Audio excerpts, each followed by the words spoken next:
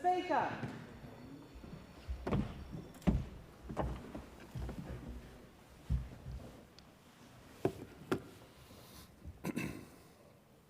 I acknowledge the Ngunnawal and Ngambri peoples who are the traditional custodians of the Canberra area and pay respect to the elders, past and present, of all Australia's Indigenous peoples. Almighty God, we humbly beseech Thee to vouchsafe Thy blessing upon this Parliament. Direct and prosper our deliberations to the advancement of Thy glory and the true welfare of the people of Australia. Our Father, who art in heaven, hallowed be Thy name. Thy kingdom come, Thy will be done in earth as it is in heaven. Give us this day our daily bread, and forgive us our trespasses, as we forgive them that trespass against us. And lead us not into temptation, but deliver us from evil. For Thine is the kingdom, and the power, and the glory, forever. Amen.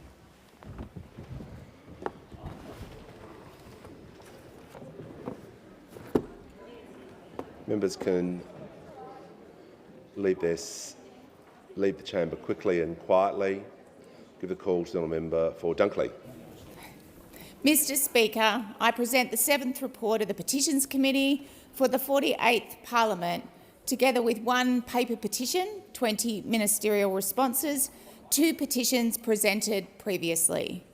There are currently 197 petitions open for signatures on the House e-Petitions website. More certifications will follow at the committee's next meeting this week. The committee's inquiry into the standing orders relating to petitions is progressing, with submissions being uploaded to the committee's website. The committee looks forward to continuing to engage with stakeholders throughout the inquiry, and it extends its thanks to those who have already contributed. Thank you, Mr Speaker. I look forward to updating the House further on the work of the Petitions Committee.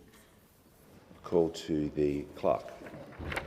Private members' business. Notice number 1, Prime Agricultural Land Protection Bill 2026. Give a call to the honourable member for Lyne. I present the Prime Agricultural Land Protection Bill 2026 and the explanatory memorandum.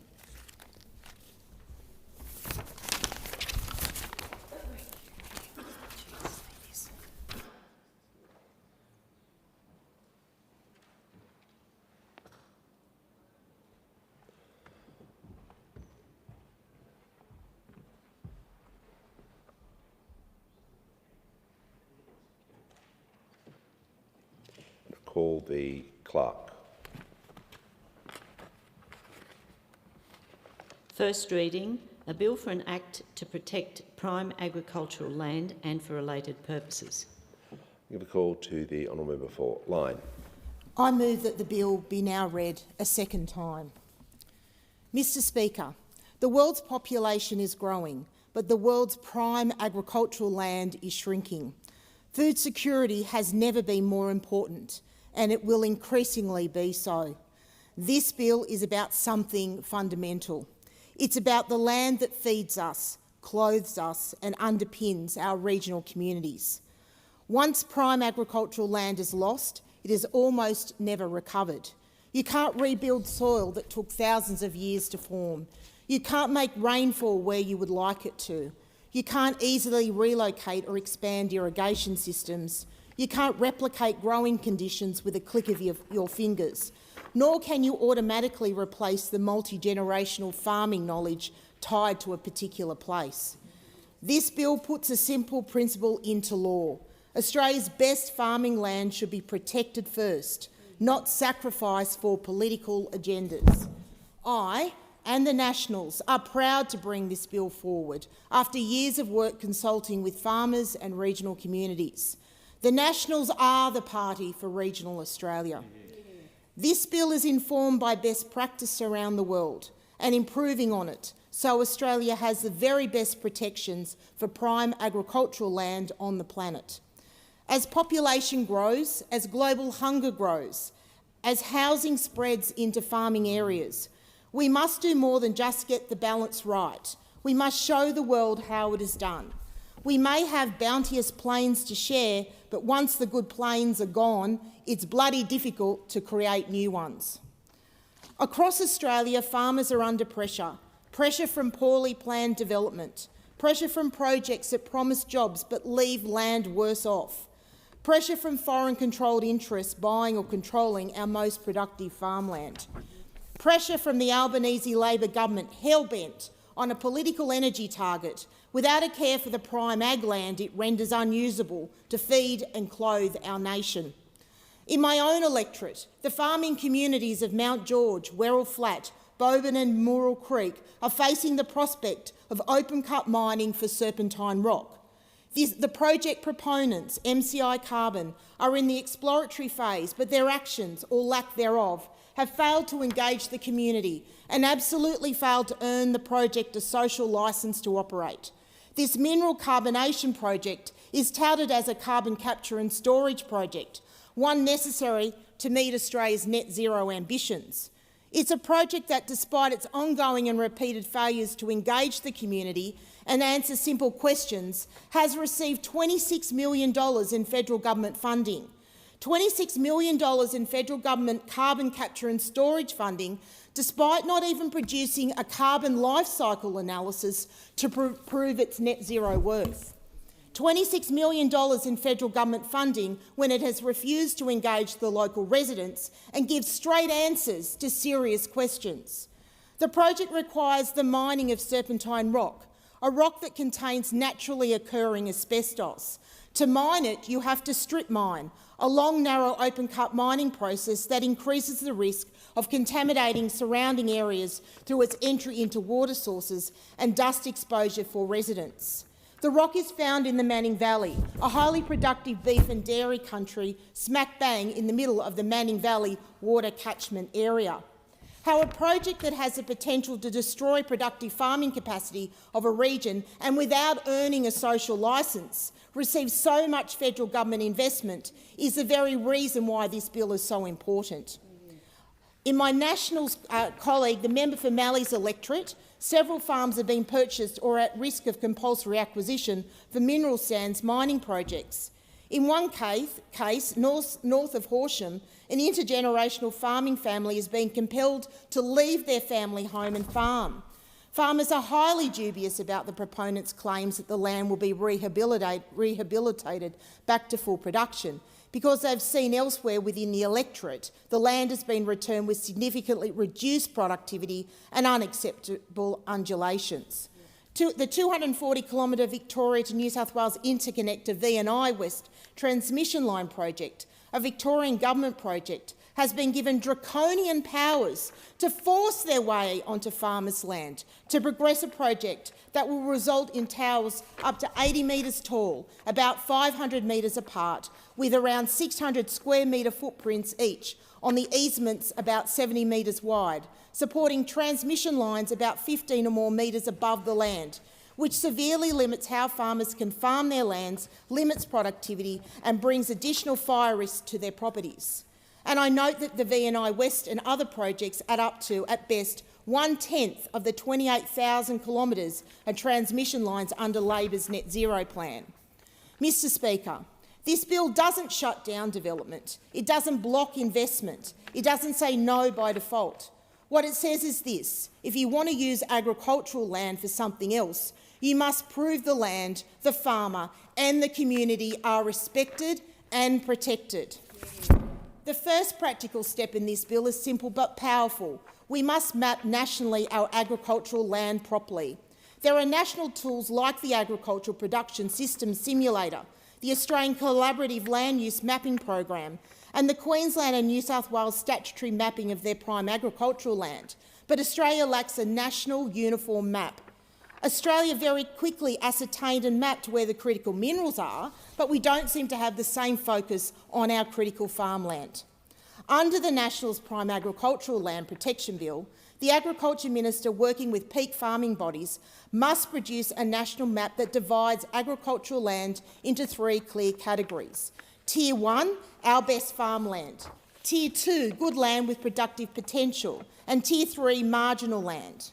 Let me be very clear about Tier 1 land. This bill draws a firm line.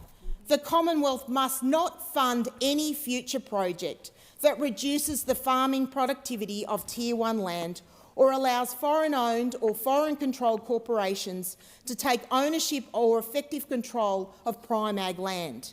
This is not radical, it's responsible, it's in the national interest. Nations are searching the world for prime ag land to bolster their food security. We have plenty right here to not only secure but ensure we produce food for the world.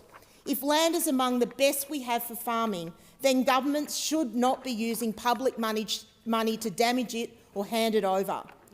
Tier 2 land allows more flexibility, but not a free-for-all. Projects can proceed only if they meet clear conditions. If a project risks reducing agricultural productivity, the proponent must return the land to the same or better condition after the project, and ensure farmers are no worse off by providing a first option to those disturbed by the project to farm nearby without financial impact on their farm. Returning farmland back to equal or better productivity is a claim some make, but the evidence is sketchy and farmers are highly sceptical about project proponents' promises. In some cases, farmers are left in hell, or limbo if you prefer, waiting for a proponent to finish rehabilitating their farm, which just isn't working. This bill will give them the option to finish the job properly and get on with their lives. Under the Nationals' Prime Agricultural Land Protection Bill, project proponents' promises of proper rehabilitation must be backed by independent reviewed plans and a refundable bond, so landowners and the public aren't left holding the bag if promises aren't kept. The bill will also ensure that if a project funded by the Commonwealth forces a farmer out of their primary residence, that farmer must be properly supported. Farmers must not be worse off, not in housing quality, not in distance from their farms, not in their ability to keep farming. Mr Speaker, one of the most important parts of this bill is the ironclad principle of social licence. Before Commonwealth funding is provided for projects affecting Tier 2 or Tier 3 land, the bill will require the proponents to produce a genuine social licence report. A new Agriculture Commissioner will be the independent umpire on whether social licence has been secured fair and square. Too often we see governments and corporations pay lip service to social licence. No more. Regional Australians have had an absolute gutful of box-ticking consultancy exercises. This is about trust and being treated with the same respect you get in the city. The bill will establish the Agricultural Commissioner, who will blow the whistle on poorly handled social licence and resolve disputes over land classification and arbitrate conflicts. In closing, let me be clear. This bill is not about anti-development. It's not anti-investment. It's not anti-renewables, mining or infrastructure. This bill is pro-farmers, pro-food security and pro-community. Is the motion seconded? Give the call to Member Capricornia. I second the motion and reserve my right to speak. The question is the bill be now read a second time. The time allotted for this debate has expired. The debate is adjourned and the resumption of the debate will be made an order of the day for the next sitting. Call the clerk.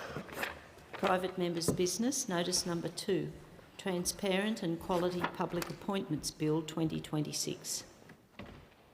Give the call to the honourable member for Mackellar. I present the Transparent and Quality Public Appointments Bill 2026 and the explanatory memorandum. We'll just grab the explanatory memorandum and I'll give the call to the clerk.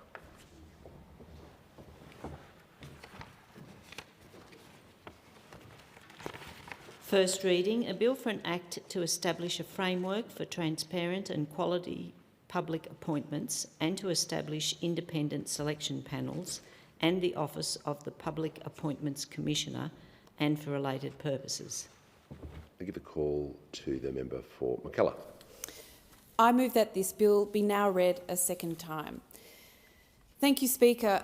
3 years ago, when I first introduced this bill, Australians were calling for an end to the culture of entrenched cronyism and political patronage that pervades appointments to major public roles in this country. This culture weakens our institutions and undermines trust in government. Australians had had a gutful of seeing highly paid, powerful public appointments seemingly handed out as captain's picks by ministers as rewards to political allies and or to ensure alignment with government priorities. For example, the Morrison coalition government, which was strongly opposed to action on climate change, had appointed former fossil fuel executives to both the chair of the Climate Change Authority and the National COVID Coordination Commission. Strangely, the COVID Commission developed and strongly pushed the so-called gas-led recovery. Additionally, the former Administrative Appeals Tribunal, one of our nation's most important institutions underpinning our democracy, had to be abolished and recreated after being heavily stacked with former Liberal MPs, candidates, staffers and other supporters. In fact, the Australia Institute research shows that under the Morrison government, up to 40% of plum positions to the Administrative Appeals Tribunal were deemed to be political appointments. Following its election in 2022, the Albanese Labor government spoke passionately about their commitment to transparency and promised to reform the Jobs for Mates culture in Canberra. But 4 years on, little has changed. Since first introducing this bill, several Labor stalwarts have been appointed to key roles, including the lead of the review of Australia's Food and Grocery Code of Conduct, the Secretary of the Department of Climate Change, Energy, Environment and Water, and the Chair of the Net Zero Economy Authority. While each of these positions may well have been the best person for the job, the absence of a legislated, transparent appointments process that the public simply has no assurance of that. Importantly, even the perception that an appointment is political can be enough to erode trust in government. And when trust in government is low, social cohesion suffers. Controversies surrounding public appointments have continued to flourish, including the appointment of trade union leader to the $15 billion National Reconstruction Fund board, despite not being shortlisted or put through a formal due diligence process. And the head of the Office of National Intelligence came directly to that role from the Prime Minister's office. Several public institutions, including the Centre for Disease Control, the National Reconstruction Fund and the National Environment Protection Agency, have been newly established with no legislated or merit-based selection process for their heads. The government has failed to act on the Jobs for Mates culture in Canberra, which is why I'm reintroducing this bill today. When I first stood here back in 2023 to present this bill, the government responded by saying that they were dealing with the Jobs for Mates culture by announcing a review into public board appointments, otherwise known as the Briggs Review. But far from fixing the problem, it has functioned largely to kick the can down the road, not due to the integrity of the review, but because of the government's handling and response to it. The Minister for Public Service, Katie Gallagher, on announcing the review, promised that the report would be made public as soon as it was completed, in line with the government's commitment to transparency. Yet, instead, the government withheld the review from the public for 27 months. Shame. It was requested over and over again, here in this chamber, in the Senate, via Freedom of Information applications and by orders for the production of documents in the Senate. Finally, under growing pressure and media attention, it was quietly released just before Christmas last year. And perhaps the reason for this delay is that the Briggs Review does not mince words. It gave a scathing assessment of the public board appointment process, calling the current system not fit for purpose and failing the Australian people. It also gave this damning assessment, and I quote, "Too often, the practice in recent years has been to appoint friends of the government to boards, either as a reward for loyalty or to ensure alignment with government priorities. And all too often, these appointments have looked like forms of patronage and nepotism and should have no place in modern Australian society. Patronage, nepotism, reward for loyalty. When these words define an appointment system, there is obviously something deeply wrong. The Briggs Review set out a straightforward fix: legislate an independent, standard public sector selection process for board appointments, with common sense safeguards like cooling off periods for former ministers and political staffers. But instead of acting on this review and implementing legislation, the government put forward something entirely different: the Australian Government Appointments Framework.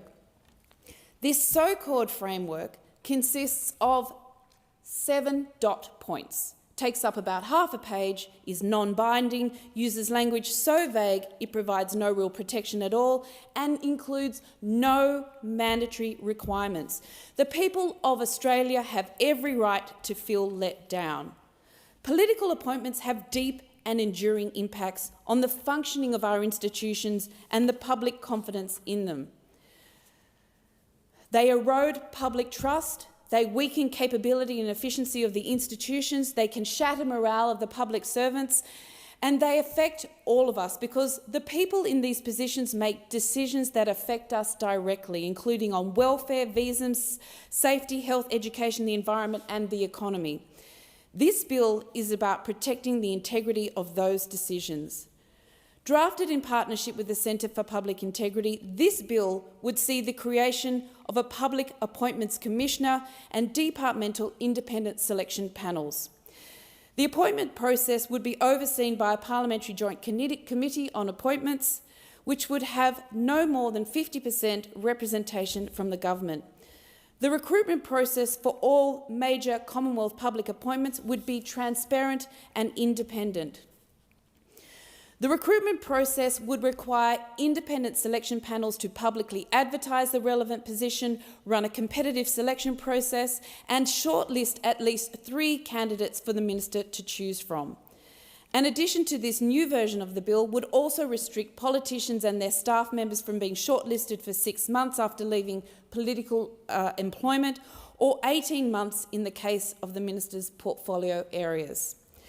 In short, this bill would ensure that it's what you know, not who you know, that gets you the job.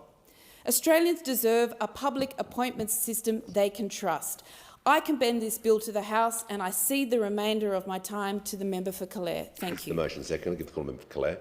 Mr Speaker, I second the motion and I'm very pleased to be doing so, and I commend the member for Mackellar for bringing it to this House again. She has been a tireless campaigner for integrity and transparency, and I commend her on her efforts in this regard since her election to this parliament.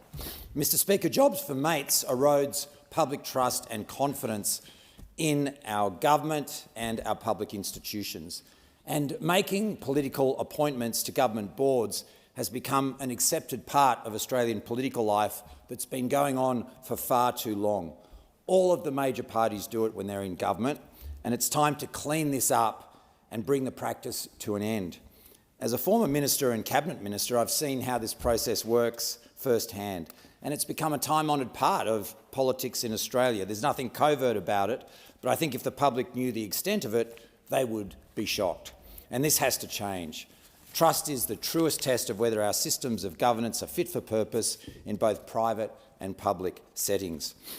The member for Mackellar has been through the Briggs Review and the need for these reforms, but I think it's very important that we note that this bill establishes a number of new key elements that brings openness, transparency and independence to the appointment process. It will introduce a Public Appointments Commissioner to oversee the Act and set up a new Parliamentary Joint Committee on Appointments to consider selections and report to the Parliament on whether the committee actually supports the selections. And this bill would also introduce a new 6-month cooling-off period to prevent recent politicians or political staffers from being appointed to major public roles. Mr Speaker, I don't think it's too much to ask that we have the most qualified people being appointed to key public positions, and there's actually an open, independent and transparent process around selections. If, as a nation, we are serious about restoring confidence in government, then this is surely a vitally important place to start. I commend this bill to the House, and I again commend the member for Mackellar for bringing it. The question is that this bill be now read a second time. The time allotted for this debate has expired.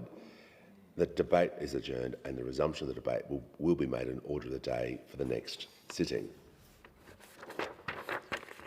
Call the clerk. Private members' business, notice number 3. Australian Centre for Disease Control Amendment, Gambling as a Public Health Issue Bill 2026. I give the call to the honourable member for Kooyong. Thank you very much, Speaker. I present the Australian Centre for Disease Control Amendment, Gambling as a Public Health Issue Bill 2026 and the explanatory memorandum.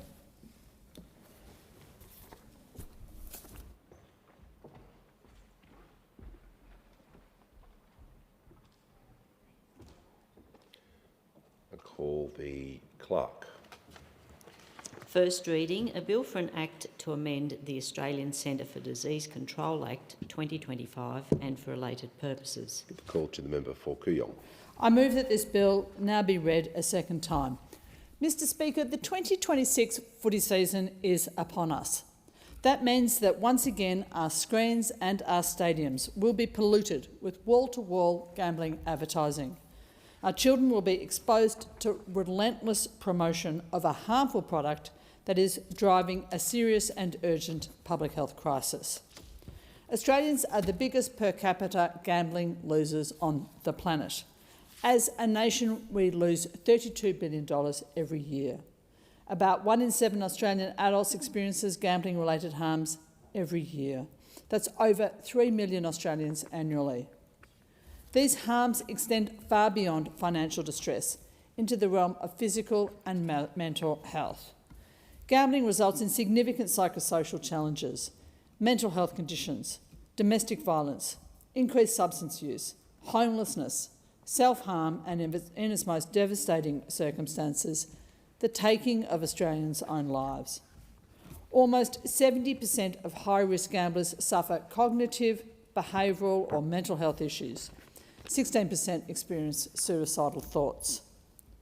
Young people are more likely to struggle with gambling than adults. 18 to 24-year-old gamblers are nearly twice as likely to experience harm from it, and Indigenous Australians experience gambling harm at almost twice the rate of non-Indigenous Australians.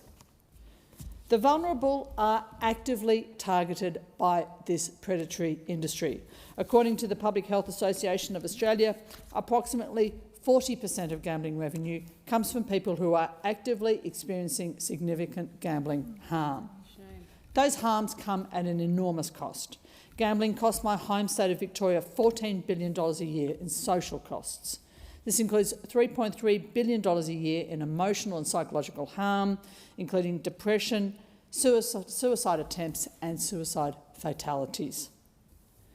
Speaker, the Murphy report into gambling harm was tabled on June the 28th, 2023. Regrettably, in the almost 1,000 days that have followed, not one of the report's 31 recommendations have been responded to. That includes recommendations addressing gambling harm from a public health perspective, like establishing a national strategy to address online gambling harm, or addressing a harm reduction levy on gambling companies to fund research, treatment and rehabilitation. During those 978 days, Australians have lost at least $70 billion to gambling. Many have lost a lot more than just money. The bill that I'm introducing today charts a path towards addressing gambling harm as a public health issue in this country. Last year, this government passed laws that established for the very first time an Australian Centre for Disease Control. I commended the Albanese government at that time for taking this action. It's my belief that the biggest challenges that we face as a nation, from infectious disease to chronic illnesses, from antimicrobial resistance to the health impacts of climate change, demand a well-designed, coordinated and expert-led response.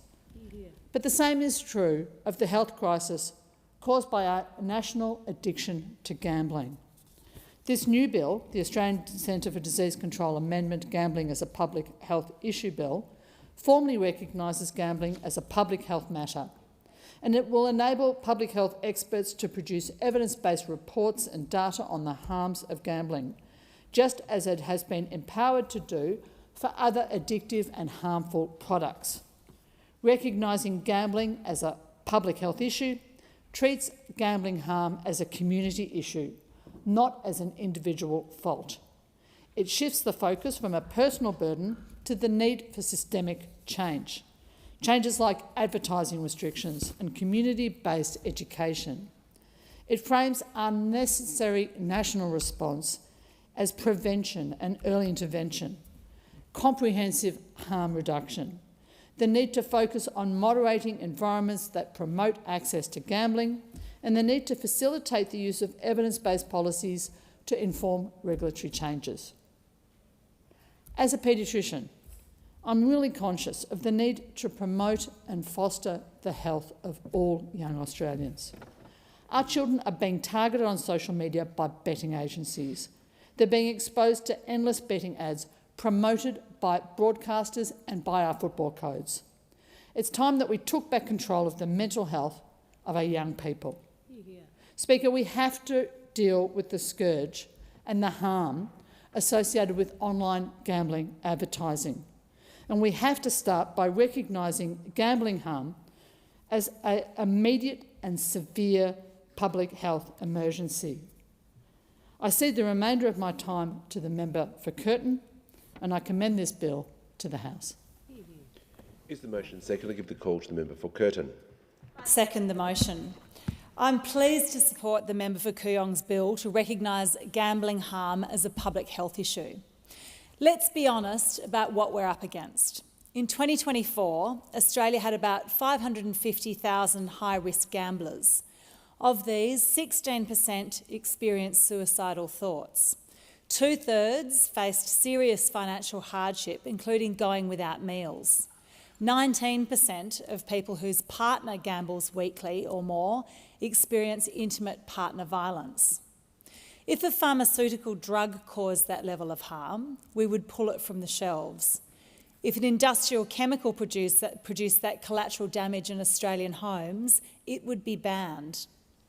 This is a public health problem because it affects whole communities, because the harm is predictable and preventable, and because it's driven by an environment designed to maximise addiction. Gambling companies spend millions to make their products as addictive as possible. This is not a fair fight. The best analogy is tobacco. The tobacco industry pushed the personal responsibility narrative for decades. It suited them to say it's your choice whether you smoke or not. This was compelling enough to buy them additional decades of profits, but ultimately we saw through it. Nicotine is addictive. Personal responsibility doesn't work when you're pushing an addictive substance.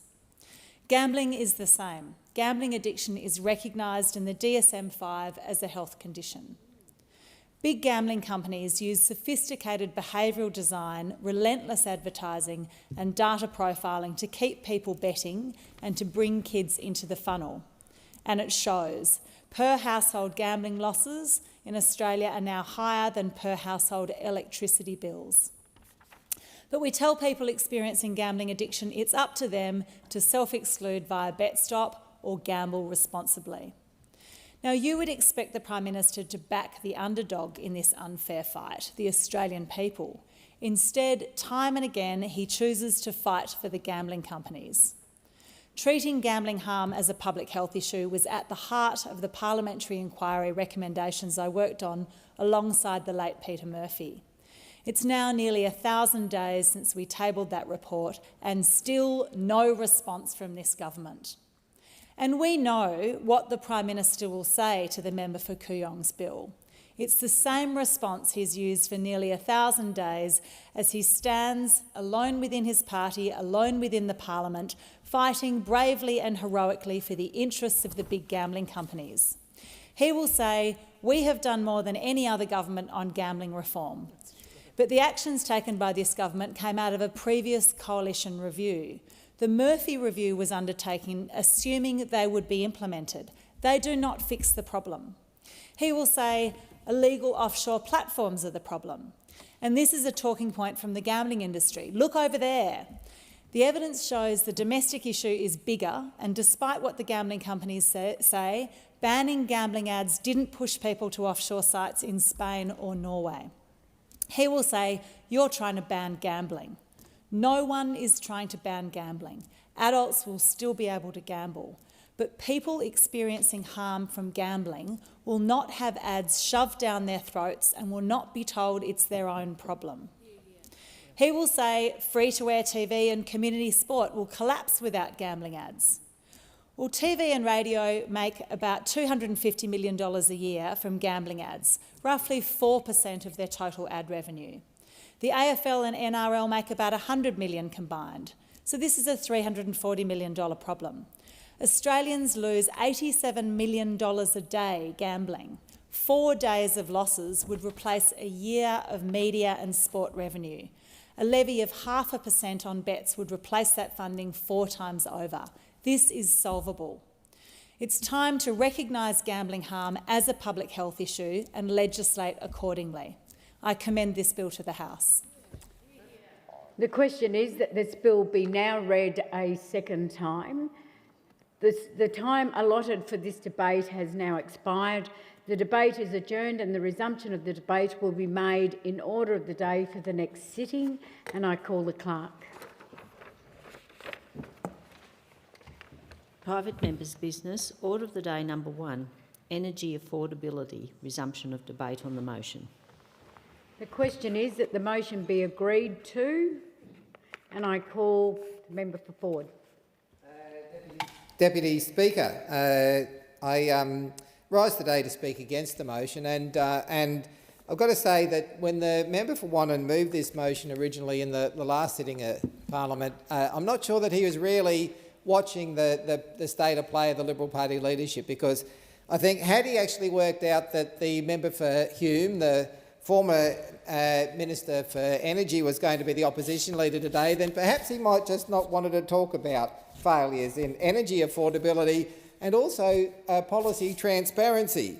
And I think that he's been saved by a quirk of the standing orders, that he's at least had the opportunity to speak on it under the former leader, and saving himself the discomfort of speaking to it under the current opposition leader, who I think more than anybody else is responsible for the failures in energy affordability and has practised policy opaqueness, to put it politely, more than any other practitioner in this parliament. So I think that that motion here is really, I think, an opportunity for me to talk about 2 of the things which I think are the most important things in the economy, and that is affordable housing and affordable energy.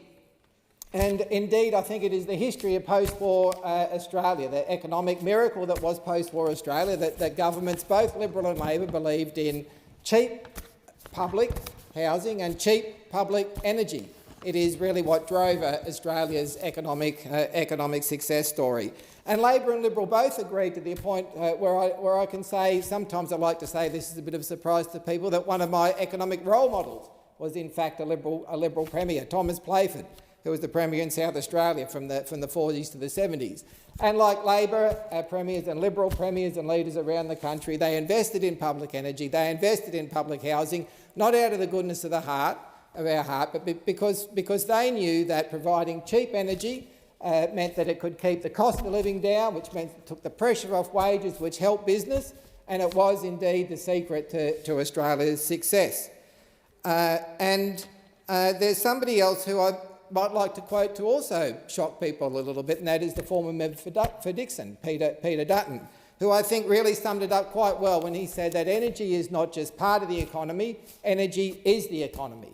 And I can't attribute this to anybody, but I did hear it somewhere. It's certainly not my original thought, this one, but the 19th century, somebody said that the 19th century was very much about coal and steam. The 20th century was about oil and the internal combustion engine, and the 21st century is going to be about electric motors and renewable energy.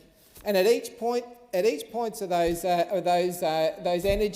new energy sources, we have seen living standards rise dramatically.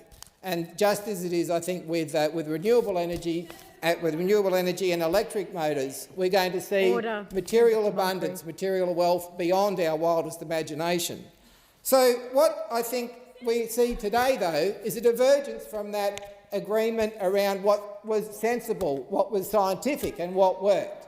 And so where we agreed post-war on economic and energy strategy, for some reason the coalition has gone off on a complete tangent and is now, on the other hand, supporting the most expensive forms of energy, coal and nuclear. And so I really am believing and looking forward to the next election, which I think is going to be about energy. It's going to be a choice between renewable energy, firmed by gas and batteries, the cheapest form of energy, or it's going to be about the most expensive form of energy, which is coal and nuclear. And I can't really work it out. I can't work out why they've got this ideological obsession with the most expensive forms of energy.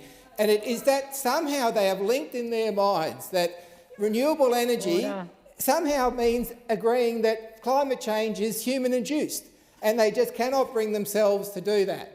And unfortunately, that failure to accept reality, that failure to work together on energy policy, just as Labor and Liberal governments did post-war Australia, is going to cost Australians, just as the failure of the current opposition leader when he was Energy Minister, just as the failures of his 10 years of inaction is what is responsible for people paying high electricity prices today.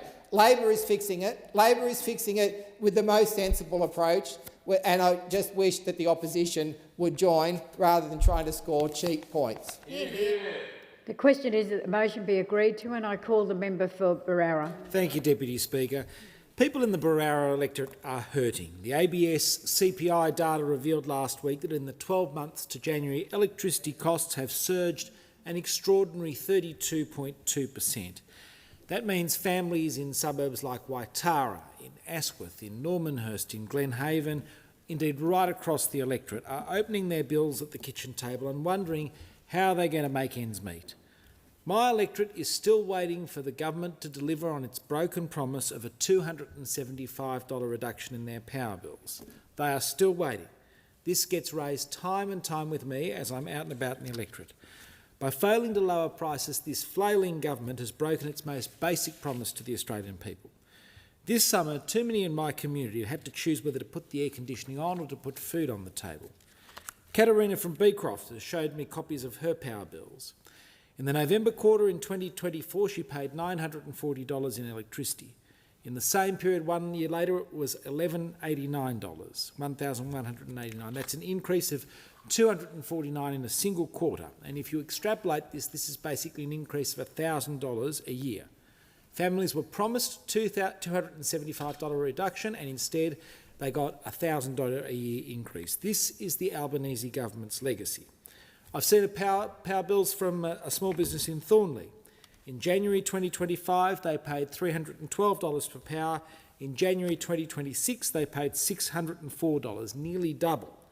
That's affecting the viability of businesses across the electorate. Now, how is this the new normal under Labor? What troubles people most is not just the size of the increase, but the sense that all of this was avoidable. Australia is not a country that's short of energy. We're blessed with resources. We've got the capacity, the expertise and the workforce to power our own economy reliably and affordably. Yet households and businesses are paying more and getting less certainty. Right now, too many Australians feel they're part in an experiment. They're being asked to carry the cost of decisions that haven't delivered on the promised outcomes. It's not good enough for families, and it's not good enough for the small businesses that I represent. Under the Coalition, Australia outpaced much of the developed world, cutting emissions by 28% on 2005 levels while growing the economy. But emissions reductions have flatlined since we're in government, despite more than $75 billion in spending. But prices have surged. Energy policy has to be about cost and reliability. This government has dropped the ball. Energy should be a comparative advantage for Australia. We're a resource-rich nation. We export energy to the world, yet increasingly Australians are paying world-leading prices for a basic necessity. It's not a failure of geography, it's a failure of policy. We need to ask a basic question. How did a country that exports coal and gas, that has vast renewable potential, that has world-class engineers and operators, end up in a position where families are rationing power? And until the government's prepared to admit that its approach has consequences, real consequences, for families and businesses, the pressure on my community and communities like mine will continue to mount. Now, a new CanStar survey has provided some alarming data following the expiry of Labor's temporary energy rebates. It reported that of 3,000 respondents surveyed, 72% had seen an increase in their power bills since the end of the rebate. 18% are now struggling to pay their bill, and 12% have had to sacrifice to pay their bill. Sacrifice what? School excursions, family outings, insurance cover, even basic groceries. These figures are post-Labor spend-a-thon to artificially push down prices. Billions of dollars were borrowed and splashed around to mask the underlying problems. Those rebates didn't fix supply, they didn't strengthen reliability, they simply delayed the pain. And now households are feeling it in full. And those failures on energy are reflective of a much broader failure with Labor's economic policy across the board. This is a government on track to rack up $1 trillion of debt. The result is Australians pay. Labor spending drives up inflation. Input costs, everything goes up. And the consumer ends up footing the bill. When Labor spends, you pay. When Labor spends, Australians pay. Under Labor and the reckless Treasurer, inflation is higher than any major advanced economy. Higher than the US, higher than the UK, than Canada, Germany, Italy, France and Japan. Higher inflation means higher power bills. It means higher prices for Australians. And that's why people are paying higher prices in energy across my electorate. It's why interest rates have gone up again. It's why under Labor we've experienced the largest decline in living standards in the developed world. The people of Barara have kept their side of the bargain. They've worked hard, they've paid their taxes, they trusted what they were told. They deserve a government that does the same. All Australians do. And I call the member for Griffith. Hear, hear. Thank you, Deputy Speaker. In Griffith, energy affordability is a real cost of living issue. Families are opening their power bills and doing the sums again. Small businesses are watching every overhead. People are budgeting carefully and still feeling the strain. We know that. We have acted to ease that pressure, and we know there is more work to do. But the clean energy transition is not only about affordability, it is also about the kind of environment we leave to the next generation. Hear, hear. It's about cutting emissions, reducing pollution and moving away from an ageing coal system that is becoming more expensive, less reliable and harder on our climate. Hear, hear. For communities like Griffith, those goals belong together. Cleaner energy and cheaper energy go hand in hand. That is why the Albanese Labor government's plan is clear: more, cheaper, cleaner energy and a better deal for households. Hear, hear. We are modernising the grid so Australia can make better use of the best sun and wind in the world.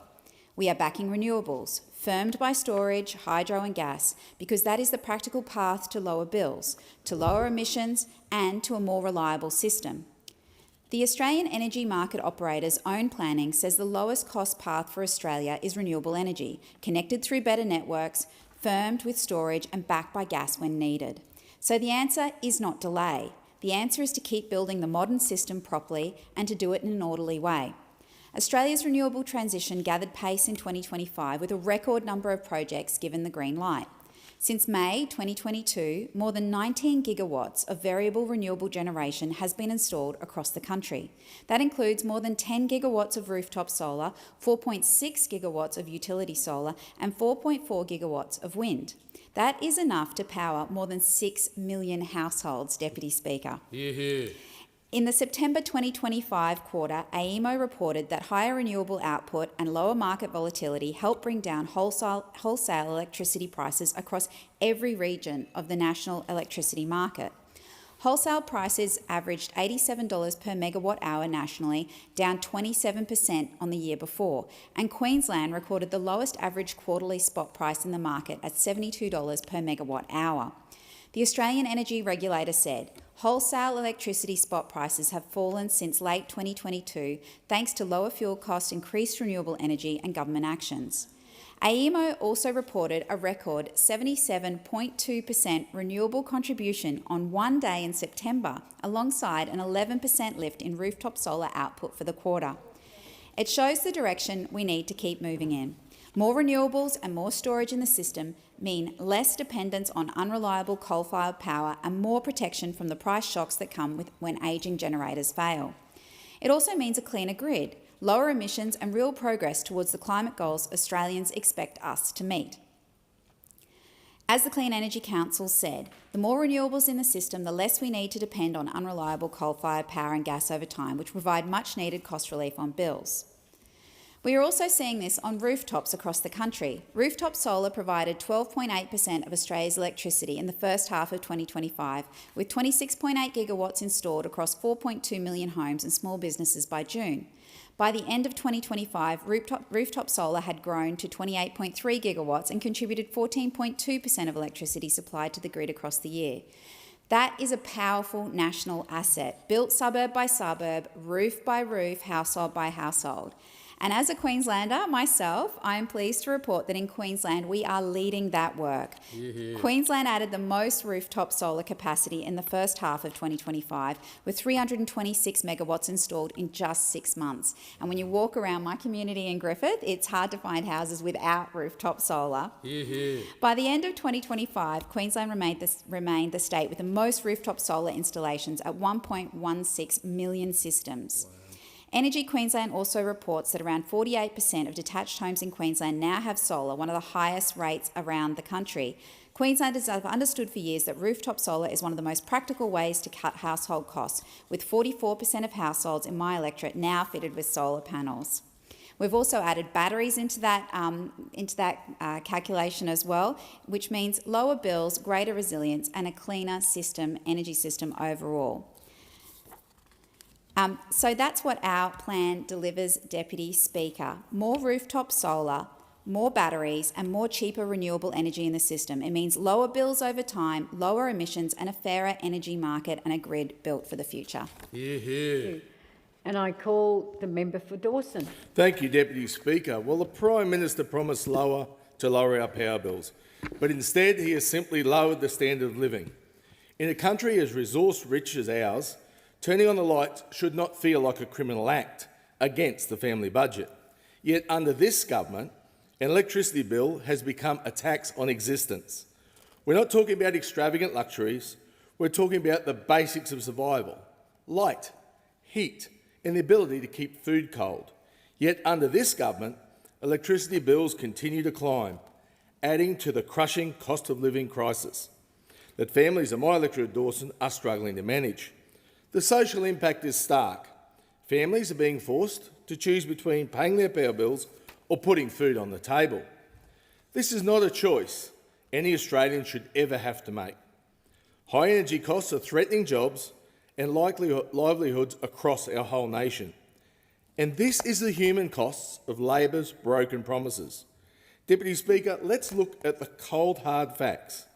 Australians were promised a $275 cut in their power bills.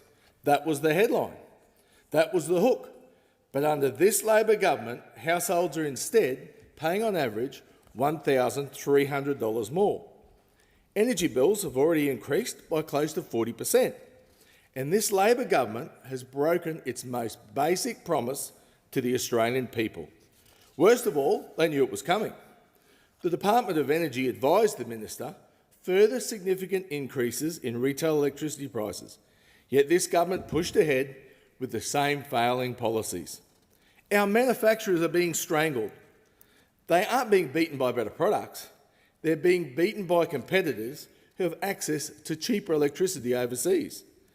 This government is making our local industries pay more and produce less. Australians have been let down by this government. They were promised cheaper power. The reality is a 40% price increase. They were promised a decrease. The reality, $1,300 increase. This government said the renewables would lower the power bills. Instead, it has pushed prices through the roof and delivered no meaningful emissions. Without the farmland locked up for carbon credits, emissions today are exactly the same as when the Coalition left office. And after more than 3 years of hollow slogans, nothing has changed, except the elevated price of electricity. The only thing this government has successfully delivered is a darker future. We often hear the Minister for Energy tout the government's home battery scheme as a success. At question time, he loves to tell us how many batteries people are buying. But, Deputy Speaker, how can a family afford to eat when they can't afford to eat, pay for a battery? How is a pensioner expected to find $15,000 for a battery when they're struggling to buy a loaf of bread? This government is using taxpayers' money to subsidise a luxury item that only the wealthy can afford. Meanwhile, the vulnerable are left to sweat. They sweat over their cost of the next power bill, and they sweat through summer because they can't afford to turn their aircon on. And then, let's address the elephant in the room. What happens to these batteries when they inevitably fail in a few years? There is nowhere to recycle them. Currently, large lithium batteries are being sent to Melbourne, where they sit in storage until they're then shipped to Singapore. This government claims to protect the environment, but its own policies are driving the country towards environmental catastrophe, while bankrupting the nation in the process. This government is creating a toxic landfill and has no plan and no clue how to manage it. Deputy Speaker, Australia is one of the most resource-rich nations on the planet. Yet this government would rather export our own resources so that other countries can enjoy cheap, reliable power, while making life harder and more expensive for everyday Australians. This government is shipping away our nation's prosperity while our citizens sit in the dark. No family, no business and no community should be collateral damage to this government's ideological net zero experiment. It's time to restore power, it's time to restore the promise, and it's time to restore protection to the people who are keeping this nation running. Australians are living under an Albanese Labor-created cost of living crisis. Labor needs to do better. And I call the member for Banks. Thank you, Deputy Speaker. It is my pleasure to join my colleagues, the member for Ford and the member for Griffith, in reminding those opposite of the important work of this government in reducing the cost of energy for our communities. Let's start with some facts. Australia's renewable energy transition accelerated in 2025, with a record number of projects given the green light. And according to the Clean Energy Regulator, more than 19 gigawatts of variable renewable generation capacity has been installed across Australia since Labor returned to government, including 10 gigawatts of rooftop solar and 4.4 gigawatts of wind. This increase is enough to power more than 6 million households. Experts from across industry, business and the energy sector recognise the truth that this government's work in rolling out renewable energy is making the difference we need to reduce power bills. The Energy Market Operator System Plan stated that the government's plan for renewable energy firmed, with storage backed up by gas and supported with upgraded networks, remains the least cost pathway to meet Australia's energy needs. The Energy Market Commission agrees, projecting a 5% decrease in per-unit prices over the next 5 years, and added that prices risk rising by 13% from 2030 to 2035 unless renewable energy generation, battery and transmission projects are delivered. And this is what our government is focused on. Deputy Speaker, the problem is clear, but so are the solutions. And this Labor government is getting on with the job. Is with the projects like the Padstow Community Battery in my electorate of Banks that I opened with the Minister just last week that are making the key differences. They work by storing excess solar power generated during the day and distributing it to the network in the evening when the demand is at its highest and generation is unfortunately most reliant on expensive, ageing coal facilities.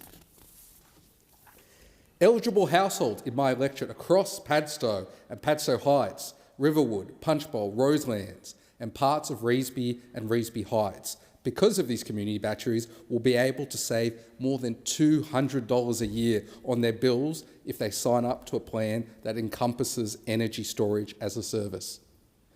While the Padstow community batteries are at a larger scale, smaller solutions are also available, and 250,000 households nationwide have signed up to a cheaper home battery, which, coupled with rooftop solar, can cut a household's bill dramatically, and by reducing usage during peak times, creates a more reliable grid and puts downward pressure on energy prices for every single family. In the electorate of Banks alone, 1,675 households have installed a battery already. Deputy Speaker, this is the key difference between the approach of this government on energy policy and that of our predecessor, the former Liberal government, where the now leader of the opposition took the lead on energy. This Labor government recognises that energy prices are a problem and is working hard to solve it. The leader of the opposition saw rising energy prices and did the opposite and worked hard to hide it. They changed the law to keep electricity prices a secret. They deliberately concealed cost blowouts on Snowy 2.0. They didn't spend $1 of the $1 billion promised to add capacity to the grid and funded the VNI West project that the current Shadow Energy Minister and other coalition MPs have gone to great lengths to oppose. This is quite the CV for the new leader of the opposition in the energy portfolio. Now the coalition has decided that they want to abandon net zero, and the verdict on their so-called plan is clear. Industry, business and experts all say the same thing. Abandoning net zero will not spur investment. It won't enable growth in the economy, and it won't bring down power prices for households. Deputy Speaker, when the Australian people look at each side of this House, the contrast could not be clearer. On this side, the Labor government, the Labor Albanese government side, we're serious and we recognise there are issues and we're getting on with the job with addressing them.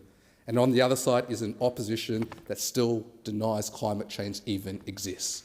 Can I call the member for McPherson? Thank you, Acting Speaker. Acting Speaker, I am delighted to speak on this motion moved by the member for Wannon and the Shadow Minister for Energy. But I'm also concerned. I'm concerned because what we're seeing on the other side is that continual misunderstanding of how bad this situation is. Once again, Australians across the country are facing increased energy bills as electricity costs rose 32.2% in the 12 months to January 2026, which is an increase from a 21.5% rise in the 12 months to December of 2025. Now, what does that mean? That means that families across my electorate, from Burleigh to Balinga to Currumbin, Tugun and Mudgeeraba, they're all having to pay for the consequences of this government's failures when it comes to energy policy. Now, I've been listening to some of the contributions of those opposite, and I'll start by responding to the contribution of the member for Ford, who spoke about the fact that we, on this side of the parliament, are going down some sort of ideological crusade. Well, I think the average person watching will look at this government's endless pursuit of renewables and really question the member for Ford as to whether it's this side of the chamber that's going through an ideological crusade or the government. And can I just say that he also spoke about the fact that this direction that Chris Bowen, or that the Minister for Energy, is taking our country is going to result in material wealth beyond our imagination. Material wealth beyond our imagination. Now, that is not the experience of people across my electorate. That is not the experience of people across Queensland or people across this country. Now, what we saw is that the latest quarterly update of Australia's national greenhouse gas inventory, it showed us that despite the billions of taxpayer dollars spent by the Albanese government, that our emission reductions have basically flatlined anyway. And the figures are also proof that Chris Bowen won't meet his 2030 emissions reduction target of 43% below the 2005 base year. So for those opposite to criticise us for actually not only calling out this Energy Minister and calling out this government, but for being upfront and honest with the Australian people about where we're at and where we're going as a country in relation to energy policy, is quite frankly, it's misleading to the Australian people. And that concept of misleading has continued throughout the course of this government. We saw time and time again that Australians were promised a $275 cut to their power bills by last Christmas and $378 lower by 2030. But what have we actually seen? We're paying $1,300 or up to $1,300 more for our energy costs. We've seen that instead of the lower energy costs that were provided or that were promised by this government, Australians are now paying more due to the policies of this government. Now, when the coalition left office, emissions were at 27.3%, and now they stand at 27.4% below the baseline of 2005. It is so clear that this government has no idea about what the consequences are of what it is doing and where it is taking this country. It is high time that Chris Bowen is honest with the Australian public. It's high time that the Minister for Climate Change and Energy is honest with the Australian public, and that he actually details how much this energy and emissions reduction policies, how much this government's energy and emissions reduction policies are costing the Australian taxpayer. Because across this country, in all directions, Australians are paying for this government's failures.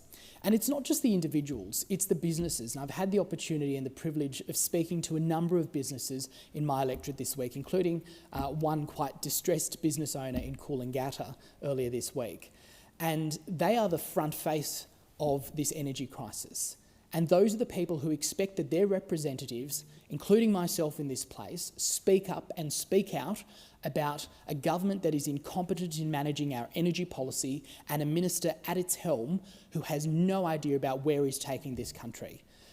Madam Speaker, I say to you that Australia is struggling and Australians are struggling, and energy policy is something that must be addressed by this government. And I call the member for Adelaide. Thank you, Deputy Speaker. Deputy Speaker, this Labor government has committed to a future where energy is cleaner, fairer and more affordable for every household and every business, no matter where they live, and that has been our commitment. Australia is in the middle of one of the biggest transformations in our modern history. For more than a century, our energy system has relied heavily on a small number of large central power stations, but now we're seeing an extraordinary shift toward a system powered by abundant sun, strong wind, smart technology and the power of everyday Australians who are embracing that particular change. Change that is led by this Albanese Labor government, not the coalition, Deputy Speaker, because we know that they have opposed our renewables, they've opposed renewables, they're still in a debate whether we're living through climate change. And we saw this whilst they were in government of 9 years, where they had 9 different energy policies, delaying any outcome to getting renewables in and making energy cheaper. Deputy Speaker, we have assisted the nation with power bill relief, gas price caps and investing in cheaper renewables, where the coalition have stood in opposition rather than support. And record numbers of households in my electorate and all over Australia are installing solar panels and home batteries, and this means that people are generating their own electricity on their rooftops, storing it in their garages, in their batteries, and using it at night when energy would normally be more expensive. Families are gaining more independence, more control and more certainty over their energy use and bringing their energy bills down. This transition is also about fairness, Deputy Speaker. Fairness means making sure energy companies are transparent. Fairness means ensuring no household is caught off guard by sudden price hikes. And fairness means giving every customer access to simple, fee-free payment options. Fairness means strengthening protection for people, doing it tough so they aren't left behind, Deputy Speaker. A fair energy system is one where bills are understandable, pricing is predictable, and households know the provider's best offer is actually what they're receiving. A fairer energy system is one where people feel empowered, not overwhelmed, and fairness also means ensuring that everyone from renters to pensioners to families and apartments to households in regional towns can benefit from this shift to clean energy, not just those who own big rooftops or can afford upfront costs. Deputy Speaker, record investments in renewable energy and storage shows the momentum is real. The development pipeline of new projects is growing. Communities are beginning to host the clean industries of the future, and new generation of workers is being trained to support the renewable economy. But beyond numbers and technology, this transformation is about people. Families who want lower bills, young people who want a livable climate, regional communities who want economic opportunity, and businesses who want reliable power. We're advocating for better energy, we are advocating for a renewable economy, and we are advocating for more power to the people, Deputy Speaker. Now, I wish I could say the same about the opposition, where the now leader of the opposition, who was once the Energy Minister, and did anything but have the best intentions for the Australians.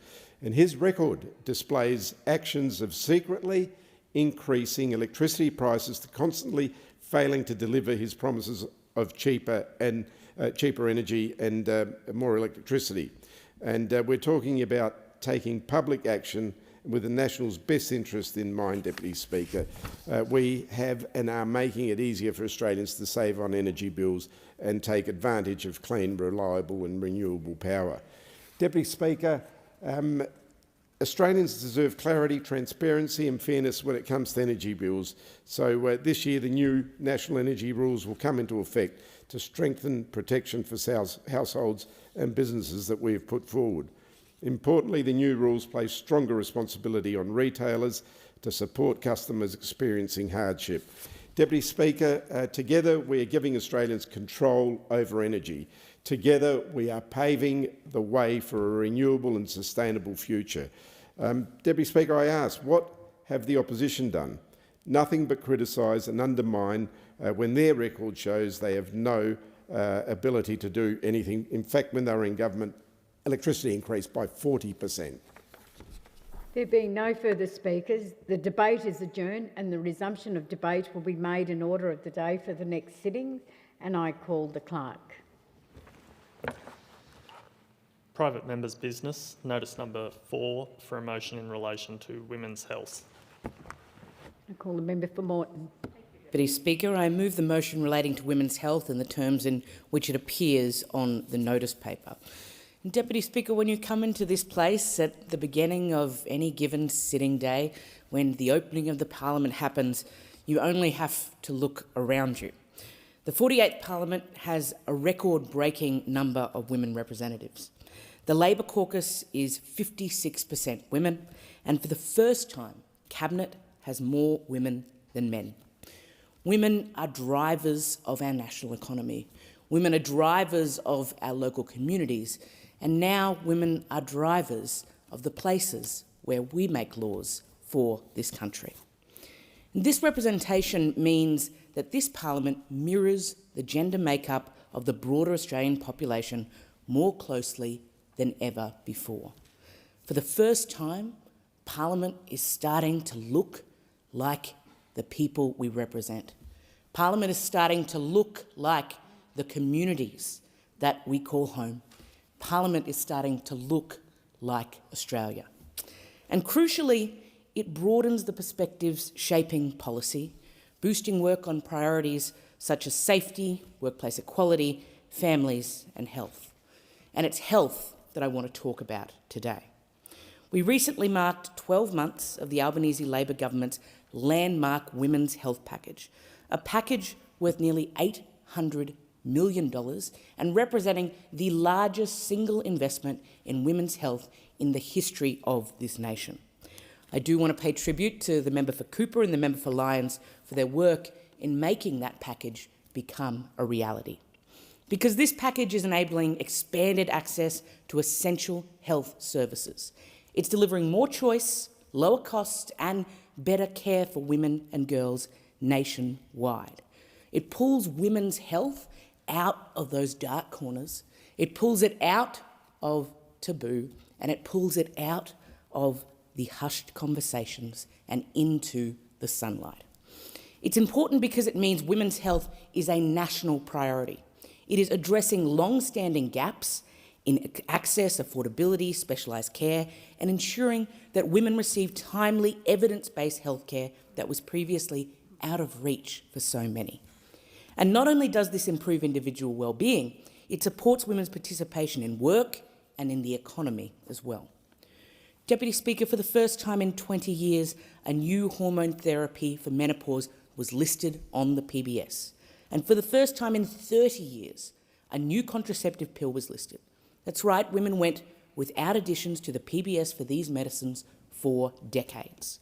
These additions have already seen 383,000 women save $53 million across 1.6 million menopause therapy scripts. And 328,000 women have saved more than $27 million on 660,000 contraceptive pill scripts. The package's focus on support for women and girls with endometriosis has had a significant impact too. It builds on work already undertaken by the Albanese Labor government in 2024, such as funding for Southside-based Quendo for its National Endometriosis Mentor Program, providing crucial peer support. And I'm very proud to have one of Quendo's pioneers in my local electorate in McGregor, Jude Perrin, who has put in close to 40 years of advocacy for women facing endometriosis. And now, not only have 7,000 women saved $5.7 million on 30,000 scripts, they've benefited from the rollout of 33 endometriosis and pelvic pain clinics. Deputy Speaker, we're also expanding the role of several clinics so that they can offer perimenopause and menopause services, with the first of these enhanced clinics already seeing patients and the rest set to come online in the first half of the year. We've introduced Medicare-funded menopause health assessments, and these have already been accessed by more than 71,000 women, reflecting the often complex nature of conditions and additional supports required.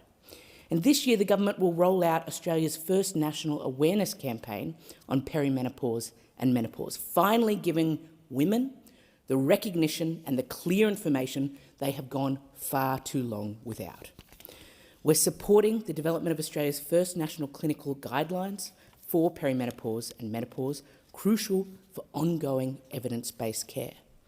Deputy Speaker, this historic women's health package provides support for women across a range of women's health conditions that were simply never discussed before. Is there a seconder for the motion? Second the Member motion. for Spence, sorry.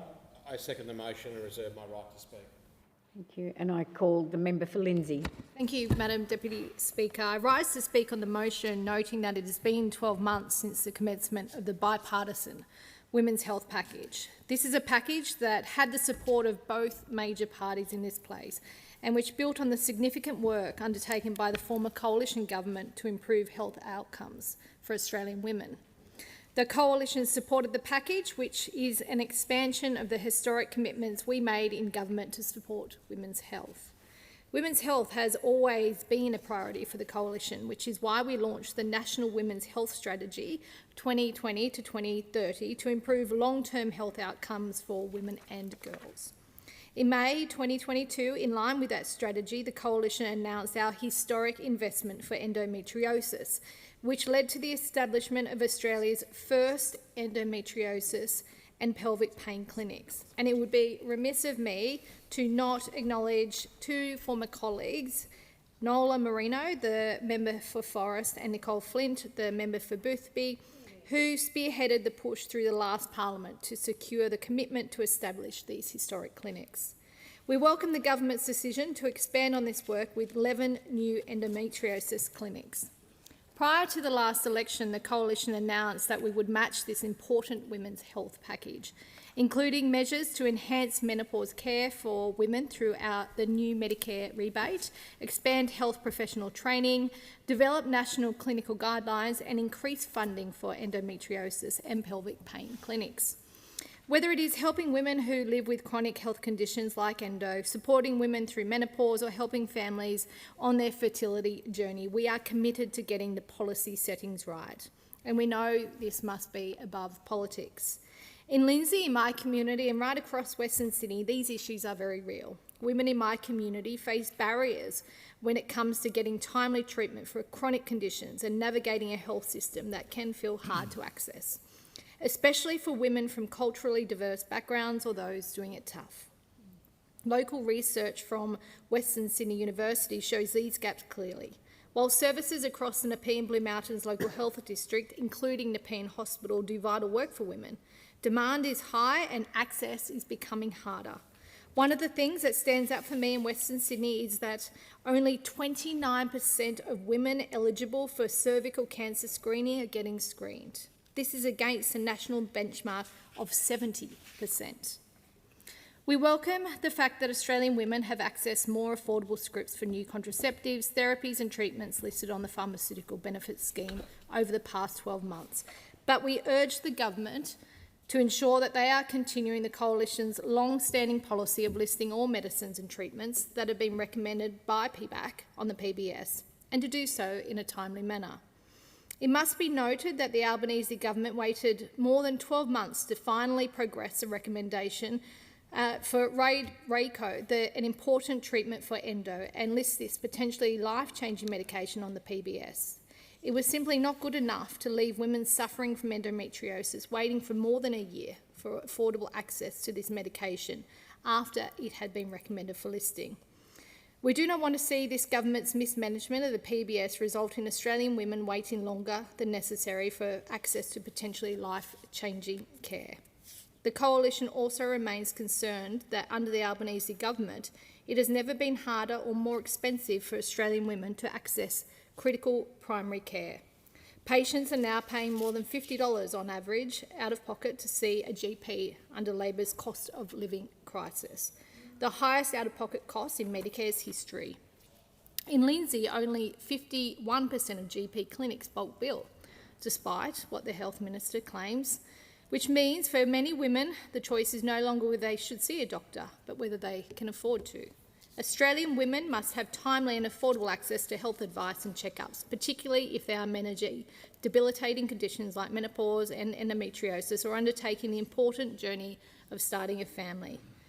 Getting access to cheaper medicines is only one part of ensuring women can get the care they need. We want to assure that women across Australia can access care that is not only affordable but also understands their experience in needs. We will continue to hold the government to account for delays, for delivery failures and for rising costs that are undermining access to care for Australian women, because Australian women deserve a health system that works for them at every stage of their life. Thank you. Thank you. The question is the motion be agreed to, and I call the member for Spence. Thank you, Acting Deputy Speaker.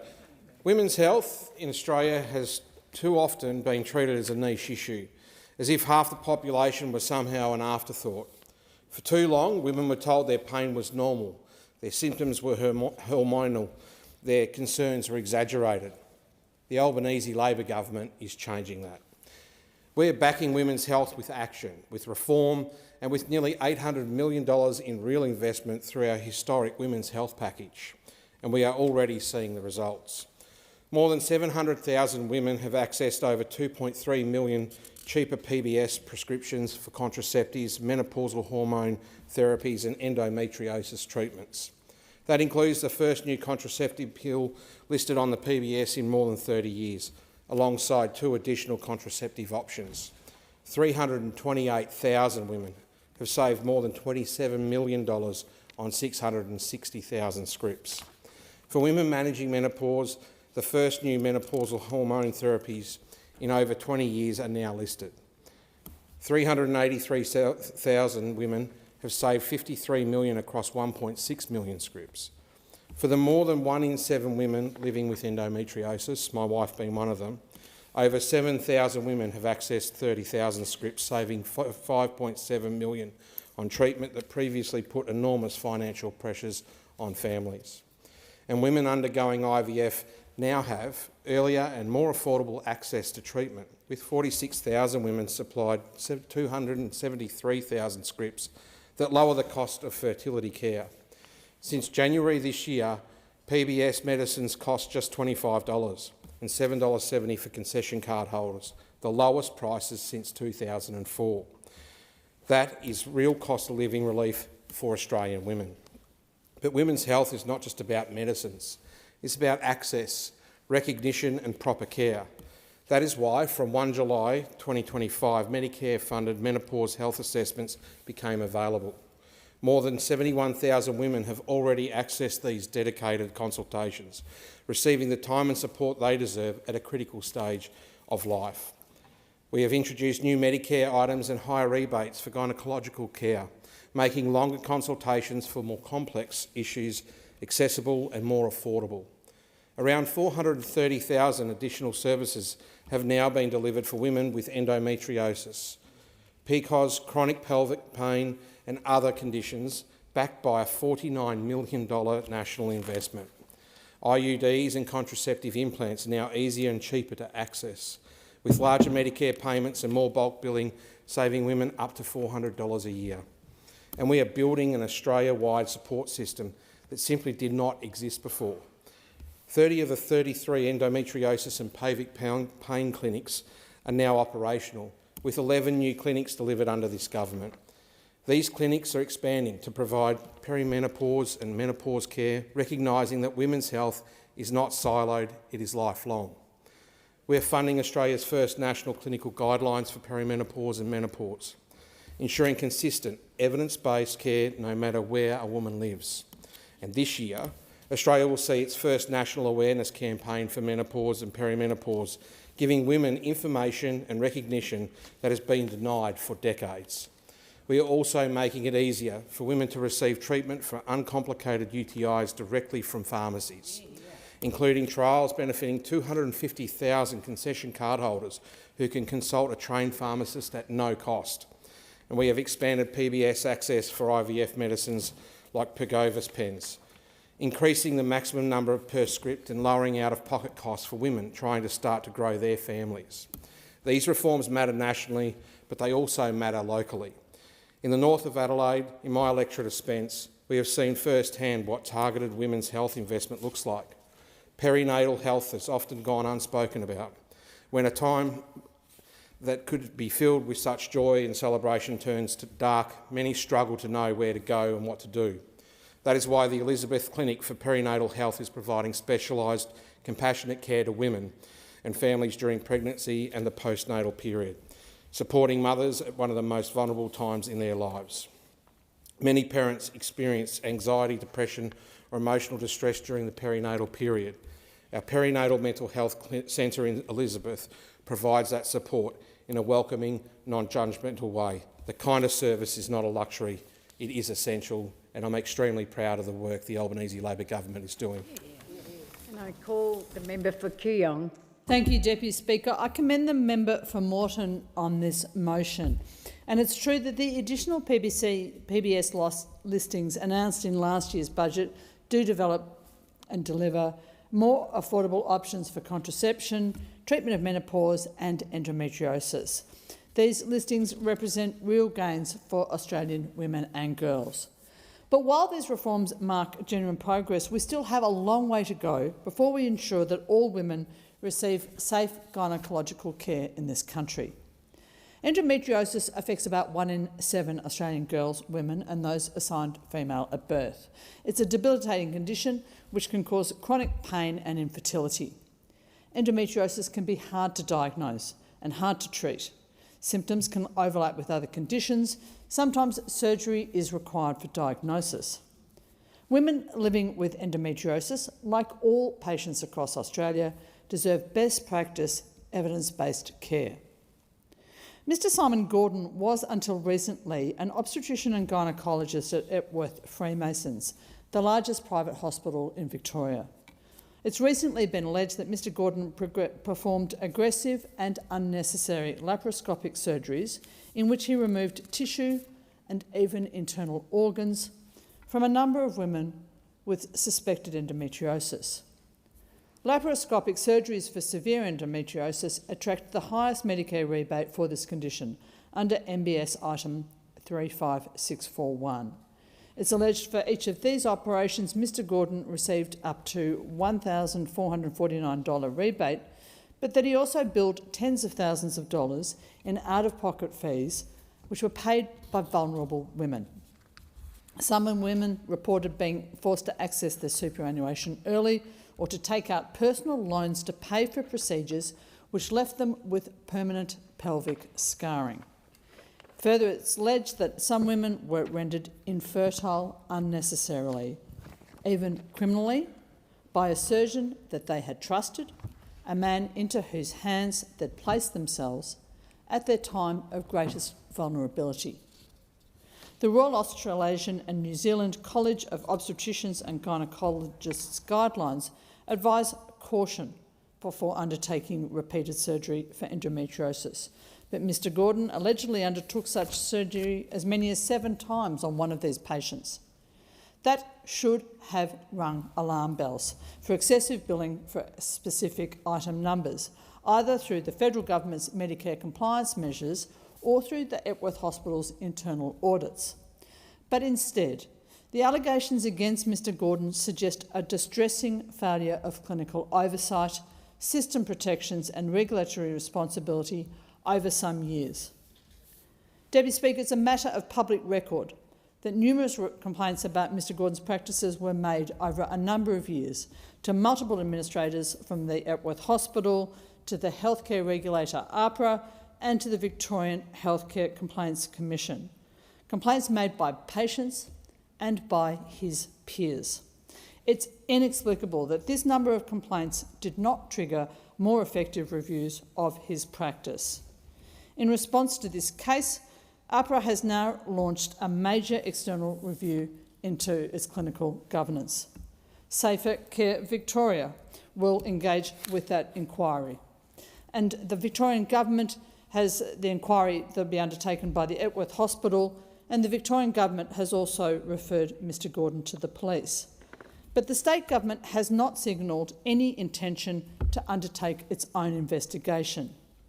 Given the previous failure of the Epworth Hospital to act on multiple complaints over several years, it's confounding that the Allen State Government is allowing that private hospital to self-investigate its role in this tragedy. The allegations I've detailed have understandably caused great consternation and distress in a very vulnerable patient group, which is now unsure whether or not it can trust its doctors. Mr Gordon's case should represent a canary in the coal mine moment. It should prompt review of regulatory oversight in our private hospitals. It should prompt review of Medicare billing compliance measures, and it should prompt a review of the National Healthcare Regulatory Authority. Until we strengthen accountability, regulation and transparency in our healthcare system, our system will continue to fail Australians, and it will fail vulnerable women. The question is that the motion be agreed to. The member for Chisholm has the call. Thank you so much, Deputy Speaker, and I really want to thank the member for Moreton for bringing this motion to the House. It's a very important motion. And of course, this motion can only come about because we have here in Australia a government that looks and sounds like our communities, a government that is deeply committed to ensuring no one is held back, no one is left behind, and includes a majority of women in the caucus. Unfortunately, for too long, Deputy Speaker, Australian women have been left behind when it comes to health policy in this country. They've not been listened to and health issues not taken seriously. And I hear all the time from women in my own community in Chisholm about their experiences of not being listened to, and indeed I have had those experiences myself. I'm really pleased that we're changing the way women are treated in the health system in this country. And this is, as I mentioned, because we have a caucus that's reflective of our country, with women at the table making decisions and ensuring that we get better outcomes for everyone. I'm really proud that our government is delivering more choice, lower costs and better care for Australian women. And what that looks like is an $800 million women's health package, driving more choice, lower costs and better care for women and girls across the country. And we're already seeing some really good outcomes.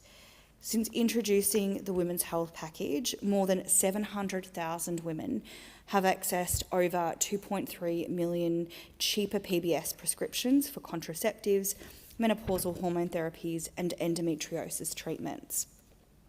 And this includes the first new contraceptive pill listed on the PBS in more than 30 years, plus 2 additional contraceptive options, helping 328,000 women save more than $27 million on 660,000 scripts.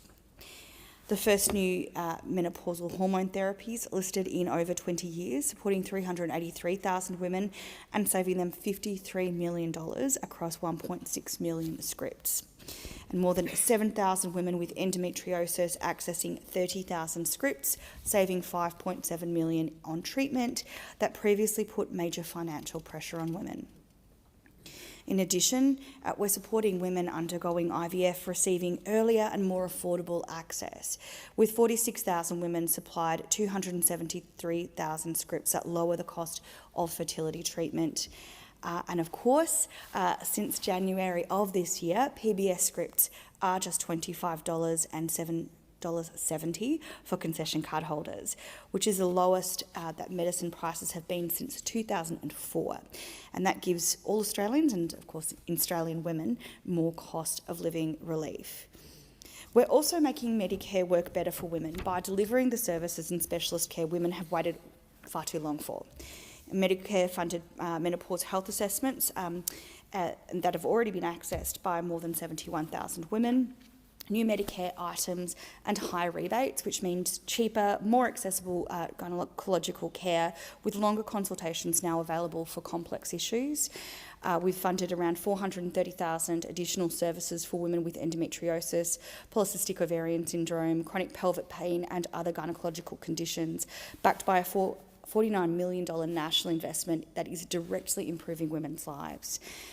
IUDs and contraceptive implants are now easier and cheaper to access with larger Medicare payments and more bulk billing, which is saving women up to $400 a year in out-of-pocket costs. And this really matters because we know that women are the largest consumers of health in this country. So this is delivering both great health outcomes for women, but also delivering real cost of living savings. We're building an Australia-wide support system that previously didn't exist, with 11 new endometriosis and pelvic pain clinics, which takes the national network to 33 clinics across the country, improving access everywhere, including regional and metropolitan communities. There is a lot of work that our government has been undertaking in this area, and this year we will launch Australia's first national awareness campaign for menopause and perimenopause. This is a really important issue for people in my community of Chisholm. I've undertaken a women's health survey and held several women's health forums, and including with women's health researchers.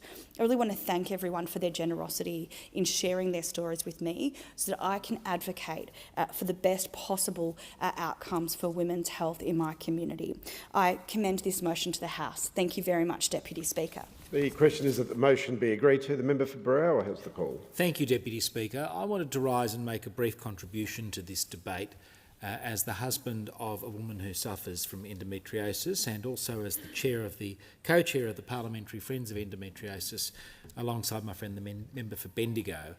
I was one of the founding members of the Parliamentary Friends of Endometriosis, a very effective parliamentary friendship group in this place that was founded by former members Gai Brotman and Nicole Flint.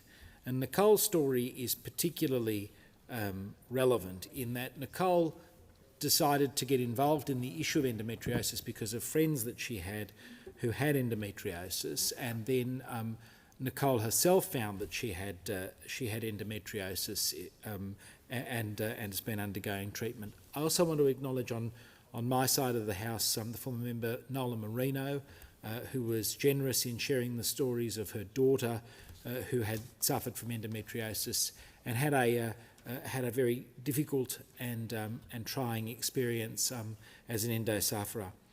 I want to say to the women of Australia who suffer from endometriosis on behalf of the husbands and the partners, we love you, we hear you, we support you, and we think you're amazing. Any family that has gone through watching any husband that's gone through watching their wives suffer from multiple surgeries, from difficult diagnoses, it's almost impossible to to fully appreciate what your wife or partner is going through, because the pain can be so severe. And my message to the women who have endometriosis, or who have not had a positive diagnosis of endometriosis but suffer from debilitating period pain, is if the diagnosis hasn't been properly revealed, then go and get a second opinion. And if you still don't think that diagnosis is correct, get another second opinion. One of the things that we are doing in the Parliamentary Friends of Endometriosis in this Parliament has been to stage a very important day back in February about the importance of endometriosis in conjunction with Endo Australia. And I want to acknowledge the people involved in Endo Australia, particularly Monica Falaro and Donna Chichika, the Chair and Deputy Chair of Endo Australia. They put on a series of forums that really highlighted some of the challenges that people who are suffering endometriosis face. And I want to acknowledge Ellie Angel-Mobbs, the broadcaster who moderated some of these sessions and did such a great job of it. She herself is a sufferer of endometriosis. One of the things that Endometriosis Australia is promoting at the moment is the idea of being accredited with Endo Thrive, so becoming a workplace that is supportive of people who have endometriosis. And Danny Divya from Gokal and Danny DeFalco from Shopo talked about some of the benefits of signing up to the Endo Thrive program, which I think is something that I would encourage other employers to do. It provides support for people in your teams that have endometriosis and shows how you can enact best practice as an employer. The gathering was also addressed by Professor Anush Yazdani, a world leader in endometriosis research, who reminded us that Australia itself is a world leader in this space. And I particularly want to acknowledge Greg Hunt, the former Health Minister, for the work that he did when he was Health Minister in the former government in supporting research into endometriosis, listing medicines, and indeed raising the profile of this issue. And I want to acknowledge Senator Anne Ruston, the current Shadow Minister in this space, and I want to give credit to the current government for continuing on the good work to make Australia a world leader in endometriosis. It's so very important. One of the most affecting presentations at the Parliamentary Friendship Lunch was from Lucia Field and her mum Mickey Field. Lucia is the daughter of Anthony Field, the Blue Wiggle, and is now herself one of the Blue Wiggles. And she and her mum both have endometriosis, and it was really only because of her mum's experience that she was successfully diagnosed. But even a woman in her 20s in Australia today in 2026 was still given the runaround of the health system in terms of getting a proper diagnosis. And this really has to be, in my view, the focus of ongoing work, given that we know 1 in 7 women in this country have endometriosis by the age of 49. The question is that the motion be agreed to. The member for Laylaw. Thank you, Deputy Speaker. Deputy Speaker, I rise to speak on the motion regarding women's health and this government's actions to support women's health across the country. I want to thank the member for Moreton for bringing the debate forward. I want to thank the member for Spence and the member for Chisholm for their contributions. I want to thank the member for Kooyong for raising today an issue that was canvassed by the Four Corners around victims of alleged victims of a surgeon in Melbourne that has distressed people around the country. And that goes to the heart of why this government is taking the action it is taking in women's health. I want to pay tribute to Assistant Ministers Carney, White and McBride and Health Minister Butler for the work that they've done since we became government, since we formed government, because medical misogyny has been alive and well in this country and internationally. How do we know that? We know that because women make up 51% of the population and yet are vacant in the data of health over the last century. So this is a really important contribution today in terms of us bringing to this chamber the attention of the House around this government's actions, but also what led for us having to take these actions. So if I want to say up front, the reason this has happened is because the female people around the country are now reflected in a government with a majority of women at the table. That is why this has happened. It has happened because women have raised the issue of the fact that they are not part of a data set in medical history, raised the issue of the fact that they can still be faced with medical misogyny at a GP visit, and that has driven a lot of this work. And obviously, it is work that takes time. It is work that takes time once you form government to get in, to get the priorities set, to get the departments working on what we need to do. And that's why I rise today to say that this government's nearly $800 million landmark women's health package is righting a balance. It is not putting women before men. It is making sure that that balance is right and that women's health is being addressed in this country. We've done that through a $2.3 million cheaper BBS prescriptions, where 700,000 women have accessed cheaper prescriptions. We've done it as a government that listed contraceptive pills on the PBS for the first time in more than 30 years. We've introduced the first new menopausal hormone therapies listed in over 20 years. Over 7,000 women with endometriosis have accessed 30,000 scripts, saving them $5.7 million on treatments. And women undergoing IVF now have earlier and more affordable access to the care they need. We know that delivering for women's health is not a one-size-fits-all policy, and that's why we're strengthening Medicare so it works better for women and delivers the specialist care they've waited too long for. Medicare-funded menopause health assessments have already been accessed by more than 71,000 women, and new Medicare items and higher rebates mean cheaper, more accessible gynaecological care, including longer consultations for more complex issues. Around 430,000 additional services have been funded for women with endometriosis, polycystic ovarian syndrome, chronic pelvic pain and other gynaecological conditions. That's backed by $49 million in national investment directly improving women's lives. IUDs and contraceptive implants are now easier and cheaper to access because with larger Medicare payments and more bulk billing, women are saving more. And we've taken it a step further, building a national support system, providing tailored care that didn't previously exist in our endometriosis and pelvic pain clinics. Last week, I proudly stood beside the Prime Minister at the Werribee Endometriosis and Pelvic Pain Clinic that has opened in the last 3 weeks. It is one of the 33 around the country. I was pleased to be there to see this initiative changing lives, to hear from Avoca about the clinics that they have stood up in this space, to hear about the training that the specialist nurses, the physiotherapists, the nutritionists and the GPs are undertaking to ensure that women are getting the best health care, the absolute best health care. I could not be prouder than to be part of a government making sure that women are seen and heard. Member's time has expired. The question is that the motion be agreed to. The member for Gilmore. Thank you, Deputy Speaker. Well, endometriosis, pelvic pain and sexual health have for too long been taboo topics, but the incredible team at the South Eastern Endometriosis and Pelvic Pain Clinics in Milton is changing that.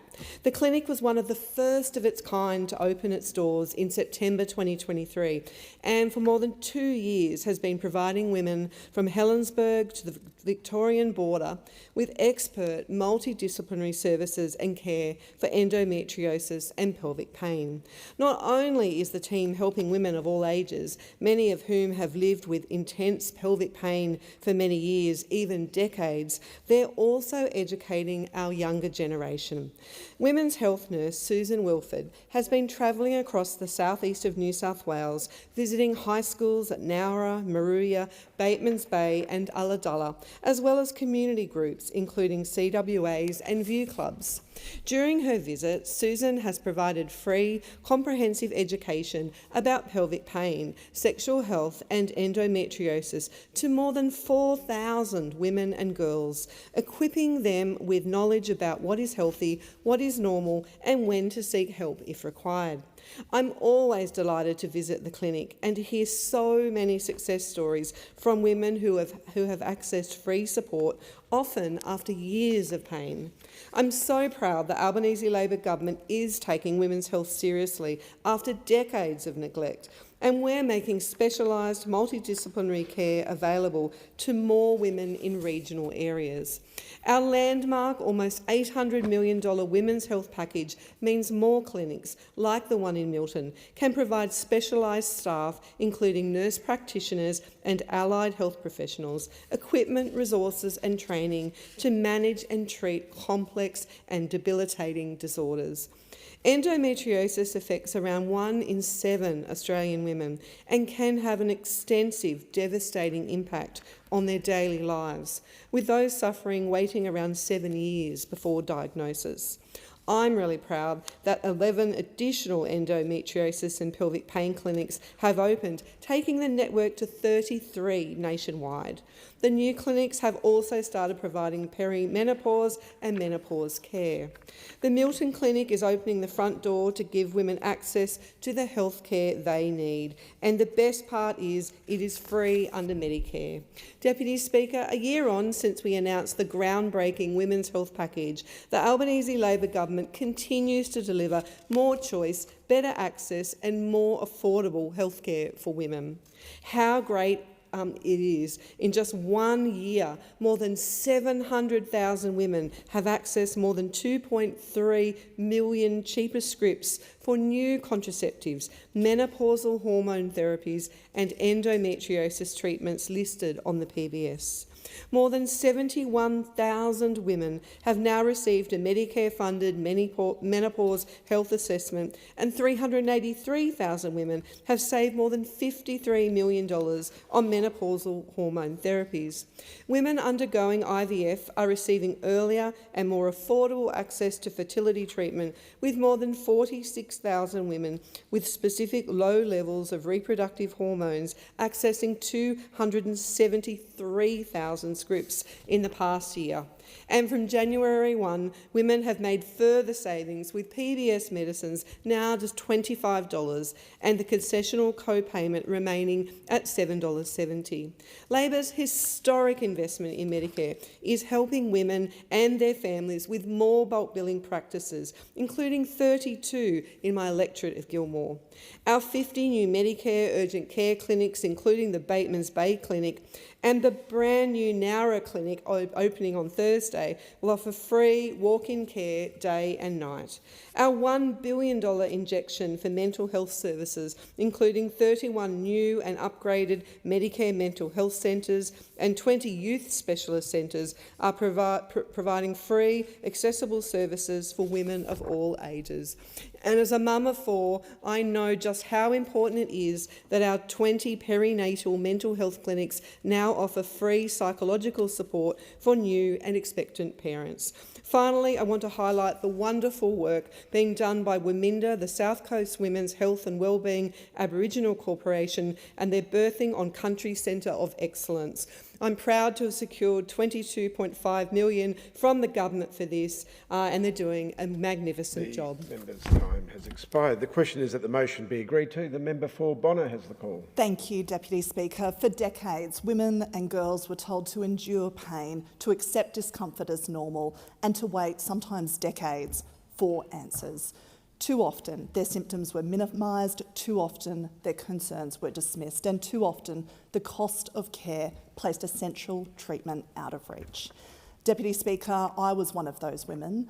I suffered from very heavy periods, debilitating pain and pelvic concerns from the age of around 14. And it remained as a painful condition until my late 30s, when an understanding GP took an interest and referred me to the appropriate specialists. I know that I'm not alone in my own experience, and certainly when I have shared my experience with my community, women and girls from across all ages have told me about their own experiences, many still suffering in silence. That is why I am so proud to stand here as the federal member for Bonner and to celebrate Labor's almost $800 million investment in women's health. It has now been a year since it was first introduced, and it represents the largest investment in women's health in Australia's history. It's delivering more choice, it's delivering lower costs and better care for women and girls right across our country. And we are already seeing real and measurable outcomes. Since introducing this historic package, more than 700,000 women have accessed over 2.3 million cheaper PBS scripts for contraceptives, menopausal hormone therapies and endometriosis treatments.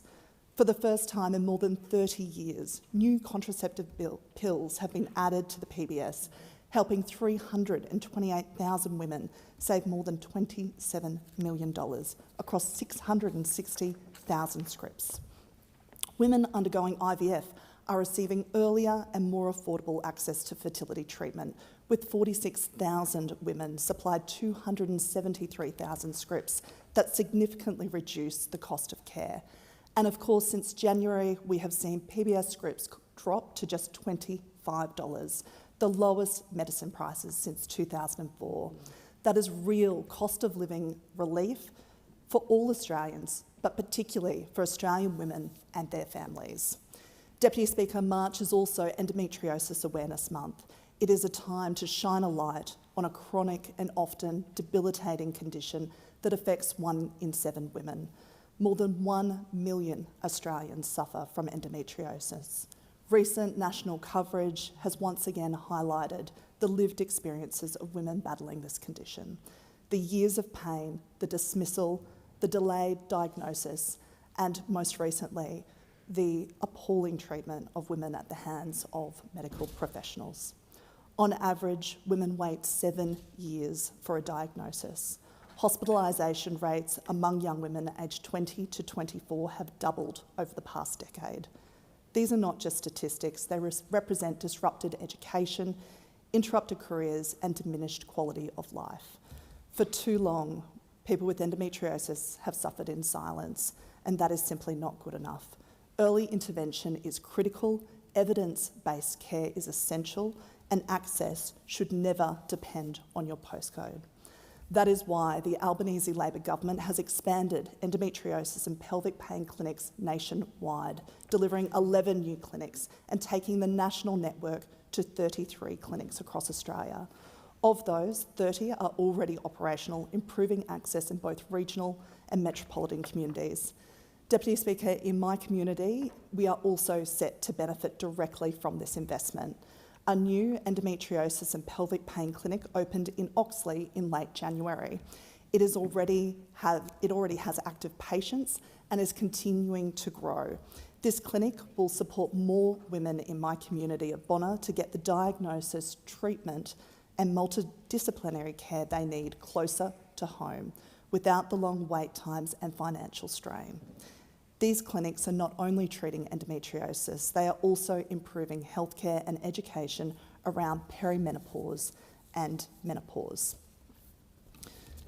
Deputy Speaker, these reforms represent more than funding announcement. They represent a cultural shift.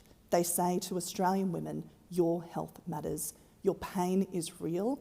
Your experiences deserve recognition, research and reform. And Labor is here for you and delivering for you. I'm proud of this package and I'm proud to stand here as part of the Albanese Labor government. There being no further speakers, the debate is adjourned and the resumption of the debate will be made in order of the day for the next sitting. The Attorney-General has the call. Thank you, Deputy Speaker. I ask leave of the House to present a bill for an act to amend the law relating to royal commissions and for related purposes. Is leave granted? Leave is granted. Leave is granted. Attorney-General. I present the Royal Commission's legislation amendment, Protections for Providing Information Bill 2026 and the explanatory memorandum. Clerk.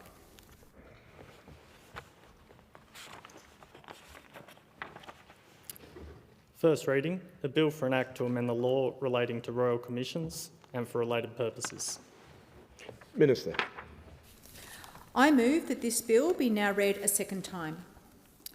Royal Commissions are the highest form of independent inquiry in Australia, and as such it is important they have strong powers and immunities available to complete their work.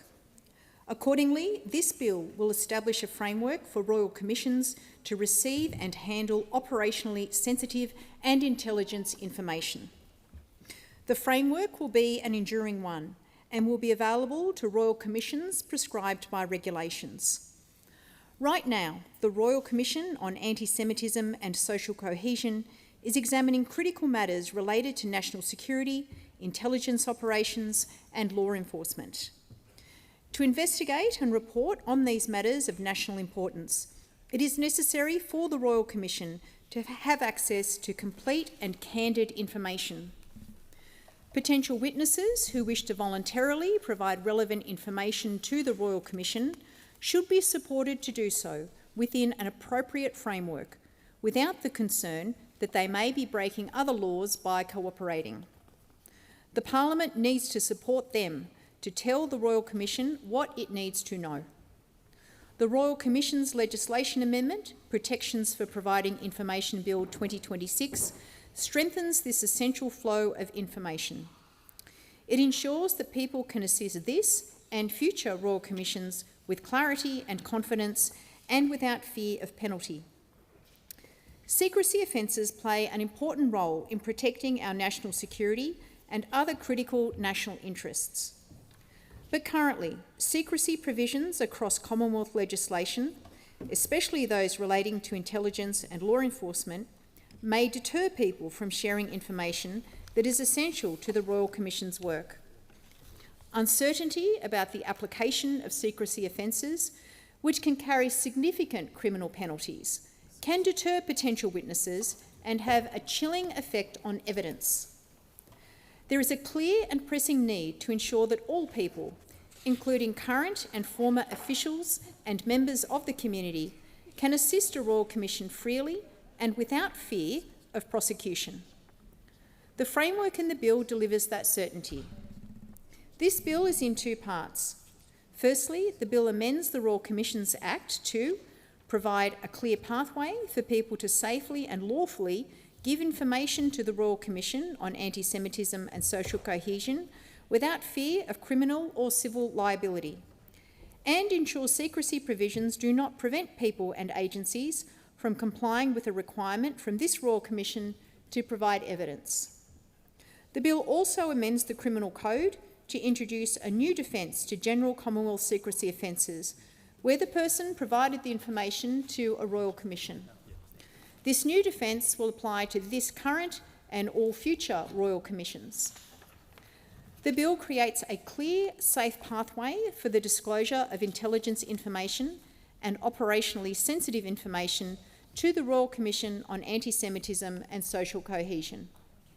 The amendments to the Royal Commissions Act provide immunity from secrecy offences where a person discloses intelligence information or operationally sensitive information in accordance with an approved arrangement.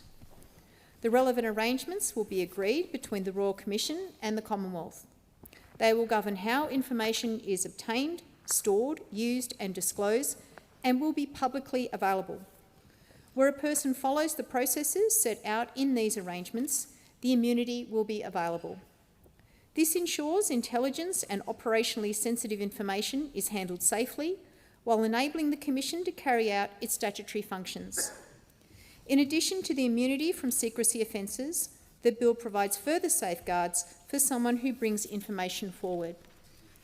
The bill prevents both the information itself and the fact that a person provided it from being admitted as evidence against that person in civil or criminal proceedings relating to secrecy offences. This complements existing protections in the Act for witnesses and reiterates the important principle that people should not face prosecution for coming forward to a Royal Commission. At present, some individuals may rely on secrecy provisions to decline to provide documents or information where a Royal Commission requires it. The bill amends the Royal Commissions Act to ensure secrecy provisions cannot be used as a reason to refuse to comply with the requirement to provide evidence from the Royal Commission on Anti-Semitism and Social Cohesion. This new rule will apply to intelligence and operationally sensitive information subject to an arrangement between the Royal Commission and the Commonwealth. The bill also makes complementary amendments to the Criminal Code which will apply to this and future Royal Commissions.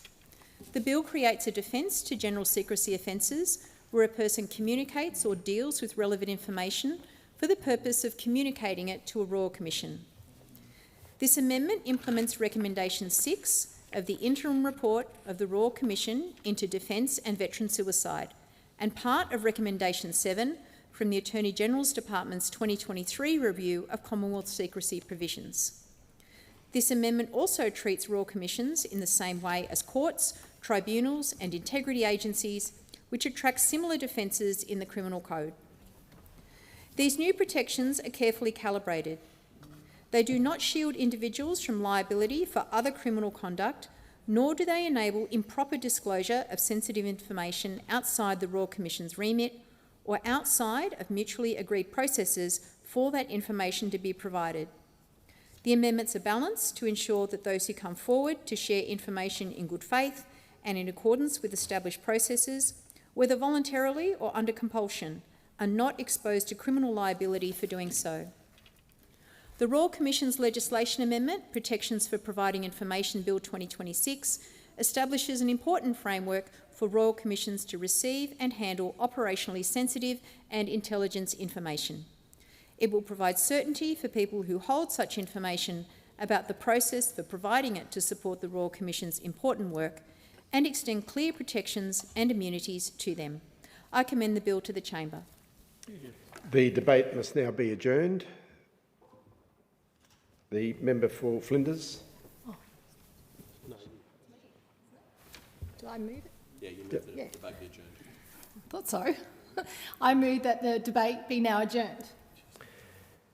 The question is that the resumption of the debate be made an order of the day for the next sitting. All those that opinion say aye. To the contrary, no. The ayes have it. Minister.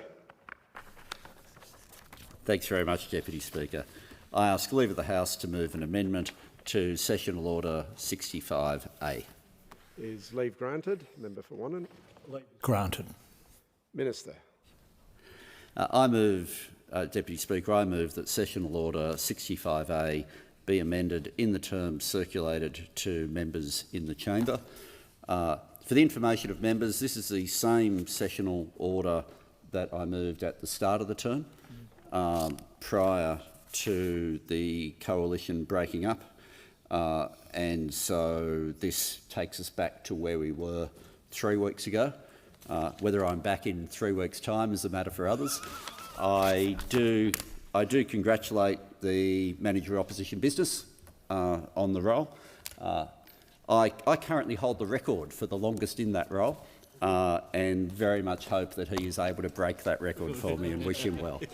The question is that the motion be agreed to. The member for Wannon. Thanks, Deputy Speaker, and can I thank the Leader of the House for his kind words. Can I absolutely 100% guarantee and assure him we won't be back here in 3 weeks? What he's going to see is that the government will be held to account, and I will not go anywhere near breaking his record. Thank you. The question, I'll now put the question. All those that opinion say aye. To the contrary, no. The ayes have it. Clerk. 9 years of your life you never get back.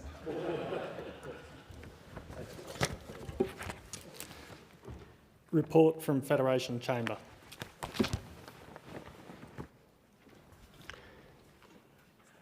I have to report that the Federation Chamber has been unable to complete its consideration of the Treasury Laws Amendment Supporting Choice in Superannuation and Other Measures Bill 2025 and has returned the bill to the House with an unresolved question.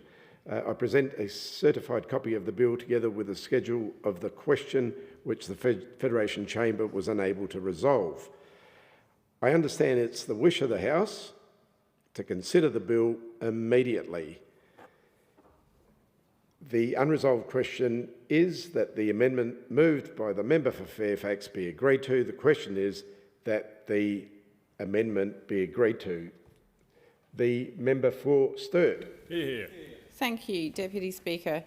I rise to speak in support of the Treasury Law's amendment supporting choice in superannuation and other measures Bill 2025. Now, this bill is comprised of 6 sections touching on a range of different reforms, and today I will speak in relation to Schedules 1 and 2, so 2 of those reforms, and how they reflect and further the objective of superannuation as set out in the Superannuation Objective Act of 2024. The core purpose of this bill is to implement 2 policy measures to support the transition to payday super. Firstly, the bill amends the Superannuation Guarantee Administration Act of 1992 to support employers to streamline the choice of fund process during employee onboarding. These amendments are intended to provide greater flexibility for when an employer or their agent may request details of an employee's stapled superannuation fund from the Commissioner, so that the employer or their agent can provide those details to the employee during onboarding to inform the employee's choice of fund. Secondly, this bill amends the Corporations Act to ban advertising of certain superannuation products to new employees as part of that onboarding process. Schedule 2 will commence on 1 July 2026, and the ban under this schedule is intended to reduce the risk that employees are induced or influenced to choose a superannuation product that is not appropriate to their needs, or if it results in the opening of unnecessary multiple superannuation accounts during that onboarding process. Now, there are many reasons why people have multiple superannuation accounts, and frequent job changes is one of them. It's not uncommon, with around 4 million Australians having more than one. And of course you can if you want to. You might want to keep multiple insurance covers, increase your variety of investment options, or if your super is a defined benefit fund, you might want to retain that benefit. However, there are well-documented disadvantages, like paying more than one set of fees, having to keep track of more balances, more investments, and retaining and paying for unwanted insurance cover. Plus, you're at risk of ending up with lost super accounts. The key drawback, though, is multiple super funds include the increased charges and fees. We know that most super funds charge a range of fees related to someone's superannuation account, and if you have more than one, you're most likely paying these multiple times.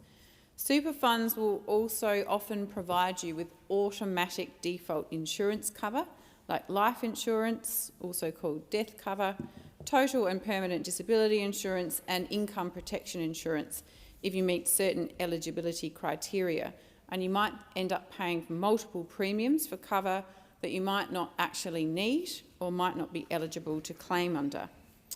Another drawback of multiple accounts is increased administration, including with respect to nominated beneficiaries, reading multiple annual reports and multiple different sets of performance to track.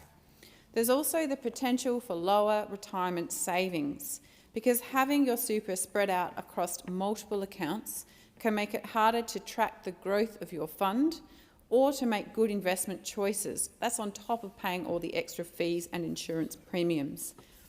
This can leave you at risk of lower retirement savings, and we know that the higher someone's retirement savings, the better. The highest possible accumulation of superannuation is the purpose of our World Envy superannuation system.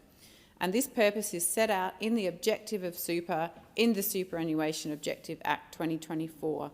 It states that the objective is to preserve savings to deliver income for a dignified retirement, alongside government support, in an equitable and sustainable way.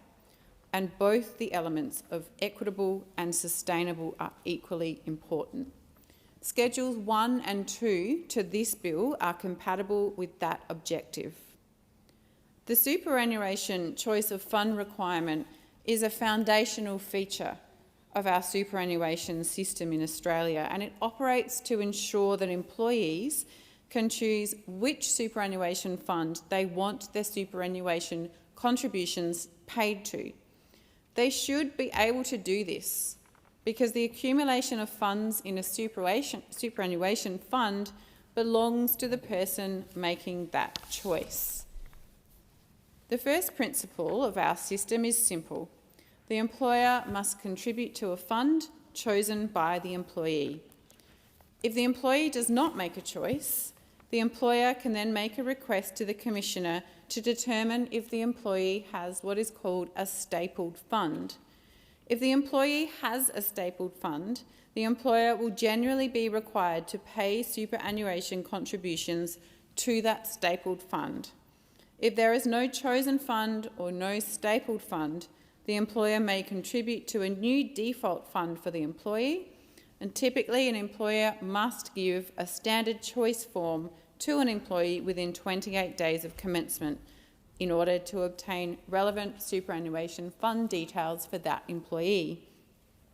Stapling in superannuation is where an employee's existing super fund is stapled or linked to them for life, following them if and when they change jobs, and operating to prevent the creation of multiple unnecessary super accounts when changing job, therefore reducing account fees and protecting retirement savings. The objective of stapling is to reduce this unintended creation of new default fund accounts where employees already have existing superannuation arrangements. And then this has the effect of reducing unintended duplicate fees and insurance premiums that erode member balances. Currently, requests for stapled fund details can only be made after an employee does not make a choice of fund selection. Schedule 1 rightly amends the stapling provisions, to clarify that employers can request stapled fund details before, at or after the employee is given a standard choice form. The effect of this is to assist employers to provide stapled fund details to the employee during the employment onboarding process to help inform their choice of fund. Employees benefit from this. Under this reform, it will be easier for employees to see, consider and select their existing fund when starting a new job, and will reduce this potential for employees to create unintended duplicate accounts and then pay the fees and insurance premiums that erode their balance. Employers will also benefit because they will receive accurate fund details quickly, reducing the prospect of delays and reducing the prospect of mistakes. This change will therefore help to preserve savings to deliver income for a dignified retirement for working Australians, and this is entirely consistent with the objective of superannuation as set out in the Act. Like Schedule 1, Schedule 2 is also compatible with the objective of superannuation as set out in that Act, because it will operate to preserve savings to deliver income for that dignified retirement that all working Australians deserve. It will also ensure that onboarding service providers can continue to deliver value for employers, but in a way that is safe, equitable and sustainable for employees. With some limited exceptions, Schedule 2 operates to amend the Corporations Act to impose a ban on advertising certain superannuation products to employees during the employee onboarding process. If employee onboarding software platforms are paid to advertise superannuation products, then the policy objectives of the choice of fund and stapling provisions may be compromised. Employees sometimes forget about super funds that they have, and the advertising of superannuation products during onboarding can not only cause confusion, but can act to pressure employees to select a fund that might not be in their best interests, or to open yet another fund that they don't need. There is no doubt that onboarding software is a critical productivity tool for employers, but consumer harm may be the result if superannuation funds are advertised on these platforms during the onboarding process. And with choice of fund and stapling provisions available, such advertising is not really necessary. So this ban will protect employees from being influenced into making quick and uninformed decisions, opening inappropriate products and unintentionally creating duplicate accounts. The exceptions to this are to show employees their stapled fund and also the employer default fund. Schedule 2, therefore, is also consistent with the objective of superannuation as set out in Section 5 of the Act, because it helps to prevent the evaporation of fund balances, helping members to preserve savings to deliver income for a dignified retirement. Employees stand to benefit from greater savings that compound over their working lives through fewer unintended multiple accounts or through funds that are not fit for purpose or not in their best interests. With respect to human rights, Schedules 1 and 2 engage with the right to social security as set out in Article 9 and Article 11 of the Convention of the Elimination of All Forms of Discrimination Against Women, and the right to a standard of living and security under Article 25 of the Universal Declaration of Human Rights. Article 9 of the International Covenant on Economic, Social and Cultural Rights recognises the right to an adequate standard of living and the right to health, and acknowledges the importance of adequate social benefits in reducing the effects of poverty. Article 11 of CEDAW recognises the right to social security, particularly in cases of retirement, unemployment, sickness, invalidity and old age and other incapacities to work, as well as the right to paid leave. These human rights are prosecuted by Schedule 1 and Schedule 2 to this bill because they enable employers to identify the appropriate fund in which to make timely superannuation contributions for new employees. The prohibition on advertisements in onboarding software platforms during the onboarding process protects new employees from making uninformed or inappropriate decisions around the opening of new superannuation products because of advertising. It reduces confusion, it reduces pressure on employees during the commencement of a new job, which is often an inherently stressful time in an employee's life. The effect is that these amendments help bolster employees' social security at retirement stage by ensuring new employees are paid super contributions on a timely basis and into the most appropriate fund for them, avoiding any procedural delays that may arise from the onboarding process or the influence of advertising. With respect to the right to standard of living and security, as set out in Article 25 of the Universal Declaration of Human Rights, this article acknowledges that everyone has the right to a standard of living which is adequate for the health and well-being of themselves and their families, and the right to security in the event of old age, which we all hope we get to.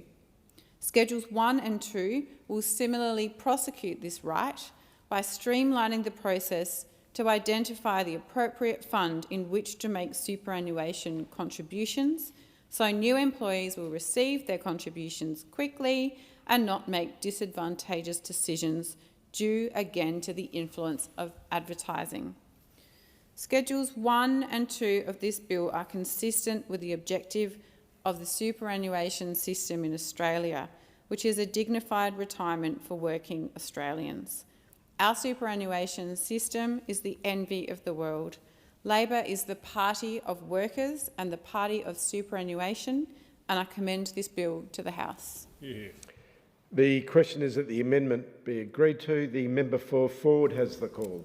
Deputy Speaker, I rise in support of this bill today, and I would say that as a relatively new member, I was a bit surprised to see that there were other measures in this bill that dealt with our tax arrangement with Portugal and the Rugby World Cup. So I'll concentrate though on the things which I know a little bit more about and which I feel in my bones, which is superannuation. And just like every Labor member in this place, we feel it because it is a Labor scheme from its beginning to its inception, and at every point along the way, the coalition has really been dragged kicking and screaming along to it, and who knows what plans they have for its future.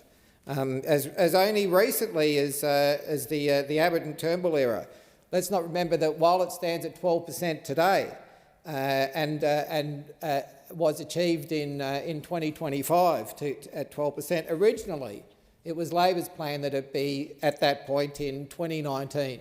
So it is, I think, probably quite an easy mathematical exercise that it must really cost Australian workers billions of dollars, that delay, which is, I think, a real revelation of what the coalition government feel about superannuation, is something which has cost the Australians workers a healthy retirement.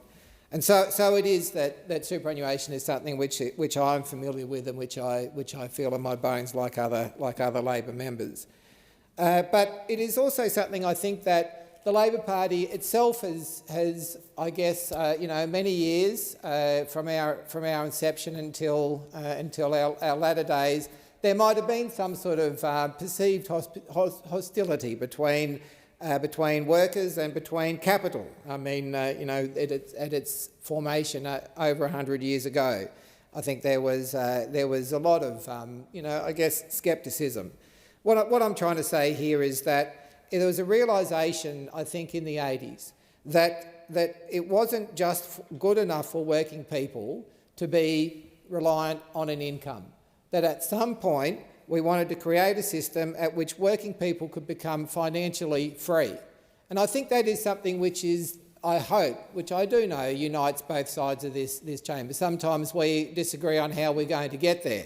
But I think financial freedom is something which is one of the core economic objectives of an individual, and I think as a parliament is a core objective that we try to facilitate.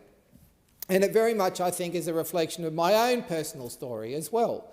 That when I first sort of became interested in politics and economics at about the age of 14, I really thought that it was about achieving better wages and better working conditions on the shop floor.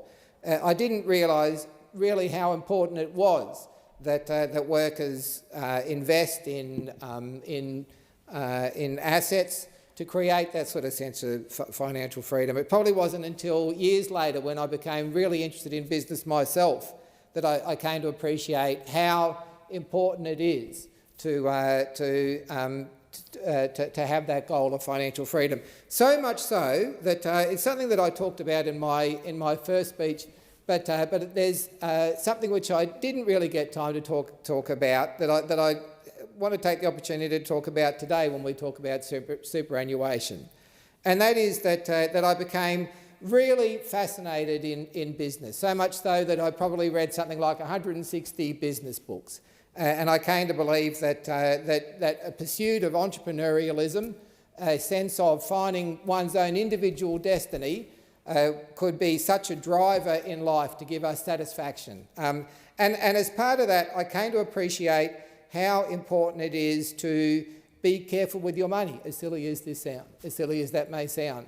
But I came to appreciate how important it was to be frugal, to reject materialism, and to use your money, to steward it properly, to put it into productive assets, which creates a return for yourself, and also creates benefits for the economy. And so of those 160 books or so, there's a couple that really stand out in my mind, and one of them was very much about that careful approach to saving. Their approach was, and it was a book written in America. Their approach, and it's something which I'm sure would be familiar to a lot of people who have read these books.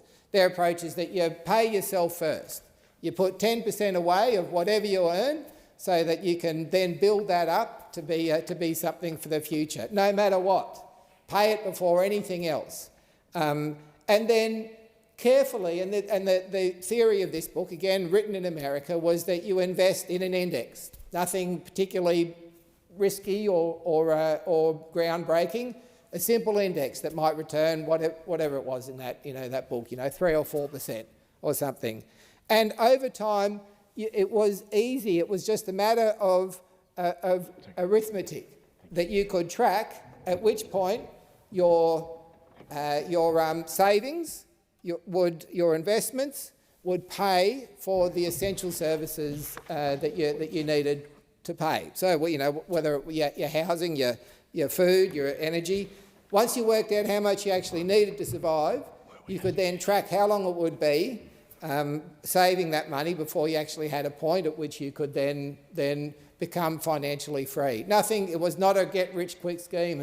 There was nothing flashy to it. It was just hard work, hard savings, and a plan. And that was in America, where they don't have a superannuation system. And it's amazing that here we have in Australia something that really helps us to do that, helps everybody to do that, that takes, in fact, more than 10%. It takes 12% and puts it away in something which actually does better than an indexed fund. There is a point at which it does create financial freedom for Australian workers and all Australian workers. The other book that I read too was a revelation into how I think most business people operate, which is that sense of frugality and being carefully stewarding the resources that you're given to invest in productive capital. Which one of the things that I came across was that good business people, as I believe the Deputy Speaker is very much, and I'm sure would know this and would be able to teach me some things on this too, which is that that the really good business people, they're the ones least likely to take a foreign holiday, the ones least likely to drive a new car, the ones least likely to eat out, that they are the ones who are most careful with their resources, and that ultimately that this money is not something which has been given to us, to those involved in business, but has in some ways been given to us to carefully steward. And so it is that our superannuation system in Australia does that for every worker, every single worker. And it is a revolution in finance that has not only provided a standard of living for Australian retirees, which would have been something completely unimaginable 50 years ago, but it has provided a pool of savings somewhere around, what is it now, $4 trillion or something? A pool of national savings which is the envy of the world, which has also given Australian workers a seat at the table of some of the biggest businesses in Australia and some of the most important businesses in the world. And so the government, the measures in this bill really are building on not only the Labor superannuation of the Hawke-Keating era, building on the increase to 12%, which was legislated under the Rudd government, but it is building on the actions of this government as well.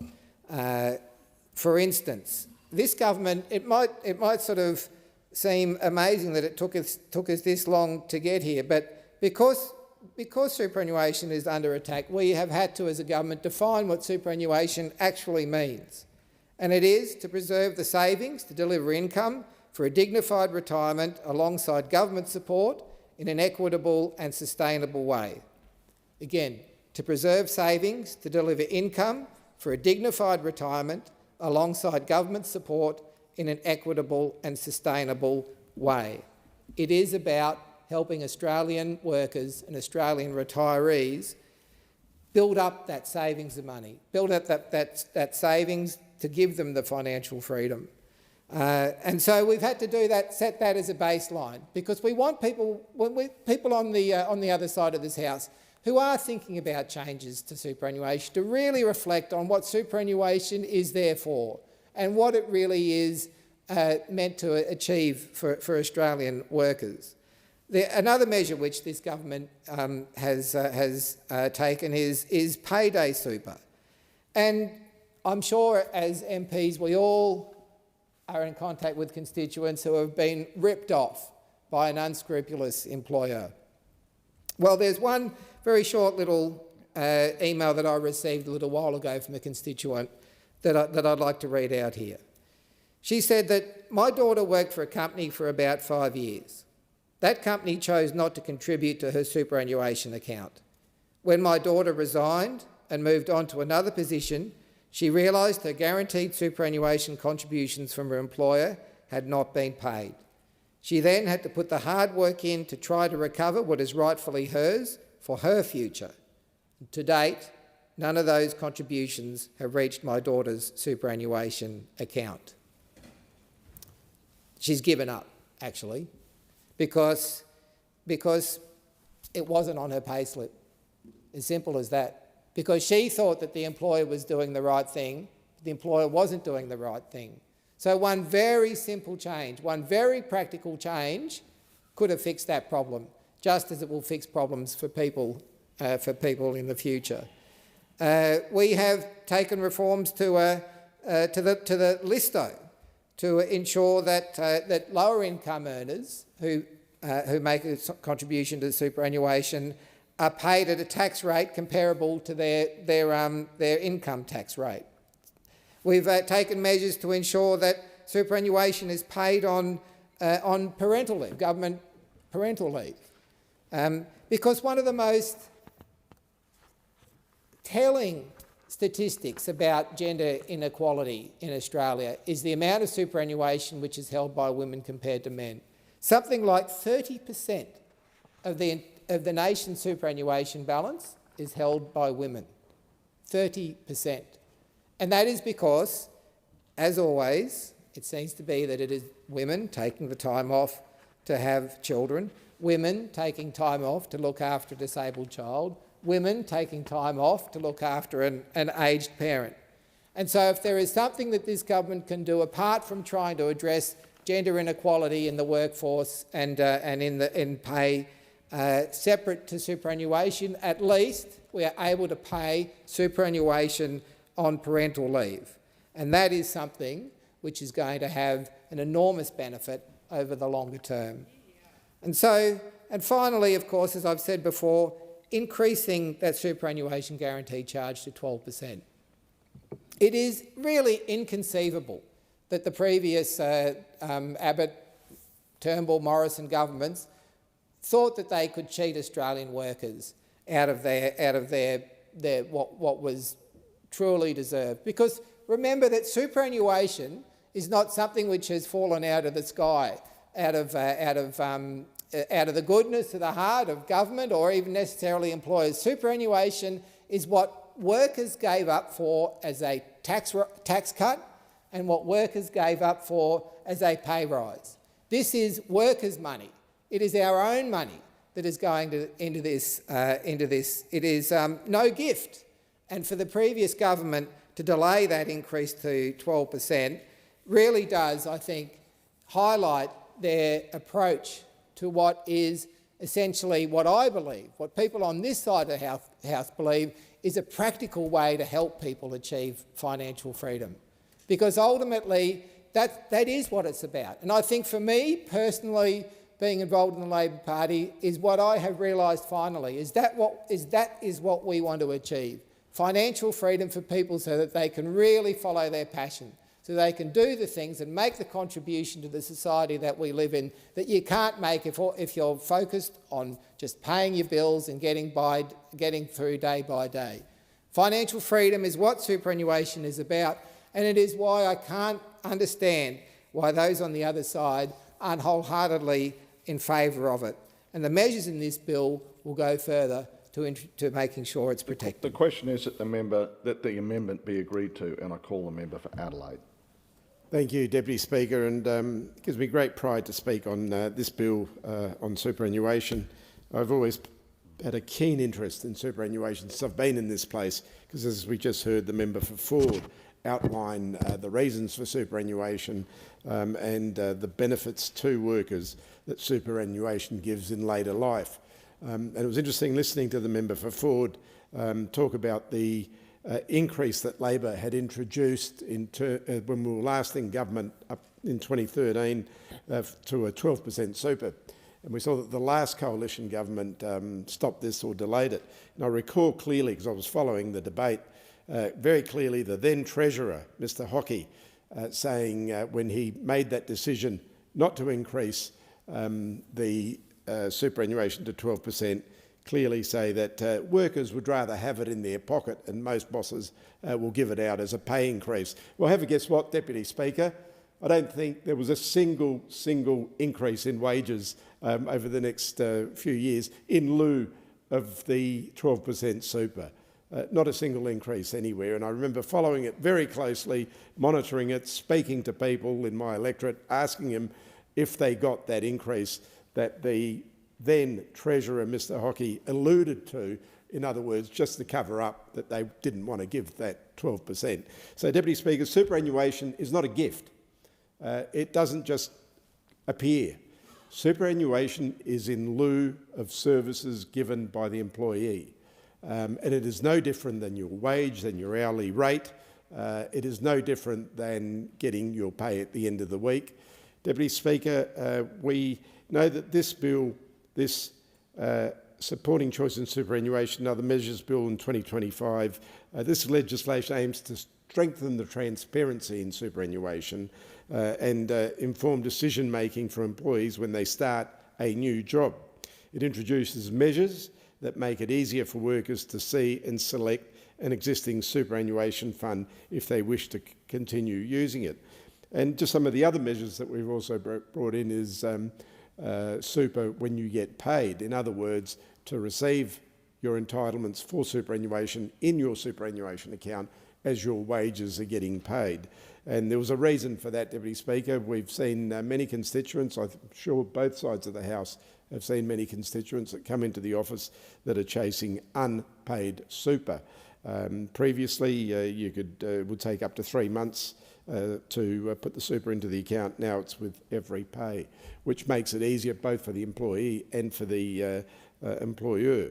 And it's very important that transparency is there, that people can see what's going into their accounts, they know what's going in, when it's gone in, and how it's accumulated. So it also provides, this bill also provides employers with more timely and accurate superannuation information, helping them prepare for upcoming changes under the, these new payday super reforms. A key feature of the bill is a ban on advertising superannuation products to employees during the onboarding process, during this process when an employee starts his new position or job. A recent review of the Your Future, Your Super framework found that some onboarding software providers have been paid to promote particular super funds, often those linked to the software platform itself. And these practices risk influencing employees at a moment when they should be receiving important and impartial information about the future of their savings when they retire. The reforms are designed to strengthen consumer protections, reduce the likelihood of workers being steered into unsuitable products, products that perhaps have enormous fees for someone else gaining those fees, and help prevent the accidental creation of duplicate accounts. Overall, the measures aim to ensure that every Australian can make more confident and informed decisions about their superannuation.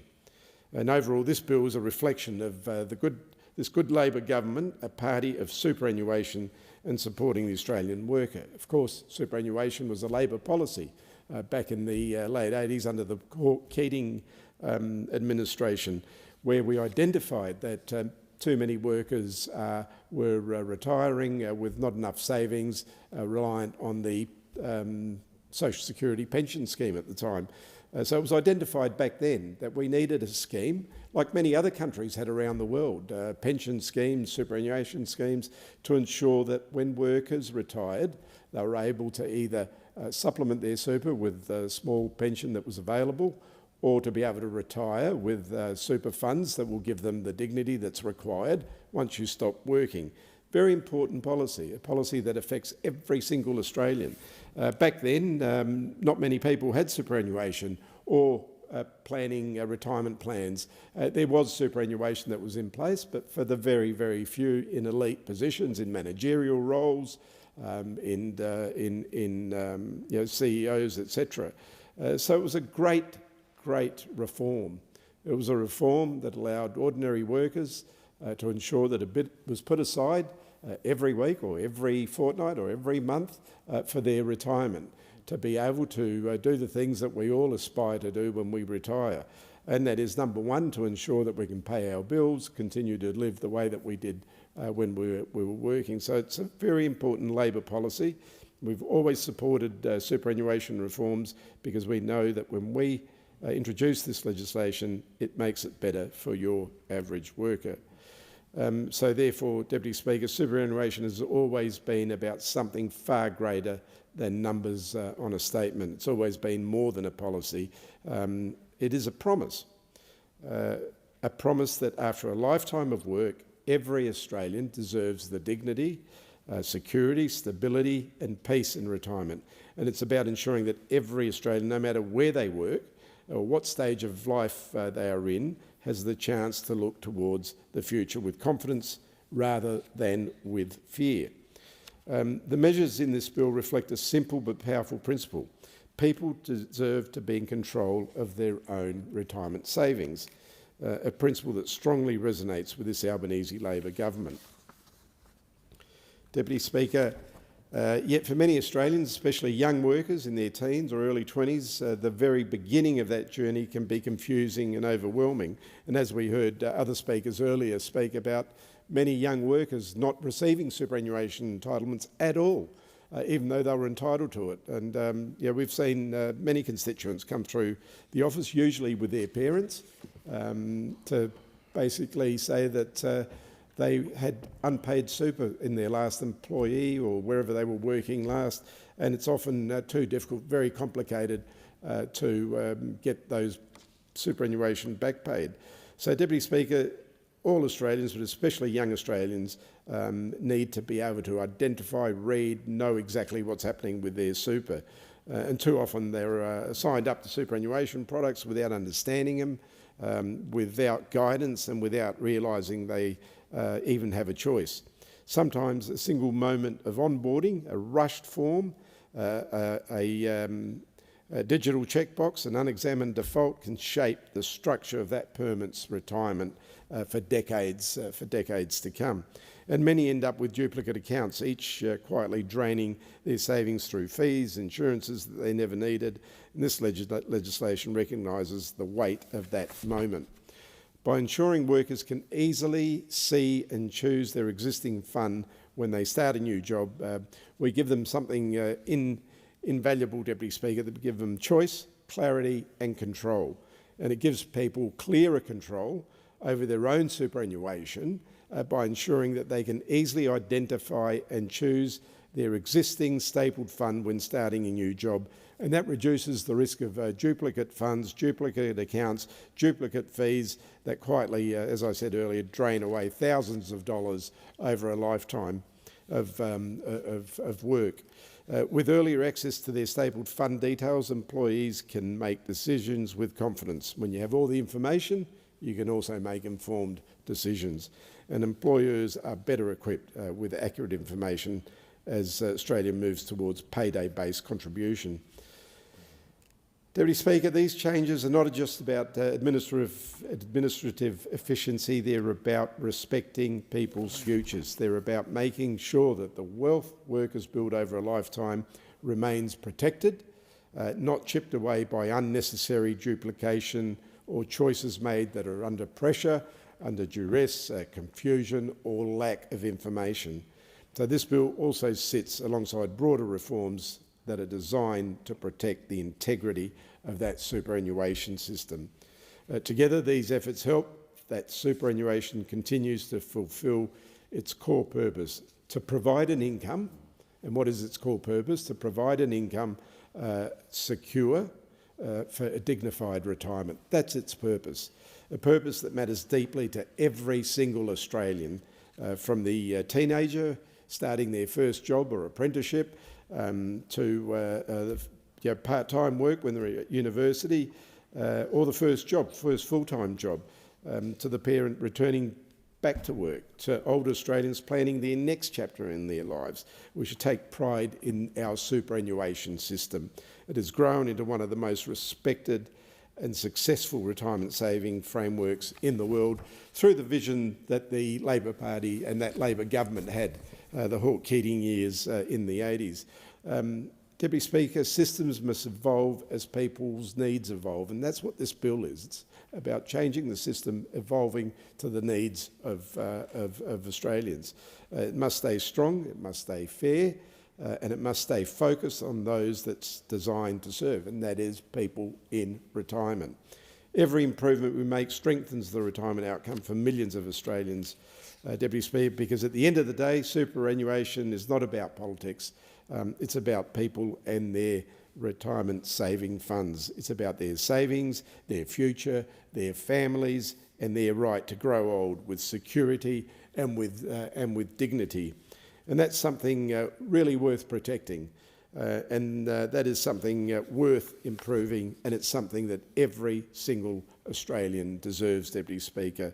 Deputy Speaker, as I said, this bill strengthens superannuation, it makes it fairer, it makes it more understandable, and it ensures that people, whether they're starting work or whether they are about to retire, know the exact position that their superannuation is in. Superannuation is one of the most important cornerstones of our industrial relations systems. It gives people, as I said earlier, dignity in retirement, the ability to live with that dignity once they stop working, once they're at home, and to plan their retirements in a way that perhaps before the 80s we didn't have. So I commend this bill, Deputy Speaker, to the House. The question is that the amendment be agreed to, and I call the Minister. Thank you, Speaker.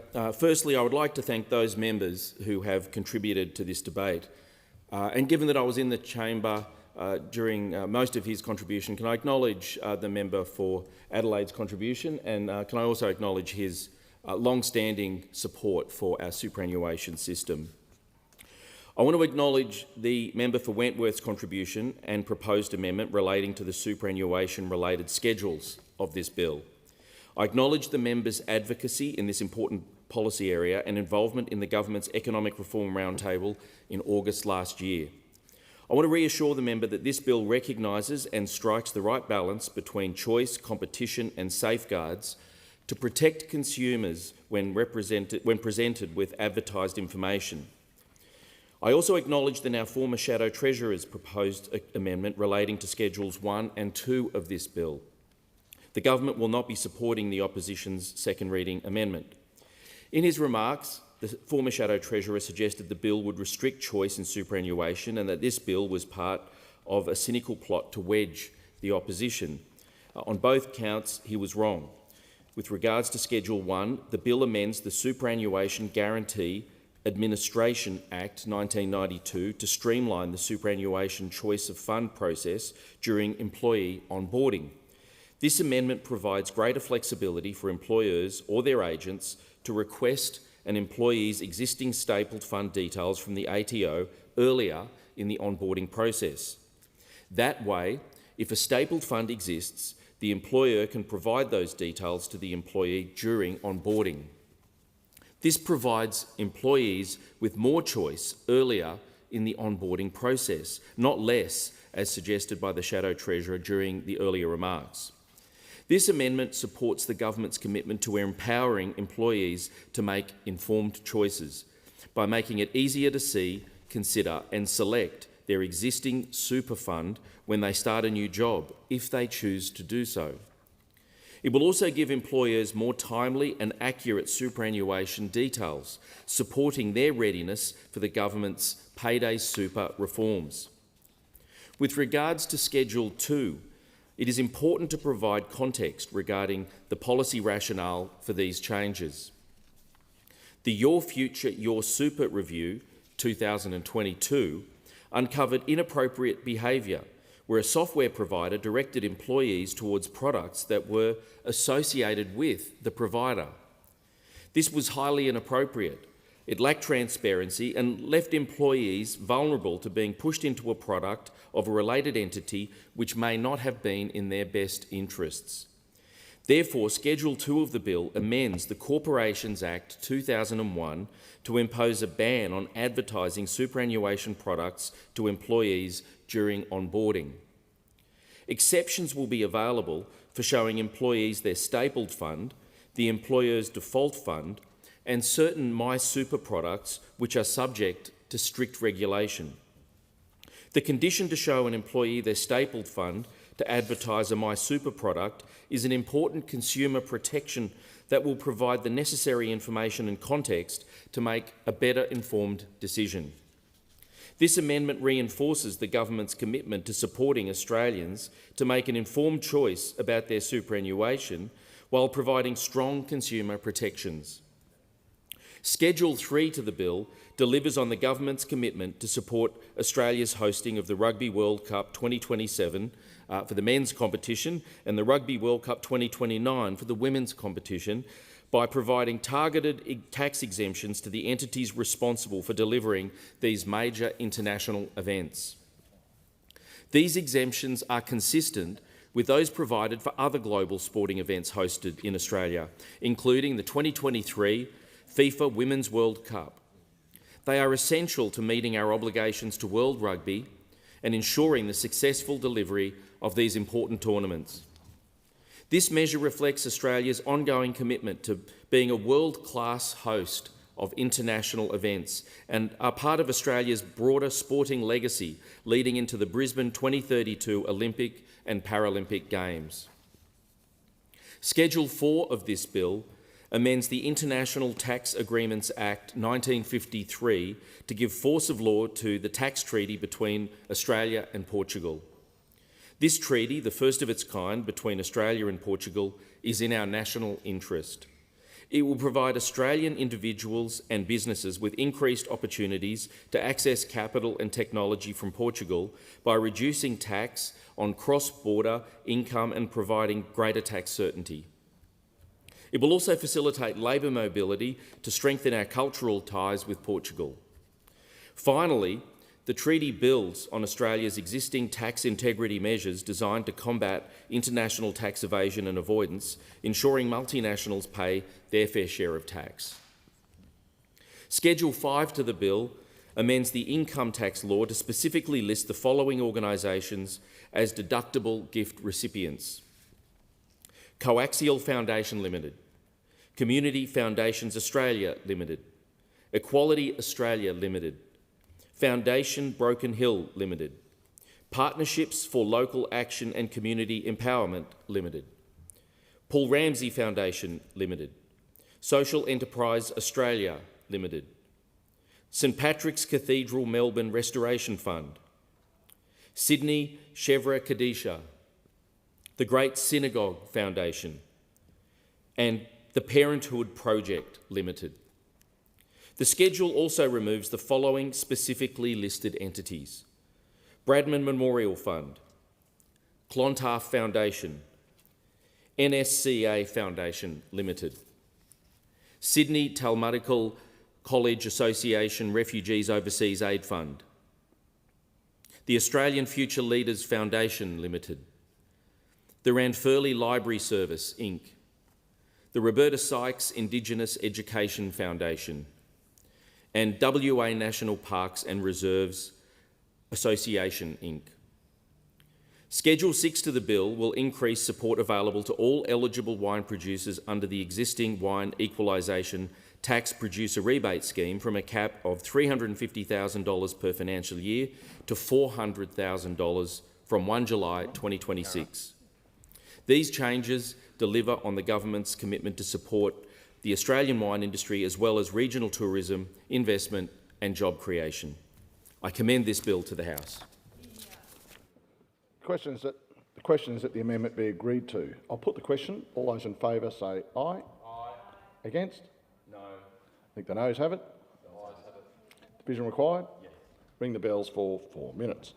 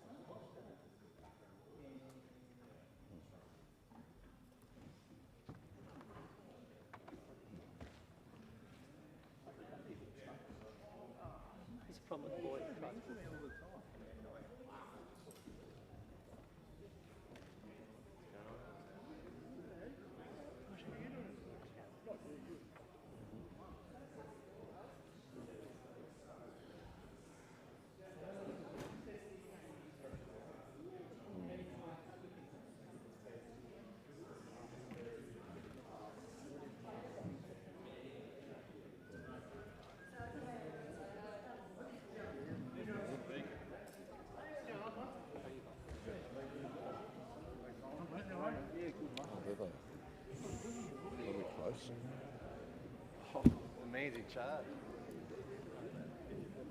Make a winner.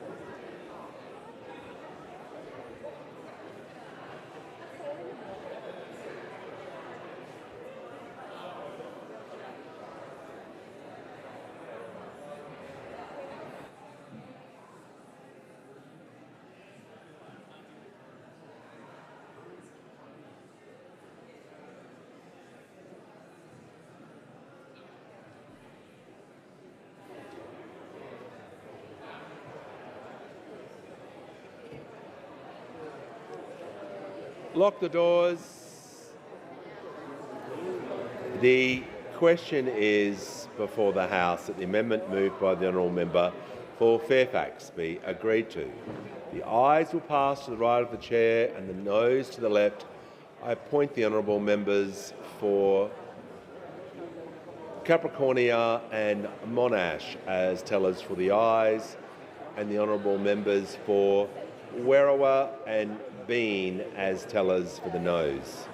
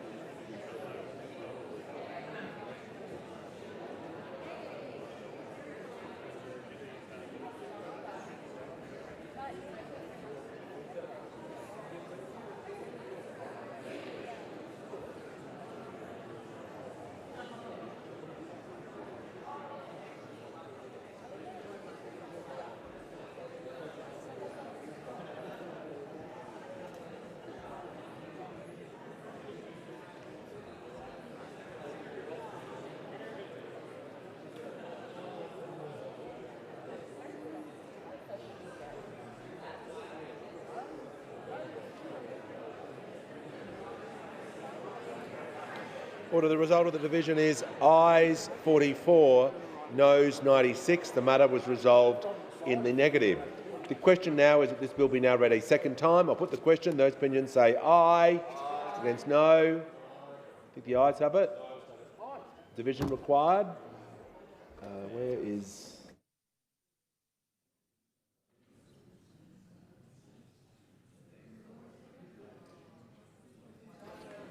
Division required. Ring the bells for 1 minute.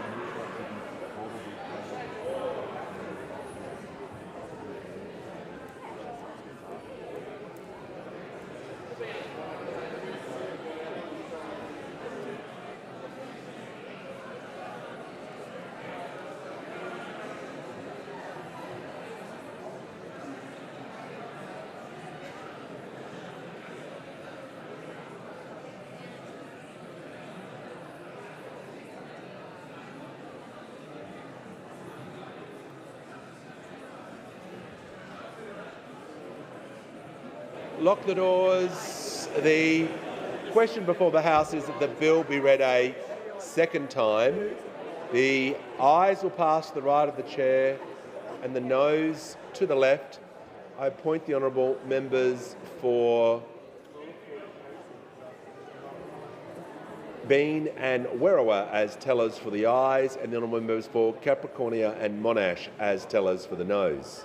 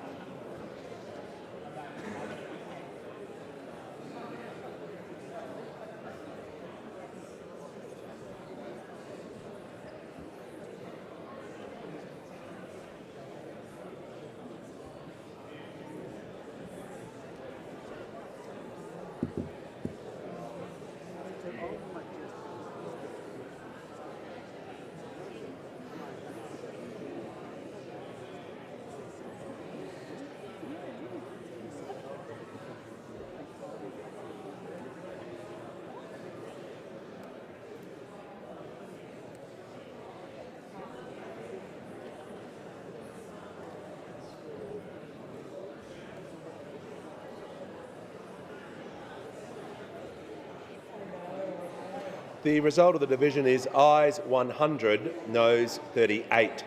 The matter was resolved in the affirmative. I call the clerk. Second reading, a bill for an act to amend the law relating to taxation and superannuation and for related purposes. I have received a message from Her Excellency the Governor-General recommending, in accordance with Section 56 of the Constitution, an appropriation for the purposes of this bill. Is leave granted for the third reading to be moved immediately? Give the call to the member for Lindsay. If it's granted. Leave is granted. The Assistant Treasurer may proceed. I move that this bill be now read a third time. I'll put the question. Those opinions say aye. Against no. I think the ayes have it, and I call the clerk. Third reading, a bill for an act to amend the law relating to taxation and superannuation and for related purposes.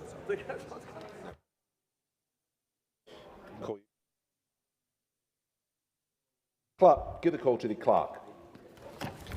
Government business, order of the day number 1. Telecommunications Legislation Amendment, Universal Outdoor Mobile Obligation Bill 2025. Resumption of debate on the second reading. The question is that this bill be now read a second time, and I call the Shadow Minister. Thank you, Mr Deputy Speaker. I rise to speak on the Universal Outdoor Mobile Obligation Bill and to move a second reading amendment in my name. The opposition has long supported the objective of improving connectivity for Australians, particularly those who live, work and travel beyond the boundaries of our major cities. It is why we introduced the landmark Mobile Black Spot program after Labor declined to invest in improved connectivity in the regions. Communications is not an optional extra in modern Australia. It is core infrastructure. It is economic infrastructure, social infrastructure and safety infrastructure. For families in metropolitan areas, mobile access is part of daily convenience. For regional, rural and remote Australians, it is something far more fundamental. It is the ability to call for help on a remote highway. It is the difference between a safe trip home and being stranded without assistance. Australia is not a small, compact nation. It is a continent. People travel enormous distances for work, for family, for freight and for tourism. Truck drivers traverse thousands of kilometres across the Nullarbor and through the outback. Farmers operate across properties that stretch further than some European countries. Grey nomads, young families and seasonal workers move through regions where coverage remains patchy or non-existent. In those environments, communications is about safety and about dignity. Regional Australians have long felt the frustration of black spots that linger year after year. They know what it is like to climb onto a roof of a ute to get just one bar of signal. They know what it means to lose service just when it matters most. The Coalition has always understood that reality. We have consistently invested in mobile black spot programs, regional connectivity measures and infrastructure that improves resilience. We believe Australians should not be disadvantaged because of their postcode. Connectivity equity is a core principle. In concept, extending a framework to outdoor mobile coverage for voice and text is a very worthy and necessary goal. But measures to give effect to this goal must work. They must genuinely expand coverage, and they must do this in a practical, reliable and affordable way. But significant questions still need to be answered. The bill would require major carriers to ensure that mobile coverage is reasonably available outdoors to all people in Australia on an equitable basis. But the legislation contains no clear definition of what reasonably available or equitable basis actually means. Without clarity, compliance becomes uncertain and enforcement becomes difficult. There are no penalties specified for breaches of delivery. There is no clear pathway for the regulator to challenge if telcos are delivering what is required of them. The timetable for delivery by the end of 2027 also appears ambitious, given that large-scale direct-to-device satellite services are not yet fully deployed in Australia. Legislating technology before it exists at scale risks embedding unrealistic expectations and unintended consequences. Some stakeholders have raised concerns that the onus for delivery sits with the telecommunications operators, not with the satellite infrastructure providers on whom they will depend. Under this model, low Earth orbit providers such as SpaceX or Amazon would not be subject to the same obligations or pricing controls as domestic carriers. This raises questions about consumer cost and market competitiveness not addressed in this bill. There is also the question of spectrum. To operate effectively, dedicated spectrum will be required. It remains unclear what arrangements are in place to dedicate this spectrum and who will bear the costs. And that brings us to one of the most critical issues: devices, your mobile phone handset. Devices must be designed and manufactured to comply with those operating requirements, particularly to ensure that Australians can contact emergency services. Most devices currently in the market are not configured to utilise direct-to-device satellite technology. Only newer handsets have this capability. Many Australians, particularly in regional and remote areas, hold on to older devices for longer periods of time. Many people hang on to their old devices as a backup in case there's breaks, or they pass it on to their kids or their parents. This presents a real and clear danger. If we have devices that aren't capable with the technology, we saw the result of this very thing with the closure of the 3G network. Too many people across Australia had their devices rendered completely useless and had to buy new handsets that they could not afford. People couldn't contact emergency services when they needed help. This unintended consequence of government changes must not be allowed to happen again. Putting lives in danger, placing an unfair cost burden on people to replace their handsets in a cost of living crisis cannot happen again. An obligation that works only for the latest premium handsets is not an equitable obligation. We cannot repeat the mistakes of the past. Genuine reform must take account of the rapid evolution of technology while safeguarding those on older devices. It must be cost-effective for customers and for taxpayers. It must strengthen, not weaken, competition. And it must be subject to proper parliamentary inquiry so that these questions are answered before unrealistic expectations are set. It is impossible to discuss communications policy without addressing the Albanese government's record. Australians have been repeatedly let down on communications under this government. The botched 3G shutdown is a case study in poor oversight and poor planning. The transition away from 3G networks was always going to be complex. It required coordination between carriers, manufacturers, regulators and emergency services. It required rigorous testing of device capability and clear communication to consumers. Instead, what we saw was confusion, late identification of incompatible devices, and Australians forced to replace handsets at significant cost. Hundreds of device models were found to be incompatible. Many consumers only discovered the problem when their device stopped working. As the Coalition has repeatedly highlighted, warnings were raised and not adequately acted upon. Consumers were left scrambling, businesses were interrupted, vulnerable Australians were exposed. Most concerning of all are the continuing implications for emergency calls. Late last year, around 70 additional devices were detected as incompatible with the network following the 3G shutdown. Tragically, 2 Australians passed away after their devices could not connect to 000. Since then, further devices have been detected as incompatible. This is not a minor administration error, it is systemic failure. It underscores the central point. Communications policy is not abstract, it is real-world stuff, and it has real-life consequences. The problems have not stopped there. Australians have endured significant 000 outages in recent years. The Senate inquiry into those outages revealed troubling evidence about government shortcomings. Recent revelations about device compatibility and emergency access only compound those concerns. When Australians dial 000, they expect it to work. There is no margin for error. There is no tolerance for almost. Yet we have seen a pattern of reactive management by this government rather than proactive oversight.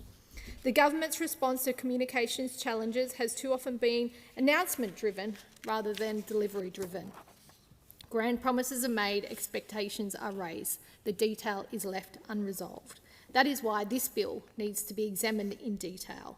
The government sales pitch for the universal outdoor mobile obligation has suggested that Australians will be able to make a call or send a text from anywhere that they can see the sky, and that is not the whole story.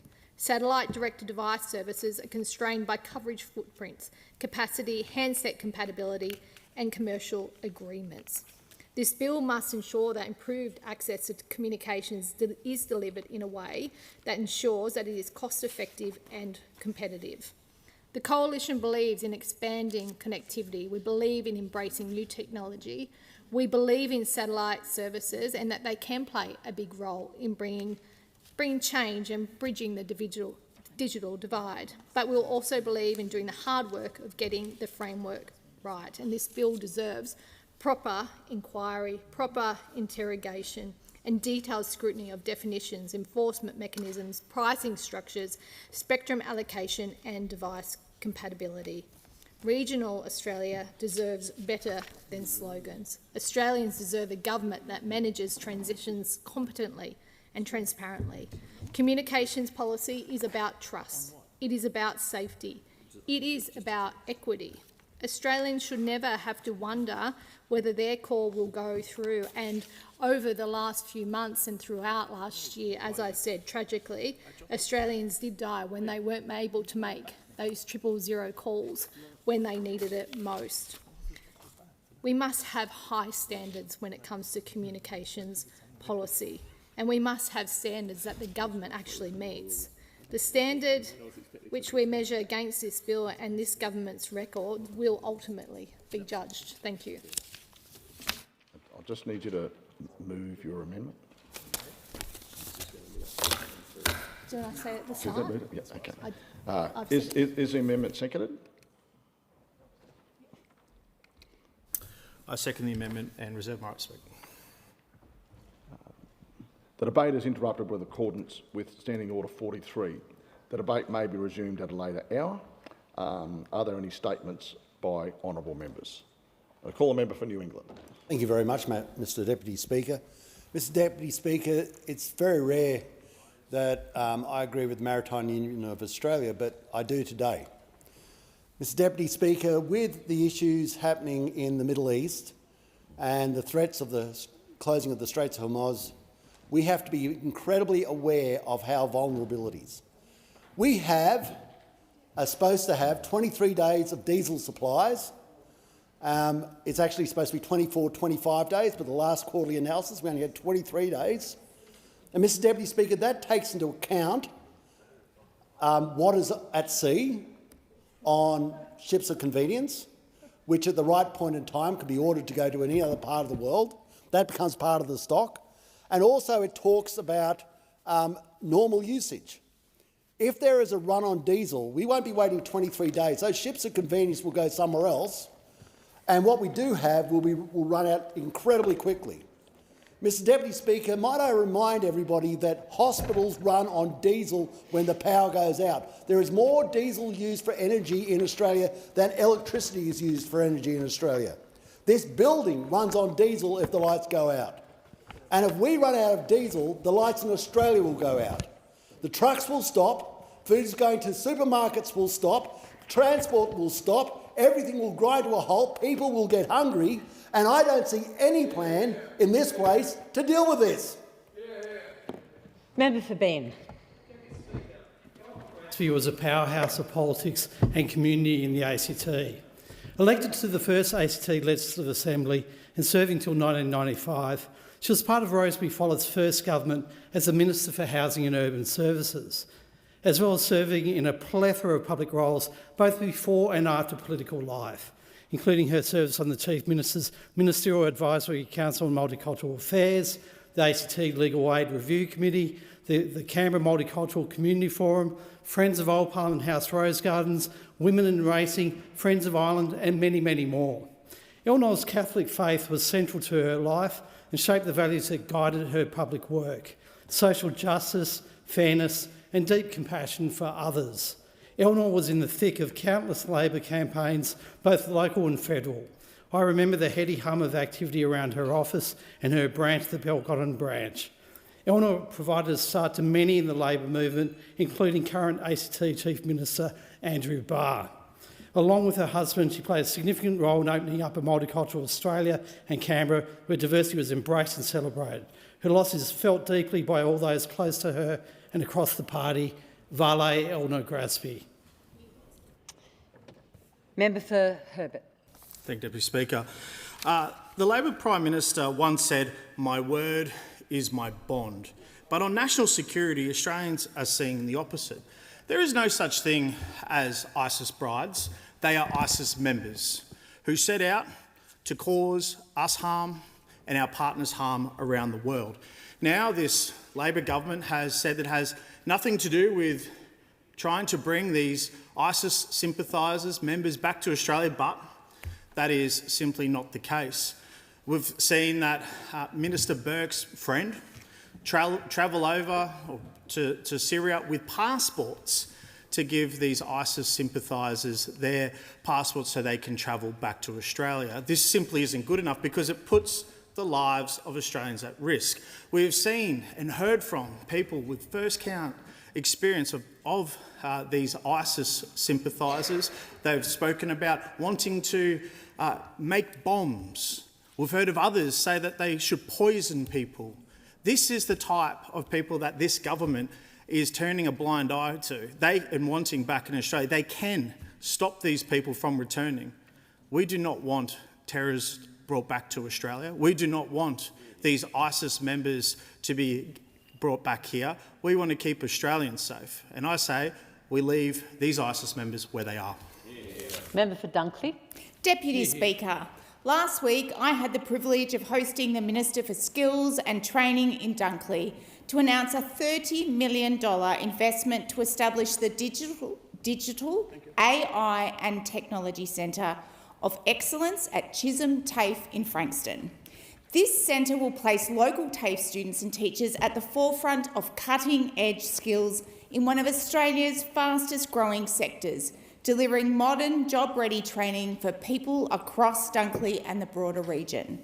As the member for Dunkley, one of my top priorities is ensuring our community can access the very best training opportunities right here at home, and this investment will strengthen local pathways into high-value careers.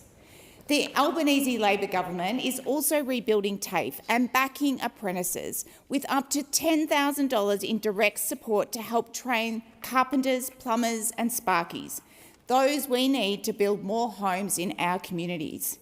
This includes 1,870 apprentices in training in Dunkley. Since the 1st of July, more than 11,000 apprentices have commenced housing construction trades with strong uptake in carpentry, plumbing and electrical work. While the Liberals plan to dismantle activities that boost productivity and the economy, we continue to deliver the skills and training we need in communities like Dunkley. Member for Kennedy. Madam Speaker, this place reminds me of the comment that Nero fiddled while Rome burned. We are importing now $62,000 million worth of fuel every year. There's a fight going on right in the heart of the supply line and the supply of oil. Now, why our country has chosen to import $62,000 million, that's like $12,000 to every family in Australia every year, when we have 32% self-sufficiency in oil. We are the biggest exporters, arguably, of sugar and the biggest exporters of grain, amongst the 3 or 4 biggest exporters in the world. Guess where you get ethanol from? Grain and sugar. That's where you get it from. Brazil is on 68% ethanol and is totally self-sufficient in oil. But here we are in a most precarious situation and nothing is being done. Now, Madam Speaker, we're amongst the 4 biggest sugar exporting countries. We're amongst the 3 biggest grain exporting countries. We are 32% self-sufficient in oil anyway. When the copper string is built, the vanadium oil deposits will open up right across the top of North Queensland. Massive oil, and we're doing nothing. Has the call. Thank you, Deputy Speaker. Last week, Adelaide identity and businessman Sam Shaheen organised the display of a public banner with the names and ages of the 18,457 children killed in Gaza between October 7, 2023 and July 19, 2025. More have died since then. The banner placed on North Terrace in Adelaide CBD was a reproduction of an initiative by well-known US artist Phil Bueller titled Wall of Tears and now exhibited in Brooklyn, New York. Within about a day of the Adelaide banner being installed, it was vandalised and torn down and removed. The Palestinian children killed and listed on the banner had done no wrong to Israel and had no say in political events in their homeland. They were innocent, defenceless children. The Wall of Tears banner presented a confronting truth about Israel's incursion into Gaza. A truth that cannot be ignored.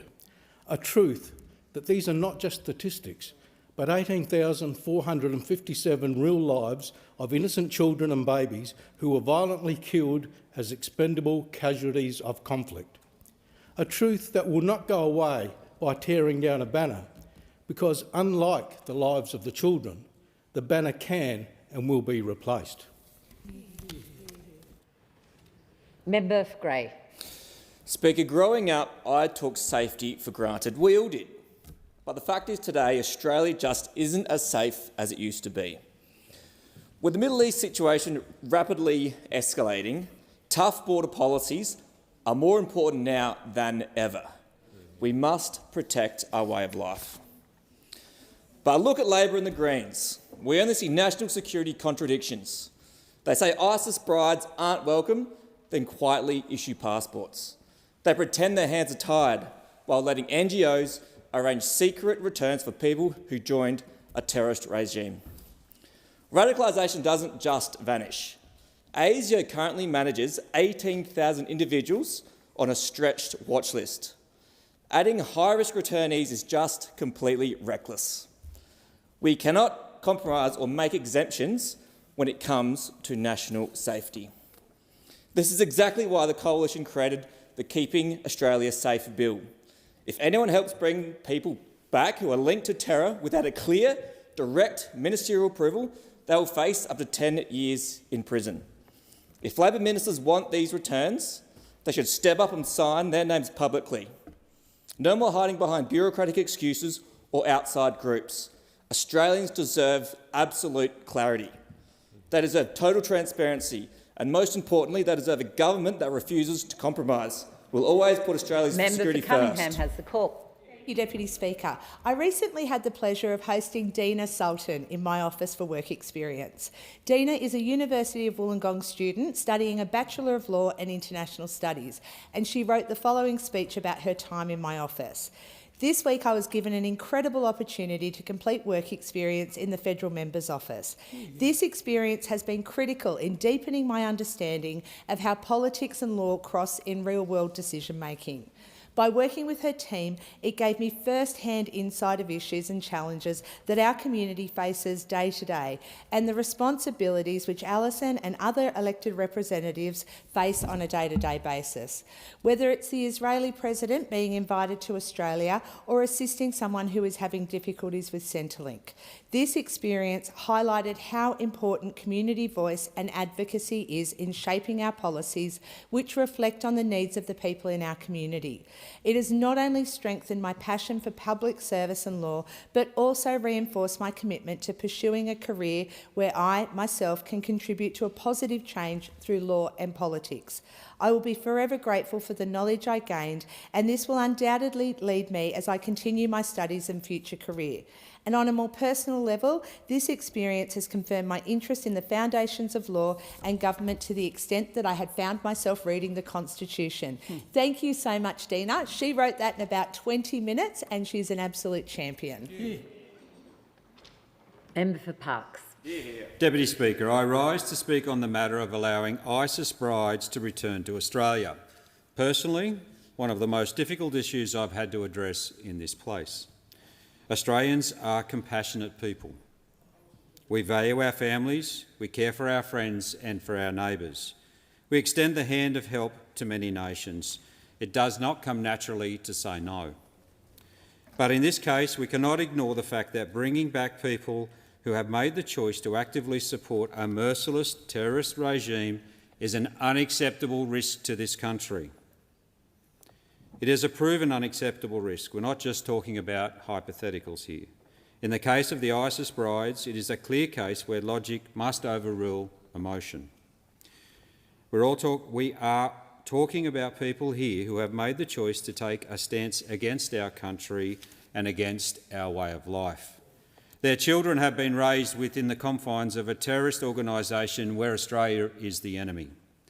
As a federal member of this parliament, representing a geographical area more than half of New South Wales, it is my duty to put the safety of the people of the Parkes electorate and our nation first. I cannot support actions that would welcome people who have chosen to support terrorism back into this country. It would be misguided, it would be gutless, and it would be downright dangerous. Member for Moore. Deputy Speaker, it was a real pleasure to welcome the member for Macquarie, Susan Templeman, in her capacity as a special envoy to the Arts of Joondalup on the 25th of March, and to bring together such a strong cross-section of our local arts community. We had representatives from the Peter Cowan Writers Centre, the Heathridge branch of the Woodturners Association of Western Australia, the Joondalup Symphony Orchestra, the Art Gallery of Western Australia, the Mirabilis Collective, Creative Edge Art Collective, and the Joondalup Community Arts Association and the City of Joondalup all in the room.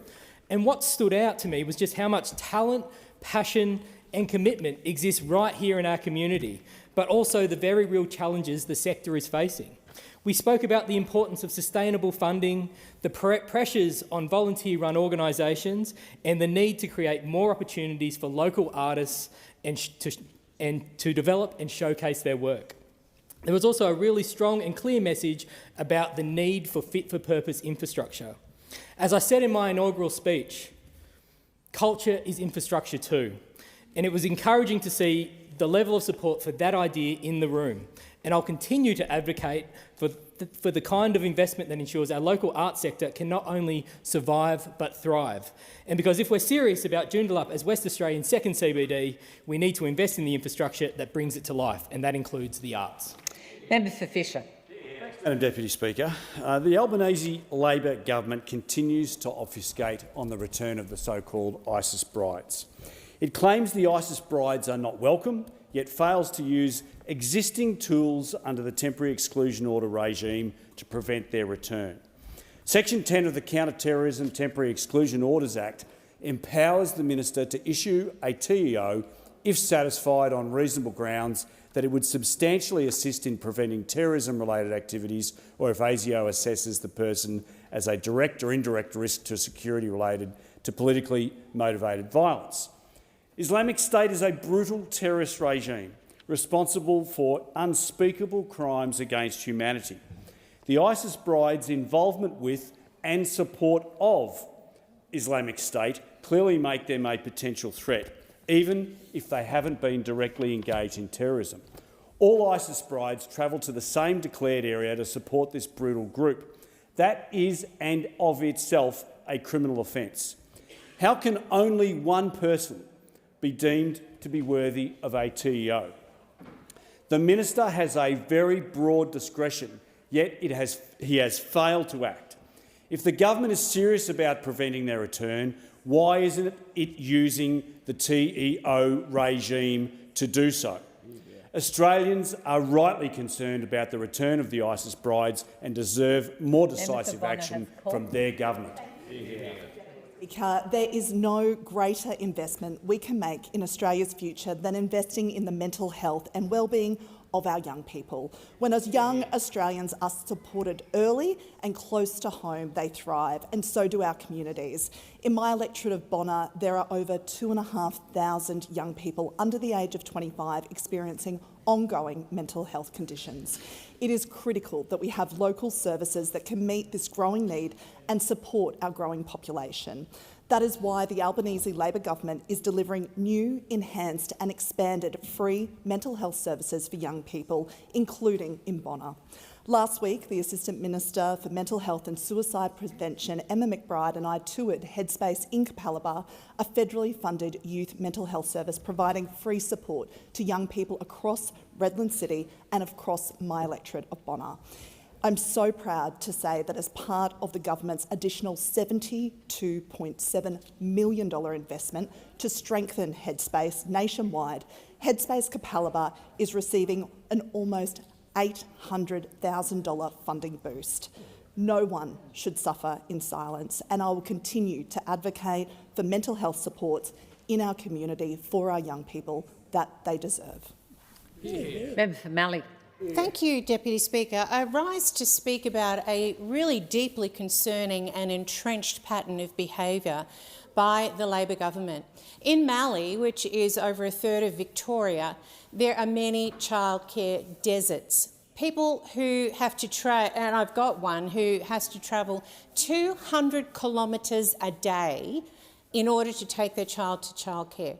This is ridiculous. It's beyond ridiculous. But what is worse is that in 2023, the state Victorian Labor candidate claimed that there would be a $5 million new childcare developed in the Loddon Shire. The Loddon Shire is important because there are actually 3 towns without any childcare at all.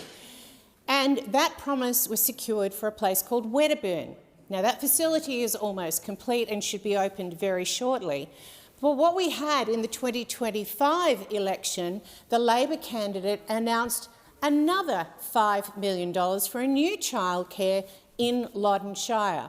Well, what happened? Suddenly, we have the new Minister for Childcare saying, oh, it actually wasn't a new childcare. Actually, she said it was for a new childcare, but we found out in this last week that it is not a new childcare. It is just mopping up the mess of state Labor's lack of funding for the Wedderburn Childcare Centre. Member for Holt. Speaker, last week I hosted an International Mother Language Day high tea. I was joined by representatives from language schools right across Holt, dedicated people who give their time often as volunteers to keep culture, identity and heritage alive in our community. In Holt, 165 beautiful languages are spoken. This diversity is our greatest strength. But language is more than just words. It carries out our stories, our history and our deep sense of belonging. On a personal note, as I raise my son Ilya, I want him to grow up connected to his heritage. That's why I hope he will learn not only just English, but also Sinhalese and, from his father's side, Macedonian. The work of our local language schools make this possible for families like mine. I would like to thank the following schools for making this event a grand success. VTA Tamil School, Cranbourne Jia Jyoti Patsala, Sankalp Ekneshe, Sada Versa Punjabi School, Bal Chutari Limbrook, Dharma Sarana Temple, VSL Canada, Hindi Shiksha Sangh, Bharatiya Academy, and Disha Community Language School. Thank you for all the work that you do. Member for Dawson. Speaker, national security is the first duty of government, and this Albanese Labor administration is failing the most basic test. The Prime Minister tells Australians these ISIS brides aren't welcome, yet their own ministers are quietly shuffling them in the back door. While the Home Affairs Minister says his hands are tied, the Foreign Minister is busy issuing passports to bring them in. Wow! These women just didn't join a book club. They chose to align themselves with the most brutal terrorist regime.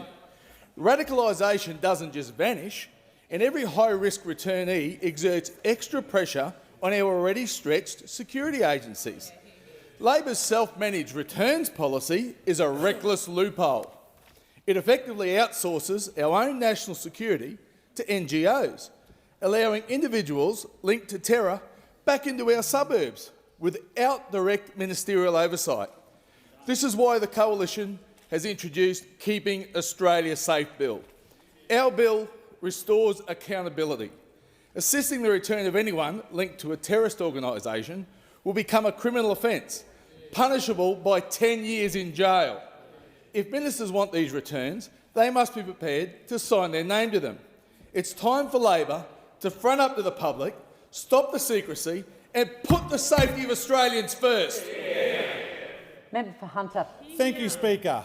I want to recognise one of the Hunter's finest, Captain Wayne Redfern, who has officially hung up the helmet after an incredible 40 years with Fire and Rescue New South Wales, Station 349 at Kurri Kurri.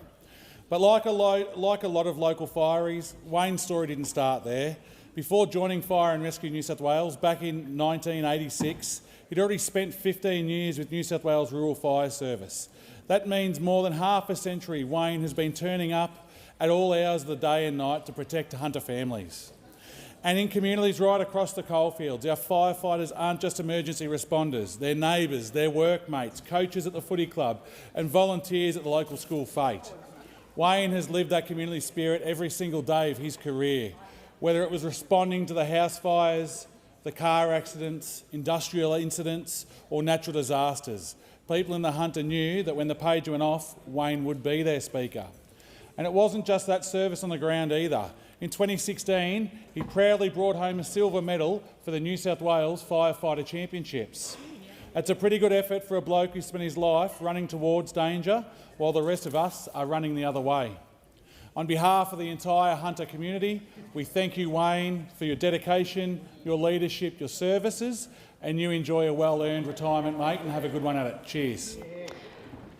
Member for Goldstein. Thank you, Deputy Speaker. And Deputy Speaker, Australians are looking at the events on the other side of the world right now, and they're of course deeply concerned about escalation and the threats it could pose to global peace and security. And then they also look at it and say, why would we want to bring those problems here? We know in Iran we have an Islamist regime that has done despicable things, from treating their own citizens appallingly, subjugating women, murdering homosexuals and, of course, engaging in the export of terrorism. We know that the Albanese government has a shocking record on national security when it did things like bring people from Gaza to Australia without doing proper security vetting and assessments. One of the most dangerous and reckless acts I have ever seen in public life. But why would we now then turn around and bring Islamist ISIS sympathisers to our country without proper checks and inspections? And this is the problem, Deputy Speaker, with what the government is doing right now. They claim their hands are tied. The Prime Minister says he can't do anything about it. Now is a time for leadership. Now is a time for people to stand up and defend Australia's national interest against Islamist ISIS sympathisers who pose a serious risk to the Australian way of life and our security. It's simply unacceptable to see a situation where our government does nothing in the face of such a serious threat. And all they can do is deal with that responsibility. We have a plan and have made it very clear that if you engage in bringing Islamist ISIS sympathisers to this country, you go to jail, and we are happy to stand by that, Deputy Speaker. hottest summer on record. In Victoria, we saw temperatures exceeding 45 degrees in Melbourne's western suburbs. A record high of 48.9 degrees was recorded in Victoria's northwest. Our Caroline Springs CFA went out and fought the Harcourt and Longwood bushfires, and for that I commend and thank our incredible volunteers. They should have been the only people working in extreme heat conditions, but they weren't. There are still instances of workplaces failing to meet the general duty for employers to ensure that workers are not exposed to health and safety risks, and that includes risks related to heat. Working in heat, especially extreme heat, is a significant work health and safety concern. I know that my husband Chris, a local Sparky, had to pull from his own annual leave to avoid working in dangerous extreme heat conditions this summer. And I know that other members of my community had to risk their health and safety too. They told me about it at a recent meeting with Transport Workers Union delegates and Minister for Employment and Workplace Relations. Airport workers told us that temperatures on the tarmac can exceed 50 degrees. I'd like to thank the TWU delegates for raising this important issue, as well as the Minister for coming out to Melbourne's western suburbs and making the time to hear directly from workers in my community. Because listening to the people who live these issues day to day is where real change starts. I know this and Labor knows this. I thank the House. Member for Canning. Thank you, Deputy Speaker. We will always protect the Australian way of life. Protecting our freedom, security and prosperity requires leadership and vigilance, especially after the Bondi Beach terror attack. We can't allow militant political Islam to grow in our communities. That's why we oppose the return of ISIS sympathisers back to Australia. This is our home and we don't want traitors living amongst us. ISIS was responsible for some of the worst atrocities committed this century: rape, enslavement, torture and murder right across the Middle East and Africa. Religious and ethnic minorities suffered under the yoke of ISIS. Who can forget the 21 brave Egyptian Christians who were beheaded on a Libyan beach in 2015, all in the name of militant political Islam? And let's not forget that it was ISIS who inspired the Bondi Beach massacre. So why would the Albanese government allow the return of ISIS sympathisers to our shores? If the average Australian can see the threat that ISIS poses, why can't this Labor government see the same thing? Now, the Albanese government denies any role in the return of ISIS sympathisers, despite mounting evidence of their assistance. But the truth is that the Albanese government is either incompetent or they are lying. Either way, on this side of the House, we say to ISIS sympathisers, there is no room for you in Australia. We do not want traitors living amongst us, and we will do everything in our power to close the door on you, because the Australian people and our way of life always comes first. Give the call to the member for Reid. I send a warm welcome to the new Leader of the Opposition, the first time he has had the job in this chamber, because it's certainly not a sentiment he afforded the previous Leader of the Opposition. In his first speech as Leader of the Opposition, the member for Hume said his party was in a position that they're in because they stopped listening to Australians, and he is right. They are tone deaf to the needs of the Australian community. At 2 elections, the electorate wanted action on climate change. Those opposite gave them a nuclear energy fantasy and dropped net zero entirely. The electorate said they wanted help with cost of living. Those opposite refused to support energy bill relief and tax cuts. Australians want us focused on them, and those opposites could only focus on themselves. They never listened to what Australians wanted. And my message to Australians is very clear. Labor will always listen to what you want because we are focused on you. They wanted cheaper healthcare. We have provided them cheaper medicines and record increase in bulk billing rates. Flynn. They wanted cost of living relief, and we've provided student debt relief and tax cuts. So I welcome the Leader of the Opposition. Maybe it's time you start listening to the Australian people and not to the extreme members of your party. In accordance with Standing Order 43, the time for member statements is concluded. I just have some statements to read briefly to the House. Members can take their seats quickly and quietly as possible. I inform the House that on 27 February 2026, I received a letter from the Honourable Susan Lee, resigning her seat as the member for the electoral division of Farrer. Consideration is being given to possible dates for the by-election, and I shall inform the House in due course of the dates which I fixed for the by-election.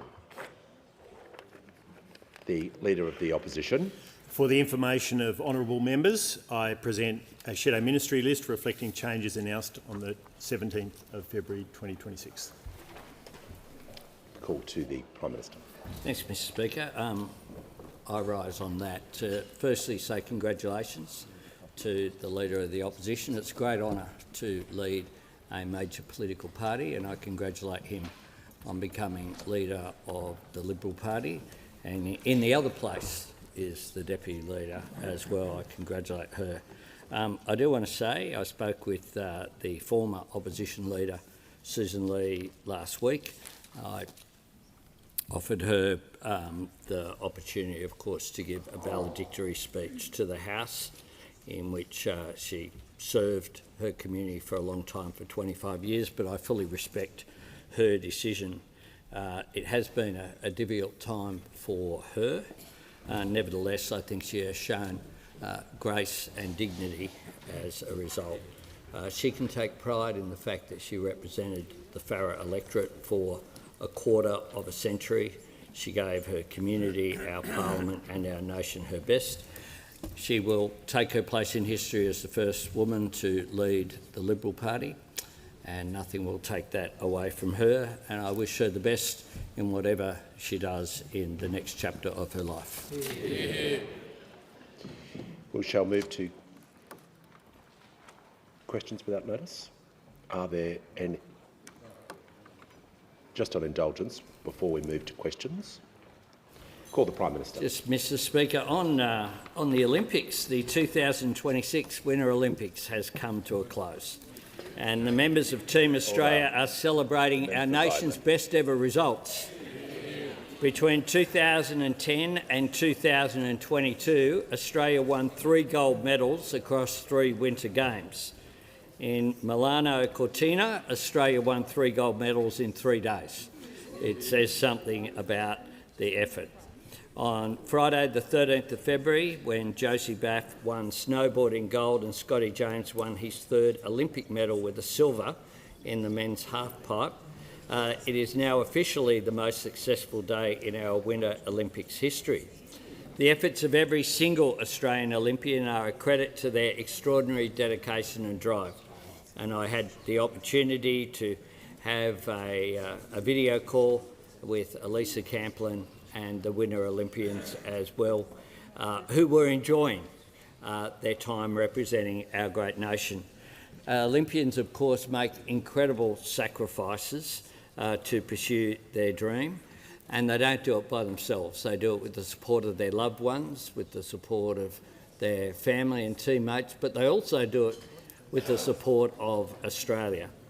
I spoke with one of our flag bearers, Jakara Anthony, a great product of Barwon Heads in Victoria, not a place you normally associate with the snow and winter sports, who won gold in the dual moguls, the first Australian Olympian to achieve that feat, and Cooper Woods, who secured Australia's first gold at the Games in the single moguls, a moment that his teammate Matt Graham celebrated by lifting Cooper onto his shoulders. Matt himself went on to claim bronze in the dual moguls. Many of the athletes I spoke to were among the 32 Australians competing in their first Winter Olympics. They stood tall in the global spotlight, and I'm sure they'll be part of future Olympic success for many years to come. This Friday, the Winter Paralympics begin, and on behalf of all Australians, we wish the 14 athletes who will wear the green and gold all the very best. Indulgence, the Honourable Leader of the Opposition. Thank you, Mr Speaker. Mr Speaker, I join the Prime Minister in congratulating the Australian Winter Olympics team. The 2026 Milano Cortina Games were the most successful Winter Olympics ever for our nation. 3 golds, 2 silver, 1 bronze, as you've just heard, along with some incredible performances and enormous determination. And amongst those were a number of medalists from the town where I grew up and surrounding towns within the electorate of Eden-Monaro. We've come a long way since that extraordinary performance by Stephen Bradbury all those years ago that many of us will remember, and what an extraordinary series of performances we've seen at these Winter Olympics. They're amazing athletes, and I congratulate the entire team. 50 Australians, more than 30 debutantes, competed across 11 sports, ably assisted by big support teams who play an enormously important role.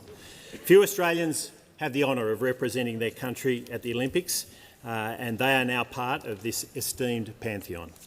I wish the Winter Paralympics team the very best as they approach their competition in the coming days. On behalf of the federal opposition, I congratulate our 2026 Winter Olympics team. Your country is so very proud of you. We shall move to questions without notice. Are there any questions? I give the call to the Honourable, the Leader of the Opposition. Prime Minister, there are reports that at least 34 passports have recently been issued under this government to facilitate the return of individuals who left Australia to join ISIS. Can the PM confirm that none of his ministers, nor any member of staff, made representations to any relevant departments or agencies to support or expedite the issuing of Australian passports to ISIS sympathisers in Syria? Call to the Honourable, the Prime Minister. Thank you, Mr Speaker.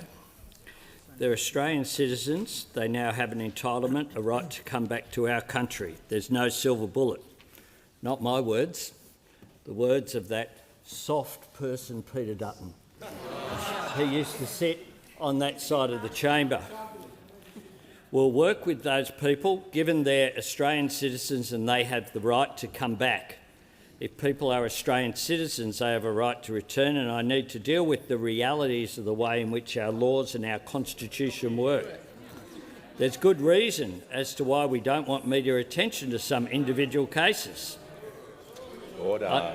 I don't want cameras parked out the front of schools or people being scrutinised as they're going into a mosque. Again, guess who? Peter Dutton. Peter Dutton. Order. Order. Members on my right will cease interjecting immediately. Order. No, the manager is entitled to raise his point of order, and he will do so in silence. Thanks, Speaker, and it goes to section 104 on relevance. It might be the Order. It might be the Prime Minister's birthday today, but that doesn't mean he should get leeway not to answer a direct question about whether any of his ministers made directions to have these passports issued. The Prime Minister was the manager. Order. The manager is correct. The Prime Minister was asked a question about his government and any ministers involved with these decisions. He has had a minute explaining the background to the question, and I'll ask him now to return to the question. Thanks, Mr Speaker. What I'm doing is explaining the law as provided by those opposite, the laws in which this government is operating, in which those opposite put in place when they were in government. And we were asked about, I'm talking about the law. Leader of the Nationals. Order. The Leader of the Nationals will cease interjecting. We don't have to just include Peter Dutton, because people come and go from the front bench over there. People come and go. But one of them who's back is the member for Barara. And this is what he had to say. Although many of these people are of counter-terrorism interest, under Article 12.4 of the International Covenant on Civil and Political Rights, it is their right as Australian citizens to return to Australia. The manager on a further point of order. Speaker, you asked that the Prime Minister bring himself directly relevant to the question. The question was directly relevant as to ministerial involvement, and he is not coming back to that part of the question. The Prime Minister needs to be directly relevant to the question. If he has some quotes, and I'm not sure if he's still reading from the same quote, but if he's reading and he's entitled to answer the question as long as he's being directly relevant. He can't talk about any other topics, but I'm just going to listen carefully. He's had some time now and he was asked a specific question regarding his government's involvement, but he's answering the question. I can't give a yes/no answer as much as you would like that, but that's not allowed under the standing orders. I don't have that direction. So the Prime Minister will continue. What I'm doing is explaining what they know to be the case, which is that we're operating under the law. Under the law. Order. Under the law. Indeed, the member for Barara went on to say the proposed temporary exclusion order scheme doesn't arbitrarily deprive these people of the right to abode. Member for Barker. Instead, it necessarily gives the government an effective means to monitor and regulate the return of these fighters. Mr Speaker, we are not repatriating these people. Order. We have made it clear. Member for Fisher. A non-government organisation took us to court demanding that we do that. We opposed that court action. We won the court decision, and those opposite know that this is the case. The hypocrisy on this is extraordinary, given that 40 people came home on their watch, including not partners or relatives, including ISIS fighters. The member for Moncrieff will cease interjecting. When the House comes to order, there was far too much noise during that answer. We'll hear from the honourable member for Menzies. Thank you, Speaker. My question is to the Prime Minister. What is the Albanese government's response to recent events in Iran and the Middle East, including how the government is supporting Australians in the region? Call to the Honourable the Prime Minister. Thank you, Mr Speaker, and I thank the member for his question. I'm surprised, frankly, that this was not the topic of the first question from those opposite, but it says it all. It says it all, Mr Speaker. Order. The member for Page is now warned. I hope you're not suggesting that that applies over here. Order. Order. The member for Page has made his intervention. I'm going to ask him to assist the House by not intervening anymore. Well, Australia stands with the brave people of Iran in their struggle against what is an oppressive regime. The Iranian regime has directed attacks on Australian soil that has brought death, destruction and chaos in its neighbours for decades. While Australia is not directly involved in current military strikes, we've been clear of our utter rejection of the brutal Iranian regime. We are concerned about regional escalation and the protection of civilians, and we note the public statement just put out by the Gulf states and the United States of America. Australian officials are closely monitoring the evolving situation. We support the US acting to prevent Iran from obtaining a nuclear weapon and to prevent Iran from continuing to threaten international peace and security. And we support the Iranian people being allowed to determine their own future. Our first priority is the safety of Australians in the region. We understand how distressing and challenging this time is, and we will do all that we can to provide you with information and to support you. We continue to advise Australians to not travel to Iran and to leave as soon as possible if it is safe to do so. Our ability to provide consular assistance in Iran is extremely limited due to the correct decision that we made to expel the Iranian ambassador and close our embassy in Tehran after the evidence of the IRGC's involvement in terrorist attacks on Australian soil. Given our concerns around security in the region, we've also upgraded Australia's travel advice to do not travel for Israel, Lebanon, Bahrain, Kuwait, Qatar and the UAE. Australians should leave now if it is safe to do so. The Department of Foreign Affairs and Trade has activated its Crisis Centre to provide consular support to Australians in the region. The registration portal is now open for Australians seeking assistance in Israel, Iran, the UAE and Qatar. Travellers should prioritise their safety, monitor events and follow local advice. Australians requiring consular assistance can contact the Consular Emergency Centre 24/7 on 1300 555 135. That's 1300 555 135 in Australia, or if they're overseas, outside Australia, +61 2 6261 3305. That is +61 2 6261 3305. Indulgence, the Leader of the Opposition to associate. Thank you, Mr Speaker. Can I associate myself with the sentiment of the Prime Minister here and what he's just said a moment ago. This is a genocidal, authoritarian and despotic regime that has existed in Iran since 1979. They have been responsible for unspeakable acts. They have supported terrorist organisations throughout the world. Hezbollah, Hamas, and the IRGC has acted to support terrorist acts throughout the world, including in this country. 2 acts we have seen, at least, in this country. And of course, the listing of the IRGC was something that both sides of the parliament supported. It should have happened earlier, but both sides of the parliament have supported that. We welcome the actions. The leader to conclude his remarks. We welcome the actions of the US and Israel. We welcome the demise of the Ayatollah, and we hope for the demise of this regime and a replacement of this regime with democracy, with freedom for the people of Iran. Call to the Deputy Leader of the Opposition in the House. Thank you, Mr Speaker. My question is to the Minister for Home Affairs. I refer to notes taken by the Secretary of the Department of Home Affairs during a meeting she and the Minister had with Save the Children about repatriating ISIS sympathisers before the last election that were provided to the Senate. These notes have a reference that TB stated a commitment to find a way. What exactly was the commitment the Minister made to Save the Children at this meeting? Call to the Leader of the House and Minister for Home Affairs. Order.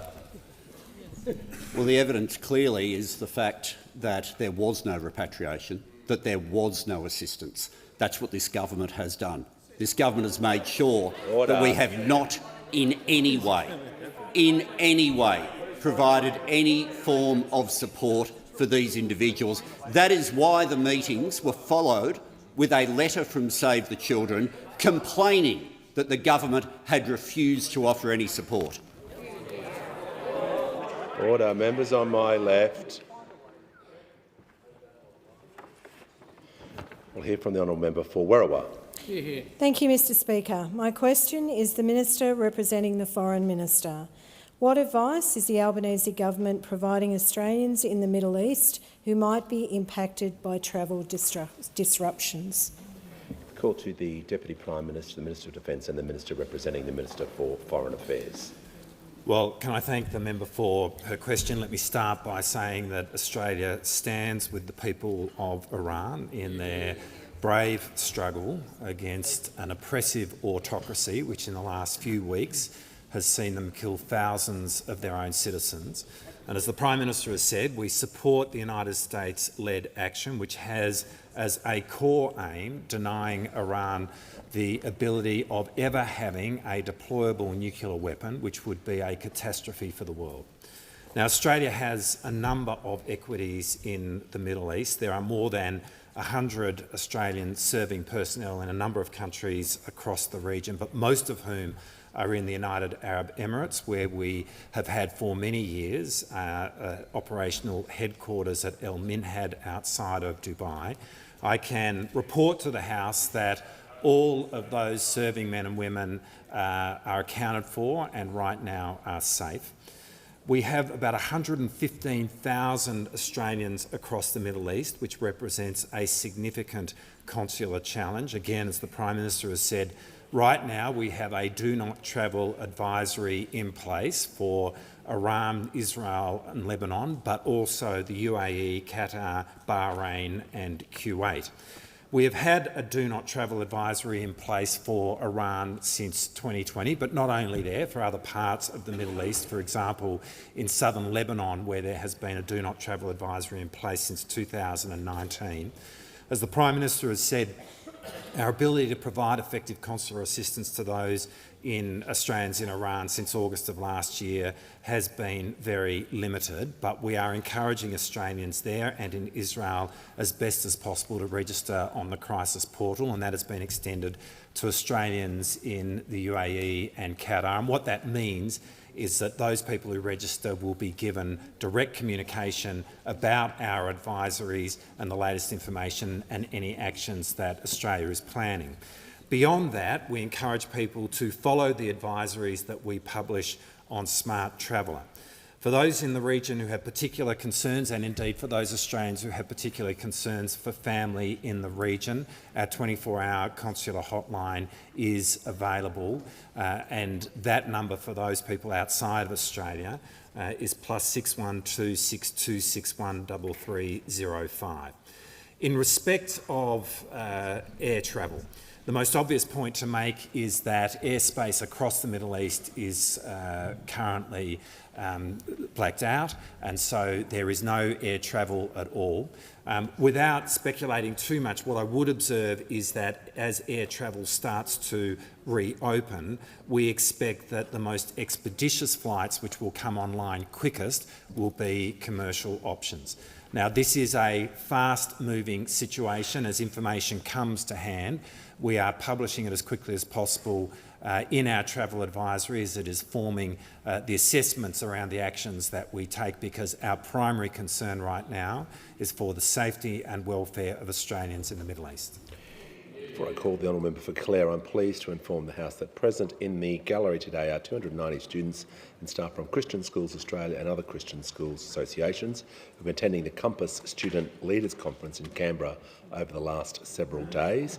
And also present in the gallery today is a group of hardworking and leading Australian GPs representing the Royal Australian College of General Practitioners. A warm welcome to you all. Give the call to the member for Clare. To the Prime Minister. The Lithgow Locomotive Workshop is a critical piece of railway infrastructure. The site is needed to expand and secure existing freight rail businesses and new ventures such as battery electric train manufacturing. Yet it seems that Pacific National wants to sell it to a property developer. The community wants the site saved, and I note that the recent New South Wales Country Labor Conference unanimously called on the state and federal governments to begin discussions to buy the site and support local workers and businesses. Will your government do this? Call to the Prime Minister. Well, I thank the member for Clare for his question. Indeed, I was in Orange in the members' electorate just a couple of weeks ago at the country conference, and I can assure the member that the many members who were there enjoyed their time in what is a thriving regional city of Orange that is seeing a diversification of its economy, and we were very welcome there, and I thank the community through the member for hosting us. I do note that this is a Pacific national asset, and Sydney trains operate the line there. The government is supporting a future made in Australia through our National Reconstruction Fund that is supporting the revitalisation of our local manufacturing sector. We're continuing to progress work through a variety of mechanisms, including the National Rail Action Plan. What that was aimed at doing, and was the subject of one of the commitments that we made in a budget reply, is to avoid the situation whereby different states were all trying to manufacture all at once, but to get coordination, to get productivity, and therefore to get costs down for Australian manufacturing. That was an agreement that we've taken through state and territory transport ministers as well. That includes, of course, not just passenger rail, but also the rail freight industry. And one of the things that has been very successful about Australian rail manufacturing is that, unlike some of the carriages that have been commissioned overseas in parts of Asia, the trains actually fit the tracks. When the trains need renovation, you don't have to shut down the tracks, such as the Sydney Light Rail track was shut down for more than 6 months. Just like when we manufacture ships here, you don't have a situation where the ferries down the Parramatta River can't go under the bridges because people would be decapitated if they were on them. It makes sense for us to make things here. We'll continue, and the Minister will continue to engage with the member, and I'll also raise this issue with the Minister for Industry, Senator Ayres, in the other place, on his behalf. The call to the member for Dunkley. Thank you, Speaker. My question is to the Prime Minister. How is the Albanese Labor government delivering real cost of living relief for Australians and making a difference in their lives? How does this compare to other approaches to the cost of living? The call to the Prime Minister. I thank the member for Dunkley for her question, and I congratulate her on the anniversary of her election in the Dunkley by-election to this place. My second favourite, Jodie. I thank you for the question. Last fortnight, I've seen the positive difference that our government is making, easing cost of living pressures, improving the lives of Australians, investing in our nation's future. In Melbourne, I met nurses at the Royal Children's Hospital who'd been supported by paid prac while they did their training placement. In Croydon, with the member for Deakin and Menzies, I met tradies benefiting from free TAFE, and with the $10,000 cash incentives to study their trade and build more homes. At the Heidelberg Repat Hospital in Jagga, I congratulated Rob Winther for his 60 years of service to our veterans, and I spoke to veterans about the difference that it's made us properly resourcing the department and not holding up the payments to which they deserve. I visited a newly fully bulk billing GP practice in Launceston, one of the 3,400 across the country, 3,400 with our investments meaning more people are getting bulk billed. At an endo clinic in Werribee with the member for Lawler, I spoke to women benefiting from our record investment in women's health.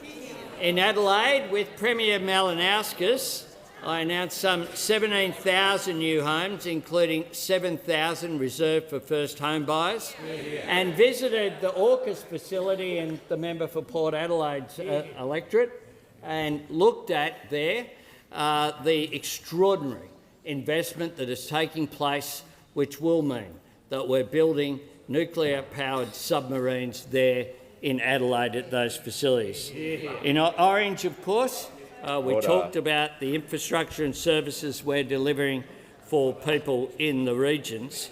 And as of yesterday, over 250,000 cheaper home batteries have been installed across the nation, cutting power bills with cheaper, cleaner energy. Mr. Speaker, I take the interjection. We encourage that member to meet more people, I assure you. We encourage you to get out and about. We do that. We do that.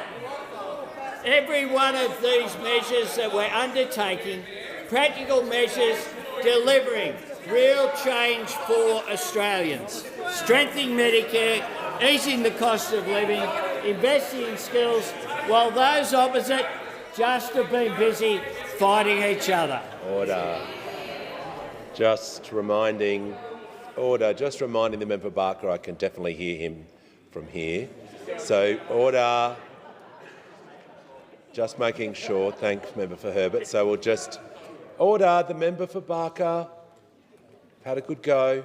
I'm sure you want to stay. We'll just calm, and then we can hear from the Leader of the Nationals. Speaker, my question is to the Minister for Home Affairs. Can the Minister inform the House when he or his office last had contact with Dr Jamal Rifi concerning the repatriation of ISIS sympathisers? Call to the Leader of the House. Thank you very much, Mr. Speaker. It would be many, many months since I've had a conversation with Dr Jamal Rifi on that particular issue. Very many months since I've had a conversation on that. The last time... Order. Members on my left, the member for Casey is going to leave the chamber under 94A. This continual... Order.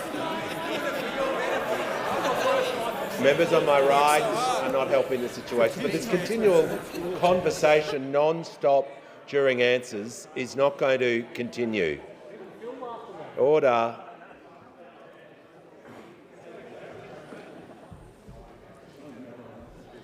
Order. The Minister in continuation. Thanks, Mr Speaker. What followed the last time that I think Dr Jamal Rifi was present at a meeting I had on this issue, what followed was a letter from Save the Children, who were also at that meeting, which included this sentence: "We are deeply disappointed with this decision to refuse assistance to Australians in trouble overseas." The Minister, has the Minister concluded his answer? Yeah. Yeah. Resume your seat.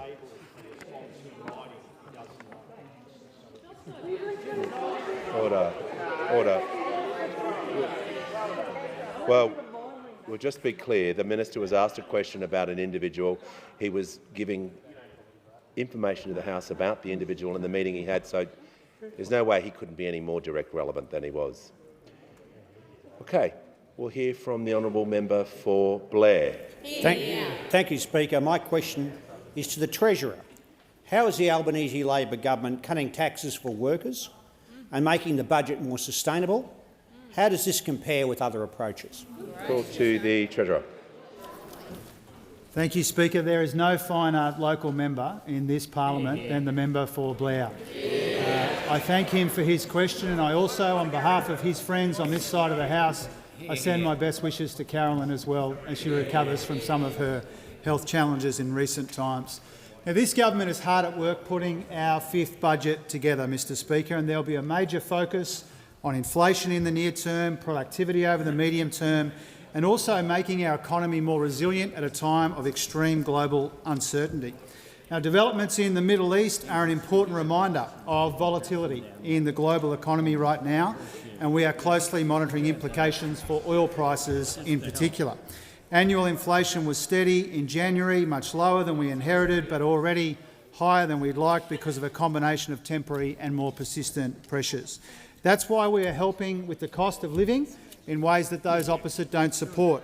It's also why we are improving the budget in ways that they were incapable of, Mr Speaker. We found $114 billion in savings. We've delivered 2 surpluses. We got their debt down by $176 billion.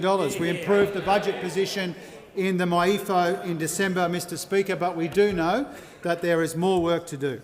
But we are strengthening the budget at the same time as we are cutting income taxes for all 14 million taxpayers. And because of our combined tax cuts, Mr Speaker, an average taxpayer will keep an extra $50 a week to help with the cost of living. Now, if the new opposition leader had his way, Australians would not be getting a tax cut this year or next year, and deficits would be bigger in both years as well. He was the Shadow Treasurer responsible for their policy of higher taxes for every taxpayer, bigger deficits and more debt, Mr Speaker. Not content with being the worst minister in the Morrison government, he was also the worst Shadow Treasurer in memory, so they made him the leader of the Liberal Party, Mr Speaker. They made him the leader of the Liberal Party, Mr Speaker, and this is why they can't release their election review. Because, and I've seen it, Mr Speaker, and I read on page 21, I refer you to page 21 of the unreleased election review, Mr Speaker, which says...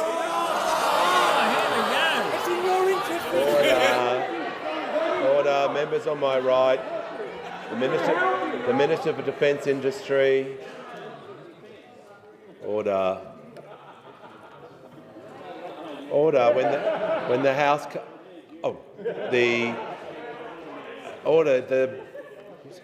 The Deputy Leader of the Opposition in the House is rising on a point of order. It's a relevance.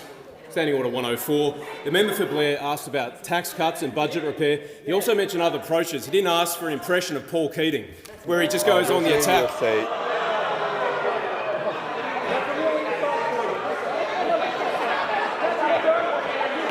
Order. Order. Order. Order. The Deputy Leader of the Opposition in the House, I will remind, needs to state the point of order, and the Treasurer was asked, order. That was an abuse of the point of order process, but we're just going to deal with this. He wasn't asked alternative approach, he was how does it compare with other approaches. So there was difference. It is the Treasurer's birthday with the Prime Minister, so I'm feeling generous today. But the rules still apply to everyone. So I'll just remind the Treasurer to be directly relevant to the question he was asked. It's very kind of you, Mr Speaker, but not as kind as the Shadow Minister. What a gift on my birthday, Mr Speaker. Thank you very much. But the point I'm making is we're for lower taxes and for smaller deficits. They're for higher income taxes and bigger deficits, and that's why their election review says that that's what cost them their economic credentials, Mr Speaker. It says that on page 21. I refer everyone to it. Mr Speaker, the member for Hume is the economic and political genius who is responsible for the mess that they're in right now, Mr Speaker. And by electing him their leader, they've shown they haven't learned a thing and they haven't changed a bit. I think the member for Page was on a point of order regarding correct titles. So, yes, I didn't want to interrupt the flow. Just remind all members, including the Treasurer, to refer to the leader, everyone by their correct titles. Order. Member for Cunningham. Give the call to the Leader of the Nationals. Thank you, Mr Speaker. My question is to the Minister for Home Affairs. Was the Minister or his office aware of intelligence advice that at least one of the ISIS sympathisers posed a security threat to Australians when he met with Dr Jamal Rifi and Save the Children in June 2025? Give the call to the Leader of the House. Thanks very much, Mr Speaker. Well, for the first thing, nobody ever should talk about intelligence advice that you receive from the agencies in the privacy of the House of Representatives.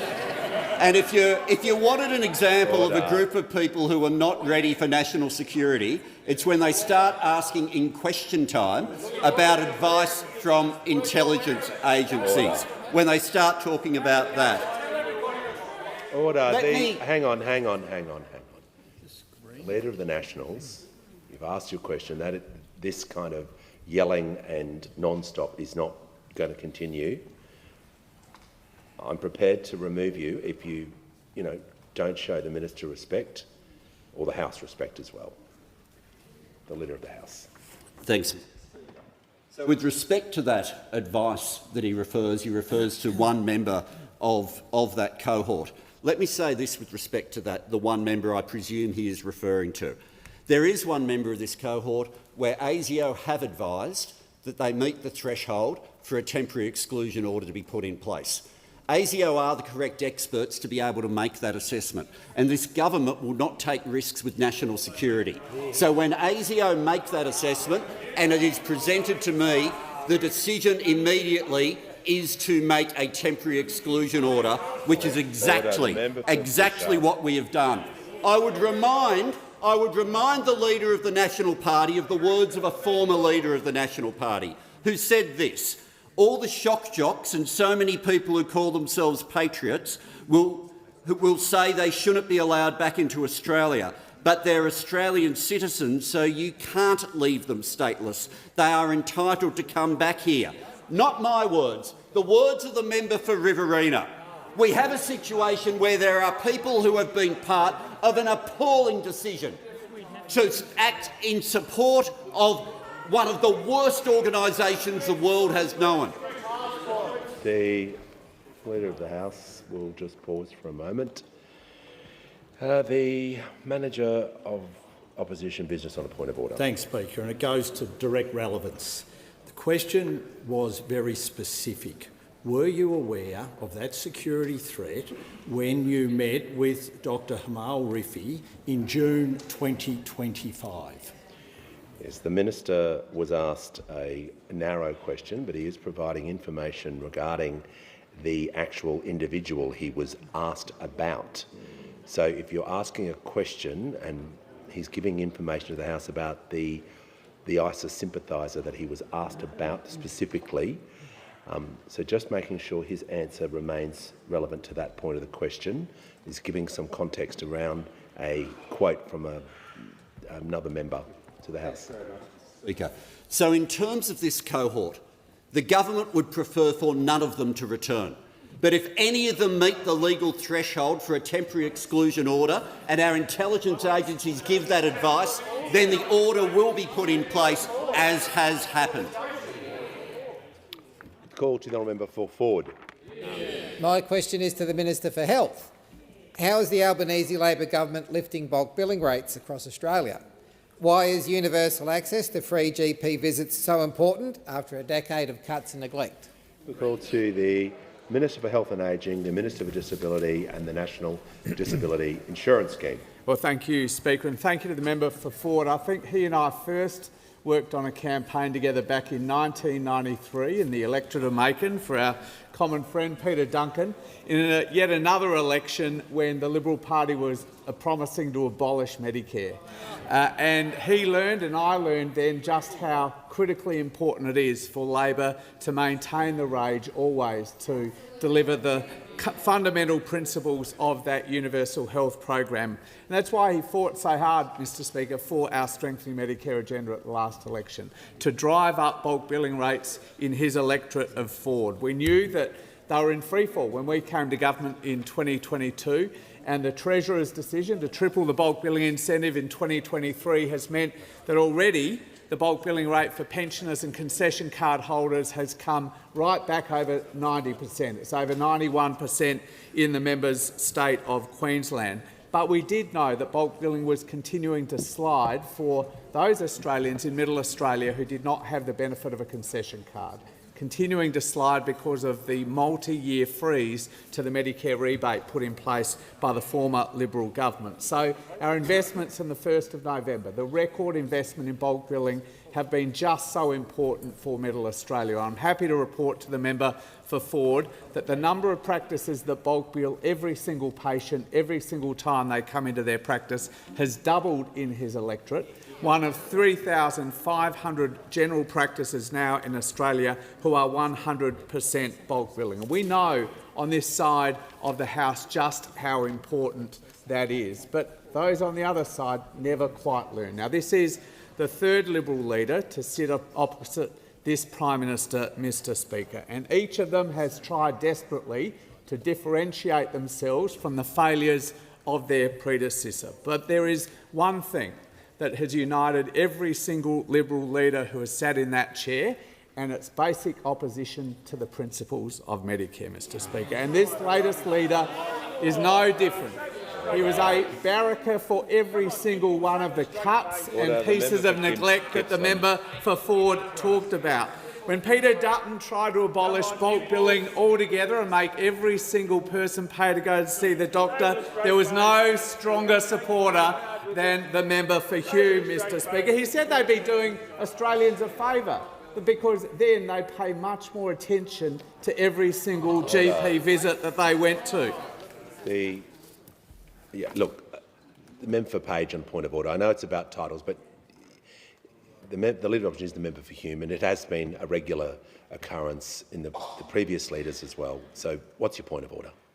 Member not acknowledging the Leader of the Opposition is that title, Speaker. We can start referring to ministers for the members, what member they are, what seat they are, but we pay them the respect of the minister. The Leader of the Opposition has an official title, respecting the standing orders, and I ask the minister to refer to it. Order. Look, just to ask everyone for a little bit of leeway with new order. Prime Minister, you're not helping. Just with everyone, there are some new titles in place, so there are new positions in place, so I just want to be a bit lenient with everyone for the first week or so. If it continues, member for Page, trust me, I'm aware of it, I'm monitoring it, you do not want to get up anymore, but people are referring to those. We'll just allow everyone to settle in. Okay? The Minister for Health will assist the House by referring to everyone by their correct titles.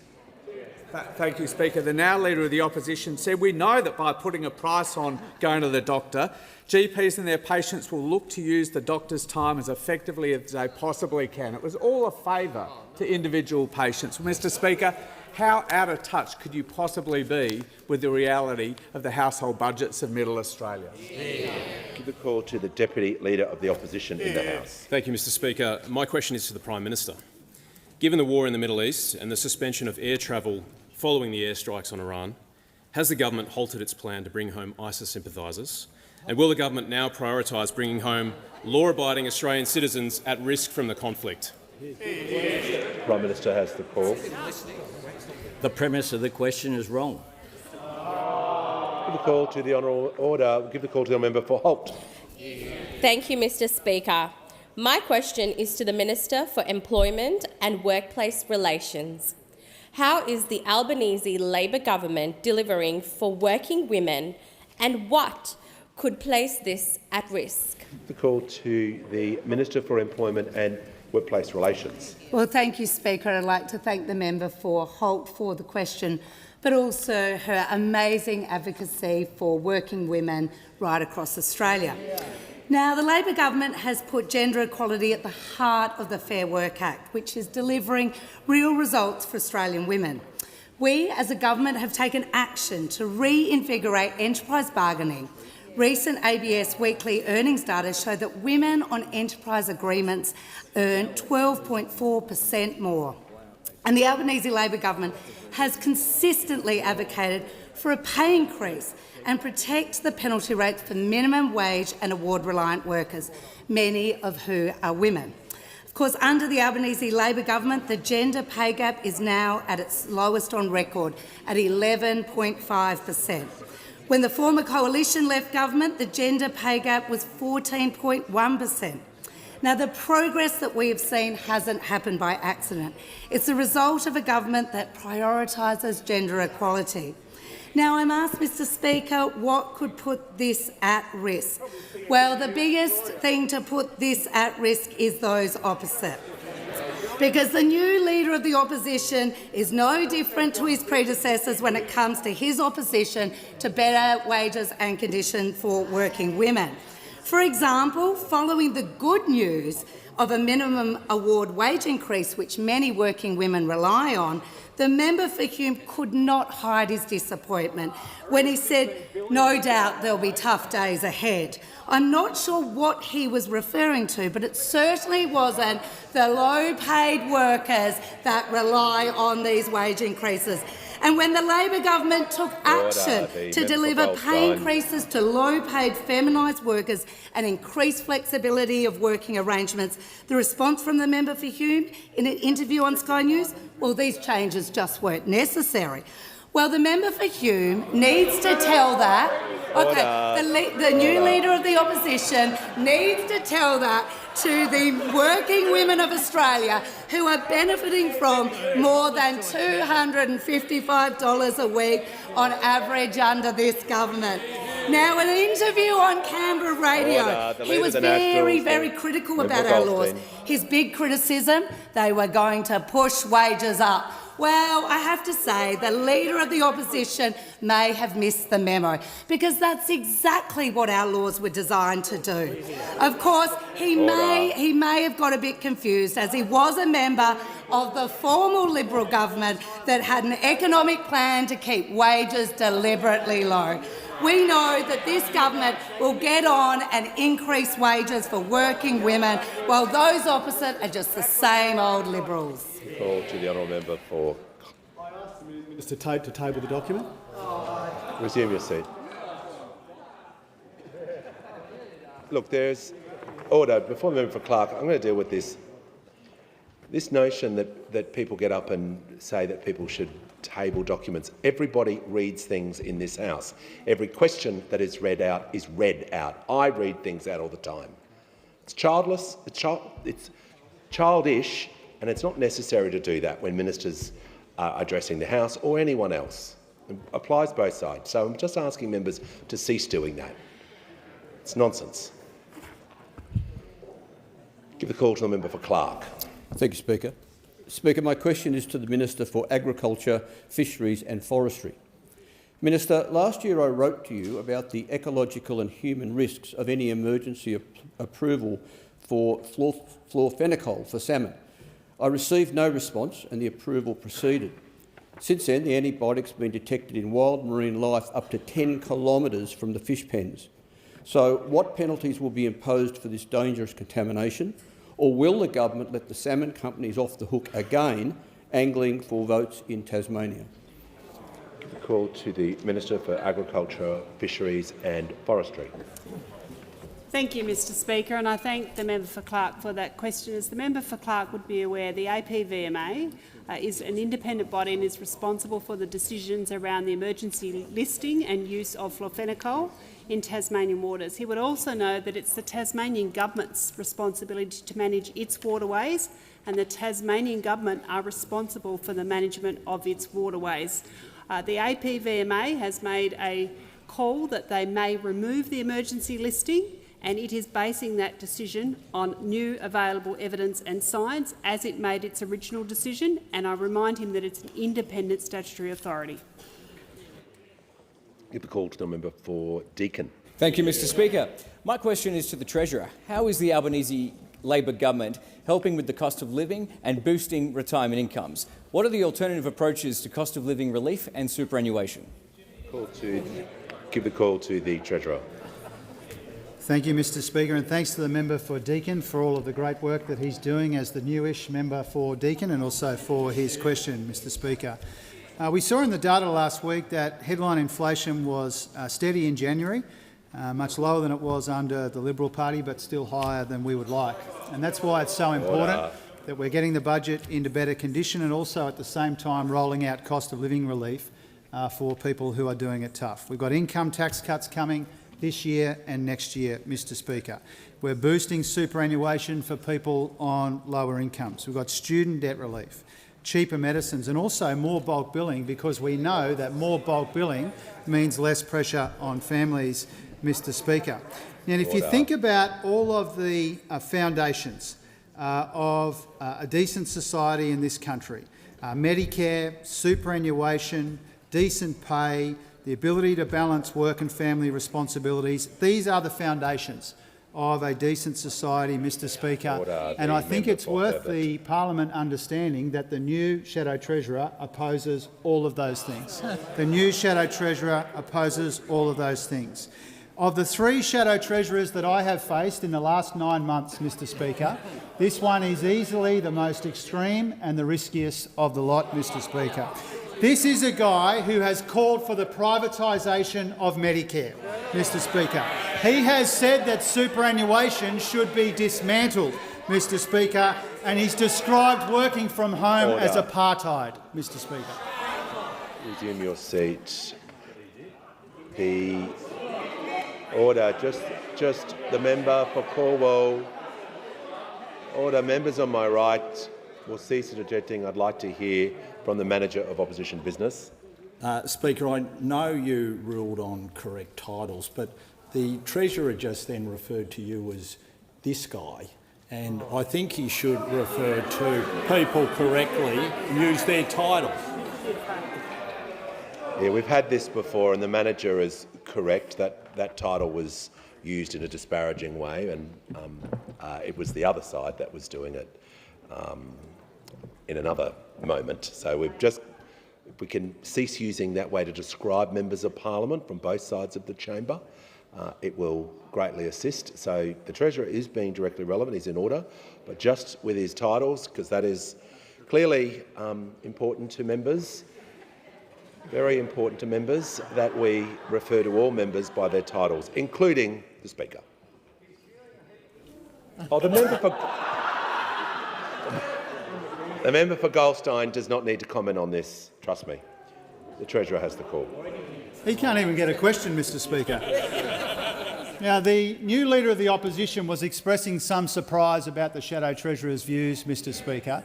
He might have appointed him, but it seems he hasn't Googled him, Mr Speaker, because all of these views are well known and on the public record. But I think the other interpretation, Mr Speaker, is that the new Leader of the Opposition agrees with the Shadow Treasurer.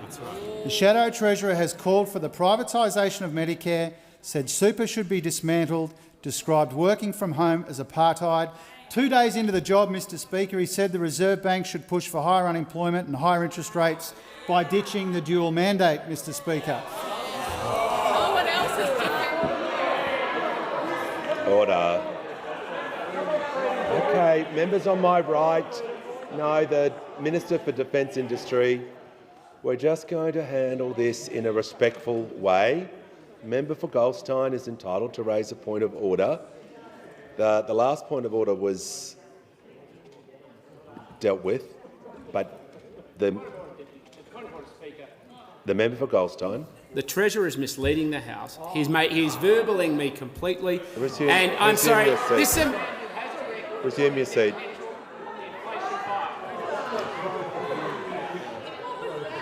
Look, the member for Goldstein knows you simply can't get up here and say what you'd like. That wasn't a point of order. There are forms of the House, as he well knows. If he thinks he's been misrepresented, he may take that. But if he does that again, that is an absolute abuse of the standing orders. Everyone saw that, and that is not acceptable. That's first day back for everyone, but just everyone, I'm asking everyone to step up their behaviour and just follow the rules of the House. So the member for Goldstein is warned. And we'll just get the Treasurer to conclude his answer.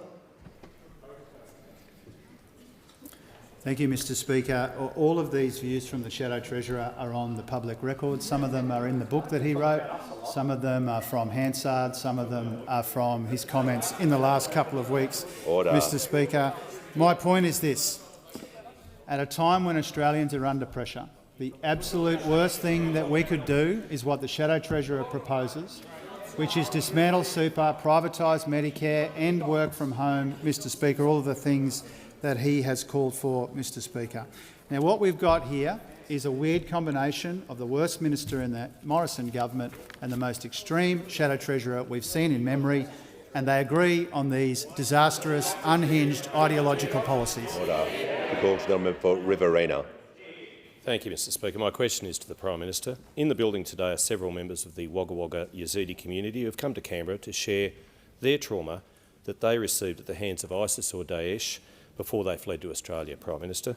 How can the government assure the inconsistent messaging regarding ISIS sympathisers returning to Australia won't destroy the lives these beautiful, beautiful Yazidi people are rebuilding in our country? Give a call. Order. The call to the Prime Minister. I thank the member for Riverina for his question. I join with him in welcoming the members of that community. The ISIS ideological position is one that seeks to wreak violence, murder and trauma on the world, but no group more than in their local community, than in the Middle East itself.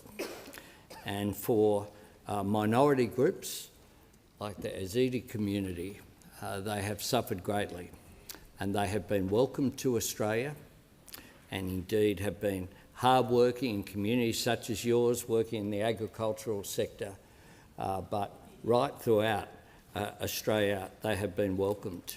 We are a welcoming country, and we stand completely against the evil regime that is ISIS. And that's why, frankly, and I know that the member for Riverina has a proud history of not seeking to promote division or play politics with these issues. That's why no one in this place should be doing that. No one should be suggesting the sort of interjections that I heard across the chamber earlier, because we all stand united as Australians against Islamic State. We all stand... Order. The member for Bowman is warned. And that's an example where I'm speaking about what Australia's position is. And what we need, and I've consistently said this, is a search for more unity, of coming together for our common interest, of not trying to play these political games, pretending the Constitution isn't there, pretending that the law isn't there, but engaging directly with people. And that's how people such as that community who fled danger and made Australia their home as refugees can get that reassurance that we as a nation have given communities from all over the world since well, since at least the dismantling of the White Australia policy, which now I would hope is a bipartisan position that we have. So I say to the member for Riverina, I know that the Minister for Home Affairs is meeting with the community as well. That would be welcome. He's meeting with them this afternoon. They are welcome, and I thank them for the contribution that they're making as loyal Australians, not giving up their heritage of their own culture, but adopting as well loyalty to our great nation. Call to the honourable member for Bullwinkle. Thank you, Speaker. My question is to the Minister for Home Affairs. Can the Minister please update the House on the arrest made in Western Australia last week for the alleged terrorism offence? Call to the Leader of the House and Minister for Home Affairs. Thanks, Mr Speaker. I thank the member for Bullwinkle for the question, and I know all members, and particularly members from the West, were shaken with the information that came out with the arrests last week. At the end of last week, West Australia Joint Counter-Terrorism Team, which involves the Australian Federal Police, the West Australian Police Force and ASIO, charged a 20-year-old man with acting in preparation or planning for a terrorist act. The man has also been charged with firearms offences. He was arrested by WA Police when they were executing a search warrant as part of an investigation into alleged anti-Semitic, Islamophobic and racially motivated online hate speech. When they got there, they discovered a manifesto-style document outlining plans for nationalist and racist ideological motivated act of violent extremism aimed at attacking mosques in Western Australia, as well as Western Australia Police Headquarters and the State Parliament. For some time now, our security, intelligence and law enforcement agencies have been warning that we are entering a new security environment. There are many different ideologies that can give rise to extremism. Sometimes it's a range, sometimes it's a mix of ideologies. Sometimes the threat of the ideology, we often talk about it coming across the border. Much of this now is coming straight across the internet into Australia. Whenever the temperature is higher, whenever those who promote hate feel emboldened, this increases the likelihood that violence will be planned and attempted.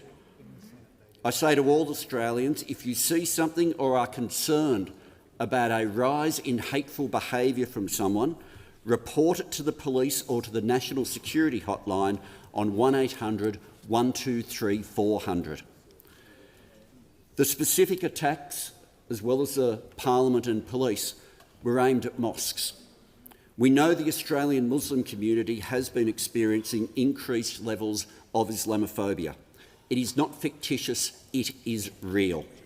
This man allegedly wanted to target mosques, a place of prayer and worship for many Australians. Every elected official who claims to care about national security has a responsibility to turn the temperature down.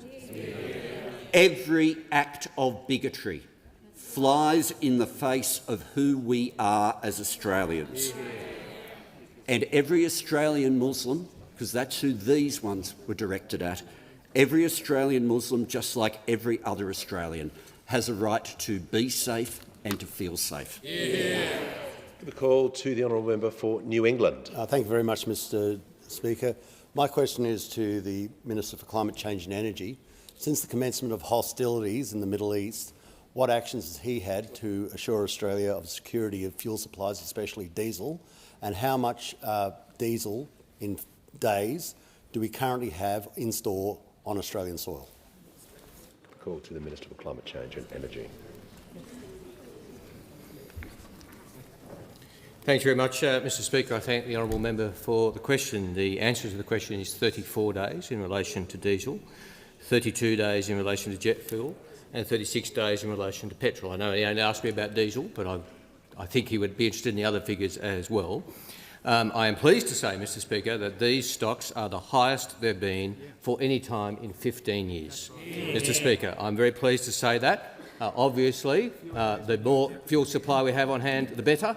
and I'm very glad that we now have 15 days more than in any times than in 15 years. And I do note that when we came to office, the stock was held in Texas and Louisiana, Mr. Speaker. Now, I'm not sure whether you call that the Gulf of America or the Gulf of Mexico, but it's certainly not the Gulf of Australia, Mr. Speaker. Order. We believe that our fuel supply should be kept here. The minister will just pause. He's talking about the stock of the fuel supply, which he was asked about. The member for New England, a point of order. Thank you very much, Mr. Speaker. It's on relevance and with respect. I did say on Australian soil. What he's mentioning now is also what is at sea on its way to Australia. They are on ships of convenience and can be directed away at any time. He was asked about the security of order. He was asked about the security of diesel supply and what stock of supply. So just making sure, if the minister was asked a question about stock on Australia, that is being directly relevant to that question he was also asked about. The member for the point of order, and it's a reasonable point of clarification, Mr. Speaker. Those figures only include fuel in Australia or on ships in our economic zone. Only that is what it's included, not ships that are some way away, whether they be in the Middle East or Singapore or the Gulf of Mexico. That is fuel in our exclusive economic zone. It is true, it is not all on land in Australia, my advice is, but it does include fuel that is on the way in Australia but is in our economic zone. Now, Mr. Speaker, we believe it's appropriate. That's why we introduced minimum holding stocks. This was work that was not conducted by the previous government. The previous government saw 4 out of 6 petroleum refineries closed when they were in charge. 4 out of 6 closed, Mr. Speaker. The 2 that we inherited are still in operation. That is not because, Mr. Speaker, of an accident. It's because of government and industry working together. We believe that this is appropriate because what is required is to have stocks on hand for circumstances that are unpredictable globally and internationally. Now, as I said, Mr. Speaker, the previous arrangement was that these stocks would be held overseas. In fact, I can refer the House to a press release on the 8th of March 2020, headed Visit to the United States of America, which says, Minister Taylor will hold bilateral discussions with US Energy Secretary and sign a landmark agreement with the United States that would allow Australia to access crude oil that is held in the US Strategic Petroleum Reserve during an emergency, Mr. Speaker. The giveaway is in the name, in the US Strategic Reserve. We believe in a strategic reserve which is Australian in Australia, Mr. Speaker. That provides a greater level of convenience of access, Mr. Speaker, if the soil is around closer to where you are, not in the United States. Call us old-fashioned, but we believe that's a better approach, to have that fuel either in Australia or on the way to Australia. The member for New England raised a legitimate question. It only includes fuel that is on the way to Australia as well as fuel that is in Australia as we speak. That is a good thing. We think that's a better arrangement than the one we inherited. Give the call to the member for Paterson. Thanks, Speaker. My question is to the Minister for Infrastructure and Transport. How's the Albanese Labor government furthering the delivery of high-speed rail, and how does this compare to other approaches for rail projects? Call to the Minister for Infrastructure, Transport, Regional Development and Local Government. Thank you very much to the member for Paterson for her question, and I was so pleased to stand with her and the member for Newcastle in Newcastle last week to announce that high-speed rail is a step closer. Our government is now entering the development phase for a line between Newcastle and Sydney. Teams will now go metre by metre doing the detailed planning and design work required so that we can make a final investment decision to put shovels in the ground. We will be getting early contractor involvement to make sure we have got this project right, and there are industry briefings happening in April in Newcastle. We'll be designing the tunnels, getting the design of the stations, understanding the signalling system that is needed, and this is the steady, purposeful work, getting that design right so we can make a future investment decision with confidence that we have all the facts on this project. Our country is, of course, growing, and we know existing road and rail between Sydney and Newcastle is at capacity. Significant investment is going to be needed in the M1 and into rail if we do nothing because of the population growth through this fantastic part of the world. High-speed rail can absolutely be part of the solution to that. Stage 1A and 1B will be dedicated high-speed rail connecting Newcastle to central Sydney in an hour, allowing us to deliver more homes, spread jobs across the state and grow the economy of the Hunter. Now, one of my shadow infrastructure ministers, you may not know there's actually two. There's a National Party one and a Liberal Party one, because I assume because they don't actually trust each other. But their latest contribution was that the Commonwealth doesn't own a bulldozer and has no constitutional authority to just rock into states and start building dams or roads or rail projects. Now, this is true, but it is a fascinating point to make when that is exactly what those opposite did with inland rail. When we came to government, we discovered that this approach to building inland rail was frankly just to start before they'd worked out where the line would start and end. They said it would connect the ports of Melbourne and Brisbane, but they couldn't tell us how. There was no schedule, no actual plan. And what happened as a result was the costs have blown out to 4 to 5 times what they guesstimated it would cost. We had to commission the independent shot review to make sure that this wasn't a multi-million-dollar train to nowhere. And I'm pleased that as a result of the review, we've now turned the first sod at the Beveridge intermodal. We're prioritising building to Park so we can then start moving double-stack trains from Melbourne all the way to Perth. This, of course, was part of an infrastructure pipeline we inherited that was full of pet projects with no details beyond a press release. Delivering infrastructure, it takes time, and it takes a government that spends more time on the planning and design than it does on Sky News. That's why our government is entering this detailed planning process for high-speed rail to make it a reality. Order. Order. The Prime Minister has the call. Thanks, Mr Speaker. Given there have been not a single question about the economy or cost of living from those opposite, I ask that further questions be placed on the notice paper. I will give the call to the member for Barara for a moment, or the member for... well, the member for Barara did the courtesy of letting me know that he wished to do that. Is the member for Goldstein seeking the same? All right, well, we'll do this in an orderly way. I'll just report this to the House first of all. I present a corrigendum to the Auditor General's Performance Statements Audit Report number 22 of 2025 entitled Performance Statements of Major Australian Government Entities, Outcomes from the 2024-2025 Audit Program across entities. We'll go to the member for Barara, who is seeking the call on a misrepresentation. Thank you, Mr Speaker. I seek leave to make a personal Do you claim to explanation. be misrepresented? Most grievously You may so. proceed. In question time, the Prime Minister quoted some words I said in the second reading debate on the Temporary Exclusion Orders Bill in 2019. What the Prime Minister didn't mention was that I was directly explaining how temporary exclusion orders would allow returns to be managed and why they should only be used in our security interests. The government refuses to issue temporary exclusion orders. Under its self-managed return policy, the government refuses to do exactly the thing that I said the government should do when I addressed the House in 2019. To imply my position is supportive of the government's current approach, as the Prime Minister has done, is misleading and disingenuous. Just before we get to the member for Goldstein, when people are doing a misrepresentation, you simply state where the misrepresentation has occurred, not an explanation around it. So short and sharp is the order of business when it comes to misrepresentation. So I hope the member for Goldstein has picked up that cue, and I give the call to the member for Goldstein who's claiming to be misrepresented. I do, Speaker. Speaker, during question time today, only a few moments ago, the member for Rankin made a series of misrepresentations of my positions on matters. Firstly, he claimed that I, quote, want to privatise Medicare. That is not the case, I believe, in sustainable Medicare. He claimed that I want to, quote, dismantle superannuation. That is not true. I simply want to stop the corruption and make sure that home ownership takes precedence. He claimed that I had referred to work from home as apartheid. This is a very close verbling of what I said. The Allen government in Victoria has created a work-from-home program which they have described as a right, which will not extend to everybody, and so it is they who are engaging in that practice. I am criticising them for engaging in that practice. I will say one thing, which is the Treasurer did get one thing right, which is I am an extremist for small and family businesses and the self-employed. Order. Order. The member for Isaacs, the Leader of the House with papers.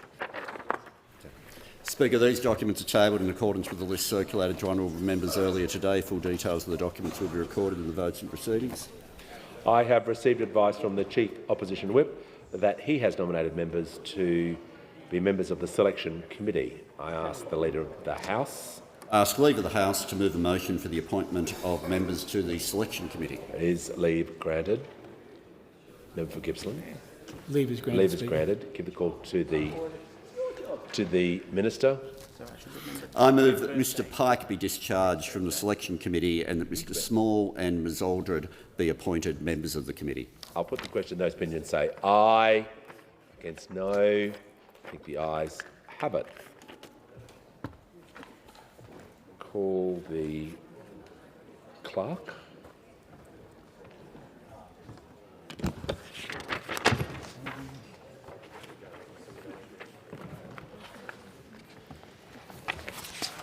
Government business. Order of the day number 1.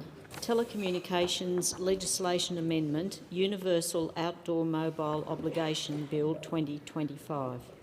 Resumption of debate on second reading and on the amendment moved by the member for Lindsay. The original question was that this bill be now read a second time. To this, the honourable member for Lindsay has moved as an amendment that after all words after that be omitted with a view to substituting other words. The question now is that the amendment be agreed to. And I give the call to the honourable member for Moreton. Thank you, Mr Speaker. Mr Speaker, I still remember my first mobile phone, which I got back in 2002. It was the Nokia 5510. It was pretty great. It had a full QWERTY keyboard, a calculator, a stopwatch, and for the first time in a phone, it had a built-in MP3 player, which held a whopping 11 songs, about a third of which were by Christina Aguilera on my phone. But back in the early 2000s, coverage could be patchy. For me, as I was only really using my phone to let my mum know where I was and to play Snake, that wasn't a huge deal. Fast forward over 20 years and mobile phones look a lot different. When I got my Nokia 5510, I wouldn't have been able to imagine reading the news on it. I wouldn't have been able to imagine ordering stuff online or getting directions or accessing social media. These days, we can take photos of videos and share them instantaneously with friends across the globe. One thing that hasn't changed, though, and that is the core purpose of a mobile phone is to be able to make and receive calls. And that is the essence of the telecommunications legislation amendment before us here today. Deputy Speaker, the bill has a simple premise. It's about keeping Australians connected. The Albanese government recognises that reliable mobile connectivity is essential for modern life and wants every Australian to have access to baseline mobile voice and text services right across this country. Because connectivity is important. It's key to preventing social isolation, it's key to delivering modern healthcare, and it's key to keeping our economy moving. We need our telecommunication services to be reliable because we depend on them every single day. For so many reasons. These might be to keep in contact with friends and family or for running your own small business. Above all, we need them crucially to reach emergency services when something goes wrong. Despite these needs, traditional mobile networks currently reach only about 1/3 of Australia's vast land mass. There is coverage in the areas where approximately 99% of Australians live and work. But in large parts of regional, remote and rural Australia, you can't make a 000 call through standard mobile services. Labor has listened to the communities of regional, remote and rural Australia, and these communities have been very clear about the consequences that these gaps in coverage leave during emergencies.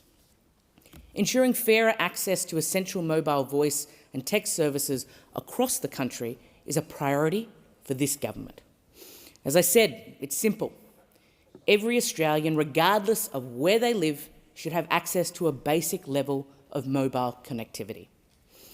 This is why Labor is introducing the Universal Outdoor Mobile Obligation.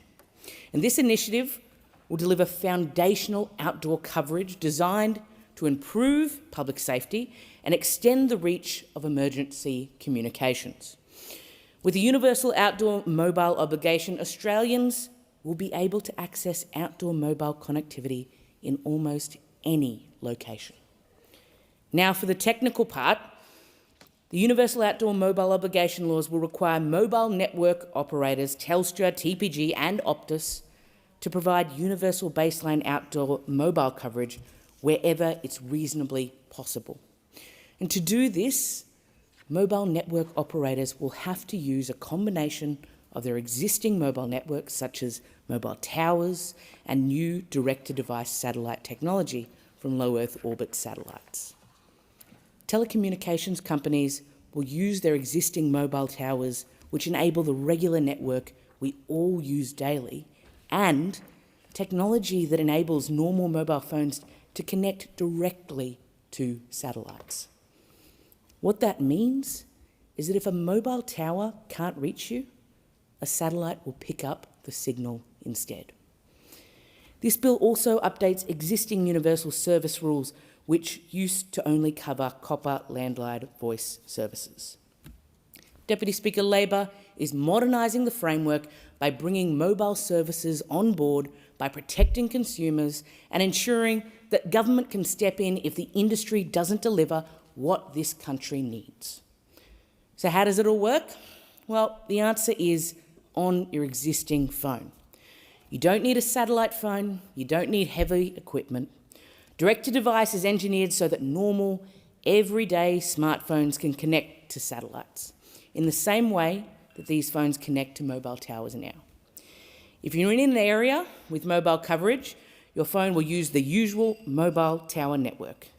But if you're in a remote area with no towers, your phone will automatically switch and connect to a satellite overhead. You won't even know it's happening. And that's important because in an emergency, when you need it, making sure that you're not having to think about technology is key. You only need to be able to get through. You might be exploring a distant national park, you might be enjoying a day offshore, hiking up a mountain or simply driving home along a remote road. With this technology, you will have full mobile coverage. The low Earth orbit satellites are close and they're fast moving. They can pick up mobile signals from standard phones, provide stronger connections than older, far-away satellites, and ultimately give more reliable coverage in remote areas. Another way of thinking about low Earth orbit satellites is that they are backup coverage. They're the safety net that Australians need when they need it the most, and that's what this legislation is about. Deputy Speaker, this legislation and this emerging technology is combining to be a game changer in rural, in regional and in remote Australia. And it will fill the gaps where mobile towers have never been viable because of distance, because of geography, or because of cost. And will give people a level of certainty and safety that simply hasn't been possible before.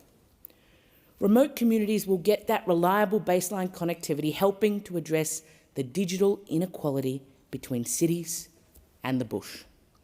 It will remove the black spots that have a negative impact on businesses, that have a negative impact on day-to-day life, and that have a negative impact on the safety of our Australians. We're all familiar of stories of travellers stranded for days alongside their car in the outback, sometimes with tragic outcomes. The Universal Outdoor Mobile Obligation will enable quicker location and rescue in these situations where minutes matter and getting through is important.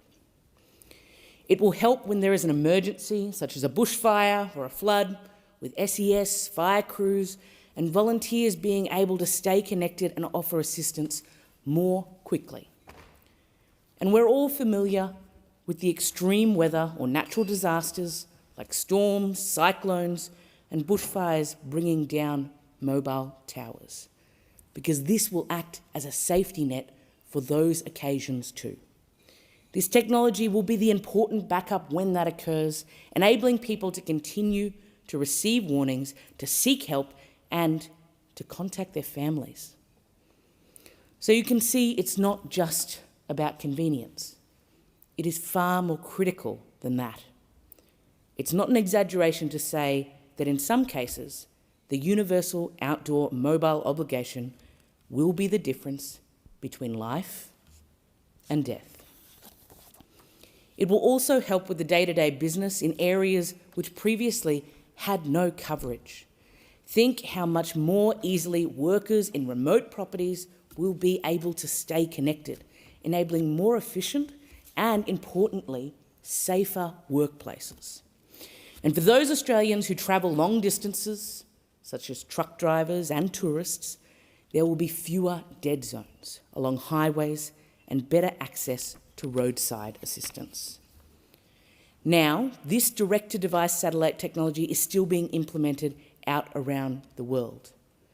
But Labor is pushing ahead with this legislation now because it's crucial for Australians in regional and remote areas, and because we want to ensure this vital technology is rolled out as broadly and as soon as possible.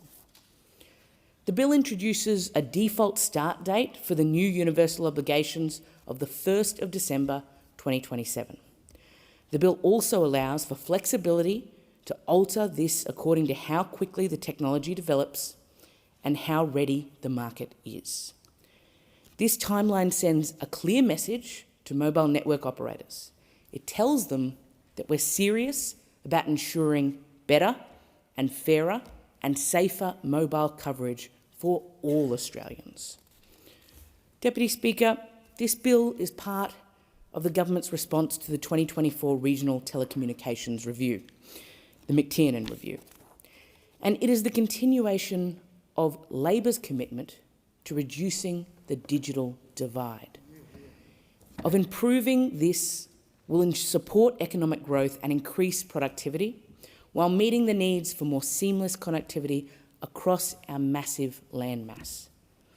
The Better Connectivity Plan is delivering more than $1.1 billion in improvements for rural and regional communities.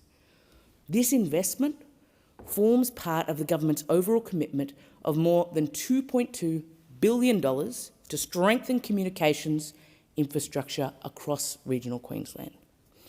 As part of the plan, the government allocated $656 million in the October 22-23 budget over 5 years to enhance mobile and broadband services and to build greater network resilience in regional and in remote areas. A total of $400 million was directed to expand multi-carrier mobile coverage along regional roads, improve service in underserved regional and remote communities, and to strengthen the reliability of communications network and public safety infrastructure. This included support for the Telecommunications Disaster Resilience Innovation Program.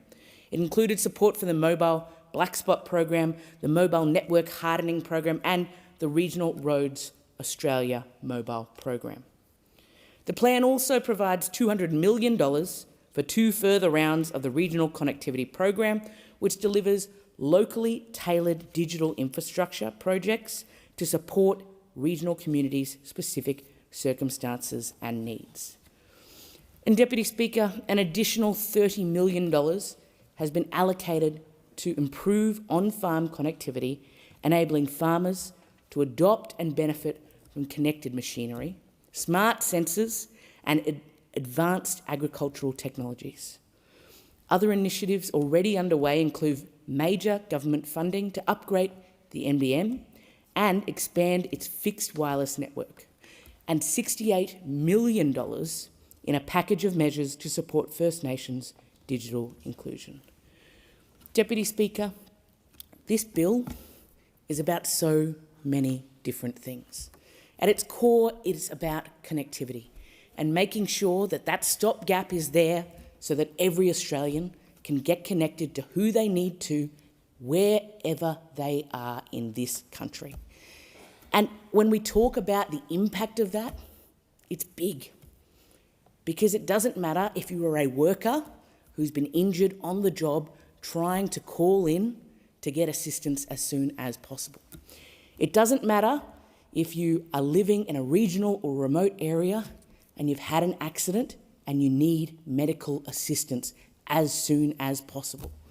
It doesn't matter if you're somewhere living where you need to be connected to family to avoid social isolation. And it doesn't matter if you're that bushworker, walker who needs immediate assistance to help you get back home. That is what this bill is all about. It's the safety net we need, it's the connectivity we deserve, and it's about ensuring that all Australians have access. As I've said, this bill reflects the Albanese Labor government's foundation belief that every Australian, regardless of where they live, should have access to a basic level of mobile connectivity. Whether someone is facing that natural disaster, stuck on that country road, hurt while working on the property, or lost in remote bushland, the Universal Outdoor Mobile Obligation is designed to make sure mobile services are there at the moments where it matters the most. For people in rural, regional and remote parts of Australia, leveraging direct-to-device satellite technology from low Earth orbit satellites will translate to greater safety. And in modern Australia, this baseline requirement is critical. The question is that the amendment be agreed to, and I give the call to the member for Mallee. Thank you, Deputy Speaker. And I note that we are talking about the new bill, Universal Outdoor Mobile Obligation 2025. Being the Shadow Minister for Regional Communications, I want to assure the House and anyone who happens to be listening that I have been very involved in looking at this bill in its entirety.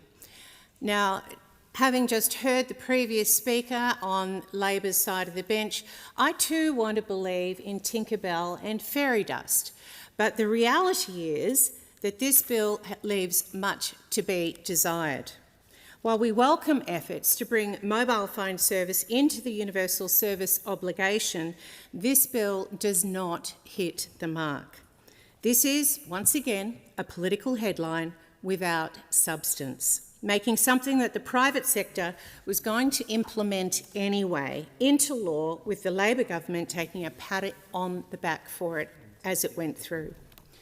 Coupled with a smoke and mirrors trick of a December 2027 start date, but power to push it out for years if that doesn't happen to work. Now, the history of this government we can see in the telecommunications portfolio by the failures of the disastrous 3G shutdown.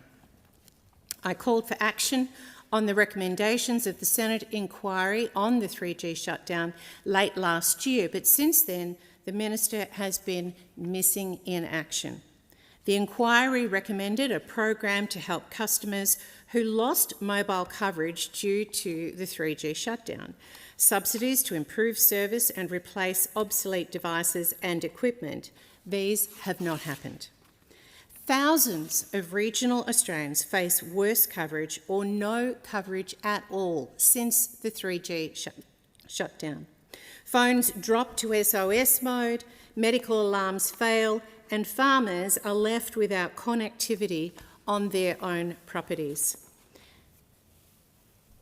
Christine from Cumnock, New South Wales, had to travel even further after a car accident simply to call 000 on a landline at a nearby house because she didn't have mobile phone reception. She's not the only one.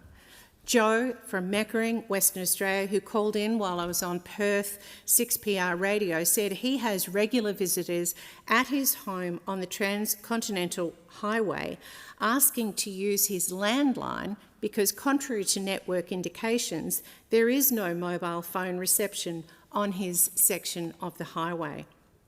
Mobile phone service is going backwards, An ABC article on Saturday described the experience of Ian from Newborough in the Latrobe Valley, as I sit next to the member for Gippsland. Victoria, who used to have full mobile phone coverage in his lounge room, but now has one bar and sometimes none. We also know of complaints to the Telecommunications Industry Ombudsman. For Q2 of 2025-26, the highlighted complaints about having no phone or internet service were up by 41.6%. Complaints about intermittent service or dropouts were up by 21.6%. Coming back to the bill before the House, this will not result in a UOMO, Universal Outdoor Mobile Obligation, but rather a SOMO, Sometimes Outdoor Mobile Obligation. If the government was serious about genuine delivery of outdoor coverage, then it would develop mandatory domestic roaming. Why is it okay for international visitors to have this access, but not Australians? A universal mobile obligation must be truly universal, without escape clauses to allow the minister to exclude geographic areas where it might be all too hard, along with cars and boats. A universal mobile obligation must put the onus on telecommunications providers and the government to compensate consumers if technology shutdowns are required to implement the requirements of UOMO. Example, if 4G happens to shut down due to limited spectrum availability in the future, and let's not imagine that won't happen. A universal mobile obligation must include protections to rural and remote consumers to ensure the cost of implementing the law is not passed on to them, making services more expensive. There must be transparency measures to ensure the reliable of the 000 system, as the minister has presided over considerable failings on this front. This government cannot be trusted with emergencies. There have been 2 000 failures, 2 serious Optus outages on this government's watch, plus devices such as Samsung, Oppo and some Apple devices which have been disconnected due to their inability to connect to 000.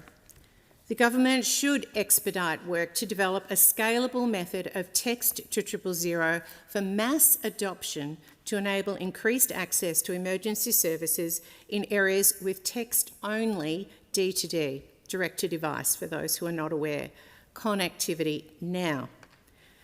This exists in several other countries. The government may claim that UOMO is the world first, but is it? If it is really a SOMO and with several extension dates? They claim also that D2D calling ability is still some time away, so why not activate text to 000 via satellite now? Potential pilot of mass adoption text to 000 recently confirmed by the Department of Infrastructure officials. Why not include the requirement in this bill? A bill which focuses on providing mobile coverage outdoors when there is a direct line of sight to the sky will not adequately address the needs of so many rural, regional and remote consumers who want and need mobile coverage to go about their everyday lives, such as when the weather is bad, smoke from bushfires, when they're in a vehicle, car, boat or tractor, it won't work, when they are in a public indoor space without Wi-Fi, for example, doing shopping or business in town. UOMO is supposed to be technology agnostic, yet there is nothing included to address improvements to or expansion of the terrestrial network. This is essential to meet consumers' needs in a comprehensive way. The Labor government must commit to also addressing the deficiencies of the terrestrial network. Upgrades will continue to be essential. Example, in small rural towns with terrestrial coverage with limited capacity, overwhelmed when tourists arrive for special events or not keeping pace with increased consumer demand. And some of those special events actually happen, like they are right now, at the Wimmera Field Days, the Speed Field Days, or the Denny Ute Muster, the Steampunk Festival in Dimboola. It happens everywhere where there is a sudden influx of thousands of people, but there is nothing to assist. And what has happened to the Mobile Black Spot program evaluation from January 2025? Crickets from the Minister. Maybe she has had trouble connecting. It needs expansion to dual focus on providing new coverage and improving the quality and reliability of existing coverage when events come to smaller towns, as I've just alluded to, or when towns grow and existing infrastructure simply cannot cope. Also, there needs to be a focus on enhancing resilience of existing mobile infrastructure to prevent outages and power failures in bad weather or natural disasters. So Australians in the bush continue to wait for the Minister since April 2025 for round 8 projects of the Mobile Black Spot program to be announced. That's nearly 12 months.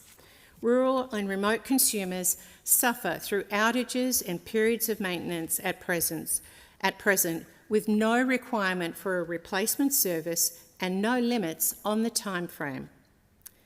Developing consumer protections for mobile services as exist for fixed voice services under the USO is another essential action.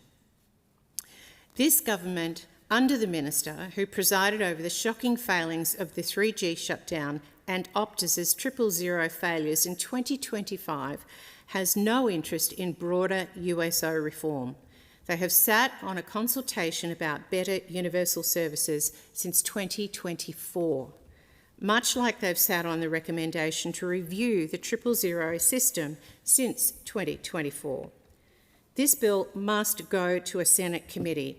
That is what the Coalition will be calling for. Structural reform of this scale warrants comprehensive parliamentary examination. Given the government's record on 3G and 000, due diligence is not optional, it's essential.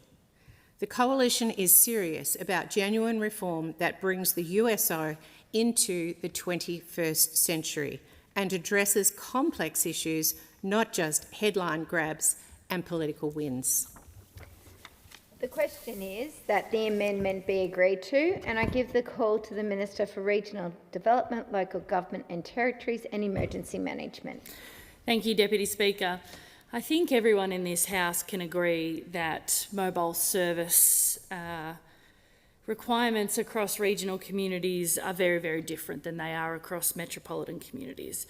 And I would hope it's the will of every person in this place, and indeed the other place, that we work on something that actually delivers consistent change, that delivers priority to people in disaster-prone communities, that delivers productivity to our regional communities. And that's why sometimes it's so gobsmacking to hear contributions like what we just heard then, which was, there is a problem, but we don't want you to fix it in this way. There is no doubt in my mind that our telco providers, are beholden to their shareholders. They are for-profit organisations, but they also have an obligation to provide services to every community across the country. And this is one way that our government wants to hold those telcos to account, to say you need to do better, and you need to do better for every Australian, not just Australians in our cities.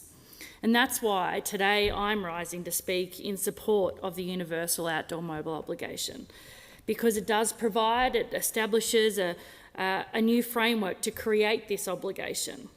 It complements the existing universal service obligation, which applies to fixed voice services and payphones, which are also incredibly important right across our community.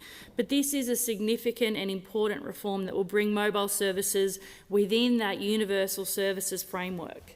More Australians now have mobile devices than they do have landlines. So it's important that as government, as parliament, we ask the telcos to make sure that they are providing universal services to mobile phones.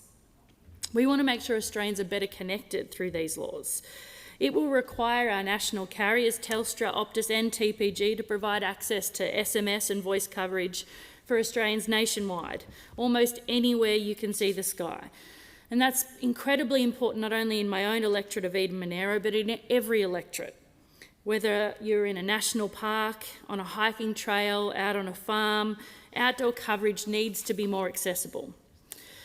These changes are expected to add 5 million square kilometres of basic outdoor SMS and voice coverage across the country. That, to me, is a game changer. It'll be made possible by a combination of existing terrestrial towers and new low Earth orbit satellite technology, which allows for mobile signals to connect direct to device rather than relying on that land-based infrastructure. And yes, the bill has a proposed default date of 1 December 2027, at which time all 3 operators will be required to ensure that baseline mobile coverage is reasonably available outdoors through Australia. As I said, as someone from a regional community, I know how important connectivity is for our regions. And it is a really important reform that we continue to improve connectivity for people in regional, rural and remote Australia. From the outback to the coast to the mountains, black spots are frustrating and they make doing even the most basic tasks difficult. Improved connectivity not only allows people to keep in touch with one another, it means safer roads, it means stronger businesses and it means access to key services. Deputy Speaker, you know telecommunications are vital across regional Australia, particularly in times of natural disaster or when there's an emergency. We're currently in the middle of high-risk weather season, and as the Emergency Management Minister, I've heard from communities across Australia, including in the Deputy Speaker's electorate, that staying connected during a disaster is absolutely critical. That's why last week I announced AusAlert, which is a new cell broadcast national messaging system.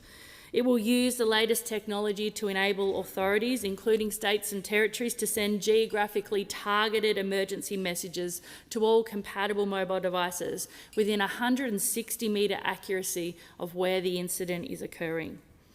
This system won't be impacted by telecommunications network congestion, which means it helps communities get access to information sooner, to understand risks and to make decisions about their own personal safety.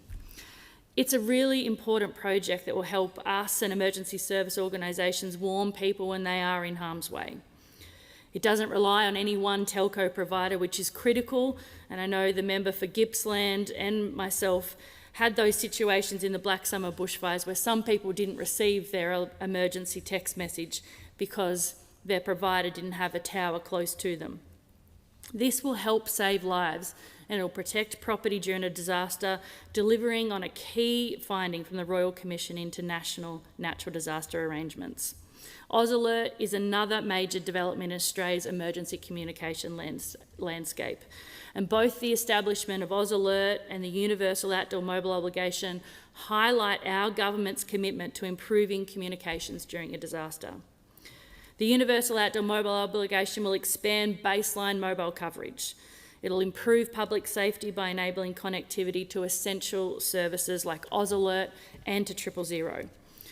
And I'm proud that our government is taking connectivity seriously. It wants to ensure that there are industry standards that are enforceable.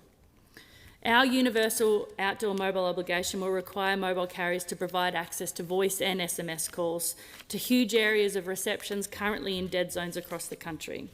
As I said, this policy will improve public safety, it'll increase resilience during times of natural disaster and provide an extra layer of coverage in areas previously thought too difficult or too costly to reach.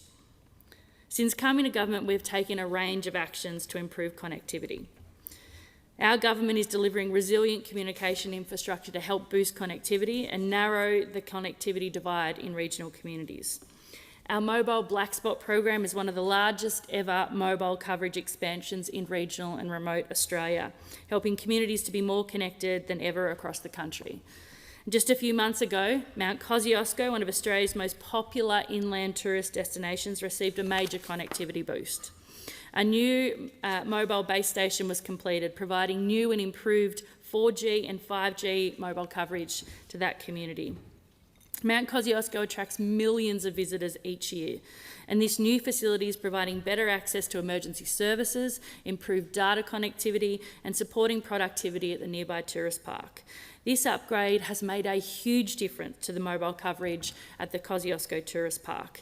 supporting tourists, supporting locals to run their business, helping people to keep in touch with family and friends. And upgrades like this are not only important to locals and to visitors, but critical for emergency services during emergencies.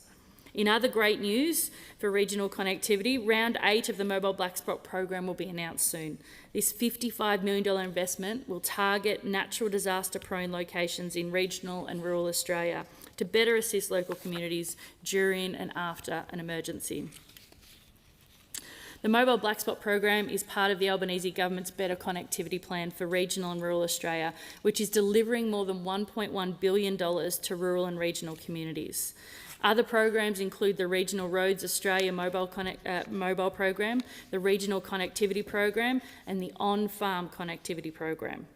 We're delivering $50 million for the Regional Roads Australia Mobile Program, which is a government initiative to improve multi-carrier mobile coverage on highways and major roads in regional and remote Australia. And this includes funding for pilot programs in the States and the NT to help improve safety on our roads, to strengthen economic growth, to improve social connectivity and to support regional development. These pilot programs will test new and innovative solutions to increase mobile communications coverage on some of our regional highways and major roads. Another important program is the Regional Connectivity Program, which is funding the delivery of place-based telecommunications infrastructure projects to improve digital connectivity across regional, rural and remote Australia. Round 3 has awarded over $115 million towards 74 projects that respond to local priorities. And the On-Farm Connectivity Program will see $53 million allocated across 3 rounds to enable primary producers in agriculture, forestry and fisheries to extend connectivity in their fields and take advantage of connected machinery and sensor technology. After 2 successful rounds already, over $30 million has been invested to help primary producers implement connectivity solutions that have transformed their day-to-day operations, have transformed farm management and helped with safety. Graziers like Michael from the Riverina, who has purchased an automated rain gauge and an accompanying water tank level sensor. The water tank level sensor placed on one of Michael's existing water tanks alerts Michael via phone and email if issues arise and provide peace of mind that his cattle have access to enough water. $20 million has been committed to round 3 of the program, with applications expected to open in the second quarter of this year. Deputy Speaker, these are all really important projects for people across regional communities. And as I said, regional communities like mine know how important it is to be able to take advantage of new technologies, to stay connected, to work smarter, to access services. No matter where you live, you should be able to receive reliable telco services. And I echo the words of the National Farmers Federation when they said, for too long, farmers and people in the bush have been on the wrong side of the digital divide. For farmers, mobile connectivity isn't a luxury, it is essential for safety, for their businesses, for connecting families and staying safe in emergencies. Deputy Speaker, it has taken a Labor government to improve connectivity in the bush and on our farms, because only Labor is focused on delivering for regional Australia. I commend the bill to the House. The question is that the amendment be agreed to, and I give the call to the Shadow Treasurer. Thank you, Deputy Speaker. And Deputy Speaker, I rise to speak on the bill because, of course, making sure Australians have access to the proper telecommunications infrastructure to communicate is a critical part of living in a modern society. And of course, if you want to ask anybody about that, you just need to ask the Iranian people right now, who have lived with the consequences of a government that has shut down pathways for people to be able to communicate and to be able to speak out. Fortunately, technology has helped bypass that in the context of the people of Iran in speaking up against the violence and harassment and murder of their citizens by their government, in addition to the ongoing treatment and brutal treatment by the Islamic regime against the Iranian people, as well as, of course, the subjugation of women, the murdering of homosexuals, and, of course, their exporting of terrorism around the world, in particular to kill Jews, including in Australia. So telecommunications, to help address these problems, is an important part of a country being able to do their job, and more importantly about empowering citizens to be able to live out their best lives. And, of course, we know full well that technology continues to evolve and that, done right, technology can be a central part, and telecommunications infrastructure can be part of connecting people, but we shouldn't become rigid about this. That was why the former Labor government's plan around the NBN, where they were just going to deliver fibre to the home everywhere, wasn't just economically illiterate, it was also technologically illiterate, because, of course, we've had technology that has superseded much of the fibre to the home, which doesn't mean that it doesn't have value, no one's arguing that, but that fibre has a place, as well as satellites, as well as mobile telephony. And of course, if you actually understand technology, the progress isn't just through the fixed infrastructure, it also comes as a consequence of changes and innovations in areas like software compression and data compression as well. So it's in this basis that this legislation sits. Technology plays an important role, but also plays an important role to address much more civilian challenges that we face today. You just need to go to the Goldstein electorate, Deputy Speaker.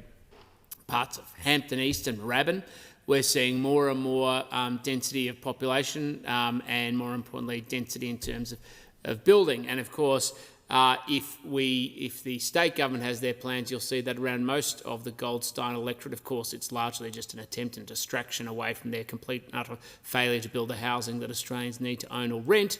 And of course, it's backed up by propagation by the Minister for Housing, who continues to deceive the Australian community about the density of population in parts of the electorate, where the Goldstein electorate has density levels 30 years ago that are bigger than a lot of local councils that have seen significant population growth.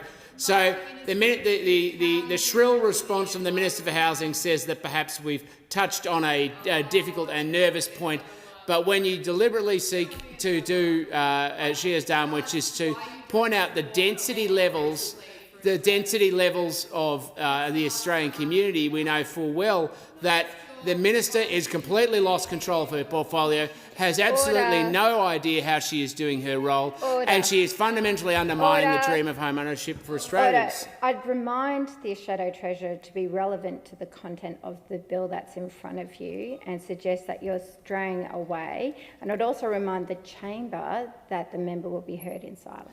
Thank you, Deputy Speaker, but respectfully, the lived experience of people in Hampton East and Moorabbin, because of density issues, is explicitly about the absence of mobile phone connection. In fact, they contact me about it, whether it's mobile phone connections or it's television reception, where these things aren't being factored into developments, and as a consequence, they don't have access to modern telecommunication services. So I'm being explicitly relevant to the legislation and making sure that people have access to the services.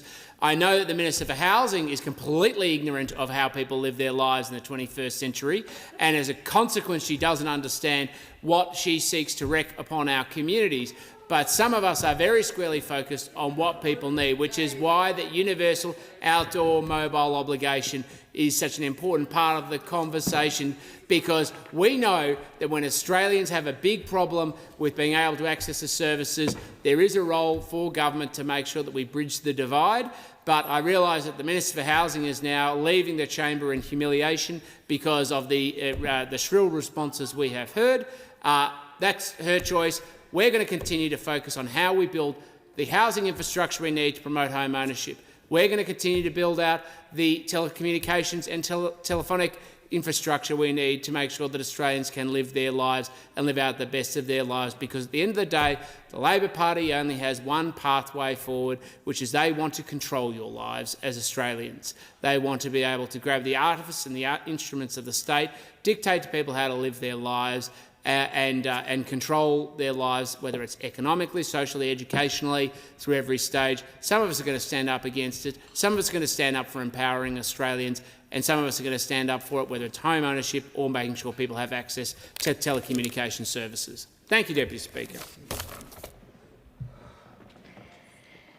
The question now is that the amendment be agreed to, and I give the call to the member for Moore. Thank you, Deputy Speaker. Another wild ride in the chamber.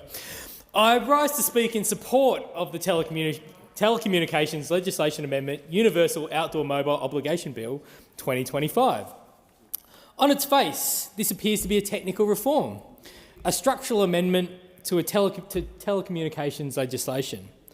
But when you strip away the statutory language and regulatory framing, the underlying proposition is remarkably simple. In modern Australia, if you're standing outdoors under an open sky, you should reasonably expect to be able to make a phone call or send a text message. Not stream a film, not upload gigabytes of data, not conduct high-definition conferencing, just call or send a message. For the first time, mobile voice and SMS services will be brought within Australia's Universal Services Framework. That is not symbolic, it is structural, and it reflects something fundamental. The way Australians communicate has changed dramatically, but until now, the legal framework governing universal access has not fully caught up. In this building, we often refer to a statistic that approximately 99% of Australians live and work in areas that have terrestrial mobile coverage. That is correct, but that statistic tells only part of the story. Geographically, traditional terrestrial coverage extends across roughly 1/3 of Australia's landmass. 2/3 of the continent sit beyond conventional tower infrastructure. That means millions of square kilometres where, if you are standing outside with a standard handset, you cannot make a call. And in many of those areas, you cannot contact emergency services. In a small, densely populated European nation, that gap might be marginal. In Australia, it is consequential. We are a continent. We have freight corridors stretching for hundreds of kilometres. We have pastoral leases larger than some countries. We have remote Indigenous communities.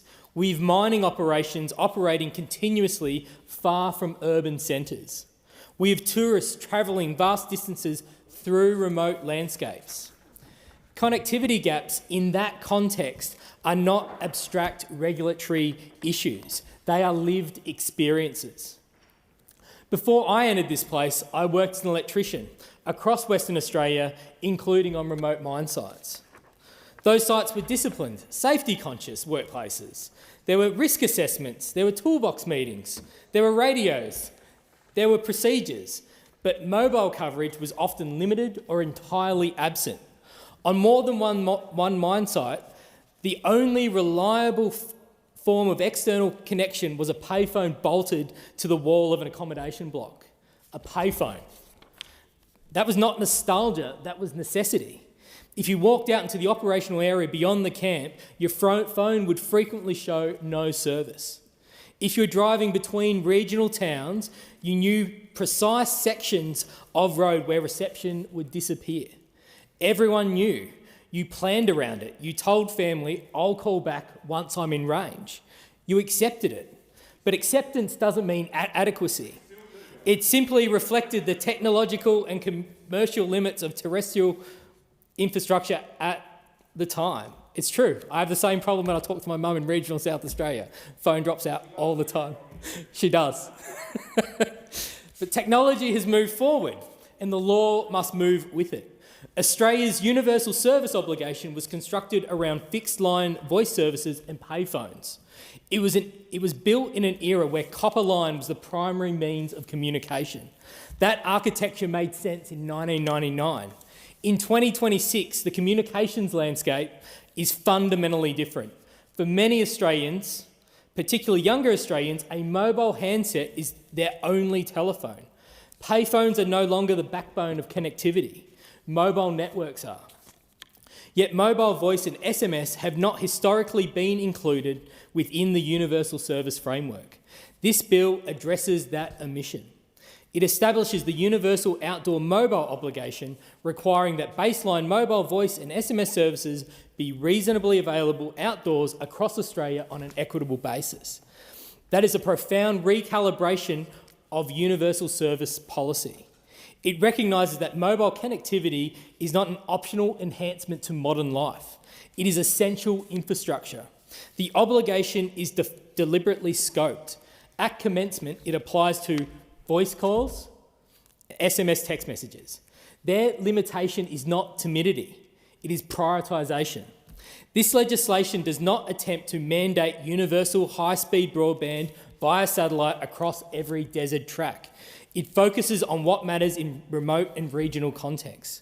When something goes wrong, when a vehicle breaks down, when someone is injured, when severe weather rolls in, the first thing you need to be able to do is to call someone or send a message. Voice and SMS are the foundation of emergency response and personal reassurance.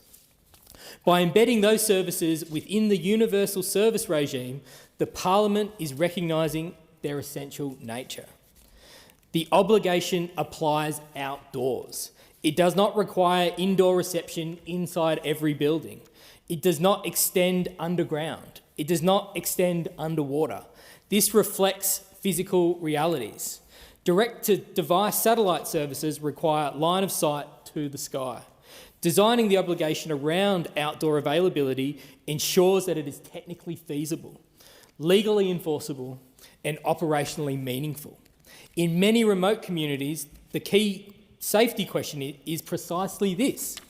If you are standing outside under open sky, can you connect? This bill answers that question affirmatively, where it is reasonably achievable. For decades, extending terrestrial towers across sparsely populated regions was commercially unviable. The economics did not support it. Low Earth orbit satellite constellations are changing that equation. Direct-to-device connectivity allows standard mobile handsets to connect directly to satellites. No fixed disk, no specialised equipment, no bespoke installation. SMS capability is already emerging commercially. Voice capability is expected to follow. The government has chosen not to wait for the technology to fully mature before establishing the legislative framework. Instead, this bill sets the expectation now.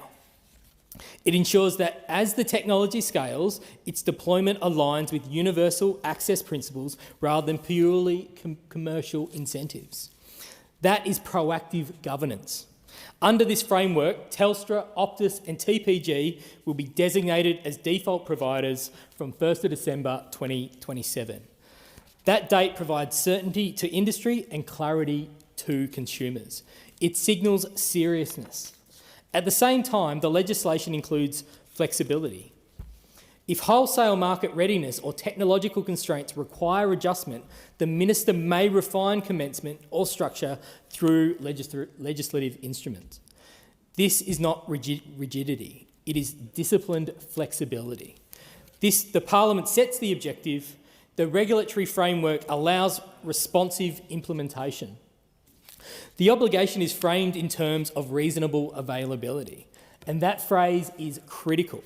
Telecommunications networks are complex systems. Weather events occur, maintenance is required, spectrum interference happens, devices vary in capability. The law does not require perfection. It requires that where it is reasonably achievable to provide outdoor voice and SMS coverage, it must be provided. This is not a vague aspiration. It is a legal standard capable of interpretation, enforcement and oversight. It recognises constraints without excusing inertia. Where voice services are supplied outdoors under this obligation, emergency call requirements follow. As coverage expands, so does access to 000. In remote Western Australia, I've seen how rapidly circumstances can change. Storm systems move quickly, vehicles fail unexpectedly, and distance between service centres are vast. Redundancy is critical. Layering baseline satellite-enabled connectivity into these environments strengthens resilience. It does not remove risk, but it reduces isolation.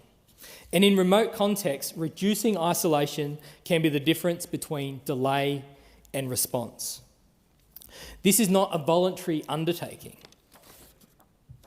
The bill enables standards, rules and benchmarks relating to reliability, performance and consumer protection.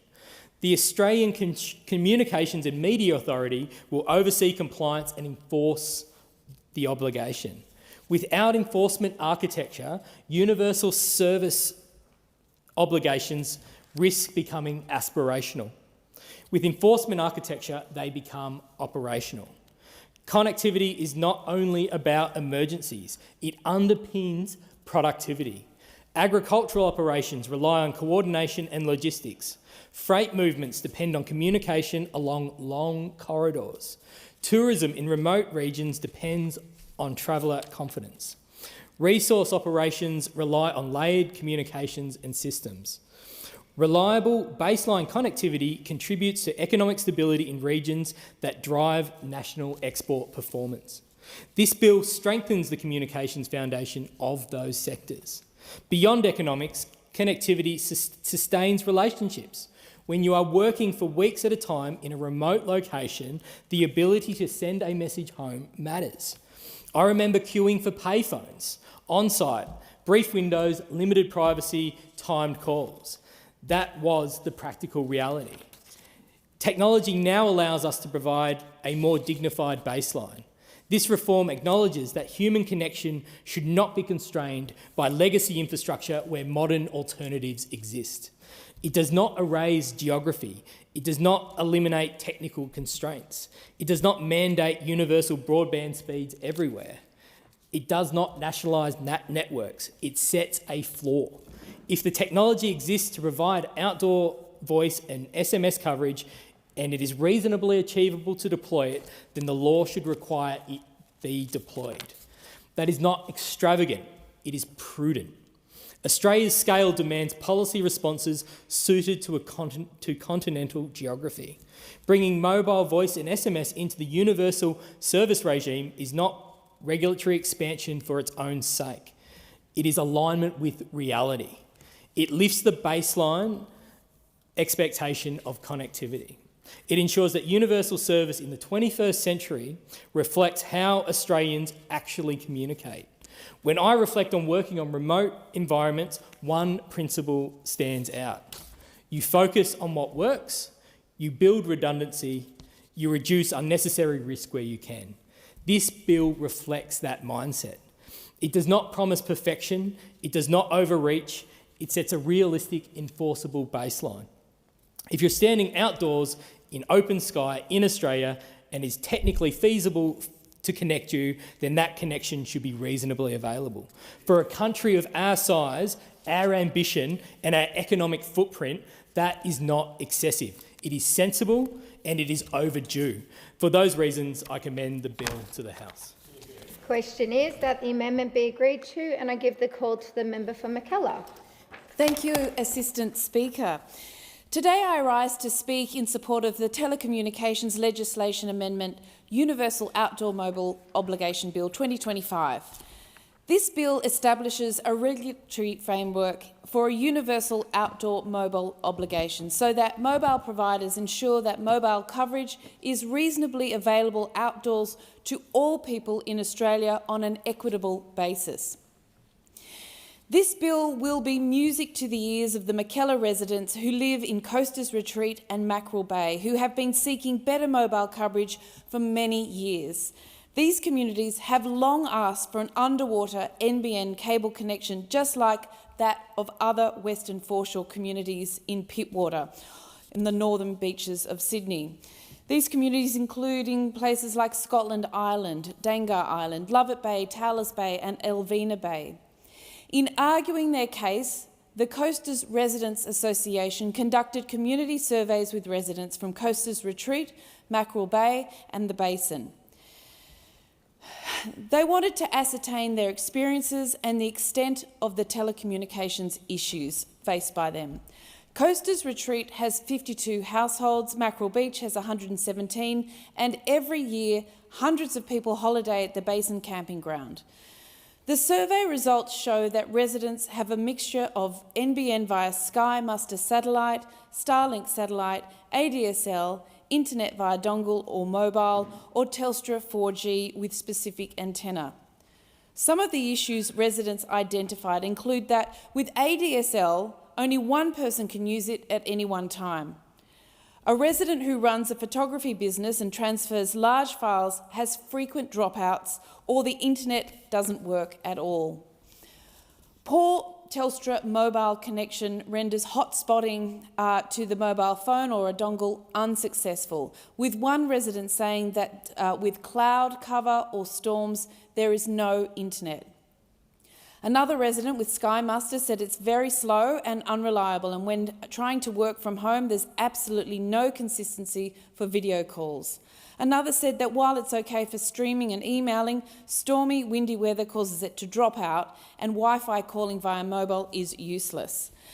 A user of Starlink said it does deliver acceptable speeds, however it is costly to install and costly to maintain, plus will not work for everyone at Coasters Retreat due to the topography and tree obstructions to satellites.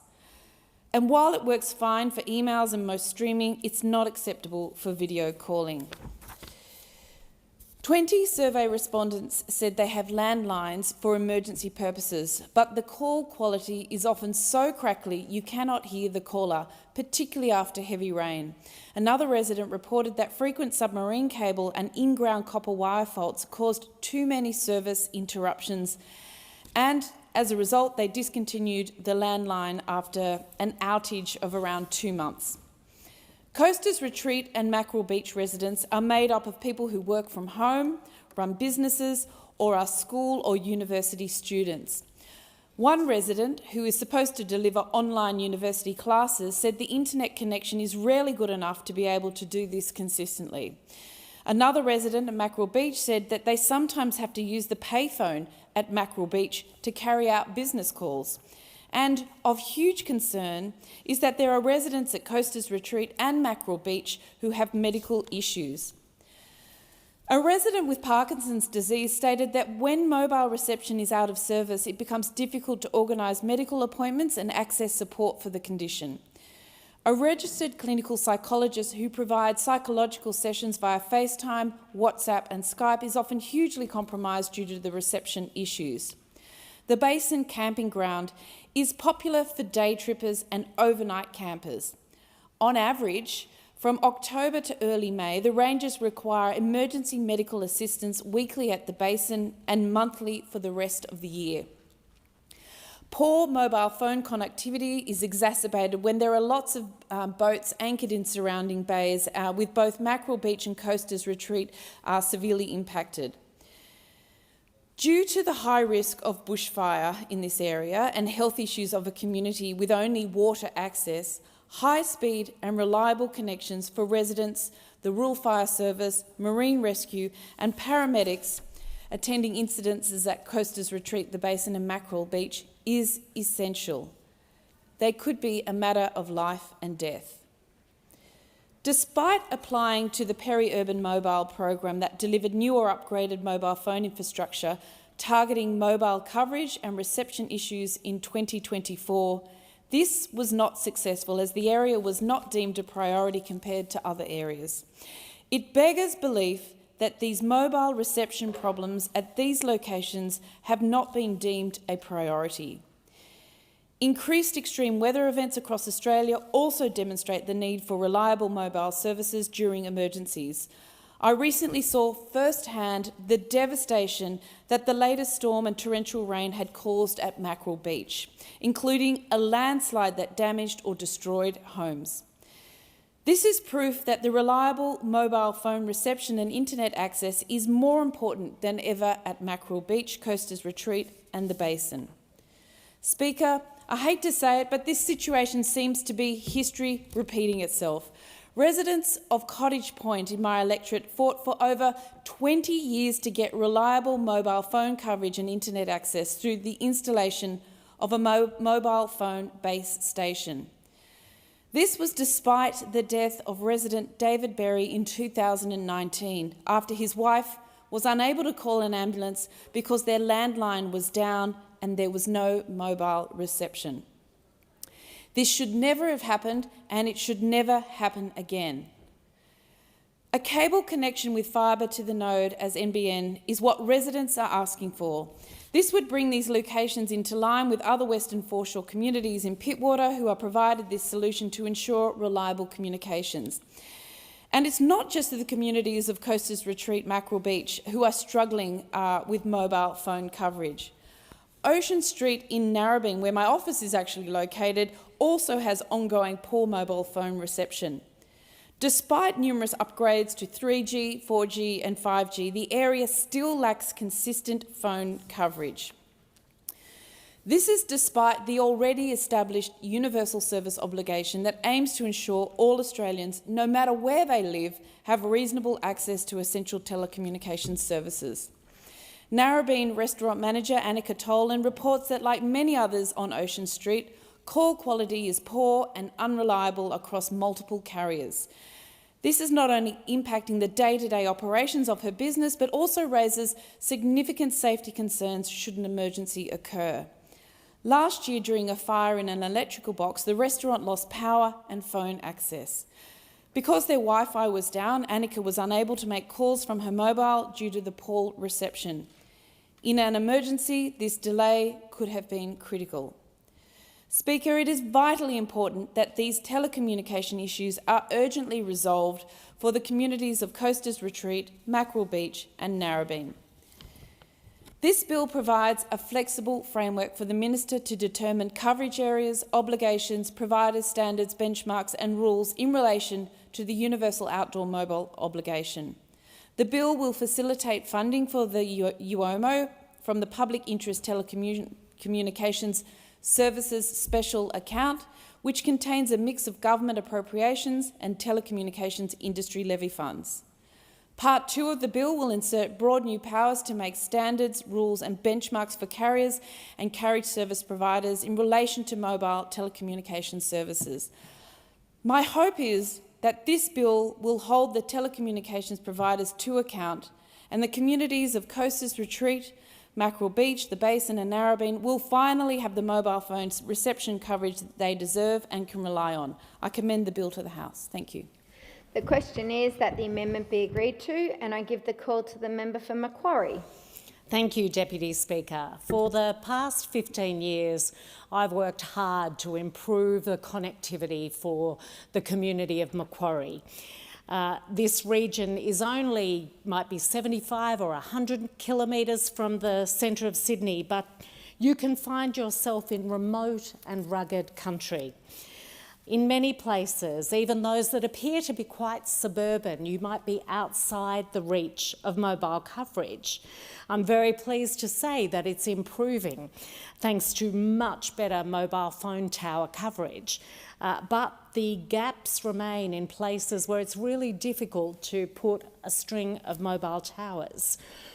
And when you're on fire or when you're flooding, an obligation by a telecommunications provider to provide you with a landline really doesn't cut it. But that's what the current situation is. And among the members of this House, there are some of us who will remember when the original universal service obligation came in 1991. I remember this because I was actually working for Telecom at the time, and the Hawke government initiated reforms that ensured that Telecom, now Telstra, was required to maintain an obligation to provide voice services and payphones to all Australians, regardless of their location. That was part of a broader national carrier responsibilities they had as competition came to this sector. Now, back then, in 1991, and there was more done to really cement the universal service obligation under Richard Alston in 1999. Good work was done then. But a lot has changed. And having a landline is not the thing that gives you peace of mind and comfort. And in fact, I've heard members in this House comment on the quality of landlines, and it is very clear that the quality has deteriorated significantly over the years, and that it just isn't enough to say to people, oh, well, you're guaranteed to have a landline, that's going to do it for you.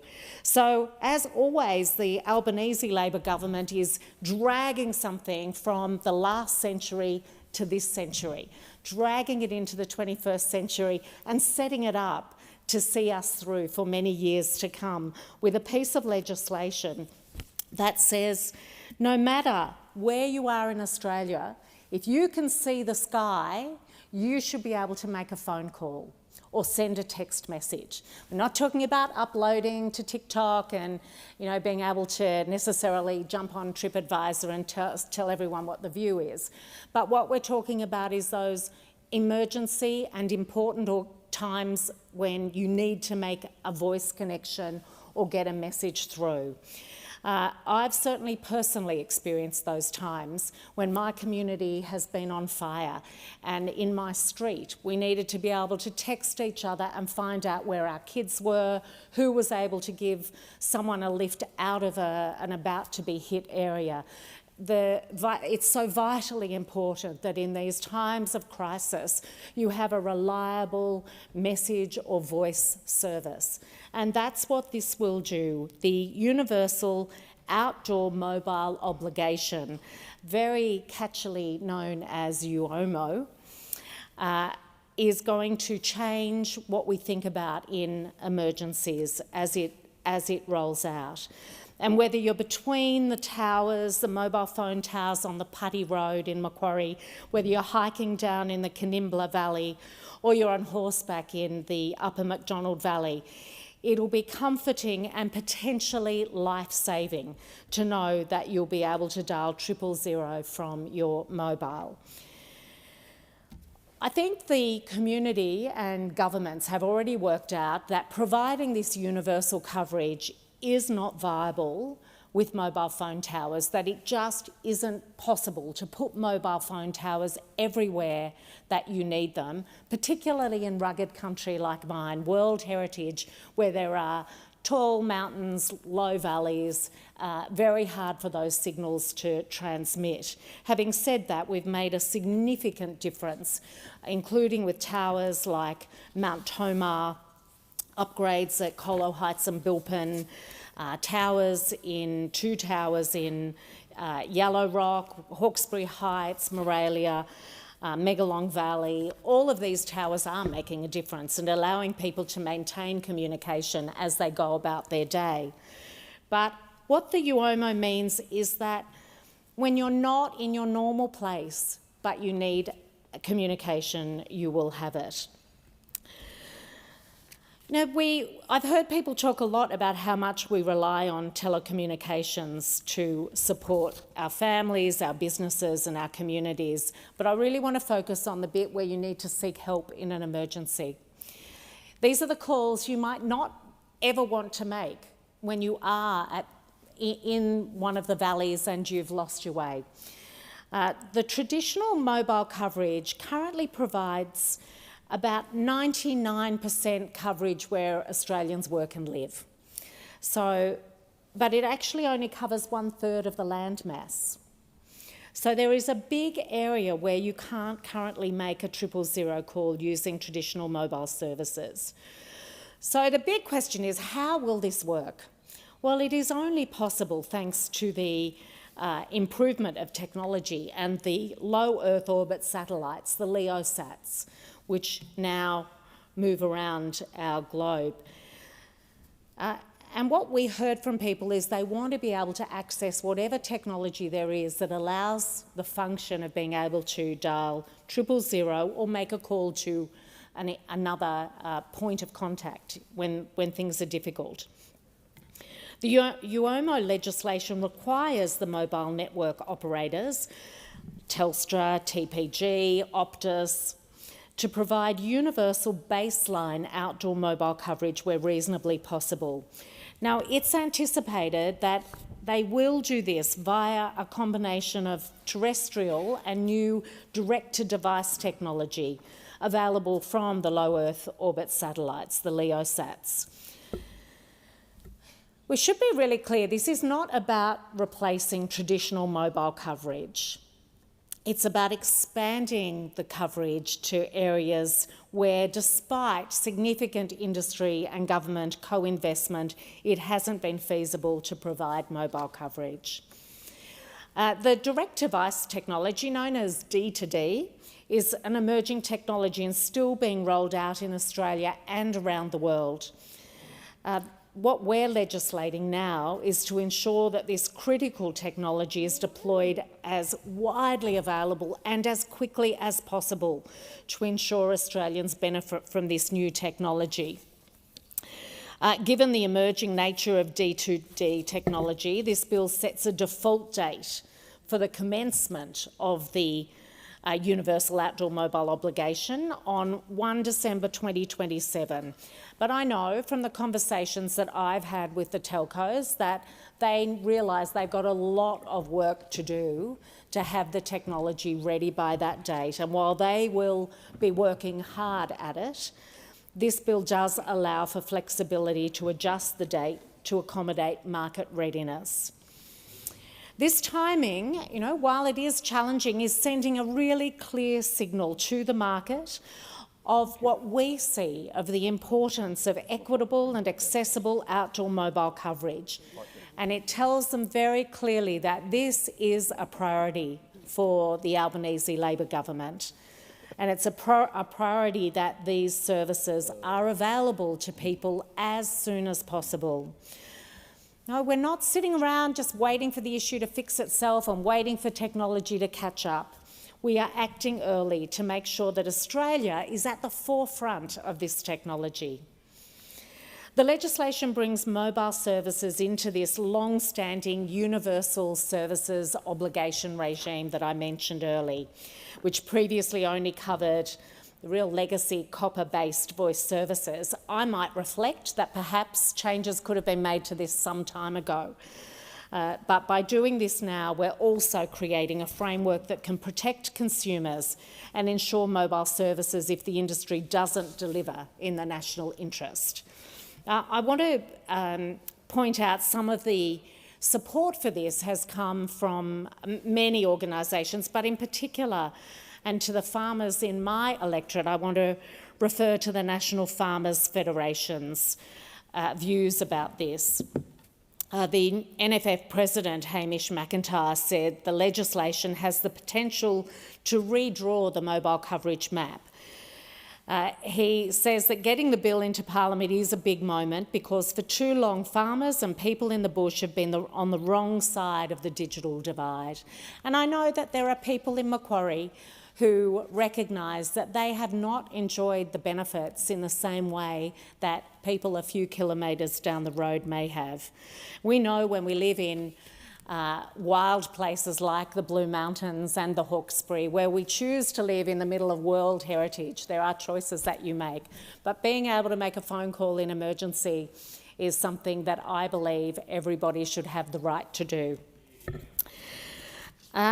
So this is a real game changer for people, for when they're doing their adventure travelling through the canyons and the tracks of the Blue Mountains, when they're out with family on camping holidays and adventures. It gives another degree of safety. So I'm keen to see this as soon as is practicable by the industry.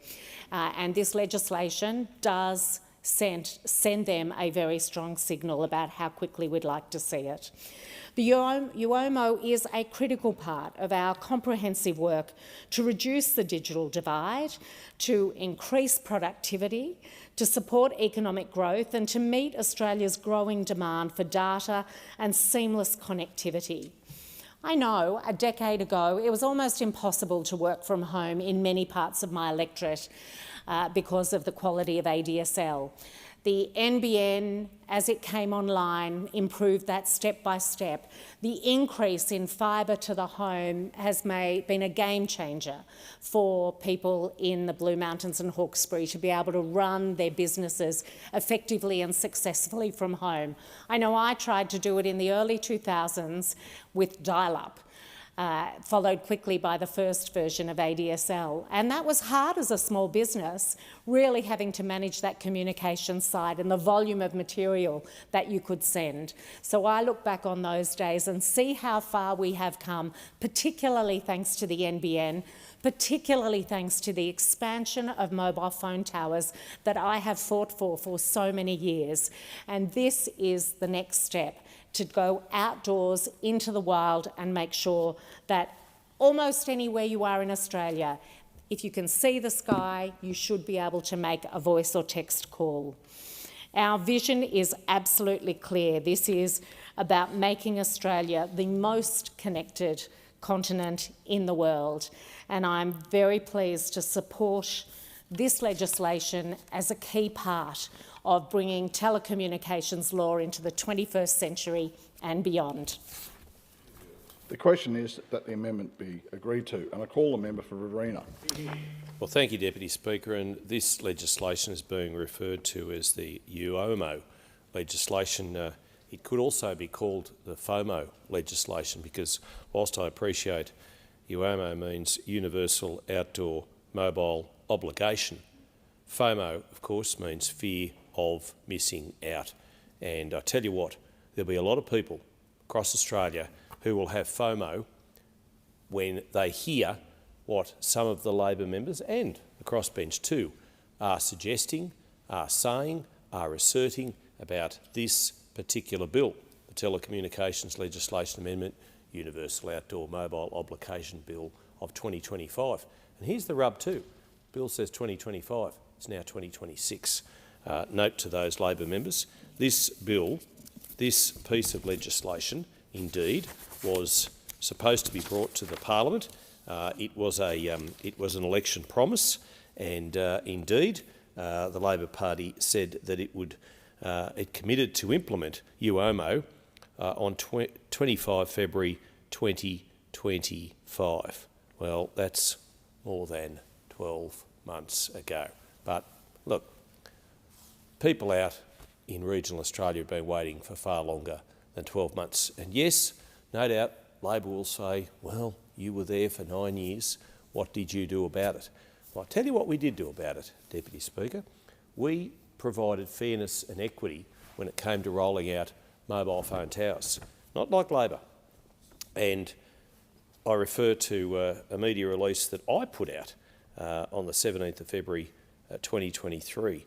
And in that particular statement, I was very critical, and still am, of Labor's mobile black spot program, because in that mobile coverage round, not long after being elected in 2022, Labor, of the 26 available grants in the improving mobile coverage round of the program, the Minister for Communications directed her department to provide 25 of those to Labor electorates.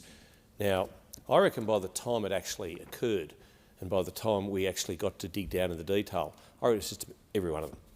But let's go with 25 out of 26, because that's pretty shameful. What it said, and I know Labor said, oh, well, this is an election commitment round. This is what we promised at the election. But what we did as Liberals and as Nationals was look at where mobile coverage was most needed and fill the gaps. And it was a continuous program, so it was ongoing. And yet what Labor did when it came to office was provide almost all, if not all, of the mobile towers to Labor electorates. And Labor go on often about colour-coded spreadsheets. Well, there's just one thing wrong, Deputy Speaker, with Labor's colour-coded spreadsheets, and that is it's just one colour. It's all red. It's all red.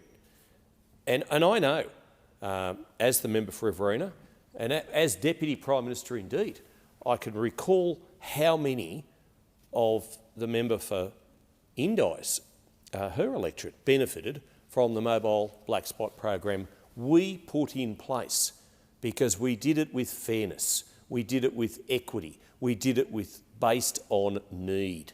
Not Labor, oh no, but yet they've come in here this afternoon and they're talking about, as the member for Macquarie just said, I'm not quite sure she actually meant it, but she said, this legislation sends a strong signal. I don't know whether it was a clever play on words, but let's go with the fact that it might have been a clever play on words, because I tell you what, there will be people out there who are waiting for their very strong signal on one of these devices when this legislation is implemented and has had a chance to bed down. And that time will come. And I dare say that Labor will still be in office, because they're going to be in office for at least another 2 years. And so that will be time enough, because I know they're very fond of looking back and regurgitating history. Well, they've nearly been in there 4 years now. By the time the next election comes around, they'll have been in there for 6 years. And that gives them time to put their money where their mouth is. That gives them time to build the infrastructure that they are so critical about. Now, we did build infrastructure, whether it was mobile phone towers, roads, bridges, highways and byways. In the member for Nichols electorate, I know I went there often. We got it done. We delivered. And Labor's pretty fond of going to our electorates and cutting ribbons, snipping the tape. And yet they haven't got much to show in the infrastructure space, in the regional development space, for their nearly 4 years of government. This legislation provides that opportunity. It provides their opportunity because the members are coming in, the ALP members are coming in, whether they're from Western Australia, as we heard before, or New South Wales, the Blue Mountains, to talk about the importance of mobile phone connectivity. And I agree with just about every word that's been said, because certainly when it comes to fires and floods and natural disasters, yes, you need to be able to get a 000 call made, because it is a matter of life and death. And I want to just refer to a particular hero of mine, and indeed the Riverina, Aaron McCarthy. Now, in a harvest accident in December 2021, Aaron lost a leg. Luckily, he had his phone in his pocket when the accident occurred, but he had limited reception. Aaron lived in the shadow of the rock. I saw that it had at the top emergency calls only, so I rang 000, Mr McCarthy said. We have terrible service, so I think I yelled at them 4 times who I was, where I was and what had happened. Now, Aaron was quick to place a tourniquet on his leg with his shirt, and emergency services then called his wife Tony. I was at the house and got a phone call, and as soon as I left the house, my emergency services call dropped out, Ms McCarthy said. The last thing I heard a lady say was he might not respond, he's in a bad way, and indeed he was in a bad way. But Aaron turned adversity into an opportunity. He has just attended the Winter Olympics, and well done to him. I mean, that's quite an incredibly brave story. He went to the Paralympic Winter Games in Milano Cortina, Italy, just 4 years after the freak accident involving a header that saw him lose his left leg. He was selected in the men's banked slalom and the snowboard cross in the SBLL1 class, snowboarders with moderately affected movement in the knees or legs, or the absence of one leg above the knee or 2 legs below the knee. Now, he's 31, so he's still a very, very young man, but he's got a young family. He's a brave fellow, but he also, it could have ended much worse because of the limited reception that he had where he lived. And I hear Labor members talking about that mobile coverage is, and they're using the present tense, 99% of where people live. Well, not where Aaron lived, and not where so many others live. And I know a good mate of mine, Tony Karamaleski, who hails from Gubaragandra, and he battled for years. And the feeling of joy that he felt when finally the tower was opened. And I remember Mark Colton, the former member for Parks, in his ministerial capacity at the time, we made a call, the first call available via that tower on the day. And it was such a sense of relief, not just for Mr Karamaleski, but indeed for the people who visit that area, particularly as recreational fishers and for caravanners and the likes going on adventure excursions. And the difficulty is when you go to one of those areas in the beautiful snowy mountains in the foothills Tumut, etc., you do face the prospect of not having coverage or very limited coverage. And so to hear Labor members talking about 99% of where people live, I look forward to that. And I will be making sure that I keep all of the contributions that Labor members make in a folder to quote back at them in the future, because I welcome what is being proposed here. And I know that my predecessor, the former member for Riverina, Kay Hull, there's great respect in this place, former president of the Nationals political party, immediate past president, and she actually crossed the floor, the sale of Telstra. And I know when you cross the floor in this place, you get sent to Coventry for a while. You do. Labor members cross the floor; they get expelled from their party. We just get a bit of we just get a not quite disciplined reaction, but we get indeed we well, it depends where the disciplined reaction is coming from, member for Nichols, but we get the cold shoulder. We do, but it takes guts, it takes bravery, it takes courage to cross the floor, and Kay did on this issue, on the universal service obligation, because she knew that the big monolith that is Telstra needed to be held to account. And indeed, whether it's Telstra, whether it's the banks, whether it's Qantas, there is an obligation of government to hold them to account, because they service people and they certainly provide services for regional Australians who don't always get the services that they need. And I know Qantas has just stopped the flights from Wagga Wagga and Albury to Melbourne, and that's an issue. I know that Telstra, I'm glad I must say that the ACT and Southern Riverina manager, Chris Taylor, is only ever a phone call away. But he's only ever a phone call away from me, and I'm a member of Parliament, so they do take your calls. But not everybody has that ability to be able to ring their go-to person to get help. And Labor's saying that this legislation is going to provide that much-needed universal outdoor mobile obligation. So good luck with that. I'll be certainly keeping Labor members to account, because I know, harking back to the first mobile black spot program that was provided straight after Labor won office, that the Minister for Communications ignored the advice of the department and directed the mobile towers to be built and to be funded to ensure that Labor-held seats were looked after. And that is not acceptable. It is not fair. It is not equitable. I don't know why the neighbouring electorate to the Riverina, Eden Monaro, held by Labor, received 9 grants. Riverina received none. None. Not one. Not fair.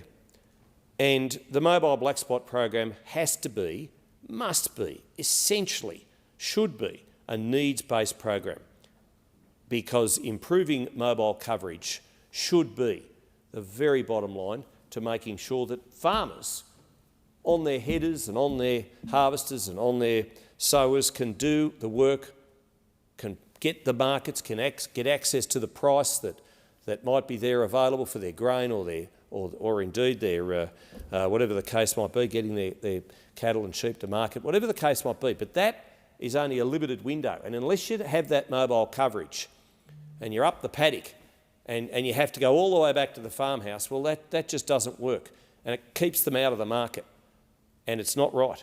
And then you've got the people like Aaron McCarthy who need mobile coverage in case of an accident. And I know out at Ardlethan Way we had examples where farmers were being forced to climb their silos just to get a signal. And I hear the member from Macquarie going, if you can see the sky, you can get a signal. You should be able to get mobile coverage. That is fantastic. That is welcome news. I look forward to Labor not only talking about it in the Parliament from their talking points that they've been handed to them by the Labor Dirt Unit that they're so prolific with these sorts of things. I look forward to words being put into action, because regional Australia deserves it. It's regional Australia where the action is. We're paying the nation's bills. whether it's through mining and resources, whether it's through agriculture, growing the food and fibre to feed and clothe the nation, in the member for Nichols electorate, mine and others besides. We're doing the hard yards, but we're not getting the benefit of mobile coverage across the board. So here's the challenge. It's one thing to say it in the House of Representatives. It'll pass this chamber, we know that. Gets into the Senate, no doubt there'll be some deals done, no doubt it'll pass there. Put your words, Labor's words, into action. For the sake of regional Australia, for the sake of remote Australia, for the sake of equity, of fairness and of equality amongst country Australians that pay this nation's bills. The question now is that the amendment be agreed to, and I call a member for Leichhardt. Thank you, Speaker. I'm very glad to rise and speak on the Telecommunications Legislation Amendment, Universal Outdoor Mobile Obligation. I live in the far north. 97% of my electorate does not have mobile coverage. This can be quite handy if I want to get off the grid for a little while. It can also be quite terrifying. I was in Weipa. I wanted to duck down to Arakoon for a day trip, so I did. The wet season started, the PDR was doing what the PDR does. It basically becomes ice. I slipped and slid my way to Arakoon, ran a basketball clinic, handed out some shoes, caught up with a few mates, had a good time. The monsoon trough arrived. I was informed that I would have to move quickly if I was going to beat the monsoon trough out and get back over the Mile Creek to get back into Weipa. The PDR in that condition is not something you move quickly on. You lose the back end of your ute real fast. But try as I did, I got to the Mile Creek, zero reception, and had to make a choice. A choice that I wouldn't make now, but when I was younger and reckless, I made that choice. I crossed that creek. 10 minutes later, it was impassable. Had I waited a moment longer, I would have been stuck. I couldn't have got back to Arakoon, the roads behind me were cut. I couldn't have gone forward, the roads in front of me were cut. There was no mobile service. I'd have spent the night there, the mile drains pretty quickly, it wouldn't have been the end of the world. But mobile service can mean the end of the world for people, as the member for Riverina rightly pointed out. Women fleeing domestic and family violence. I had a story related to me where a woman went and hid in the creek because she couldn't get 000 call. I don't have to tell you what lives in my creeks in far north Queensland. That call is the difference between life and death. It is also the difference between economic opportunity, education and healthcare. Really remote areas such as mine, which you cannot drive to, which require planes, boats, helicopters in some instances because there's no airfields to get to, rely on telecommunications for their education. Rely on telecommunications to be able to speak to potential buyers, to get their stock sorted, to make sure that their healthcare is taken care of. Telehealth is so important. It is new to the game, but it is making a massive, massive difference. But unfortunately, for a lot of our communities, once you leave 500 or 600 metres out of town, zip, zero, zilch. I was driving back from Cooktown just about 10 days ago. I passed 6 cars between Cooktown and Mareeba coming the other way. If something had happened to me, if I got a flat, if I'd hit some water, it could have been hours before anyone found me. No mobile communication. And that's why this is important. And that's why we are putting our money where our mouth is. This is going to make a difference. It's a nice saying, if you can see the sky, you'll get reception. But it's true. The advances in technology are making the difference right now. We've gone and seen Telstra. We've seen the work that they're doing already with the satellites coming over the Cape. We know that already in some parts where there was no reception before, people are now able to send and receive text messages, and this is only going to improve because of the obligation. The word is obligation. The member for Riverina is right. We carry this country. The regions are getting it done. We've got the space, we've got the mines, we've got the agriculture, we've got culture, we've got everything. We deserve what the people of the cities get. We deserve to have our children have good access to the internet. We deserve, should they wish to do university online, that they can. We deserve people to be able to leave their towns and still make calls if something happens. We are the engine room, and we had been ignored. But this is going to level the playing field. So all of the potential that I see every day, all of the potential that we all see in our regions can be properly realised, because it's going to make a huge difference. We've got to the point now where it's basically a human right to be able, that expectation to be constantly available. And it is because of this, because we take the regions seriously, because we understand the potential that they have, and because we have a moral obligation that this bill is being put forth. And it will get through. And it will be great. And the work is already being done. We are the party of the regions now. We have more regional members than the Nationals. Oh, well, thank you, Matt. I thank the member for Riverina for his compliment. We almost got through 6 minutes without him heckling me. The fact is, we do have a large regional presence over this side of the House now. We are making our voices heard, and we are making a difference for the regions, not just in telecommunications, but in roads, but in airports, in those things that our communities need, the things that make a difference on a day-to-day basis, the things that allow our healthcare, our education and our economic development to increase and expand, that we can be the powerhouse that we've so often dreamt of becoming. The part of Australia that people forget is the part of Australia that is carrying us. I look forward to not being out of reception as I'm driving to Cooktown or Cowan. I look forward to hearing about the kids who are doing distance education on their phones and are able to do it when they go bush or go for a bit of a wander or just out of the town, maybe 400 or 500 metres. I look forward to the improved health outcomes.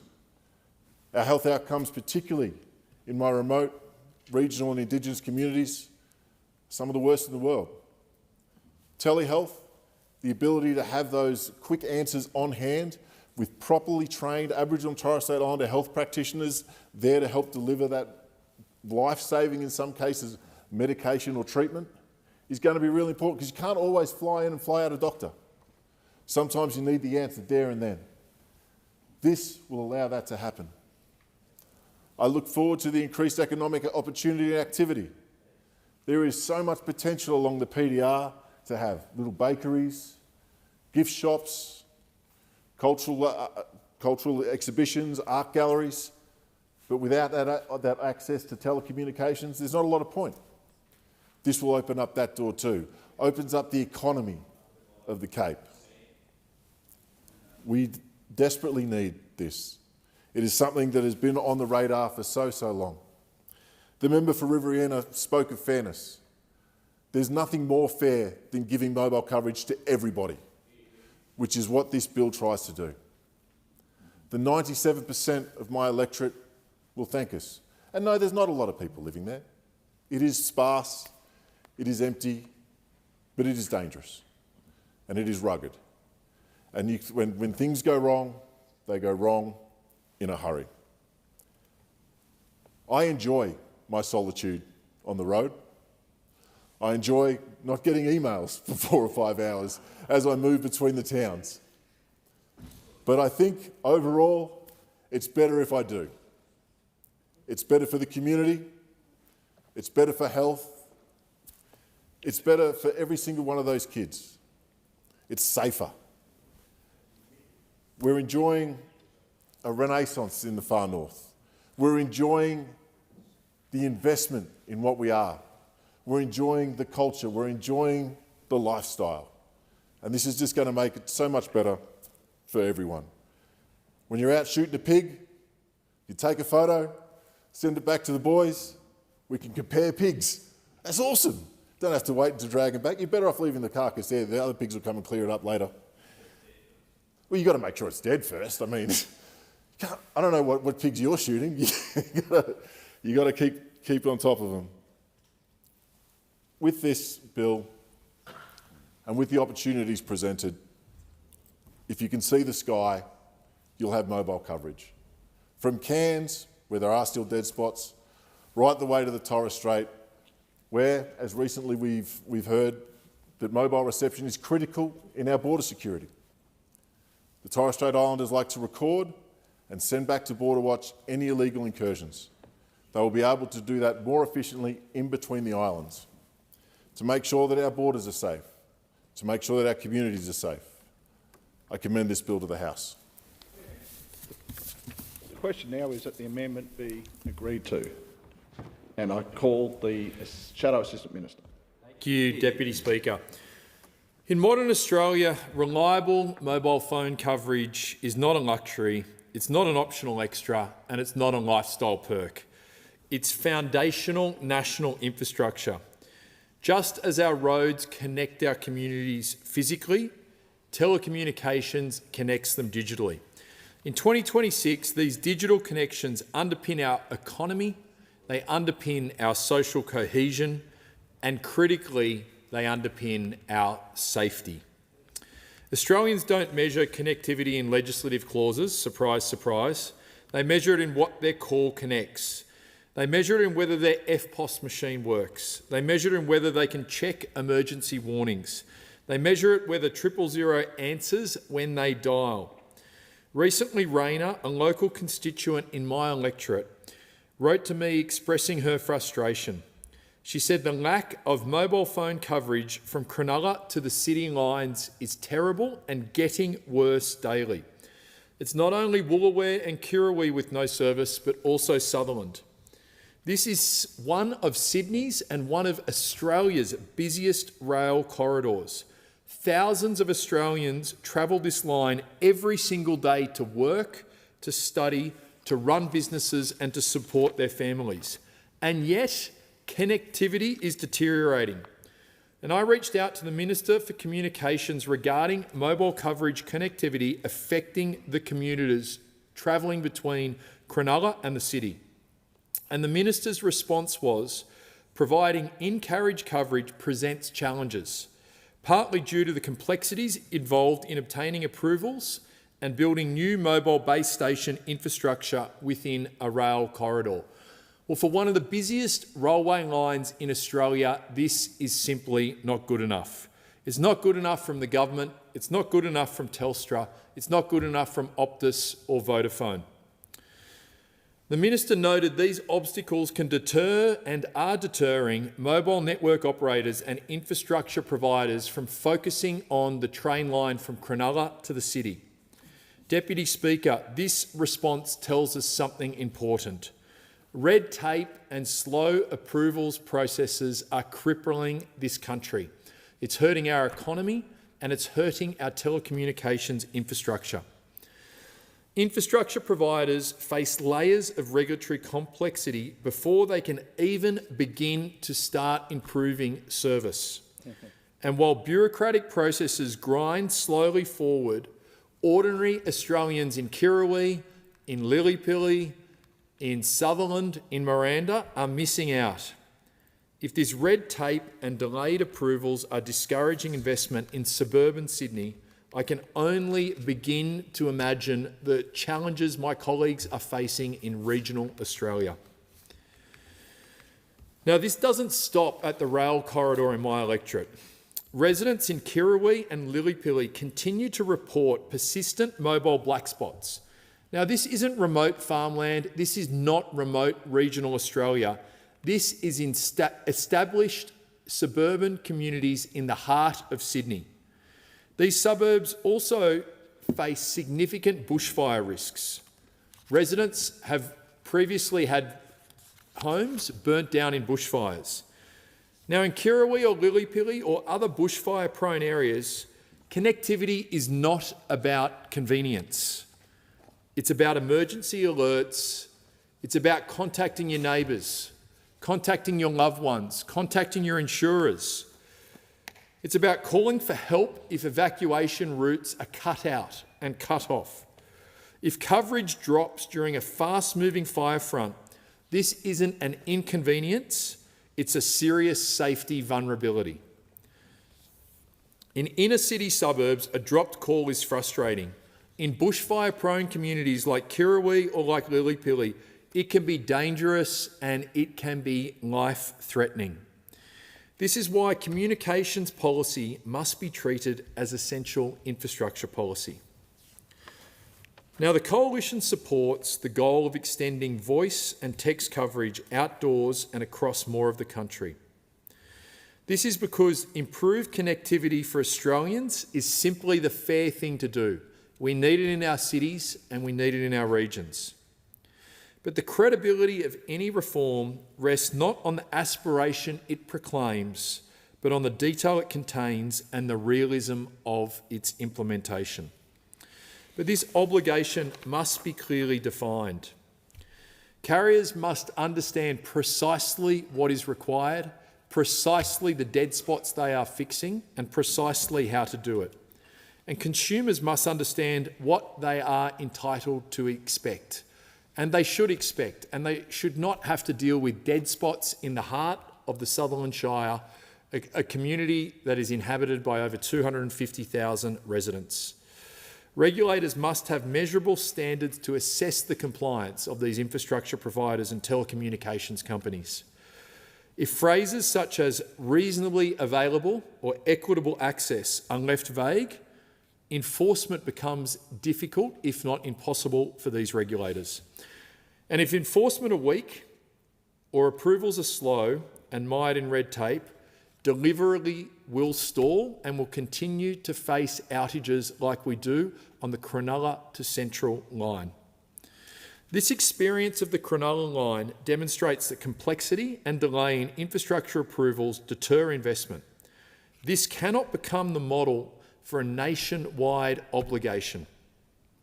Australians deserve clarity, they deserve timeliness, and they deserve mobile phone connection in bushfire-prone areas and in critical areas like a train line, where you have many safety risks, whether it be accidents at stations, potential problems with the train, and potential problems with the track. Now, direct-to-satellite services offer enormous potential to reduce coverage gaps across the country in regional areas and cities. But much of this technology remains emerging or remains costly. Domestic carriers may bear the primary regulatory burden, but they're going to depend heavily on international satellite providers whose pricing models and deployment schedules are outside Australia's direct control and often our regulatory reach. Legislating an outcome does not guarantee delivery. It also does not guarantee affordability. And it does not remove the domestic regulatory bottlenecks that slow down tower builds, infrastructure deployment that the Minister said is plaguing the Sutherland Shire and the Cronulla to City line. If we're serious about improving coverage, we must not address only technology, but also the regulatory barriers that slow down infrastructure. We must deregulate this economy. We must deregulate infrastructure, housing, telecommunications, and improve the productivity of this country. Right now we have a GDP cap of about 2%. Any growth over 2%, we will see inflation. This is why homeowners right across Australia, right across the Sutherland Shire, are facing inflation, facing interest rate rises, because we have this productivity cap. Unless we go on a red tape and deregulation busting mission, we will continue to have this cap on our economy. Australians will continue to pay higher interest rates, will continue to lose money to inflation as prices of goods go higher than their wages, and importantly, they will continue to have a slower than needed rollout of telecommunications infrastructure. Now, the outdoor coverage obligation is only meaningful if Australia's devices can connect to the promised service. A reform that functions for only the latest high-end smartphones would undermine the very principle of equitable access it claims to provide. We saw what happens with the 3G shutdown. Hundreds of devices were incompatible. Australians discovered these problems only after the services stopped working. Businesses were disrupted, consumers faced unplanned upgrades. Emergency access must never depend on owning a new device, and it must never catch consumers by surprise. The recent history of 000 outages, where there were deaths, sadly, and emerging device compatibility issues have shaken public confidence in this government and in this system. There should be no tolerance for error when it comes to emergency services or connectivity. Australians expect that much, and it is just that they do. Telecommunications affordability continues to remain critical in a cost of living crisis as people are struggling to make ends meet, as we've had an interest rate rise and we're facing many more. We know the RBA is planning for, in their modelling, at least 2 to 3 more interest rate rises, heaping pressure on households in my electorate. Just recently, I met a mother in Sans Souci who had to give up her house because she could not keep up with the interest rate repayments. 13 interest rate repayments under this household, and it's putting pressure on her telecommunications bill. It's putting pressure on her trying to own the latest device. Now, it's not just constituents in my electorate in Sans Souci who are facing this. Regional Australians already also face higher service costs and fewer competitive options. A universal service obligation cannot translate into higher bills for those it's intended to support, and never more so in the middle of a cost of living crisis where mortgages are going through the roof, energy prices are going through the roof, and as inflation ravages the household budget, the cost of everything is going up while wages remain stagnant. It's essential that any new telecommunications obligation strengthens market competition rather than inadvertently consolidates power in the hands of a few. Telecommunications deregulation has been one of the successes of this country, taking Telstra and telecommunication services out of government hands, putting it into the private sector where they can innovate. They can innovate new technologies like Starlink, innovate new technologies like the iPhone.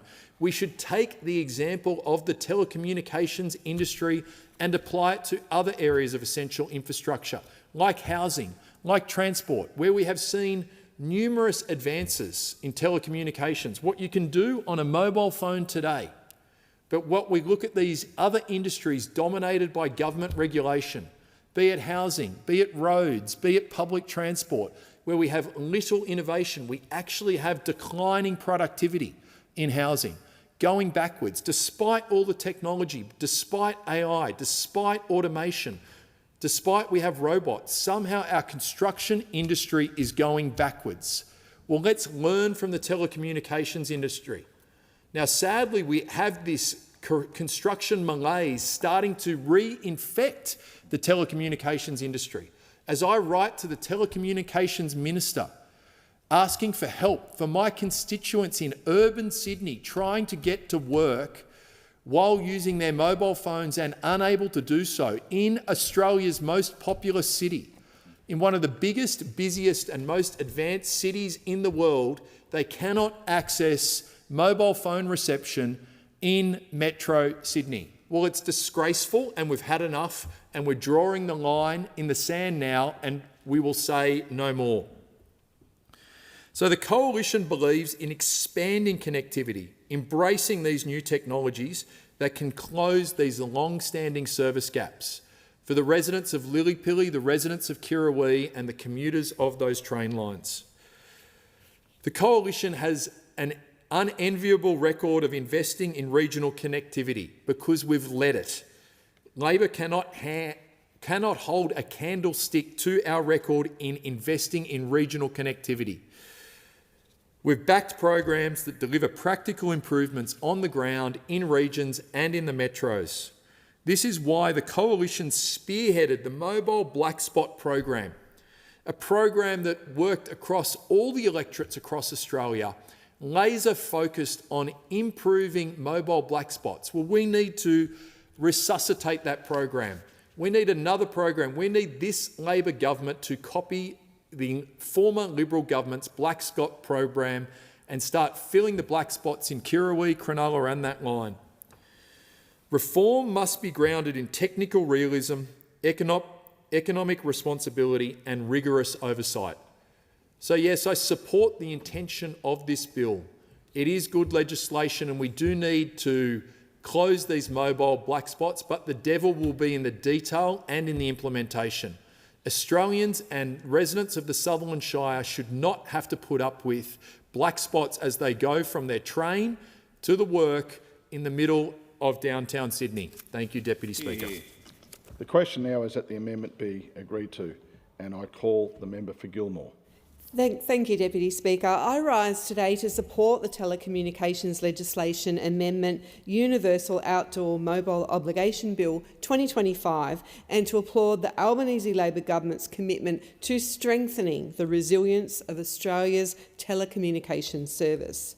The Universal Outdoor Mobile Obligation will require national mobile carriers Telstra, Optus and TPG to provide access to SMS and voice coverage for Australians nationwide, almost everywhere you can see the sky.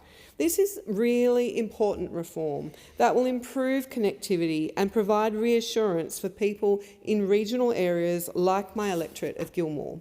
Gilmore is a big electorate, and a few times a week I drive up and down the highway, sometimes up to 4 hours from one end to the other. Driving through mountains, forests and farmland, I pass through numerous mobile black spots, so I know just how frustrating it can be when service is interrupted. But the Albanese government is getting on and doing something about it. Mobile phone coverage is a huge issue in many pockets of Gilmore, so I'm really excited that we're working to keep people in my region and those living right around the country better connected. The UOMO will keep people in Gilmore connected and safer by ensuring they are able to call for help in times of emergency. New technology means low Earth orbit satellite signals can now connect directly to people's mobile phones rather than relying on land-based infrastructure like mobile towers. This is great news for people living in remote and isolated areas. Mobile phone black spots are of particular concern to people living on the New South Wales South Coast who have been hit with natural disaster after natural disaster. After being left in the dark too many times, they want to be confident that they can call for help during their time of need. They need to know they can call or text if they are involved in or come across an accident on the Princes Highway or on one of our many rural roads. Knowing they can connect if they can see the sky will provide some reassurance for Gilmore residents. Deputy Speaker, on December 31, 2019, the Black Summer bushfires wiped out 90 homes in Conjola Park, just one of many towns and villages in my area impacted by the firestorm. Residents were given little time to flee, and many were left standing in the streets in total darkness, enveloped by thick black smoke with embers raining down on them. People drove their cars into the lake and ran into the water to take shelter from the flames that roared to the sand, then leapt over them to the opposite side of the lake, where the blaze tore through more homes. It was horrendous. And people were cut off with no way of contacting family members, friends, neighbours and, importantly, emergency services. After being turned around at the Princes Highway, one mother drove her car with crying children in the back seat from Conjola Park back through walls of flames on either side of the road as she sought shelter at the nearby Conjola beach. When comms went down, she lost contact with her husband, who stayed home to fight the flames and joined hundreds of other frightened locals, their pets and holidaymakers in the dark on New Year's Eve. People lost their lives, their homes, their sheds, livestock and their communities. And they lost confidence in the communication system, which went down for days, isolating them from their loved ones and from the help they so desperately needed. These people are still recovering. Many have rebuilt more resilient homes. Others have never returned. They relive the nightmares of this catastrophic event over and over, and they fear what the future might hold as climate change presents a very real chance of similar events playing out again in our region. Deputy Speaker, almost immediately after the Black Summer fires, significant floods hit the South Coast. Then a series of ferocious storms, again highlighting the need for an effective and resilient communication system. Summer on the coast is very busy as tourists flock to the region to swim at our beaches and lakes, to rockfish, to water ski and to surf.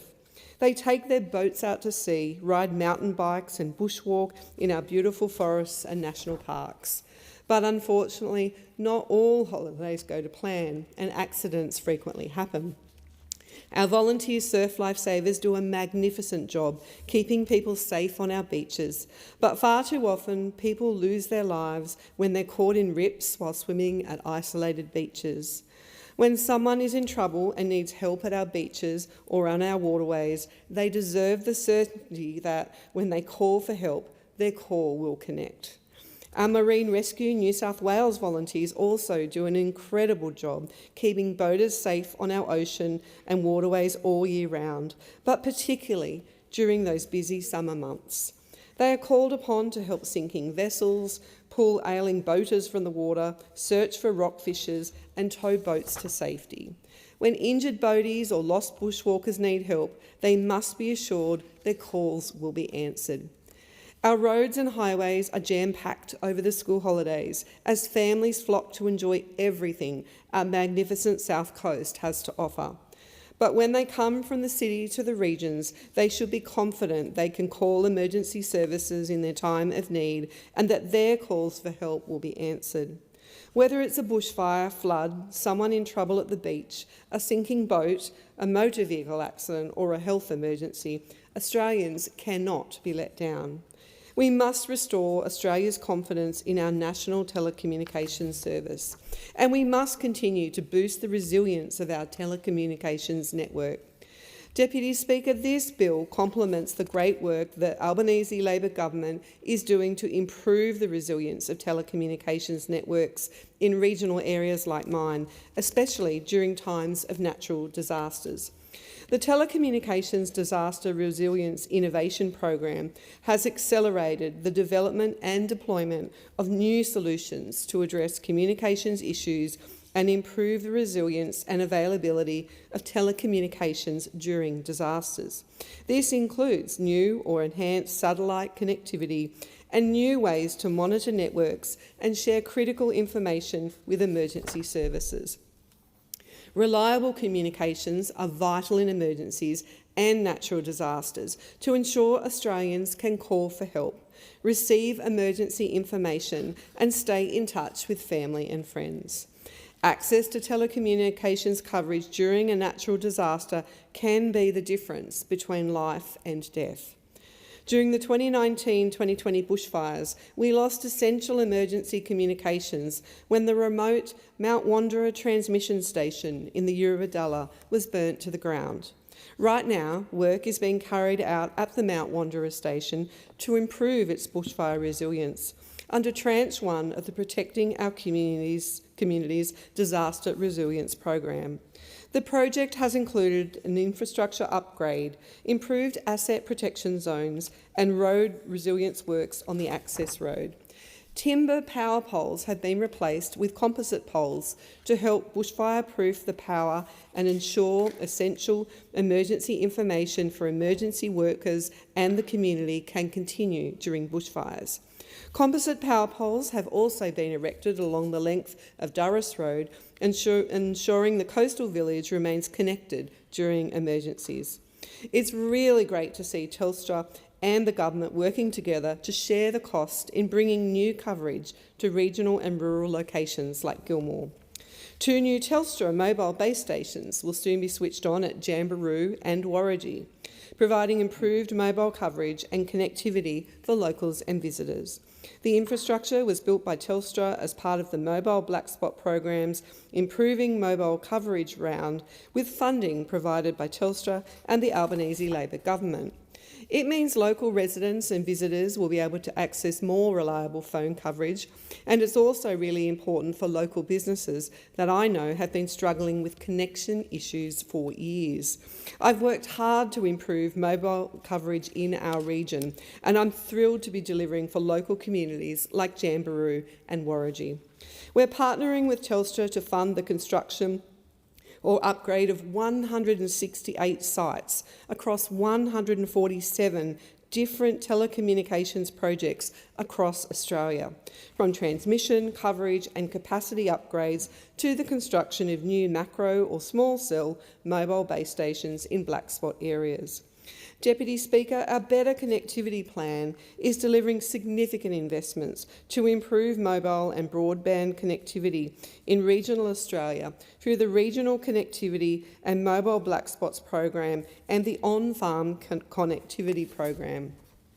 We are committed to reducing the digital divide and meeting the country's growing demand for data and seamless connectivity. We're working to improve regional coverage and communications resilience on so many levels because we know how important it is to stay connected, especially in regional areas like the South Coast.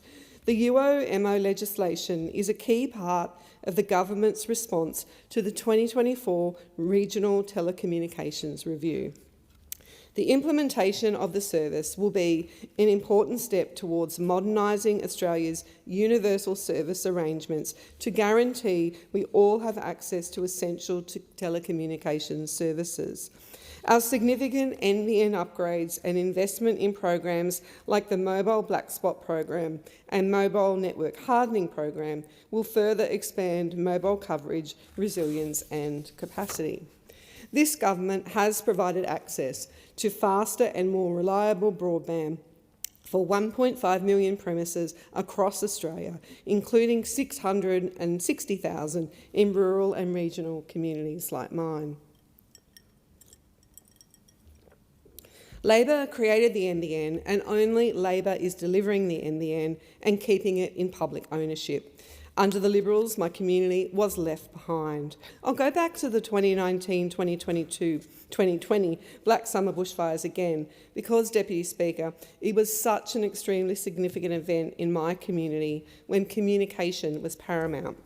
When the power went out and phones went down, some homes in villages such as North Nowra were on Labor's fibre to the premise and therefore had access to battery systems allowing them to stay connected. Other communities in the electorate, however, weren't so lucky. Thanks to the previous government, they were on fibre to the node NBN and therefore were left in the dark, with no access to internet or phone services during the fire emergency. Labor's fibre to the premise is the only NBN technology that allows for a battery to be installed at the property, so when the power goes out, the household still has access to some internet and phone services for a few hours. Thank goodness the Albanese Labor government is committed to continuing fibre to the premise upgrades in Gilmore. This bill will bolster that plan and reiterate Labor's commitment to strengthening the resilience of our nation's telecommunications services. It will ensure that in our hour of need we can make that life-saving call. Improved connectivity not only keeps people connected, but it means safer roads, stronger businesses and better access to services. Whether you're facing a natural disaster, broken down on a highway, injured on the farm or lost in the bush, under UOMO there will be outdoor mobile coverage nearly anywhere you look up and see the sky. This reform is not about replacing traditional mobile coverage. It is about expanding coverage to areas where, despite significant industry and government co-investment, it has not been feasible to provide coverage. Direct-to-device, or D2D, is an emerging technology and is still being rolled out in Australia and around the world. However, we are legislating now to ensure this critical technology is deployed as widely available and quickly as possible to ensure Australians can benefit no matter where they live, work or travel. Given the emerging nature of D2D technology, this bill sets a default date for the commencement of the UOMO on the 1st of December 2027, but allows flexibility to adjust the date to accommodate market readiness. It will provide a clear signal to the market of the importance of equitable and accessible outdoor mobile coverage, and that it is a government priority that services are available as soon as possible. We aren't sitting around waiting for this issue to fix itself. We are acting early to ensure that Australia is at the forefront of technology. This legislation brings mobile services into the long-standing universal services regime, which previously only covered legacy copper-based voice services. By doing so, we are also creating a framework that can protect consumers and ensure mobile services if industry does not deliver in the national interest. The UOMO is a critical part of the government's comprehensive work to reduce the digital divide, increase productivity, support economic growth and meet Australia's growing demand for data and connectivity. The question now is that the amendment be agreed to, and I call the member for Nichols.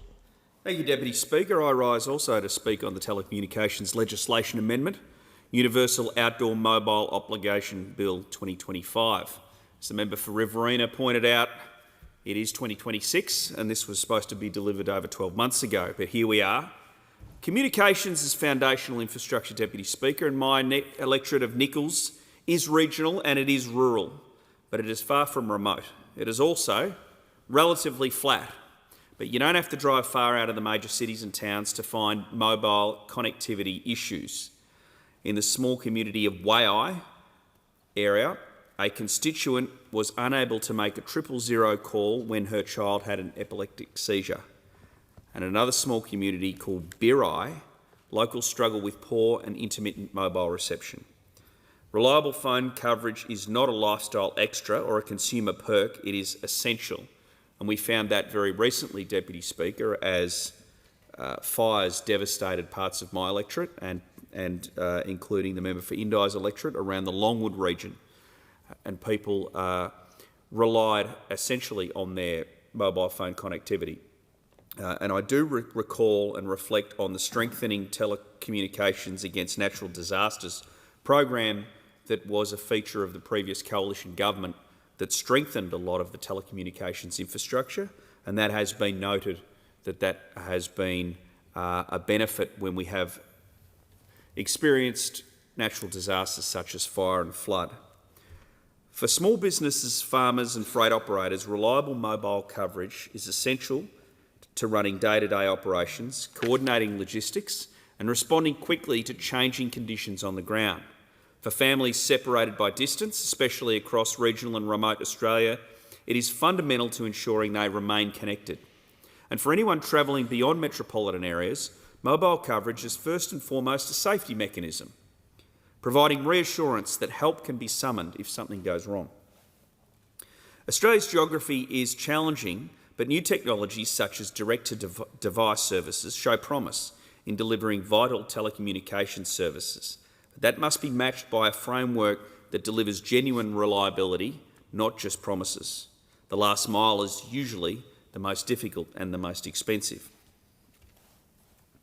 Telecommunications affordability remains a critical issue, particularly for households and businesses in regional and remote areas. If compliance with a new obligation significantly increases infrastructure costs, then those costs are likely to be reflected in retail pricing. Telecommunications policy must anticipate these structural impacts rather than respond to them after the fact. And I note in this bill there's the opportunity for the government to use funds in the Public Interest Telecommunications Services Special Account to support contracts or grants that the UOMO that maximise public interest outcomes. And the public interest in remote Australia is that services are delivered at a cost people living there can afford.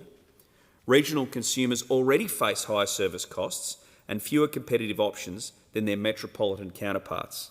A universal obligation must not translate into higher bills for those it is intended to support. This objective is sensible, but it must deliver. And the Coalition supports the goal of extending voice and text coverage outdoors across more of the country because improved connectivity for regional Australians is simply the right thing to do and absolutely necessary for those people living out there. The legislative framework must genuinely expand coverage, and it must do this in a practical, reliable and affordable way. An obligation must be clearly defined so that carriers understand precisely what is required of them and consumers understand what they are entitled to expect.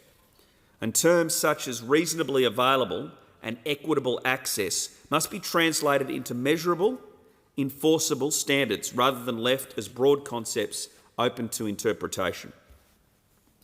Emerging technology is critically important as we continue on with legislation and the offering of services in relation to telecommunications. Direct-to-device satellite technology represents an exciting development in telecommunications with the potential to reduce long-standing coverage gaps across vast regions of Australia. Yet it remains a developing technology, and accelerating the rollout is essential. But legislating an outcome does not magically deliver it. And the legislation in this case does leave some questions unanswered. Domestic carriers may bear the primary regulatory burden, but they will depend heavily on international satellite providers whose pricing models and deployment schedules are out of Australia's direct control. It is essential that any new obligation strengthens market competition rather than inadvertently consolidates it in the hands of a few. Deputy Speaker, regional Australians, older Australians and small businesses often retain devices for longer periods, either out of financial necessity or practical preference. A reform that functions only for the latest high-end smartphones would undermine the very principle of equitable access it claims to advance. Emergency 000 access in particular must not be contingent on owning a recently released premium handset. The hard lessons of the government's failed rollback of the 3G network shows that device compatibility cannot be treated as a secondary issue or left to chance. And the government has a mixed track record on communications. The 3G shutdown was foreseeable and planned change, but implementation led to confusion, late identification of incompatible devices, and too often inadequate communication to consumers. And some of those consumers were forced into unplanned handset upgrades, and small businesses faced disruption to their operations. And that was not an unforeseeable event. It was a transition that required rigorous oversight and proactive management by the government, and that oversight fell short. In relation to 000 and the consequences of failure, communication policy has real-world consequences, as we all know. Australians cannot afford another botched rollout. We need assurance that the systems we put in place will not leave Australians with older handsets behind and vulnerable. There is no tolerance for error when it comes to emergency services and connectivity. Structural reform of this scale warrants comprehensive parliamentary examination. And given the government's record on 3G and 000, due diligence is not optional, it is absolutely essential. There is a practical and a competent path forward, and the Coalition believes in expanding connectivity and embracing new technologies that can close long-standing coverage gaps. We have a record of investing in regional connectivity and backing programs that deliver practical improvements on the ground. The Coalition spearheaded the Mobile Black Spot program after Labor declined to invest in improved connectivity in the regions, and I saw significant improvements in regional mobile phone accessibility during the years of the Coalition government before I came into Parliament. When I was running for Parliament in 2022, I faced some pretty stiff competition, Deputy Speaker, from an independent candidate. And that's fair enough, all's fair in love and war. And some of the independent candidates' supporters kept pointing to me and saying, we've got more mobile phone towers in Indi than Nichols. And they were referring to the coalition government who had been in power for 9 years. And I said, well, the reason Indi has got more mobile phone towers is not because they've got an independent representative. It's because they've got more hills. The undulating geography of Indi meant that it had requirements for more mobile phone towers than Nichols did. But the independents wanted to make a big deal of this, saying the independents shout louder and get more done. Now, I think that what that shows you is that the mobile phone black spot program was put out on need, not who represents the particular electorate. Now, that's a bit different from what we saw recently when an investigation was launched in August 2023 by the Australian National Audit Office into Federal Labor Government's mobile black spot funding program following allegations that funding was disproportionately allocated to Labor-held electorates. And key findings and details regarding the allegations include a funding disparity. Reports indicated that 74% of the 54 locations selected for funding in round 6 of the programs were in Labor-held seats. And that the government's defence was that it was fulfilling election commitments. Now, fulfilling election commitments is all very well, but making sure that the electorates that are most in need get the towers and get the coverage is more important. And I'd be amazed if it's Labor electorates that are more in need of those electorates. I think if you had have looked at it in terms of need, you would have seen pretty broad spread, but possibly more to the more remote electorates that are traditionally held by people from the coalition side of politics. So I think the rollout of telecommunications has got to be based on need and not trying to make election promises to seats that you might hold or want to win. We also believe that reform must be grounded in technical realism, economic responsibility and rigorous oversight. And I note that in this policy, we're looking at technology. I'll use this phrase, Deputy Speaker, technology agnosticism. Technology agnosticism. I think that it's a big word, Member for Hunter, and it's 2 words actually, 2 very big words, technology agnosticism. I think that's fantastic, and I commend Labor on using that approach to telecommunications. But can I suggest we extend that process and the concept of technology agnosticism to the energy debate as well? I think that's where that technology agnosticism, I've said it 5 times now, Member for Hunter, and not messed it up yet, but I really do think that we need to look at all technologies when we're looking at our energy system because it is such a critical part of our economy and technology is moving fast.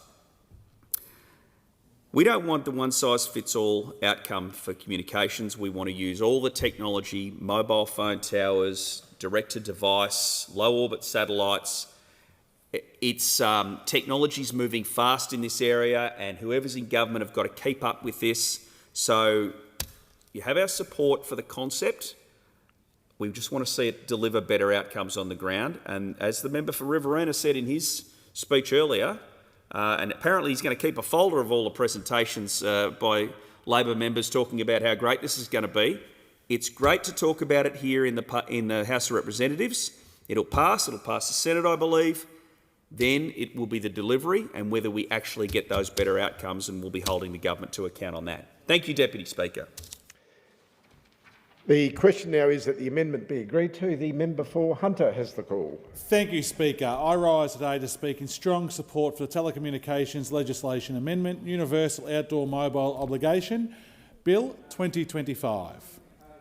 I do so as the member for Hunter, representing one of the most diverse regions in the country. A place of regional cities, mining towns, farming communities and some of the very best wine in the world, Speaker. Bushland, national parks and long stretches of highway.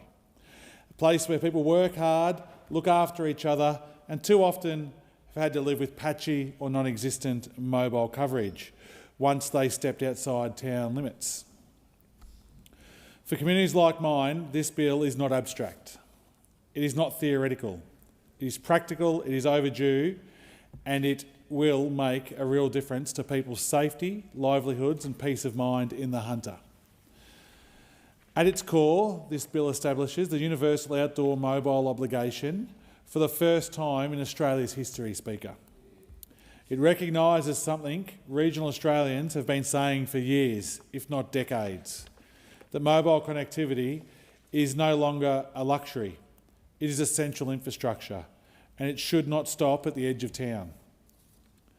Right now, traditional mobile coverage reaches areas where around 99% of Australians live and work, but it covers only about 1/3 of Australia's landmass. In the remaining 2/3 of the country, including vast parts of the Hunter, it simply is not possible to make a 000 call using a standard mobile phone. That is a gap this legislation addresses. The universal outdoor mobile obligation will require Telstra, Optus and TPG to provide reasonable and equitable access to outdoor mobile voice and text services almost everywhere across this country. It will ensure that whether you are broken down on a regional road, injured on a farm, working in the bush or caught in a natural disaster, you can look up, see the sky and make a call for help. For the Hunter, that is a real game changer. The Hunter is not one uniform place. It includes dense regional centres like Singleton, Cessnock, but also isolated rural areas like Laguna, Paynes Crossing, Putty and large parts of the Upper Hunter. It includes mining operations, vineyards, cattle properties, tourism areas and long-haul transport routes. In many of those places, mobile coverage drops out very quickly once you leave town.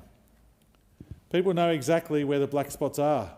They slow down to send a text message before losing signal. They plan trips around coverage. They carry UHF radios or satellite phones if they can afford them. Or they get your daughters ask you to stop a little bit sooner so they can make sure they can send a message. But too many people don't have those options. I've heard from Hunter residents who have broken down on the back roads with no reception, from farmers injured on their own properties who have to drive until they find a signal, from families worried sick because somebody was overdue and unaccountable for and uncontactable. I've heard from parents whose kids travel long distances on school buses through areas with no mobile coverage, from shift workers driving home late at night on dark regional roads with no way to call for help if something goes wrong. This bill speaks directly to those experiences, Speaker. It brings mobile services into the Universal Services Framework for the very first time, and in doing so it recognises that safety should not be dependent on your postcode. One of those strengths of this legislation is that it is technology neutral but outcome focused. It does not mandate one single solution. Instead, it requires mobile network operators to meet the obligation using a combination of their existing terrestrial networks and new direct-to-device technology enabled by low Earth orbit satellites. That flexibility matters, Speaker, and it is important to acknowledge that we are not starting from scratch.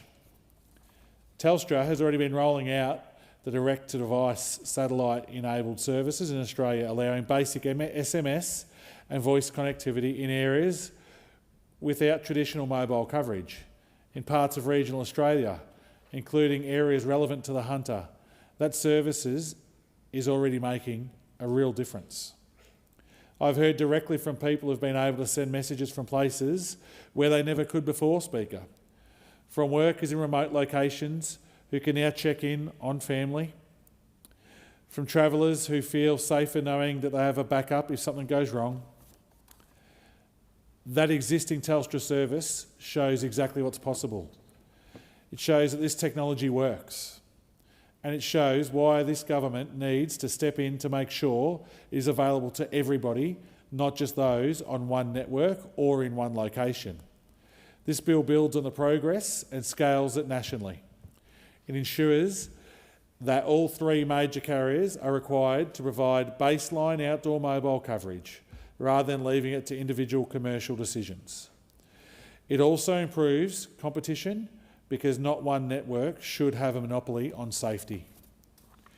Importantly, this legislation is not about replacing traditional mobile coverage.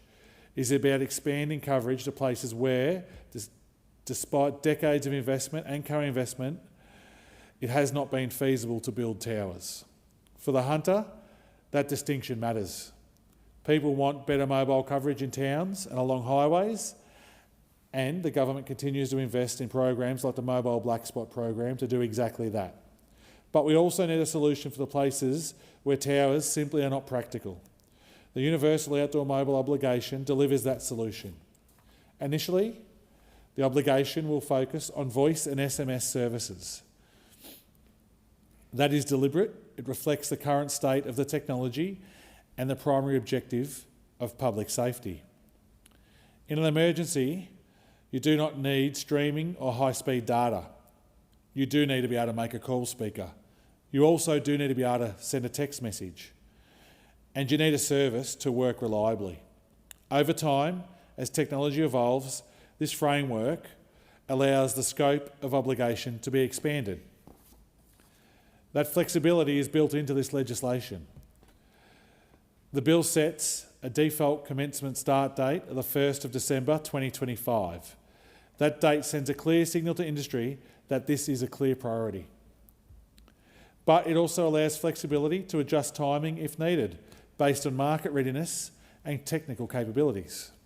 That balance is extremely important. We are not sitting around waiting for the market to fix this on its own. We are legislating it now to make sure this crucial technology is deployed widely and equitably, and that regional Australians benefit from it as soon as possible. The bill also creates new powers to set standards, rules and benchmarks for mobile services. That includes the ability to step in if an industry does not deliver or if consumers are being left behind. For communities like mine, that accountability matters so much.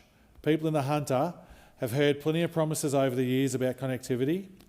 What they want now is delivery. This legislation creates a framework to ensure that that delivery actually happens.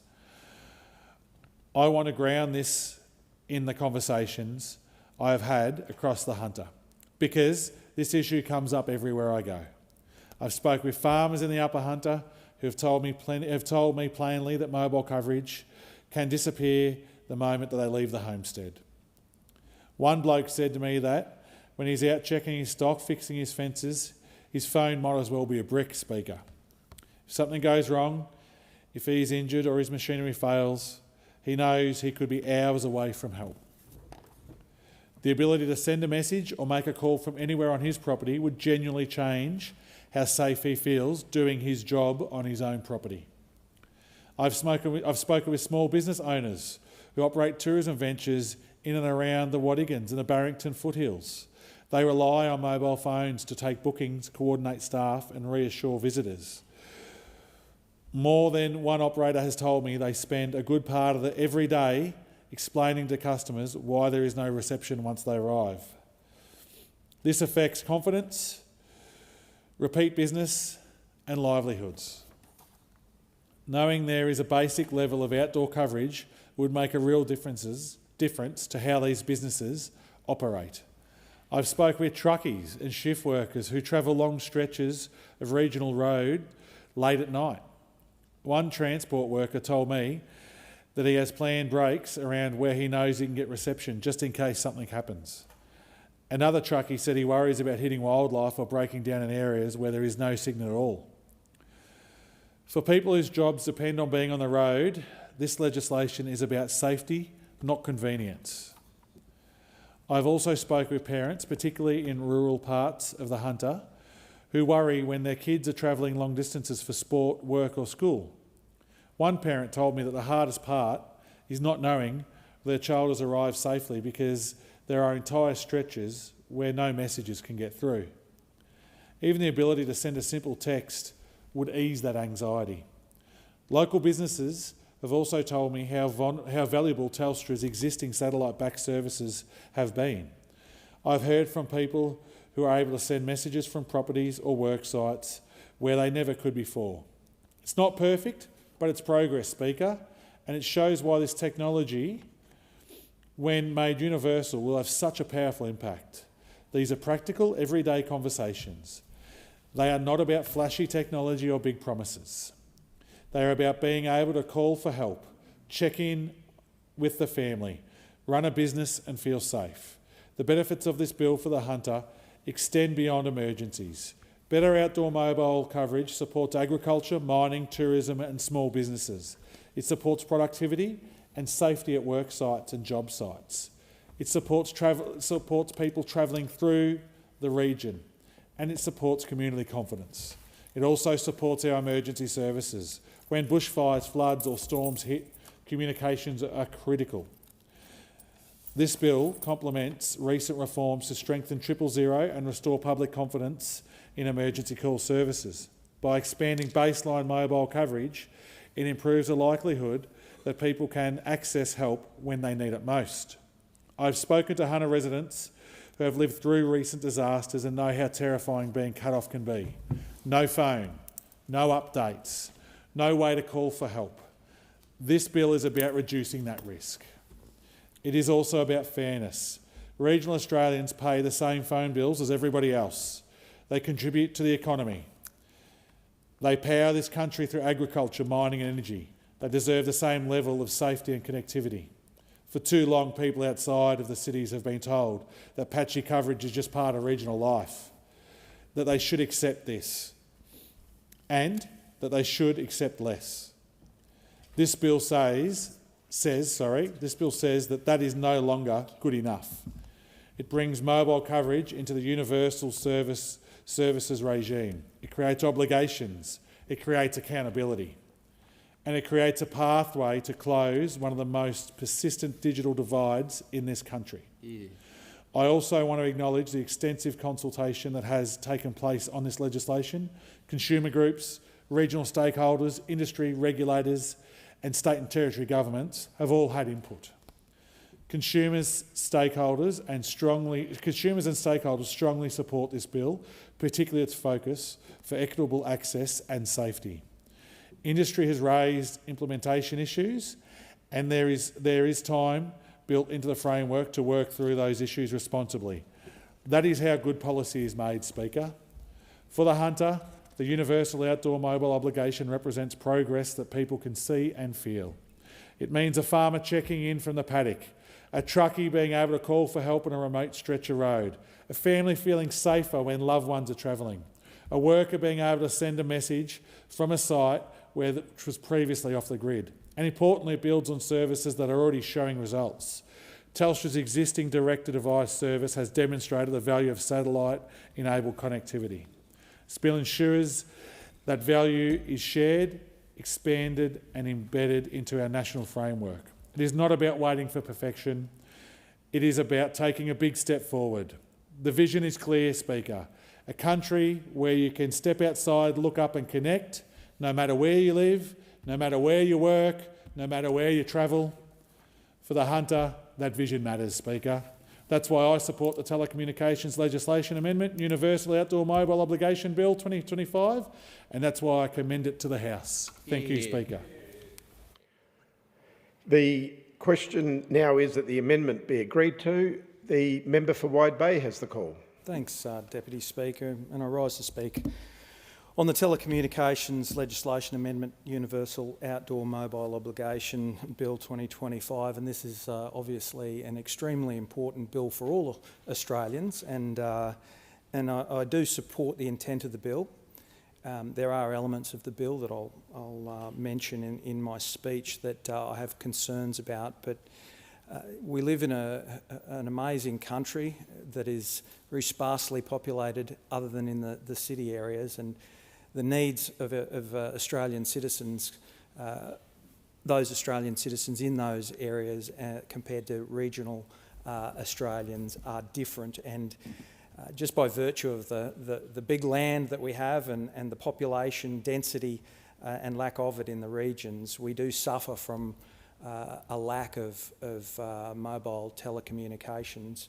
And every member coming to this place from urban areas, but also in the regions and the rural areas, should, as a big priority, be fighting for better services. And I really do hope that this bill does facilitate some better services in the regions. The complaints that come to my office about our telecommunications system, it's one of the most frequent issues that's raised. And it is, we rightfully have an expectation that we will have satisfactory telecommunications.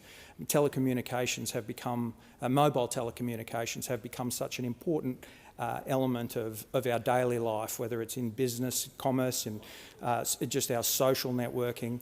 It is essential that we have high quality, reliable and cost-effective mobile telecommunications. In parts of Wide Bay, people experience very poor telecommunications. In some cases, they don't have any. I did, when we were in government, manage to achieve 19 new telecommunications towers, mobile towers, and I was very proud of that. I know the effect that will have in Wide Bay, as I said, both in a wide array of areas. But as a former police officer, I know the importance of reliable telecommunications. I know that reliable telecommunications can save lives, but also an absence or a lack of them can cost lives. I managed to, with the Morrison government, achieve 19 new telecommunications mobile towers, one at Glastonbury, Widgie, Waluga, Wolvi, Tansy, Cinnabar, Windera, Oakview, Curra, Rattans Forest, Maroom, Poona, Fraser Island, Kin, Boreen Point and Catharaba.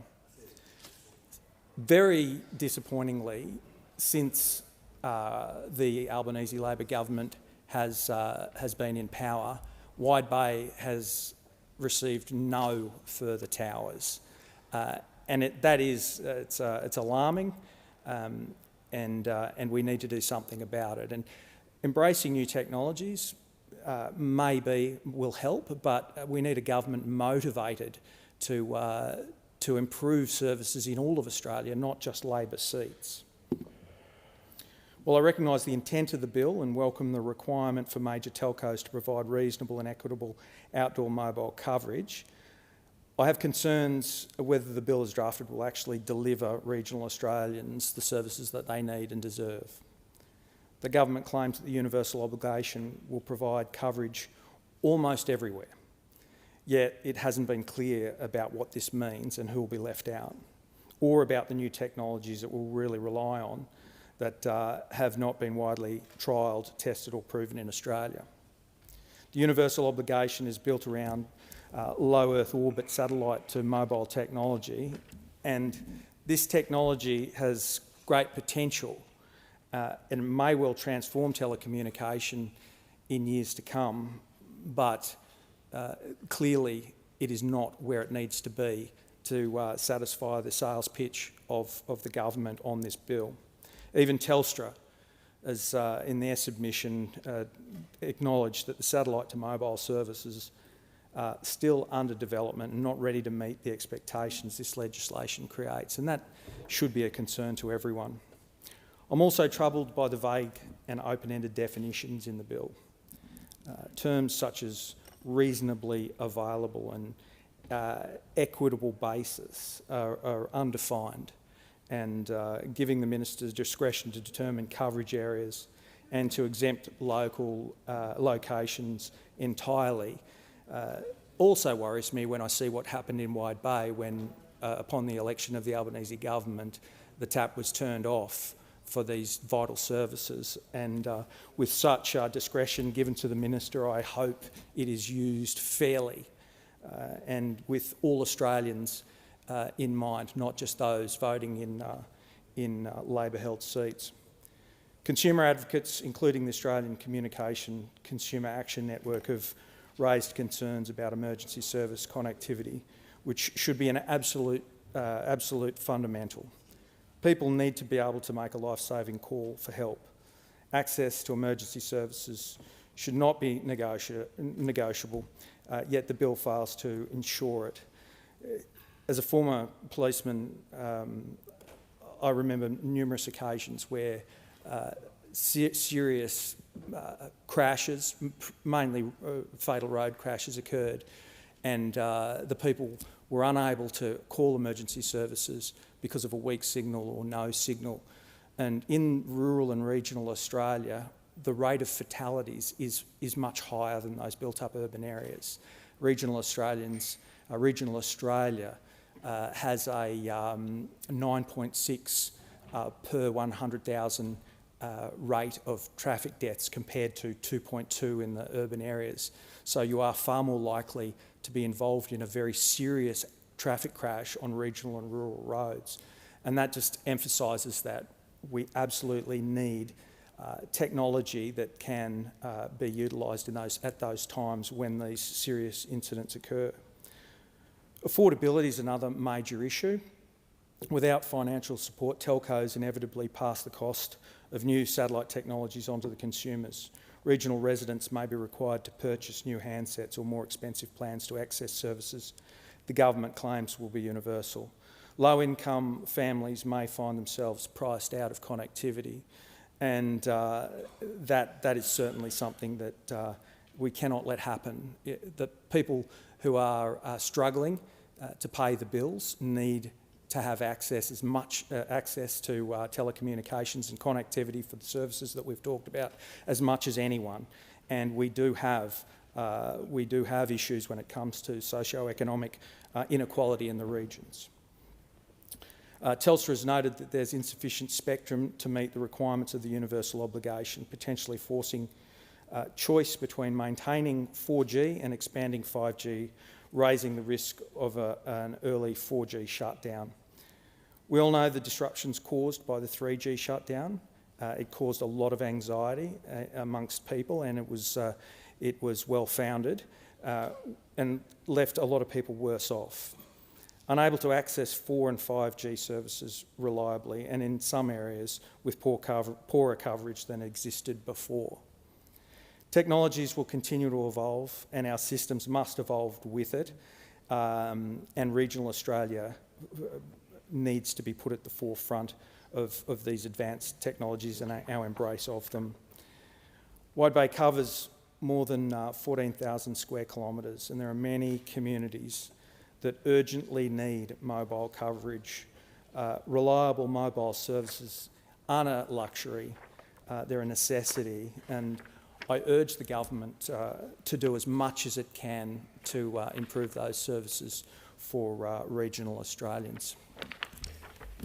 The question now is that the amendment be agreed to. The member for Hughes has the call. Thank you, Deputy Speaker. The Albanese Labor government was re-elected last year with a mandate to build Australia's future. Deputy Speaker, Australia's future is a connected one. We inhabit a vast and ancient continent, but we live in a time when technology has drastically changed what distance can mean to us. In 1854, we had the first telegram line connect Sydney to Melbourne. In 1871, we had the first overseas telegram reach Australian shores. In the century and a half since that time, we have seen drastic changes to what telecommunications can bring to a modern society. At Federation, there was no way that Australians could have imagined what low Earth orbit satellite direct-to-device technology would make possible. And yet in 2026, access to telecommunications is no longer a luxury. It is an essential service that underpins public safety, economic participation, and the need to stay connected to those we love. Australians rely on mobile phones for connectivity more than ever.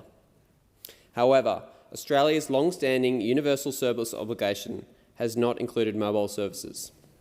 We have legislated for copper phone lines and payphones, while the country has evolved to make the mobile phone the most essential device for everyday life. On this side of the chamber, we believe in a simple principle: no one held back and no one left behind. And that's why I am so supportive of the Telecommunications Legislation Amendment, Universal Outdoor Mobile Obligation Bill 2025. Because communities like those in my electorate of Hughes were left behind while those opposite were in office, especially in relation to telecommunications. While those opposite were in government, they tried to degrade everything that the National Broadband Network was meant to transform. They took a technology designed to connect every Australian with world-class fibre and watered it down. They chose cheaper, slower, inferior technology, and they called it good enough.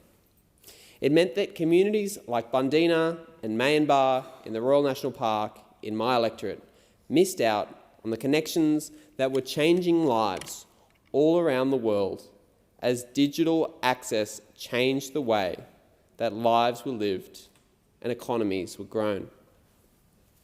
When I'm out in the community listening to residents of Bundeena and Mayenbar, I'm constantly hearing from them about how the lack of connections affects them.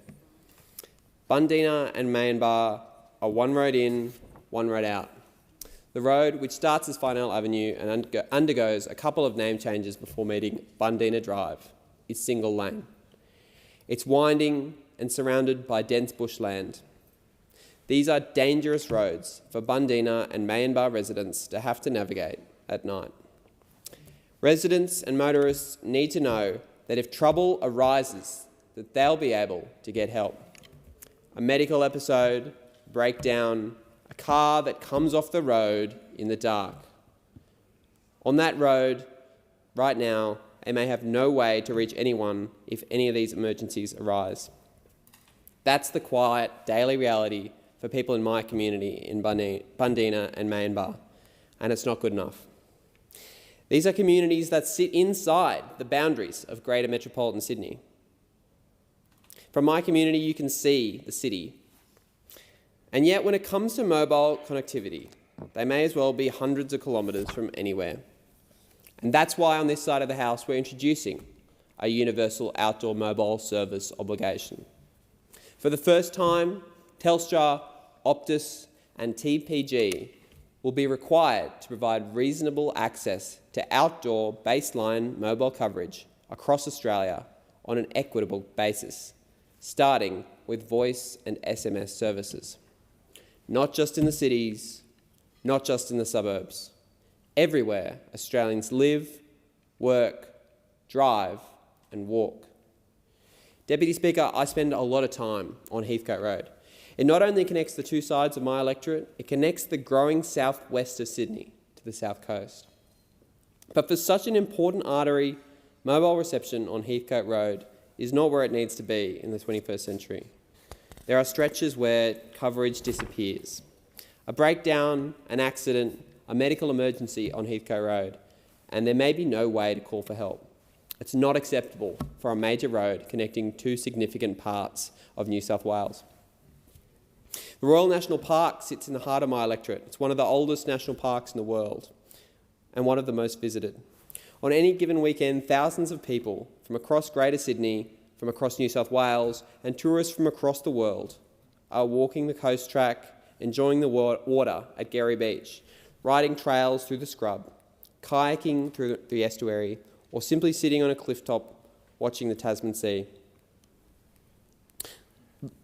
For most visits, losing mobile coverage is not life-threatening, and for most people, it simply means more reason to focus on the incomparable nature the park presents. But sometimes it does matter. A hiker slips on a wet sandstone ledge, a kayaker gets into trouble in a swell that came from nowhere, a trail runner takes a wrong turn, and the light starts to fade. In those moments, the most connected generation in human history is suddenly and completely cut off from help. The visitor numbers are real, but they are spread across an enormous area, and the park's conservation status limits accessibility. This is market failure, and it's the kind of market failure that this government is seeking to address. This bill is technology neutral by design. Mobile operators will be expected to use a combination of their existing terrestrial infrastructure and new direct-to-device technology delivered by low Earth orbit satellites. The advent of new low Earth orbit satellites, or LEOSat, direct-to-device technology has made delivery of mobile coverage across Australia's vast inland areas possible. Within the next couple of years, the direct-to-device, or D2D, coverage will be able to provide baseline outdoor coverage in areas outside terrestrial coverage, allowing people to seek help if they are lost, injured, or facing natural disasters in areas without traditional terrestrial mobile coverage.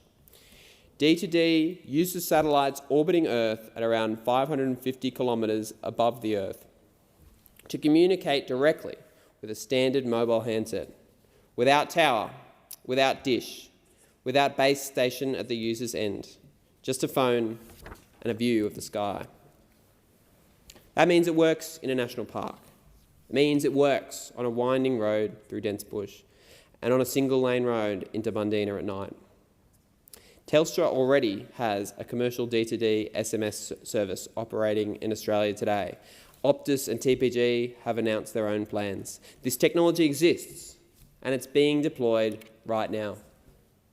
The question this bill answers is whether it reaches every Australian or only the ones who happen to be commercially convenient.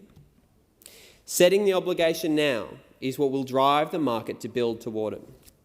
We want the industry to meet its obligations in providing appropriate coverage to all Australians.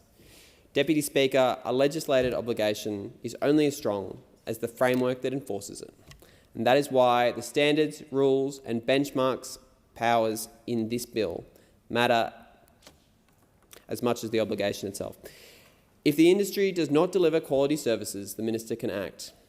If affordable products are not available for vulnerable Australians, there is a mechanism to require them. If planned outages are not being managed responsibly, there are levers that can be pulled. I want to acknowledge the 88 submissions made during public consultation on this bill. This bill did not come from nowhere. Those submissions came from mobile carriers, consumer groups, state and local governments, and individual Australians. The breadth of that engagement reflects how deeply people across this country feel about connectivity as a basic expectation and not a commercial privilege. Consumer and community stakeholders were particularly clear. They want equitable access, and they want industry held to account if they aren't delivering. This bill gives the government the tools to do exactly that. The National Farmers Federation president described this as a world-first policy and said Australia could become the gold standard for regional communication. This is not just about what the technology can do today. It's about building a framework flexible enough to capture whatever comes next. As D2D technology matures, as new services emerge, as the market evolves, this legislation evolves with it. We are not locking Australians into a single solution. We are locking Australia into a standard that every Australian, everywhere, deserves connection. Because voice services under the UOMO will be classified as public mobile telecommunications services, the existing emergency call service determination automatically applies. Wherever this bill delivers a voice call, it delivers access to 000. On a cliff in the Royal National Park, on a dark stretch of Heathcote Road, on the road into Bundeena. No additional legislation required. It flows directly from this bill. 000 access across every outdoor location must be a core feature of this legislation, providing real certainty for all Australians in the event of an emergency.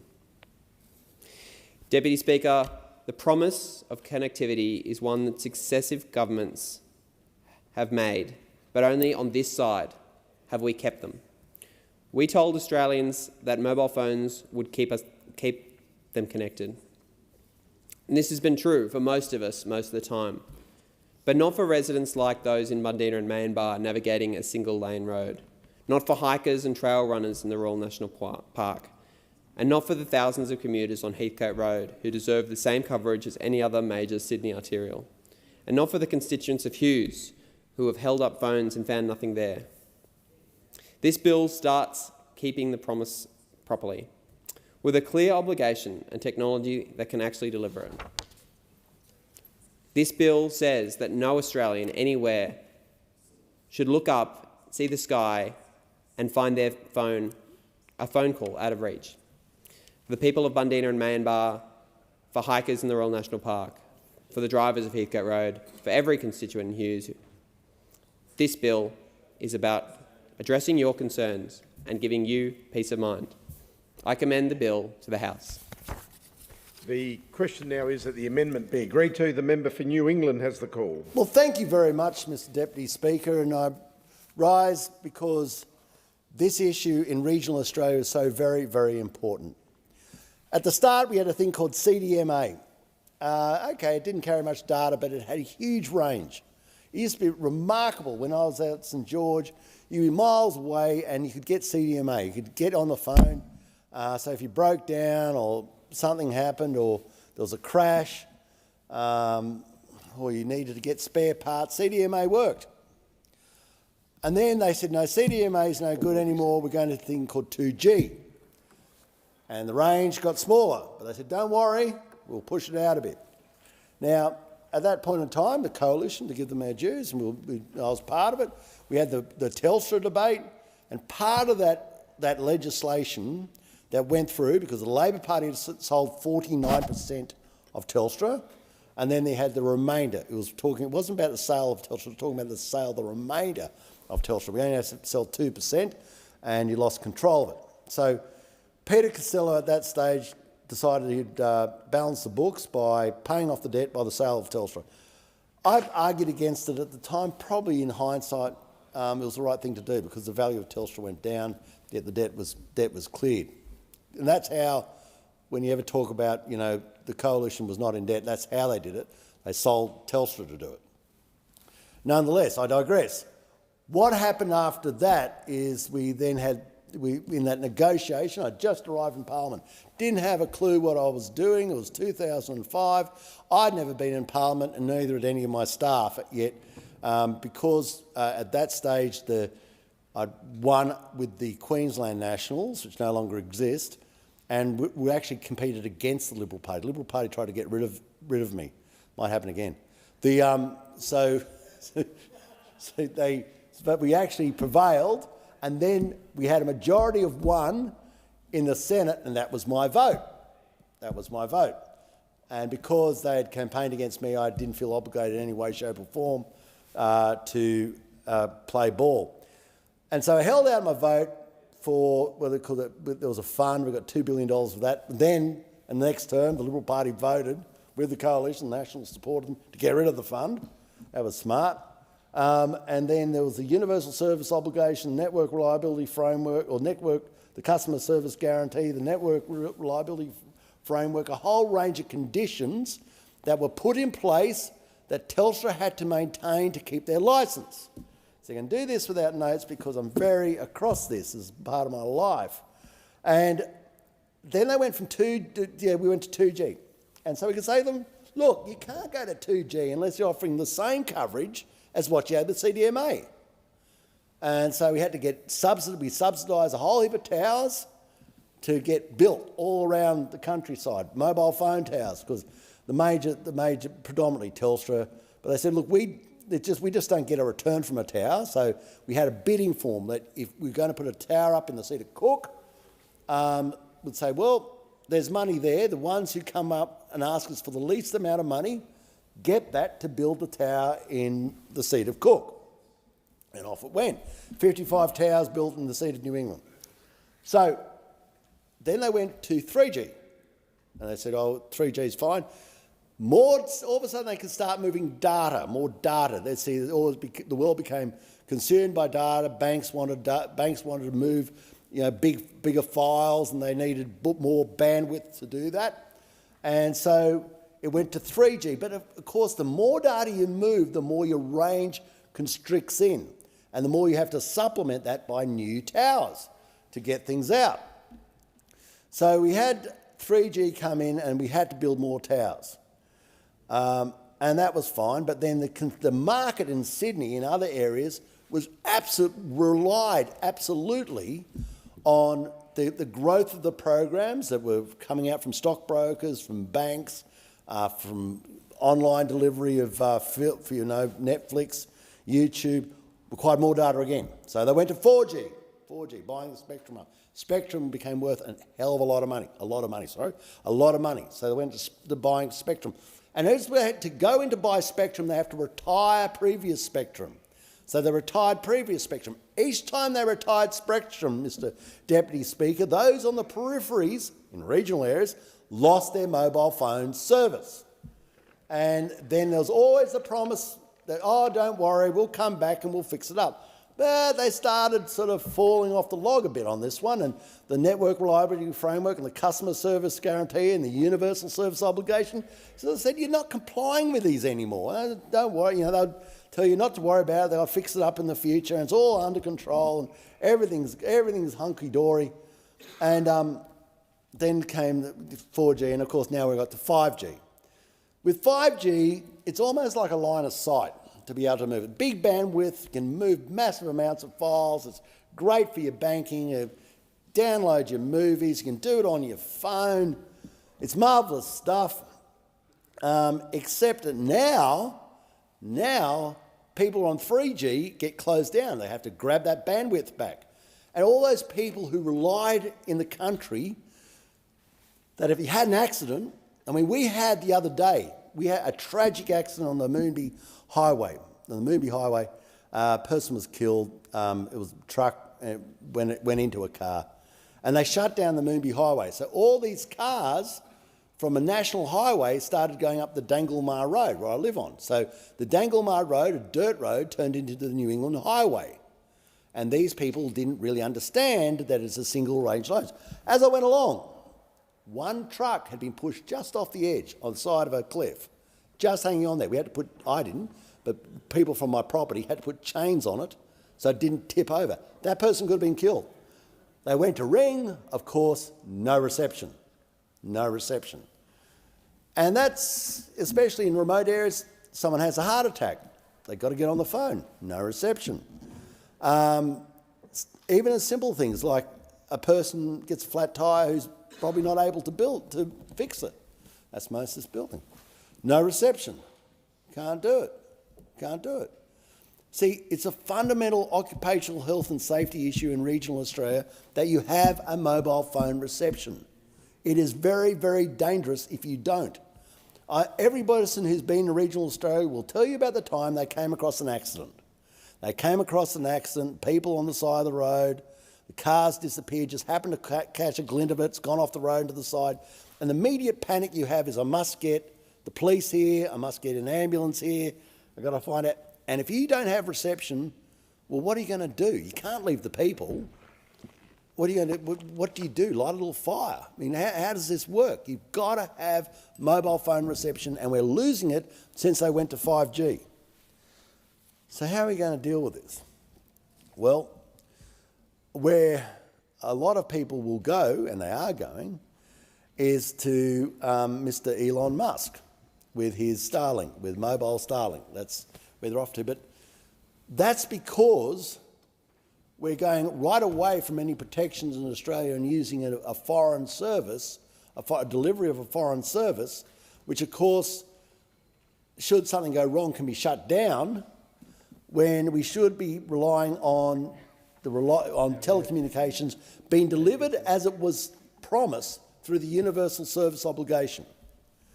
So we call on the government to actually own this and go out to areas and say, if you're not complying with the Universal Service Obligation, your Network Reliability Framework, the Customer Service Guarantee, you put at risk your licence for having a telecommunications company. So let's talk about how you get more towers out, because it's the only way you solve this problem, is to get more mobile phone towers out. And every time that bandwidth is utilised for 5G, after it will come 6G, and more volume is required, so less and less area is able to be covered, then there has to be more and more mobile phone towers put out and around the nation. Lately, in regional areas, there's been it's just fallen off a perch. Now, I must admit the coalition were very good at getting out mobile phone towers, but just observing, not suggesting anything, observing where a few mobile phone towers have been going, one might suggest that they're going into Labor electorates. One might suggest that. One might suggest that there seems to be quite a few going in around a place called Bega. But we are not getting any new ones out in other regional areas. And this in itself means that there is a diminished standard of living and diminished potential in regional areas. Even now, mobile phone receptions are utilised even for mechanics. In a lot of machinery now, if a bearing's overheating, if something's going wrong, a message, in some instances, is sent to the tower, sent to Detroit, if it's John Deere, sent back to the dealership, and tells you to turn off your tractor because if you keep running, it's going to go from a $6,000 bill to a $60,000 bill, and cost you a lot of money. So, with this telecommunication legislation, universal outdoor mobile obligation, it has to have the meat put on the bone that the government will own the responsibility to get out into regional areas, to have discussions with the community and say, where did you used to get reception that you no longer get reception, and at the very least match what they had, because they don't have it. What I have seen in following, it's one of every office in regional Australia becomes a lightning rod conductor for telephone complaints. But what I have seen is when you say to them, this area that used to get reception no longer gets reception, they came out with the greatest weasel word. They said, in the past that was just fortuitous reception. Like, just lucky it happened.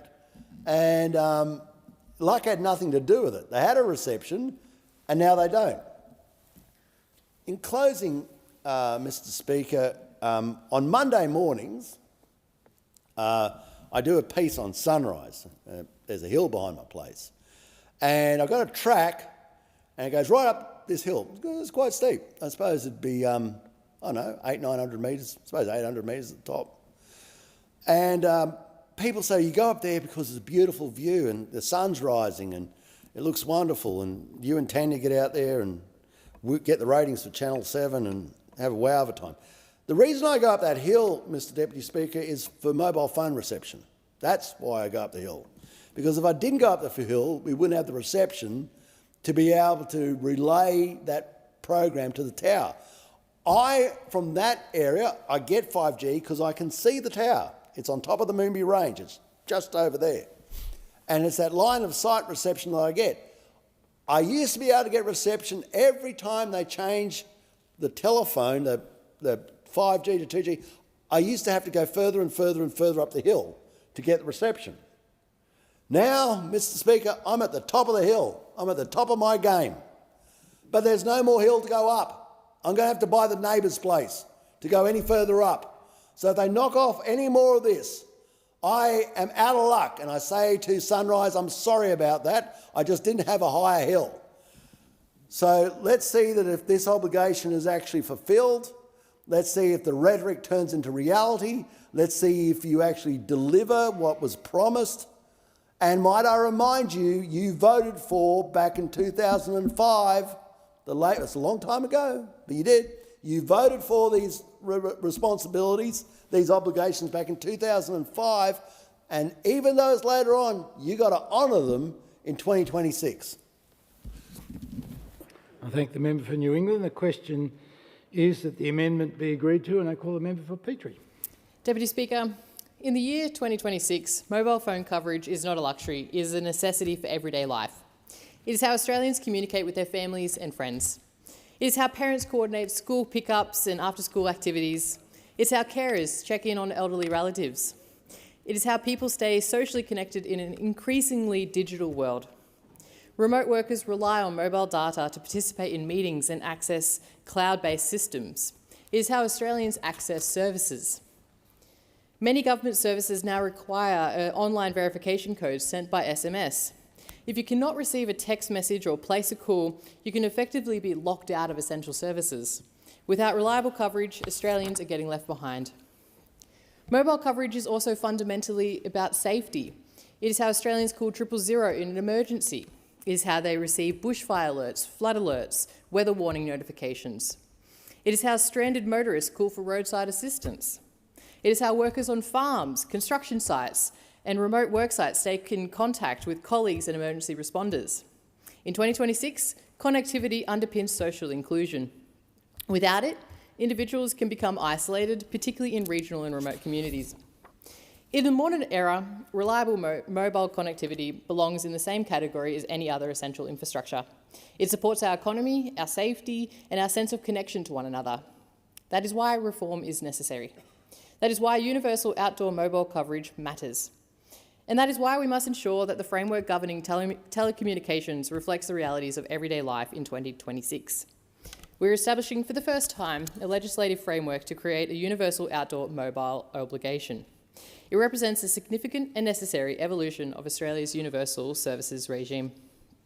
It reflects the way Australians live today. It reflects the way we communicate. And it reflects the expectation that connectivity is not a luxury but a baseline necessity. The Albanese government is committed to keeping Australians connected. We believe that every Australian should have access to baseline mobile voice and text services across the entire country. No matter where you live, no matter what you do, you deserve the ability to connect. Whether it is to work from home, to run your business, to seek help in an emergency, or to simply just stay in touch with the people that you love. Deputy Speaker, traditional mobile coverage is currently provided in areas where about 99% of Australians work and live. And that is an extraordinary achievement and one that reflects the decades of investment by industry and government. But it covers only 1/3 of the Australian landmass.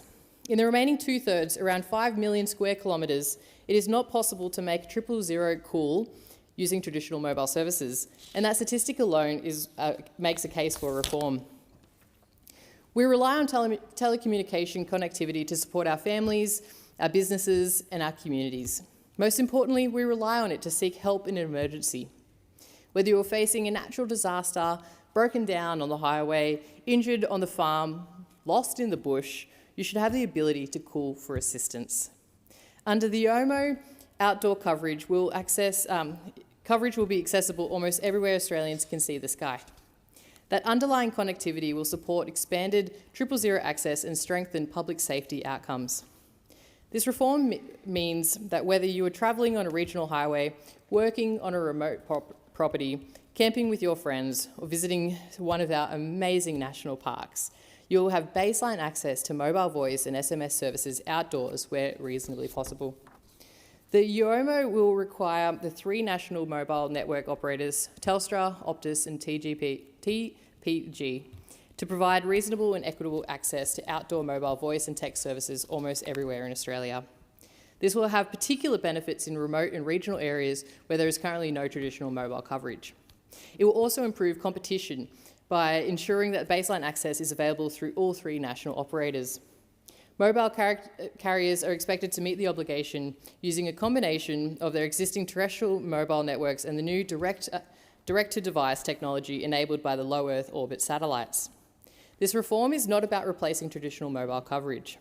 It is about expanding it to areas where, despite significant industry and government co-investment, it has not been feasible to provide coverage through towers alone. Direct-to-device technology is emerging and is still being rolled out in Australia and around the world. It allows compatible mobile phones to connect directly to satellites when terrestrial coverage is unavailable, provided there is a clear line of sight to the sky. The bill recognises that there are circumstances where operators may not be able to meet this obligation. For example, in heavily forested areas or deep valleys where a clear line of sight is obstructed. The intent is to ensure services are available as widely as possible.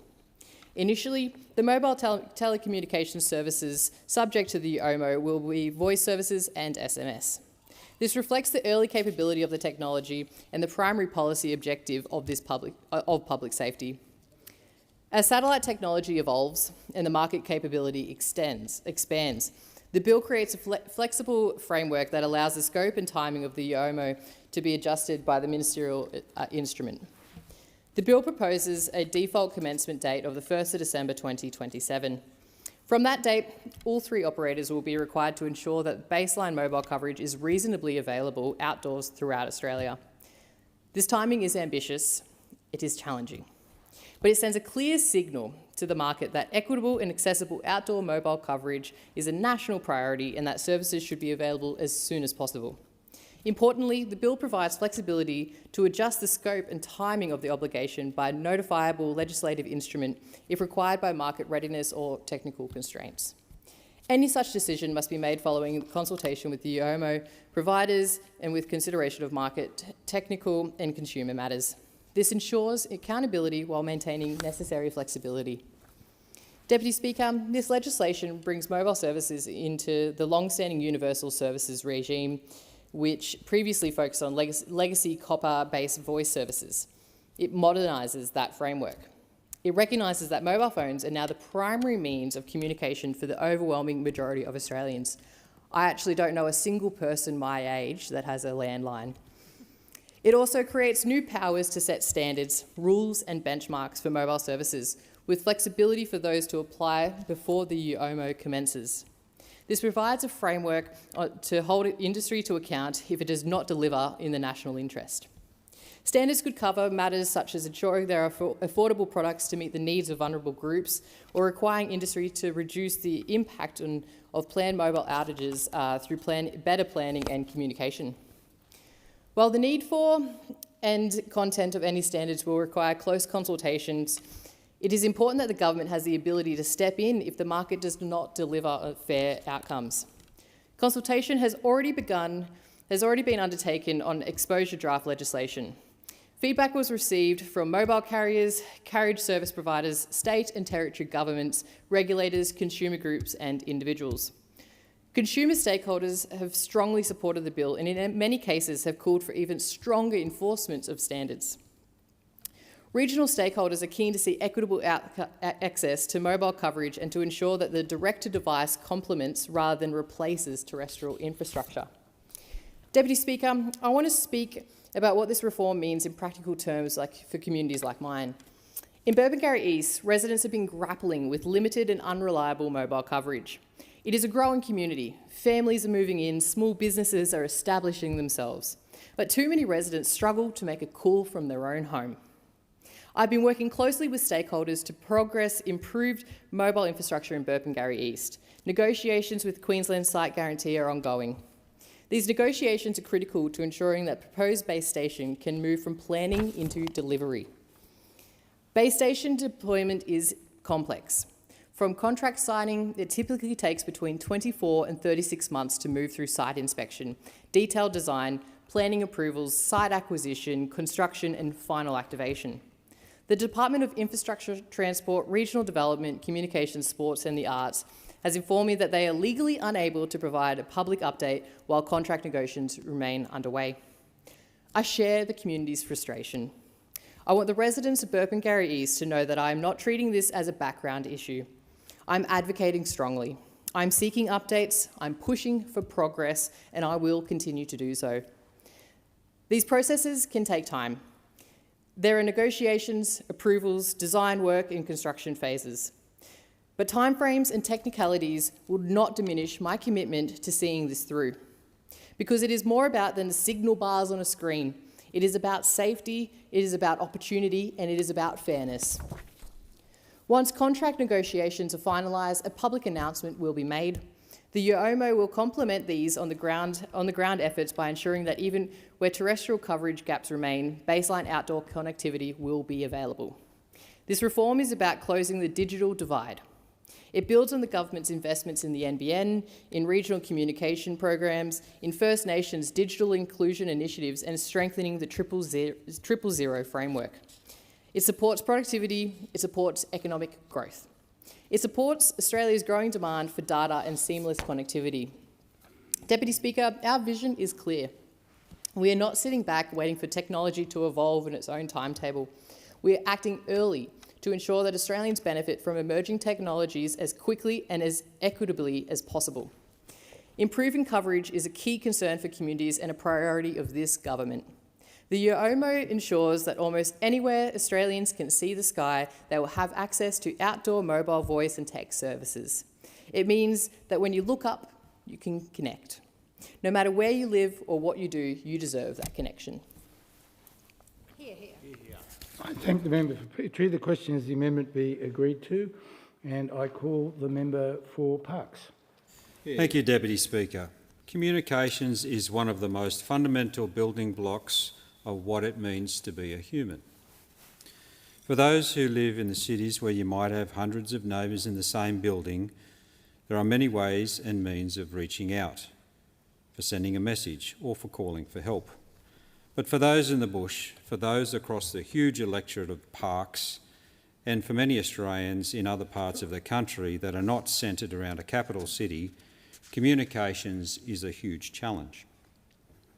For someone who has chest pains on a property outside Wilcannia, or who breaks down out the back of Burke, there are no neighbours. Sadly, this is where telecommunications continue to let regional people down. In this lucky country, this country of opportunity and innovation, the people who produce our food and fibre and the minerals, the people who work hard and look after the land, cannot make a simple phone call. There are times when business owners in Gilgandra must walk out into the streets to allow their customers to pay with a credit card. There are times when people running businesses from their regional home cannot log on to finalise transactions, cannot lodge their business activity statements, and cannot fill in necessary employment or government forms. People cannot coordinate logistics, use modern GPS tools, or check on their loved ones. When emergencies strike, regional people are often on their own. They cannot connect to 000, and if they can, the failure of technology often critically adds time to the location needed during an emergency. Sadly, this is not hypothetical. People have died. Deputy Speaker, this goes beyond inconvenience. It goes to the very core of what it is to connect with others, to be part of the lives of your family and friends, to be able to run your business in a professional way and to know that you are safe in all situations. Regional Australians do not ask for something that any person in any other country does not expect. I've heard from people across the Parkes electorate about the problems and the lack of reliable telecommunications are causing them every single day. Some of these stories are tragic. Others show that once again regional Australians faced almost insurmountable challenges just to open a business and to fulfil their dreams to serve those in their communities. As recently as last week, I held a network connectivity roundtable in Walgett, where the frustrations of farmers who have struggled for years to find reliable telecommunications was abundantly clear. They have trusted in the advice they've received and purchased expensive plans, expensive handsets, expensive equipment, only to find out that it's out of date, it's not fit for purpose, or it just doesn't work. We continue to hear about exciting new technology, but time after time, it's followed by all the reasons it won't work in regional Australia or wouldn't be accessible to ordinary Australians. Regional Australians have had enough of announcements and enough of promises. They just need reliable telecommunications. It is time for moves in this direction to get real. We need practical, reliable and affordable solutions that work for all Australians. As we look at this bill, we must look at it through the lens of this government's track record, through its poor performance in making telecommunications work. Let's not forget the wonder that was the 3G shutdown. The 3G shutdown leaving people isolated. People were forced into updating their phones, some unnecessarily, and businesses were left without connection and without support. This was a planned event, an outcome that was chosen. It was surrounded by confusion and absolute failure.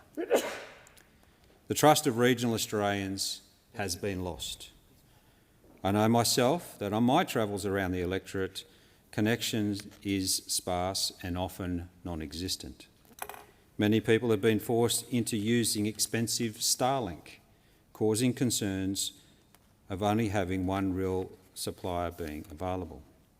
Deputy Speaker, under the Universal Outdoor Mobile Obligation Bill, there is some impressive sounding jargon. Let's take a look at it. This is, it says, a significant and important reform that will bring mobile services within the Universal Service Framework. The Universal Outdoor Mobile Obligation will require the national mobile network operators, currently Telstra Limited, Optus Mobile Proprietary Limited and TPG Telecom Limited, to deliver baseline outdoor coverage across Australia. It sounds good, but I have a number of concerns with this. One is that there is quite a lot of talk of direct-to-device technology here, delivering over low-orbit satellite platforms. I'm reliably informed that this technology may not be readily available to fully roll out in the timeline that has been allocated. That's a pretty epic fail. This shady reminder of Labor's unachievable net zero target. I'm also concerned about one element of this technology you still cannot call 000. Currently, the technology allows satellite to messaging capability. You cannot message 000. Another epic fail. We are legislating here, Deputy Speaker, ahead of this technology actually being in use or even being fully developed. I quote again, currently SMS services are available in a number of countries on certain handsets, including in Australia, and voice services are expected to follow. Further along, we have a caveat that makes even more nonsense of this bill. The bill includes the power of the minister to determine circumstances when it would be reasonable to make mobile coverage available. In one short document, we've gone from universal coverage to coverage if the technology is invented, to coverage if the technology is invented, providing you have the right handsets, to coverage if the technology is invented, you have the right handset, and the minister thinks it's a good idea. Is it any wonder this Labor government has lost the trust of those in regional Australia, many of whom are trying to run a business? Businesses and families with one. Many of whom are trying to run a business and families with one hand tied behind their back and the other up in the air trying to get signal. Regional Australia is our backbone. Again, it's where we grow our food and fibre and harvest our minerals. It is what sets us apart from other countries. Yes, it presents challenges. Isn't it time we told regional Australians that we are up for the challenge? We value everything you are to our country. Isn't it time we stop switching off technology without knowing the full impact and before something that works is in place? Isn't it time we invested a little of our nation in connecting Australia wherever you might live?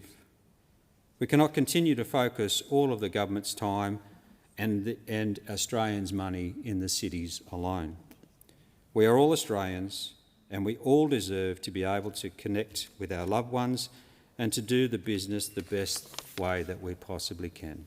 And we all deserve to be able to reach out and find help in those times of most need. I thank the member for Parkes. The question is the amendment be agreed to, and I understand that the member for Pearce would like to present a copy of their speech for incorporation into Hansard in accordance with the resolution agreed to on the 6th of November 2025. That's correct, Deputy Speaker. That's correct. Thank you.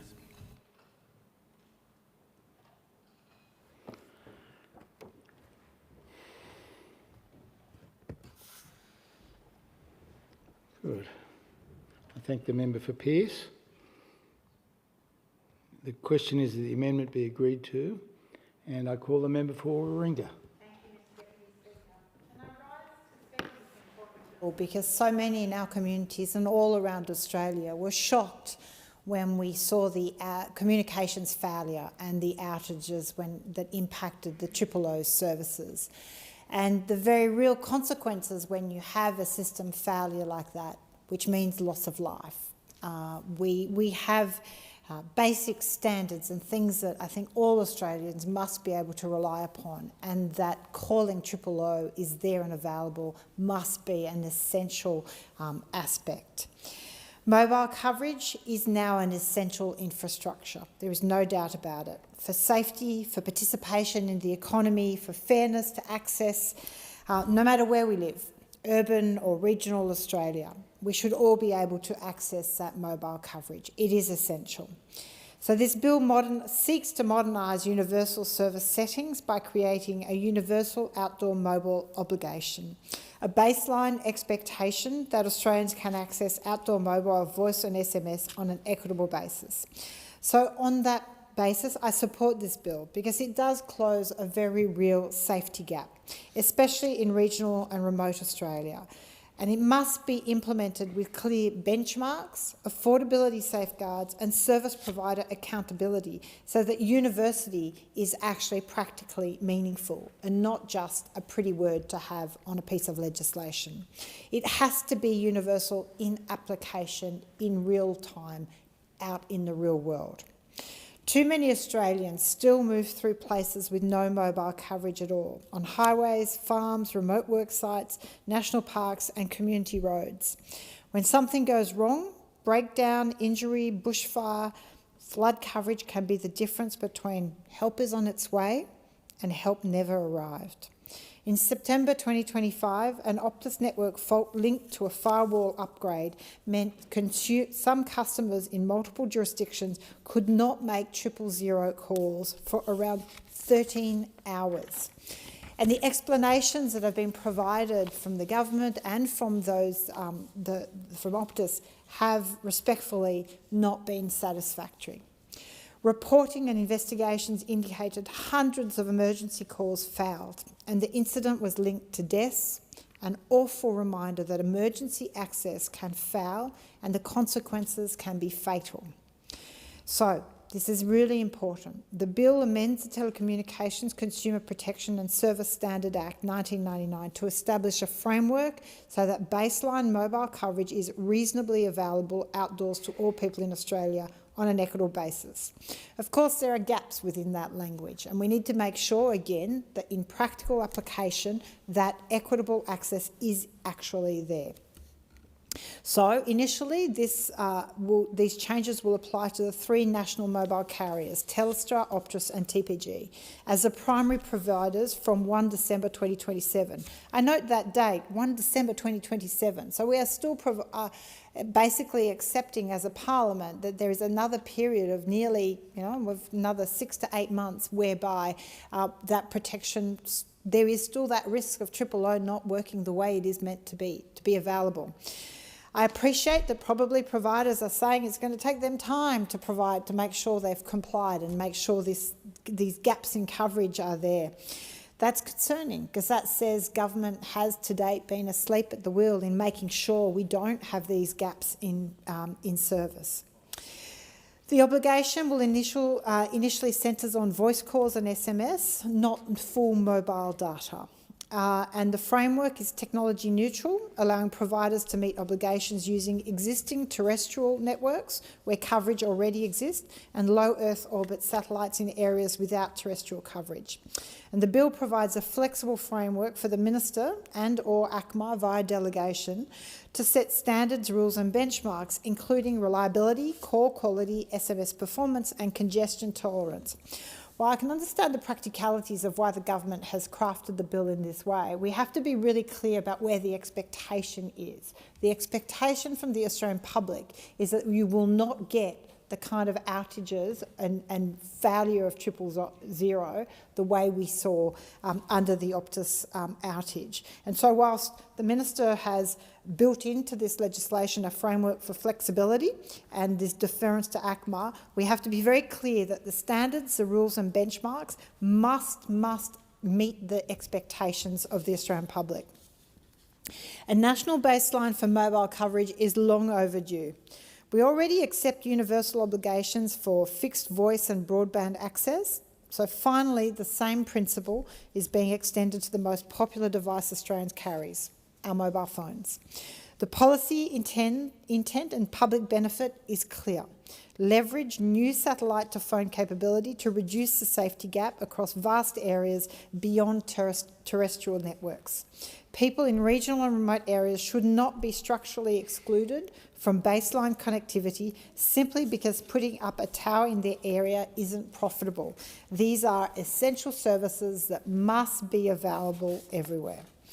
It is for that reason why I support the amendment circulated by the member for Indi.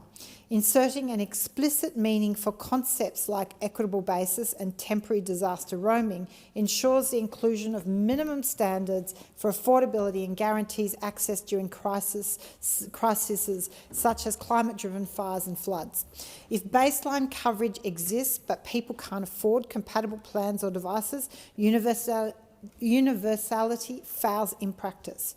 The framework contemplates equitable access, so this must translate into competitive retail offerings, transparent pricing and attention to vulnerable and remote consumers in locations where market competition may be thin.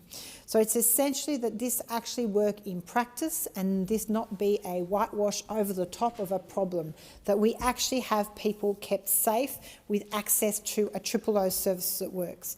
Unfortunately, we know disasters are going to escalate in severity, in frequency. We know they are cascading and compounding, which means access to a reliable 000 mobile network is essential for all Australians, especially in regional communities, where we know they are going to bear the brunt of climate disasters. They will be hit the hardest and they will be the most reliant upon a 000 service that works to make sure they can be safe. There is no doubt, and I have repeated often in this place, we are still so far from doing the investment in resilience and adaptation that is necessary to keep Australians safe in light of the kind of climate-escalated events that are going to occur, that it is essential that the government starts focusing on investing in that safety piece of Australians. And that starts with making sure mobile coverage is available and accessible to all. The bill is not about guaranteeing perfect 5G everywhere. I accept that. But it is about establishing a modern universal service baseline, voice and SMS outdoors, so Australians are not left without a lifeline simply because of geography. The Optus 000 outage last year showed us painfully that lives depend on the integrity and reach of telecommunications. And I guess lastly, I can give a personal example. I enjoy doing long-distance trail events, often in very remote areas of national parks. And I have taken it upon myself to actually buy a mini GPS satellite device to ensure I am trackable and can be contactable from family. But that is not something that is the norm. That is not something that people in regional and remote communities should be having to do. There should be this underlying basis of an essential infrastructure when it comes to mobile coverage. So I will support this legislation. As I said, I will support the amendment by the member for Indi, but I want to be very clear on the government that this has to work in practice. This can't just be a legislation to look like you're addressing a problem, but not actually in practice meaningfully change mobile coverage to ensure all communities have access to 000. I thank the member for Warringah. The question is the amendment be agreed to, and I call the member for Bullwinkle. Thank you, Speaker. Today I rise to speak in strong support of the Telecommunications Legislation Amendment, the Universal Outdoor Mobile Obligation Bill 2025.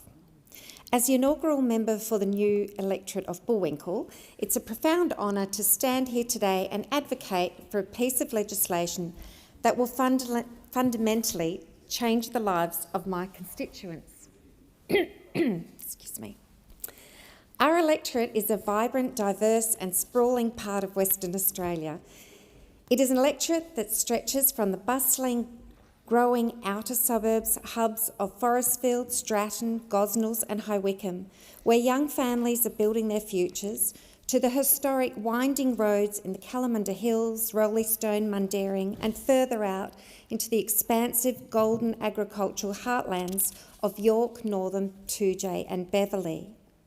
Speaker, Bullwinkle is an electorate named after Lieutenant Colonel Vivian Bullwinkle, a woman whose name is synonymous with extraordinary courage, resilience and an unwavering dedication to her fellow Australians.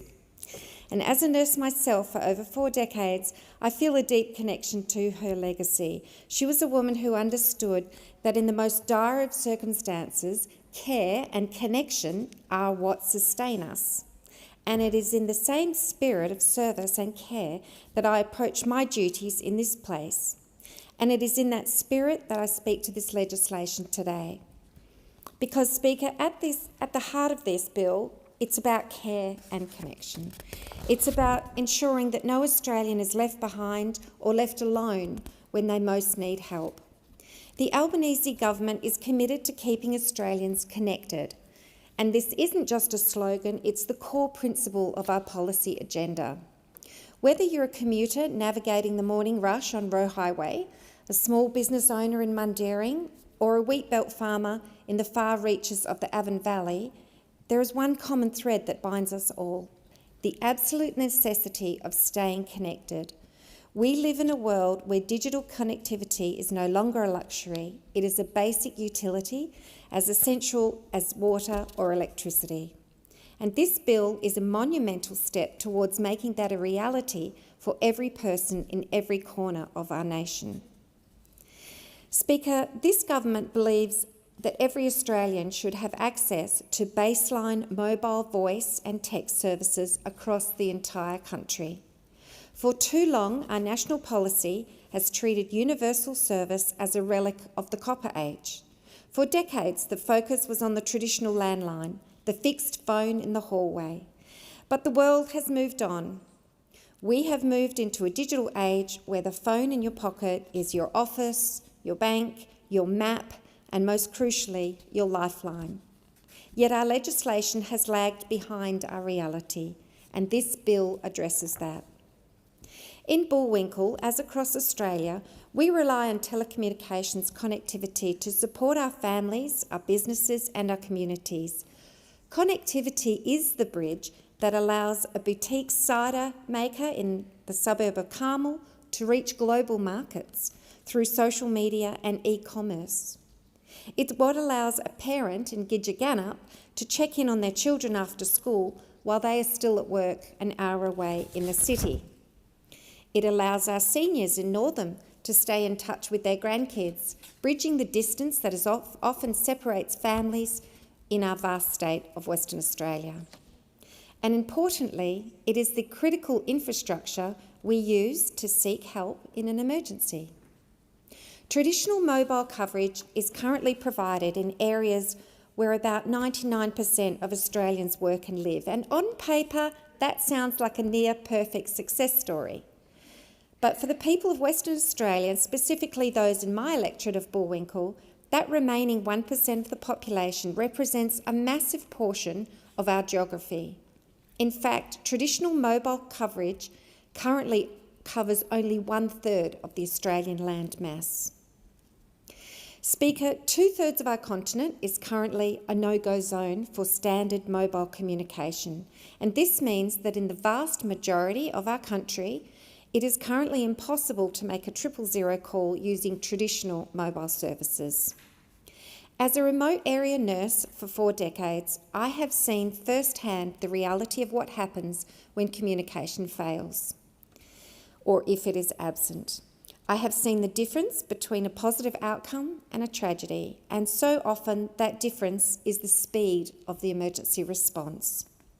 When a farmer is working alone in a paddock near York and has an accident, they shouldn't have to hope that someone will find them in due course. They should have the security of knowing that they can reach out for help. I think of the hikers exploring the Bibbulmun Track or the families cycling the Railway Reserve's Heritage Trail. These are some of the jewels of the Perth Hills that bringing tourism from all over the world, bringing life to our region.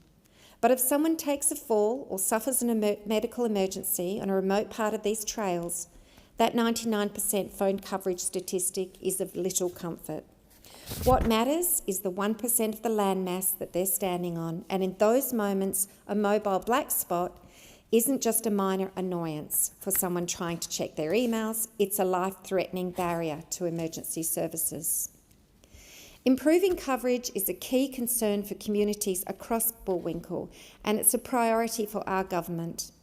The Universal Outdoor Mobile Obligation, or UMO, will provide the underlying connectivity needed to support expanded 000 access and support public safety outcomes in these areas. UMO means that outdoor coverage will be accessible almost anywhere in Australia where people can see the sky. We are moving from a system based on where we can afford to build a tower to a system based on where a person has a clear line of sight to the sky above them. This is a profound shift. Whether you're facing a natural disaster, and in the Perth Hills and the Avon Valley, we know that the threat of bushfires all too well, or whether you're broken down on a remote stretch of the Great Eastern Highway, injured on a farm in Beverley, or lost in the bushland behind Mundaring Weir or Roleystone, under UMO, there will be an outdoor mobile coverage nearly anywhere that you can look up and see the sky. The Albanese government has heard from stakeholders, from local councils, from emergency service volunteers like the firefighters in Darlington, and from regional businesses about the importance of mobile services. We have heard, and the message is clear, that the current universal services framework is out of date.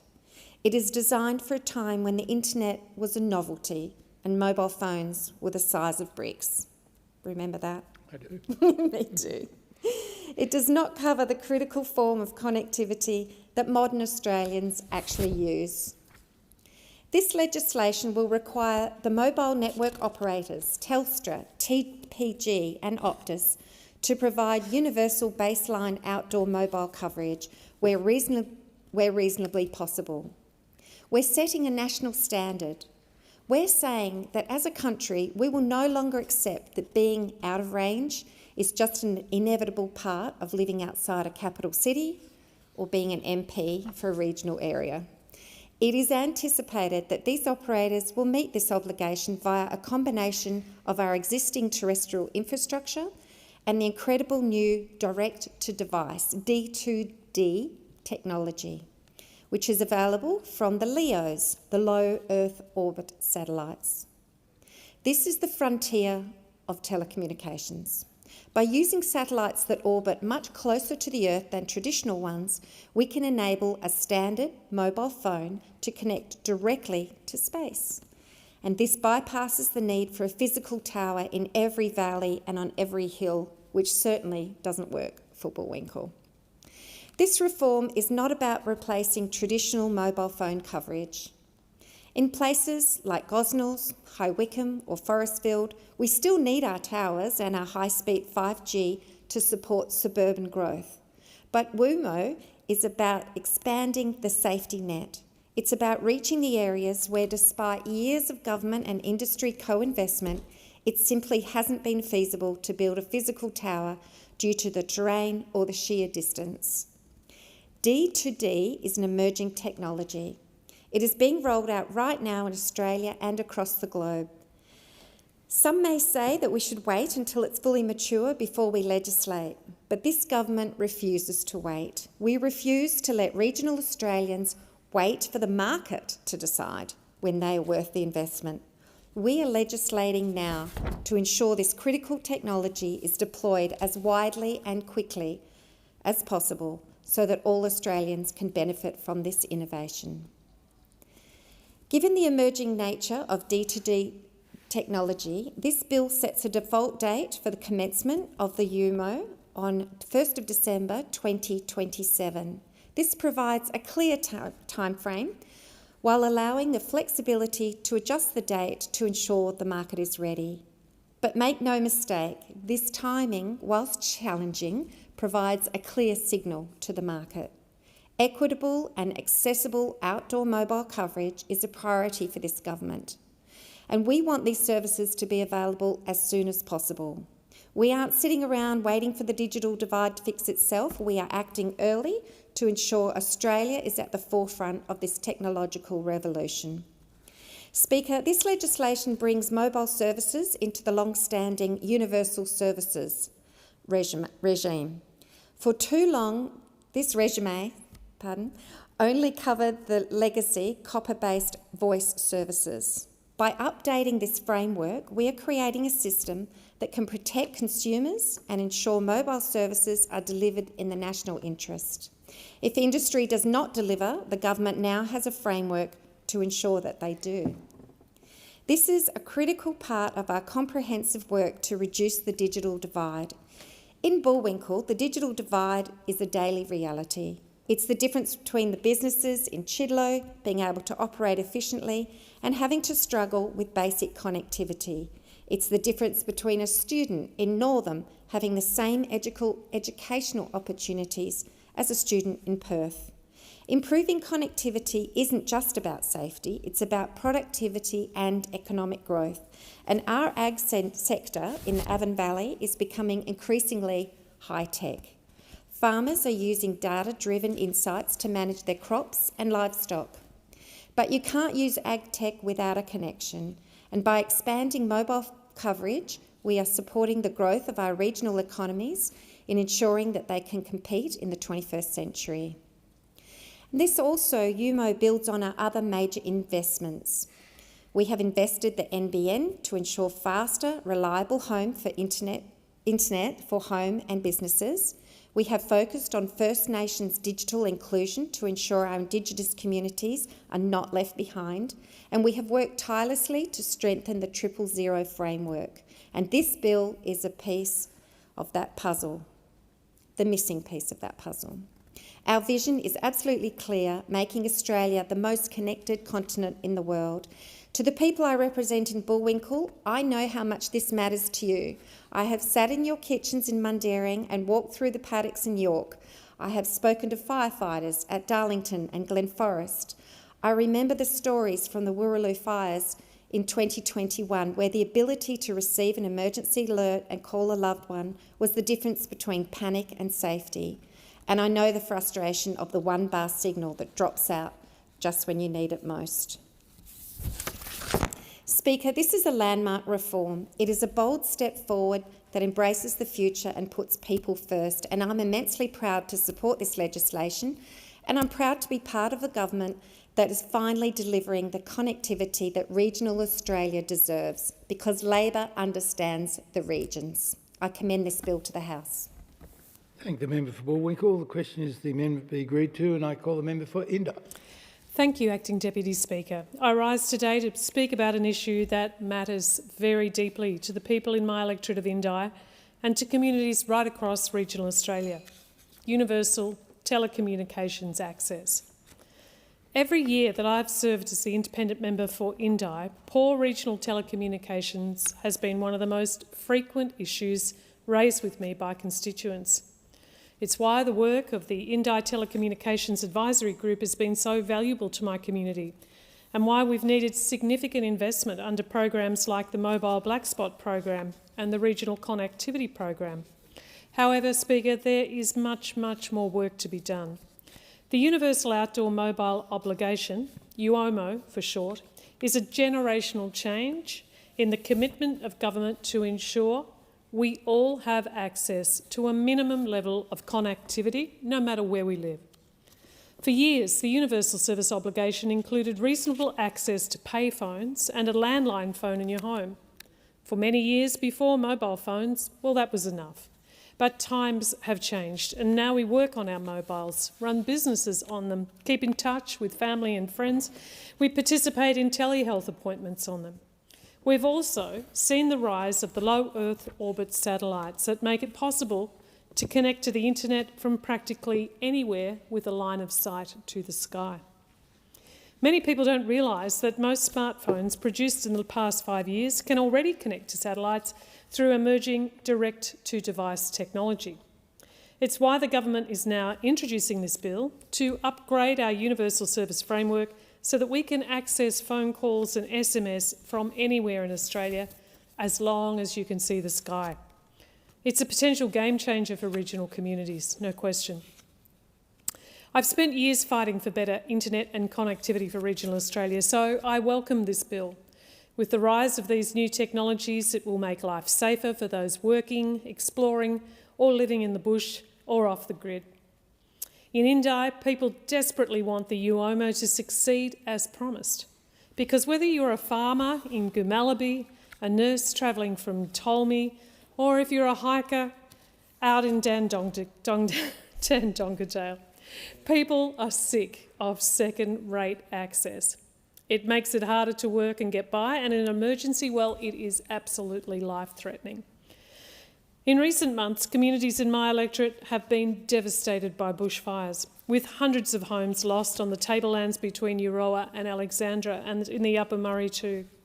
In many of these fire-affected communities, such as a woman I heard from last year in Merton, connectivity is sparse in good times and much harder to maintain in an emergency or indeed during tourist season.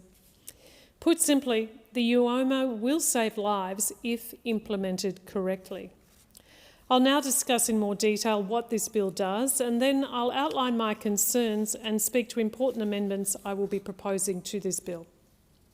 This bill amends the Telecommunications Consumer Protection and Service Standards Act 1999 to incorporate the UOMO into the existing universal service regime. The UOMO will complement the existing universal service obligation by creating a new section in the Act establishing the UOMO as an existing part of Australia's telecommunications framework. Initially, 3 mobile network operators will be captured as primary universal outdoor mobile providers: Telstra, Optus and TPG. The Minister may designate other mobile network operators in the future. In reality, this will only happen if new telcos enter the Australian market, which at this stage seems unlikely for now. The UOMO will require providers to deliver baseline mobile services, voice services and short message services, or SMS, to all our outdoor areas on a reasonable basis. The government expects these providers will meet UOMO requirements using a mix of their current terrestrial, land-based mobile networks and rapidly evolving direct-to-device technology delivered through satellites. When operational, the UOMO will theoretically guarantee SMS and voice call coverage for significant uninhabited or sparsely habitated areas where it has never been and never will be viable to provide land-based towers.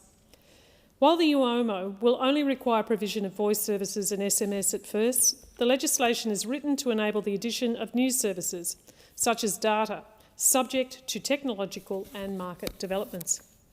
The bill will also establish ministerial powers to create standards, rules and benchmarks that will lay out how the UOMO will work in practice. Now, this flexibility is important because technology can change quickly, as we've seen with the low Earth satellites in recent years, and the legislation must be flexible enough to adapt to future innovation and changes in the technology landscape. The bill will also allow the government to create standards that would apply in the interim period before the commencement of the UOMO in 2027, which is just under 2 years from now. We cannot accept avoidable delays to this date, and I implore the government to ensure the telcos know that this deadline is not aspirational. They need to be clear. It is essential. So while the bill charts a destination, universal outdoor access, it doesn't describe every step of how we get there. Now, that's understandable, but in its implementation, the government, the regulator and the telcos must deliver a gold standard UOMO, because that's what we need and that's what Australians deserve. Acting Deputy Speaker, I have some concerns with the bill as it's currently drafted. And central to this concern is the ambiguity in what is meant by reasonably available and equitable basis. This bill requires that mobile coverage be reasonably available outdoors to all people in Australia on an equitable basis. Now, while these terms sound great at face value, it isn't clear what these terms mean and how the government and the telcos will interpret them in practice. It's left key advocacy groups fearful that some groups will be left behind if reasonably available is left to the for-profit telcos to define. We know the direct-to-device technology is only available to the most recent smartphones. For example, the government-funded Regional Tech Hub states on its website that, and I quote, currently iPhone 13, 14, 15 and 16 and Samsung Galaxy S25 devices are supported by Telstra's direct-to-service SMS service. End of quote. It's clear that many Australians won't have one of the phones I've just listed, but it's not clear if they'll be able to access the UOMO when it launches. For those without means to purchase these compatible phones, with the latest iPhone starting at $1,399, where does this leave pensioners or young families struggling with the cost of living and living in regional or remote Australia? There's a real risk here that less well-off users will see less or no benefit from UOMO compared to those who can afford premium devices and premium plans. When the 3G shutdown occurred, users of older devices were forced to purchase new ones. Many were using older devices because they couldn't afford a new one and therefore bought budget phones that now won't be compatible with direct-to-device technology. Knowing these were concerns raised clearly in the consultation on the draft UOMO legislation, I hoped the government would have provided sufficient explanation to allay my concerns and those of key consumer advocacy groups. So I turn to the bill's explanatory memorandum, which expands on what is meant by reasonably available, stating that this would include a choice by a consumer not to purchase an appropriate handset or plan. A choice? For so many in my community struggling with the cost of food, the cost of housing or the cost of healthcare, purchasing a $1,000 phone isn't a choice for them right now. If access to a universal service is limited by income and affordability, then by definition it is not universal. I accept that we can't connect every device to satellites right away. That's just a technological fact. But to shift the responsibility for that onto the consumer is grossly unfair. The government must do more to explain how it will ensure all Australians, and especially those doing it tough with less financial means, aren't left behind. I've spoken with the Australian Communications and Consumer Action Network, who are similarly concerned about the lack of clear definition for what constitutes reasonably available. They've said that this open-ended language creates significant uncertainty regarding what constitutes reasonable mobile coverage and creates opportunity for providers to circumvent their obligation. We're trying to get a universal obligation. Similarly, I've spoken with the National Farmers Federation, who've said that, and I quote, if the UOMO is to be truly universal, it must be accessible, not only in terms of coverage, but also in terms of cost. In regional areas, there is a real risk that consumers in these areas will be priced out of essential mobile services, undermining the very purpose of the UOMO, end of quote. And this is why I have circulated amendments to ensure affordability is explicit in this legislation, to ensure that the concepts of reasonably available and equitable access considers the cost of mobile devices and plans. It will also clarify that reasonably available includes affordability and cost as a key element. Speaker, in addition to amendments putting affordability at the heart of UOMO, I will also be moving amendments that make 3 other changes to the bill. I will seek to introduce a power for temporary disaster roaming. This overdue reform has been recommended by inquiry after inquiry after inquiry, including most recently the government's hand-picked Regional Telecommunications Infrastructure Review Committee. Despite saying it was looking into disaster roaming over 2 years ago, the government is yet to act. Now, this isn't good enough for my electorate, where bushfires have this summer destroyed hundreds of homes and left communities disconnected. Third, my amendments require the Minister to set out a statement of reasons when determining a location that excludes the UOMO. This will improve transparency about decisions that limit the universality of the obligation. If the government is going to limit its universal service obligation, then it must be required to explain why and what impact it will have on affected residents. And finally, Speaker, my amendments will require performance standards to include fault rectification timeframes. This is a significant issue in regional Australia, where faults take much longer to fix on average than in metropolitan Australia. Standards for providing universal access should consider the time it takes to restore reliable service. We must recognise that terrestrial infrastructure, the mobile towers and other physical assets on the ground continue to have a central role in the telecommunications network. That's why ongoing investment to fix black spots and strengthen power backup to mobile phone towers and telephone exchanges is absolutely essential. I support this bill as an important step towards truly universal telecommunications in Australia. The UOMO acknowledges that new technologies, including low Earth orbit satellites, are expanding how we connect, and our embrace of these new technologies must benefit all Australians, not just those who are well off. However, I remain concerned that, at least initially, the UOMO won't be truly universal and will favour those with access to the latest smartphones, disadvantaging vulnerable Australians and those doing it tough. So while I commend this bill to the House, I will continue to advocate for an outdoor mobile obligation that genuinely, truly serves all Australians wherever they live and whatever their means. The question is the House to now adjourn and give the call to Member Barara. Thank you, Mr Speaker. Last Thursday I told every public university in this country that unless there are compelling reasons or exceptional circumstances, they should get rid of group assignments. The response has been profound. In the last 5 days I've been flooded with responses from people across the country who've shared their experiences. People feel deeply about this issue.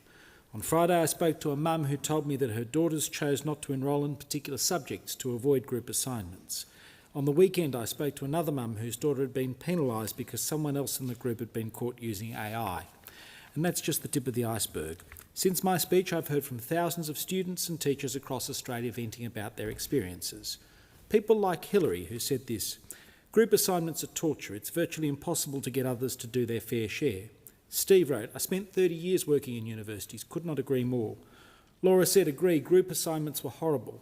Alison wrote, 100% absolutely agree. I've just completed a 4-year nursing online degree where there was considerable waiting on group work.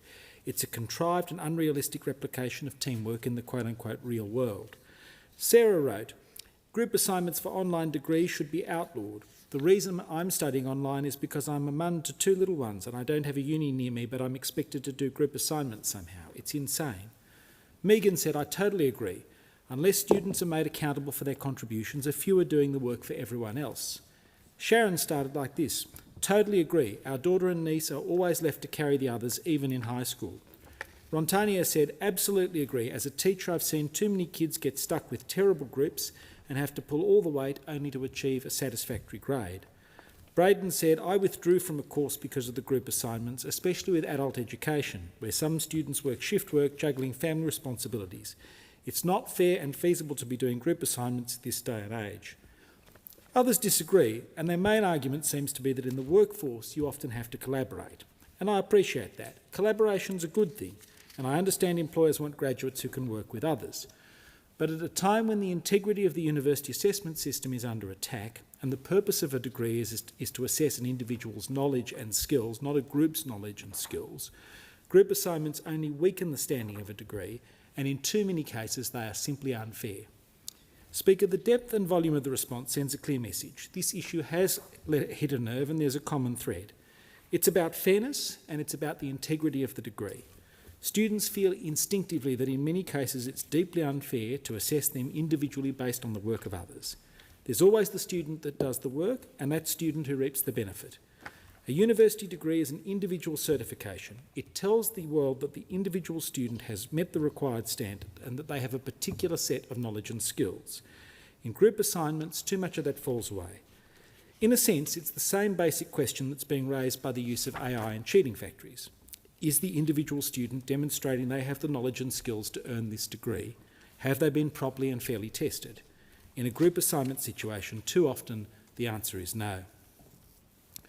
On Friday, the Minister for Education was asked his thoughts on the issue. Instead of answering, he used the opportunity to make a joke and give some gratuitous political commentary. He's a politician, fair enough. I'm a politician, I get it. But it's a shame because this isn't about politics, it's about students.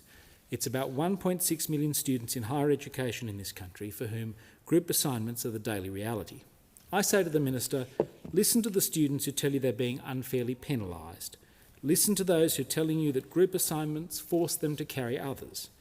Listen to the mums and the mature age students who somehow have to fit study and work and caring for a family and responsibilities and who don't have the flexibility to work around 3 or 4 other people.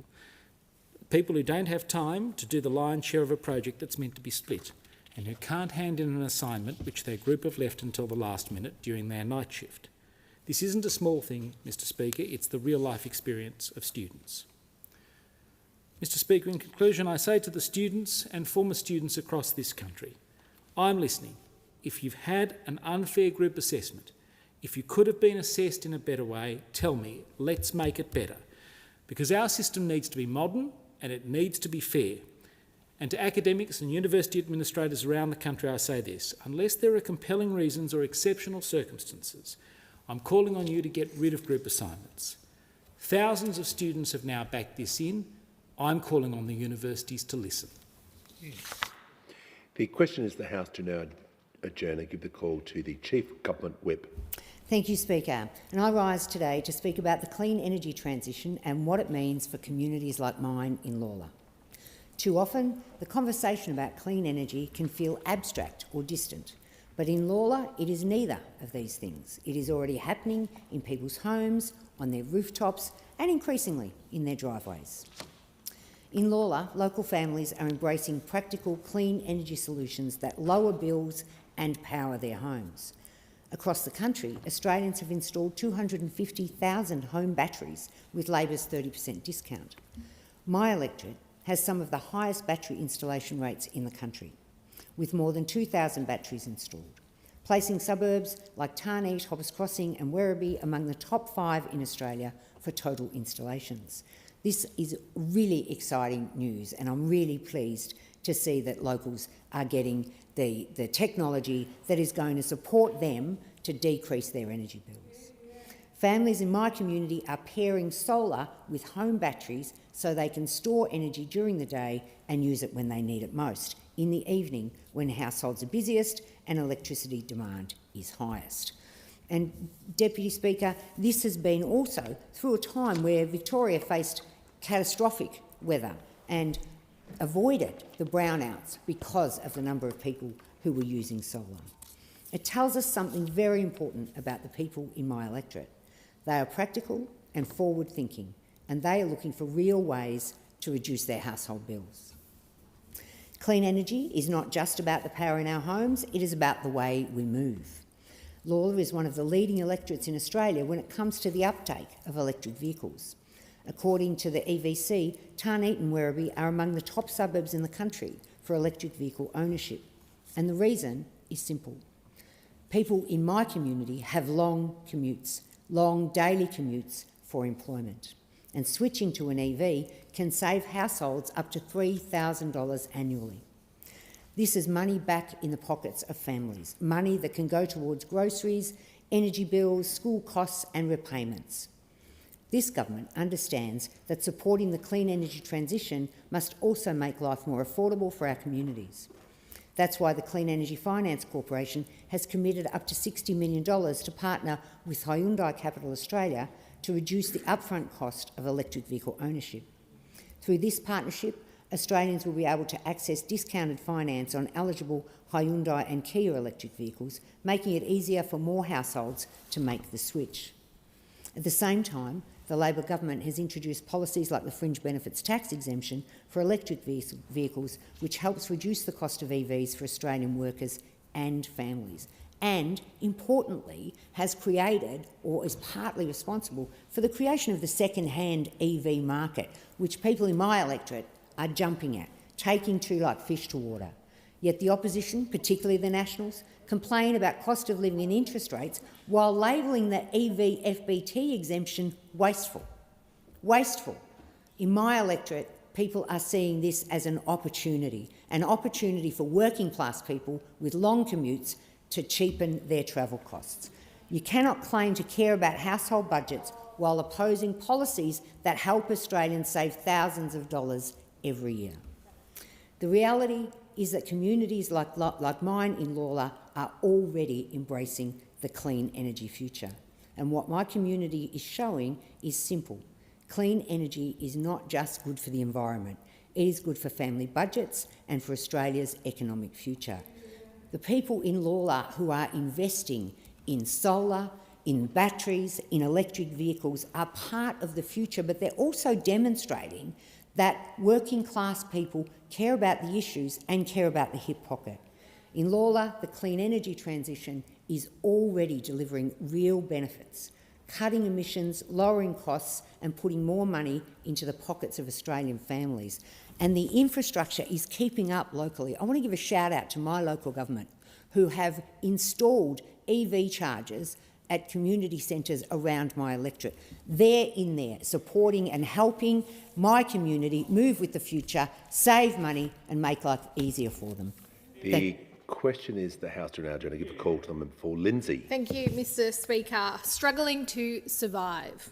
That is how too many people in my community describe their lives right now, and people right across this country. Last week I heard that message firsthand when I welcomed our new leader Angus Taylor to Lindsay. We met with Simon and Jen from Screaming Beans, hard-working, proud and determined small business owners doing everything they can to stay afloat. Between them, the couple are working around the clock just to keep their doors open, not to get ahead, not to build wealth, not to take holidays, but simply to stay afloat. Simon and Jen are not an isolated case. They are representative of so many families and small business owners right across Lindsay and across Australia. People who get up early, work late, pay their staff, pay their taxes, support local suppliers and sponsor the local footy team. They are doing everything right, and yet they are barely keeping their heads above water. Under this Labor government, living standards have declined. Australia has experienced the largest fall in real household disposable income in the developed world. Families are earning, but they are not getting ahead. Wages are being swallowed by rising mortgage repayments, higher rents, soaring energy bills and grocery costs that seem to climb every single week. The 2025 Red Shield report from the Salvation Army paints a sobering picture of what Australians are experiencing. 90% of the Salvo's emergency relief recipients said the cost of living remains a constant strain, with more than 1 in 3 resorting to buy now, pay later just to cover essentials like food, utilities, medicines and transport. 42% could not afford childcare or preschool. 43% could not afford essentials for their infant, baby formula, nappies, a cot or a pram. Let that sink in. People are borrowing just to eat, just to keep the lights on, just to get to work. Housing stress is now the norm, not the exception. More than 7 in 10 are spending over 30% of their income on housing. What does that mean for families, for women trying to return to work, for households that are already stretched to breaking point? In a country as prosperous as Australia, that should trouble every single one of us. In my electorate of Lindsay, we are seeing firsthand the pressure that rapid growth, rising mortgages, rent increases and utility costs are placing on families. Young families who moved to Western Sydney to build a future are now questioning whether that future is secure. When I speak to people in Lindsay, they do not talk about abstract economic theory, they talk about their power bill, their insurance premium, their next interest mortgage repayment and their interest rate hikes, pulling their kids out of after-school sports because it just isn't an option anymore. Whether they can afford to fill up the car and still buy the groceries, They talk about being carers and then forced to fight bureaucracy just to retain the payment that keeps food on the table.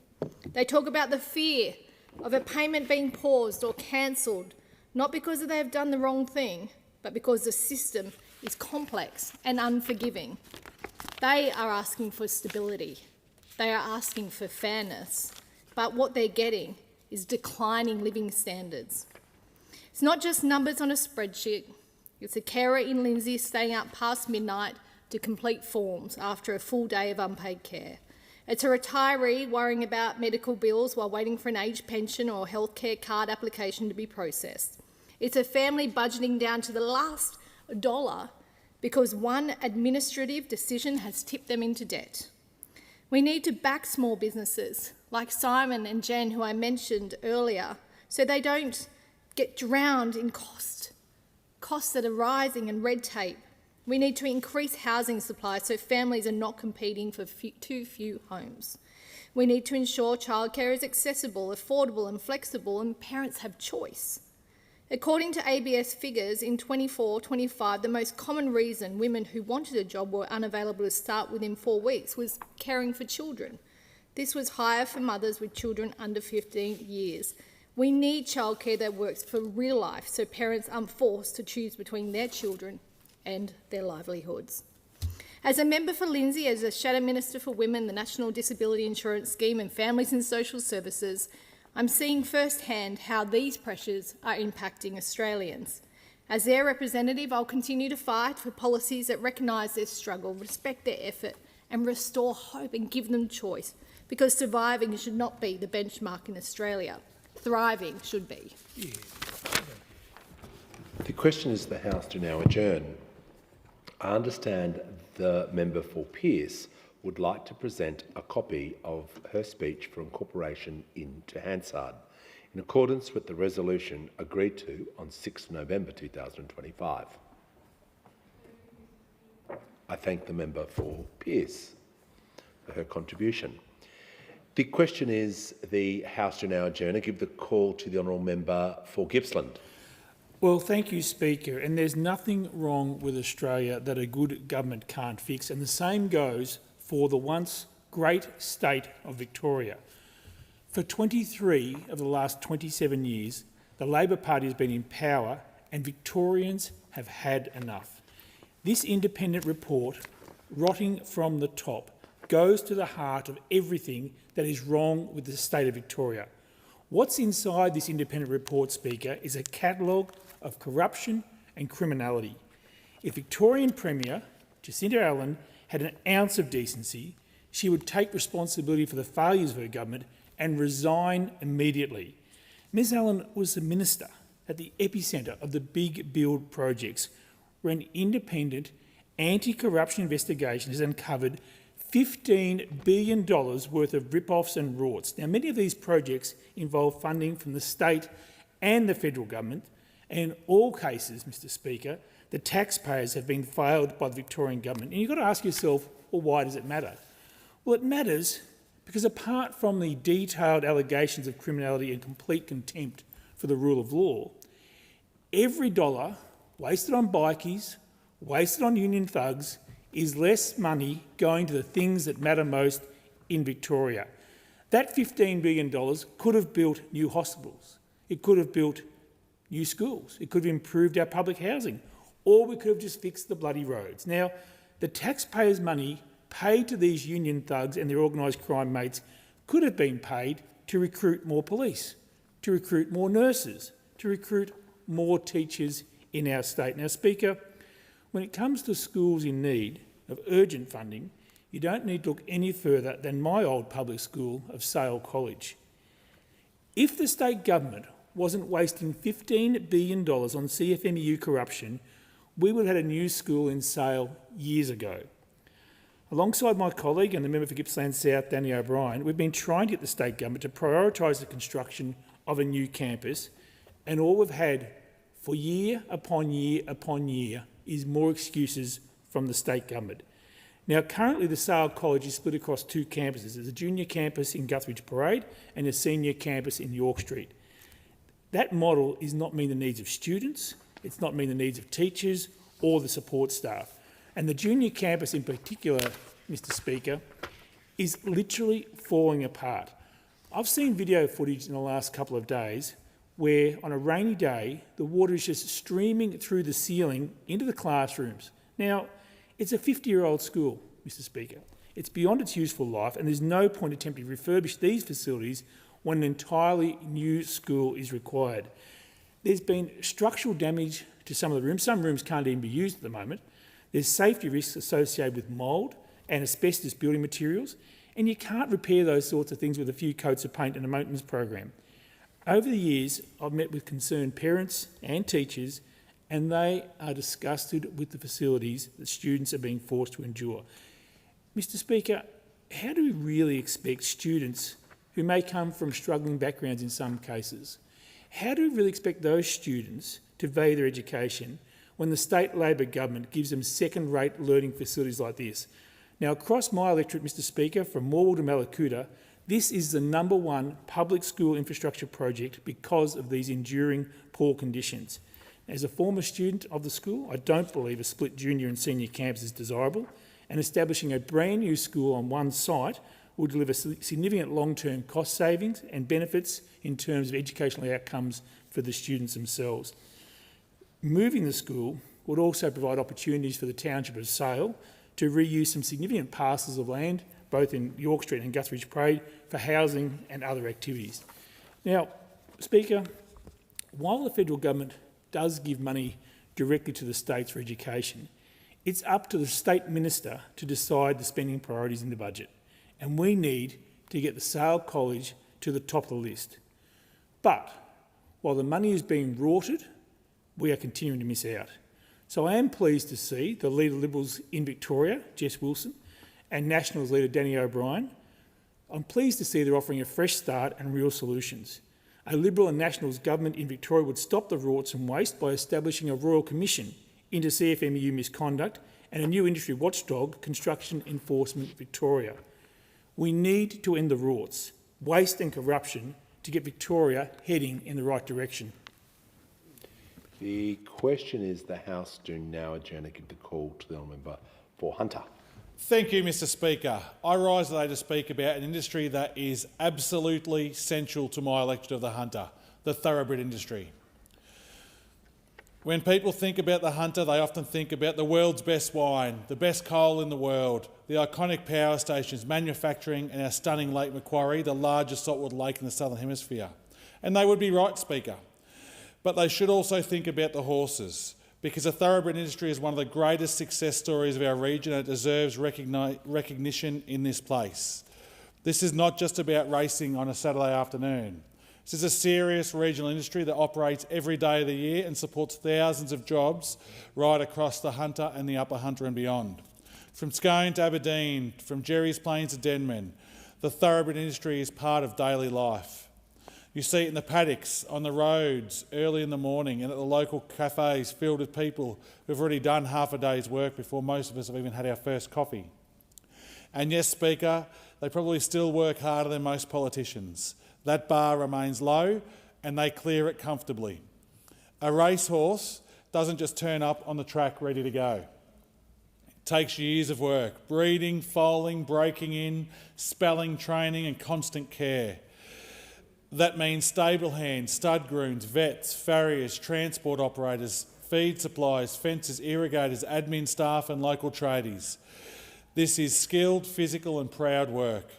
This is work that relies on experience passed down through generations and on new skills and technology that keep the industry competitive and world class. The Hunter Valley is the engine room of thoroughbred breeding in Australia.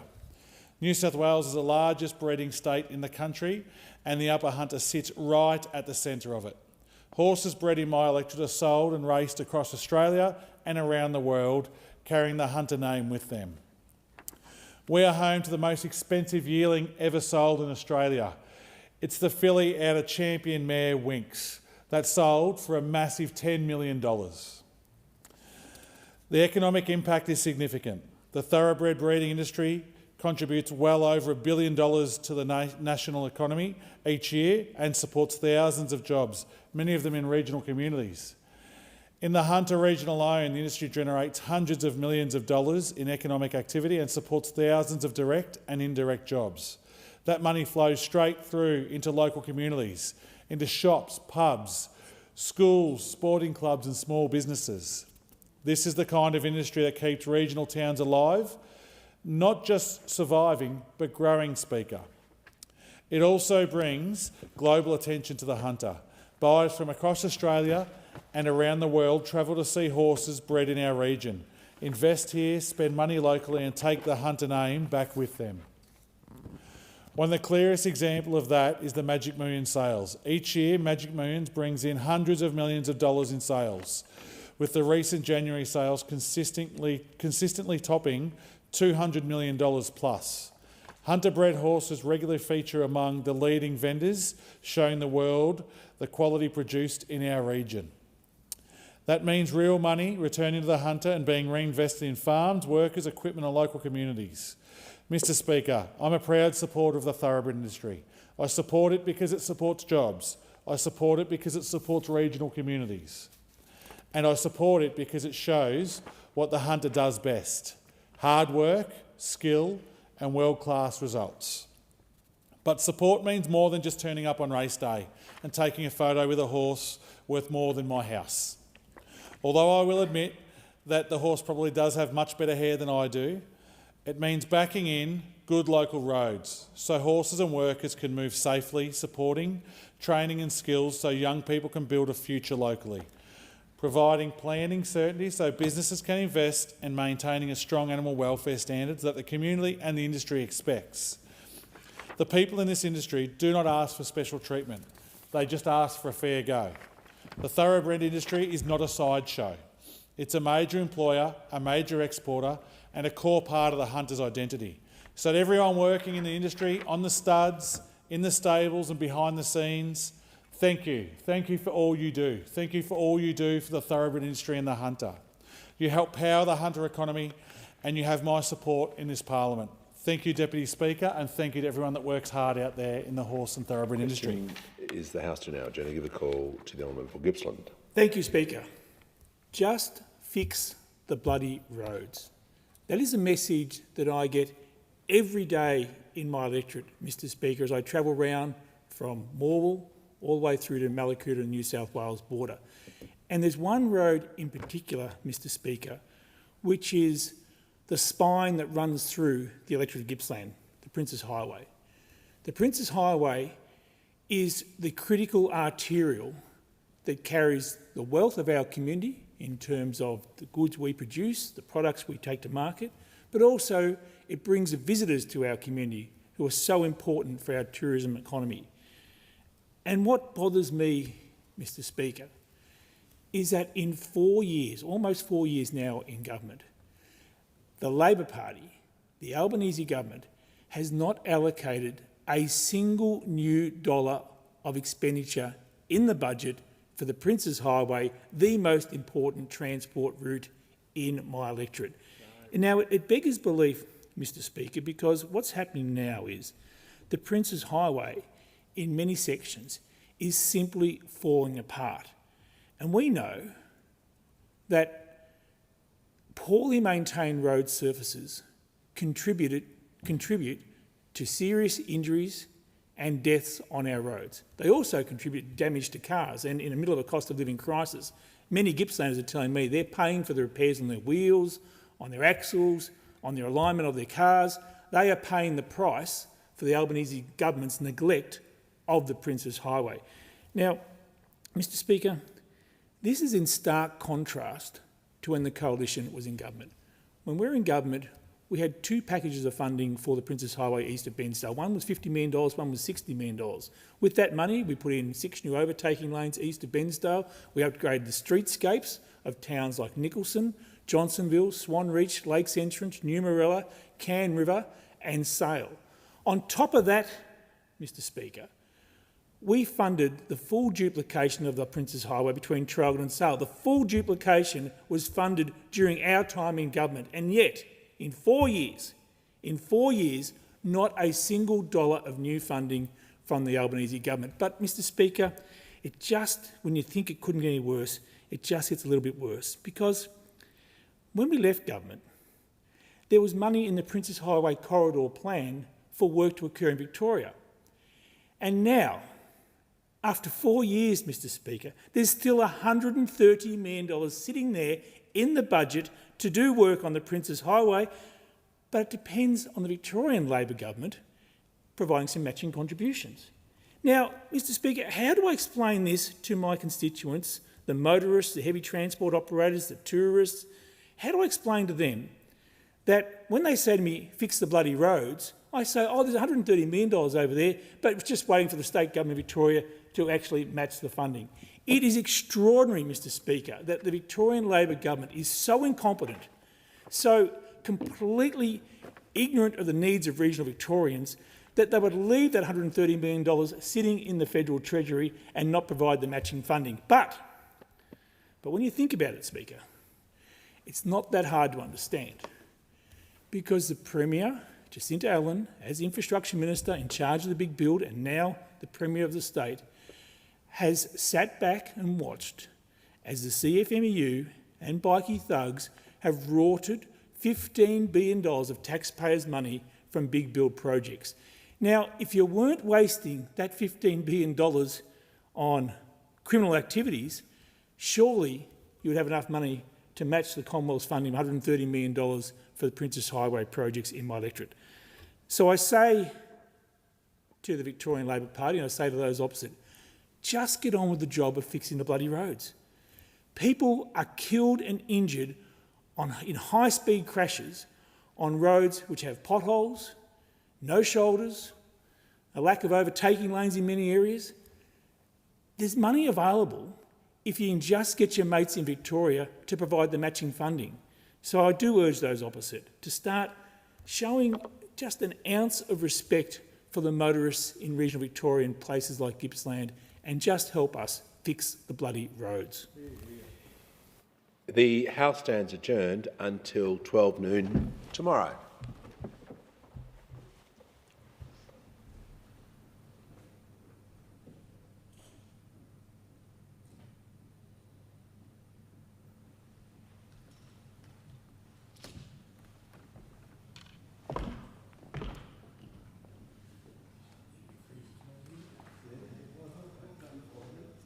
Thanks, guys.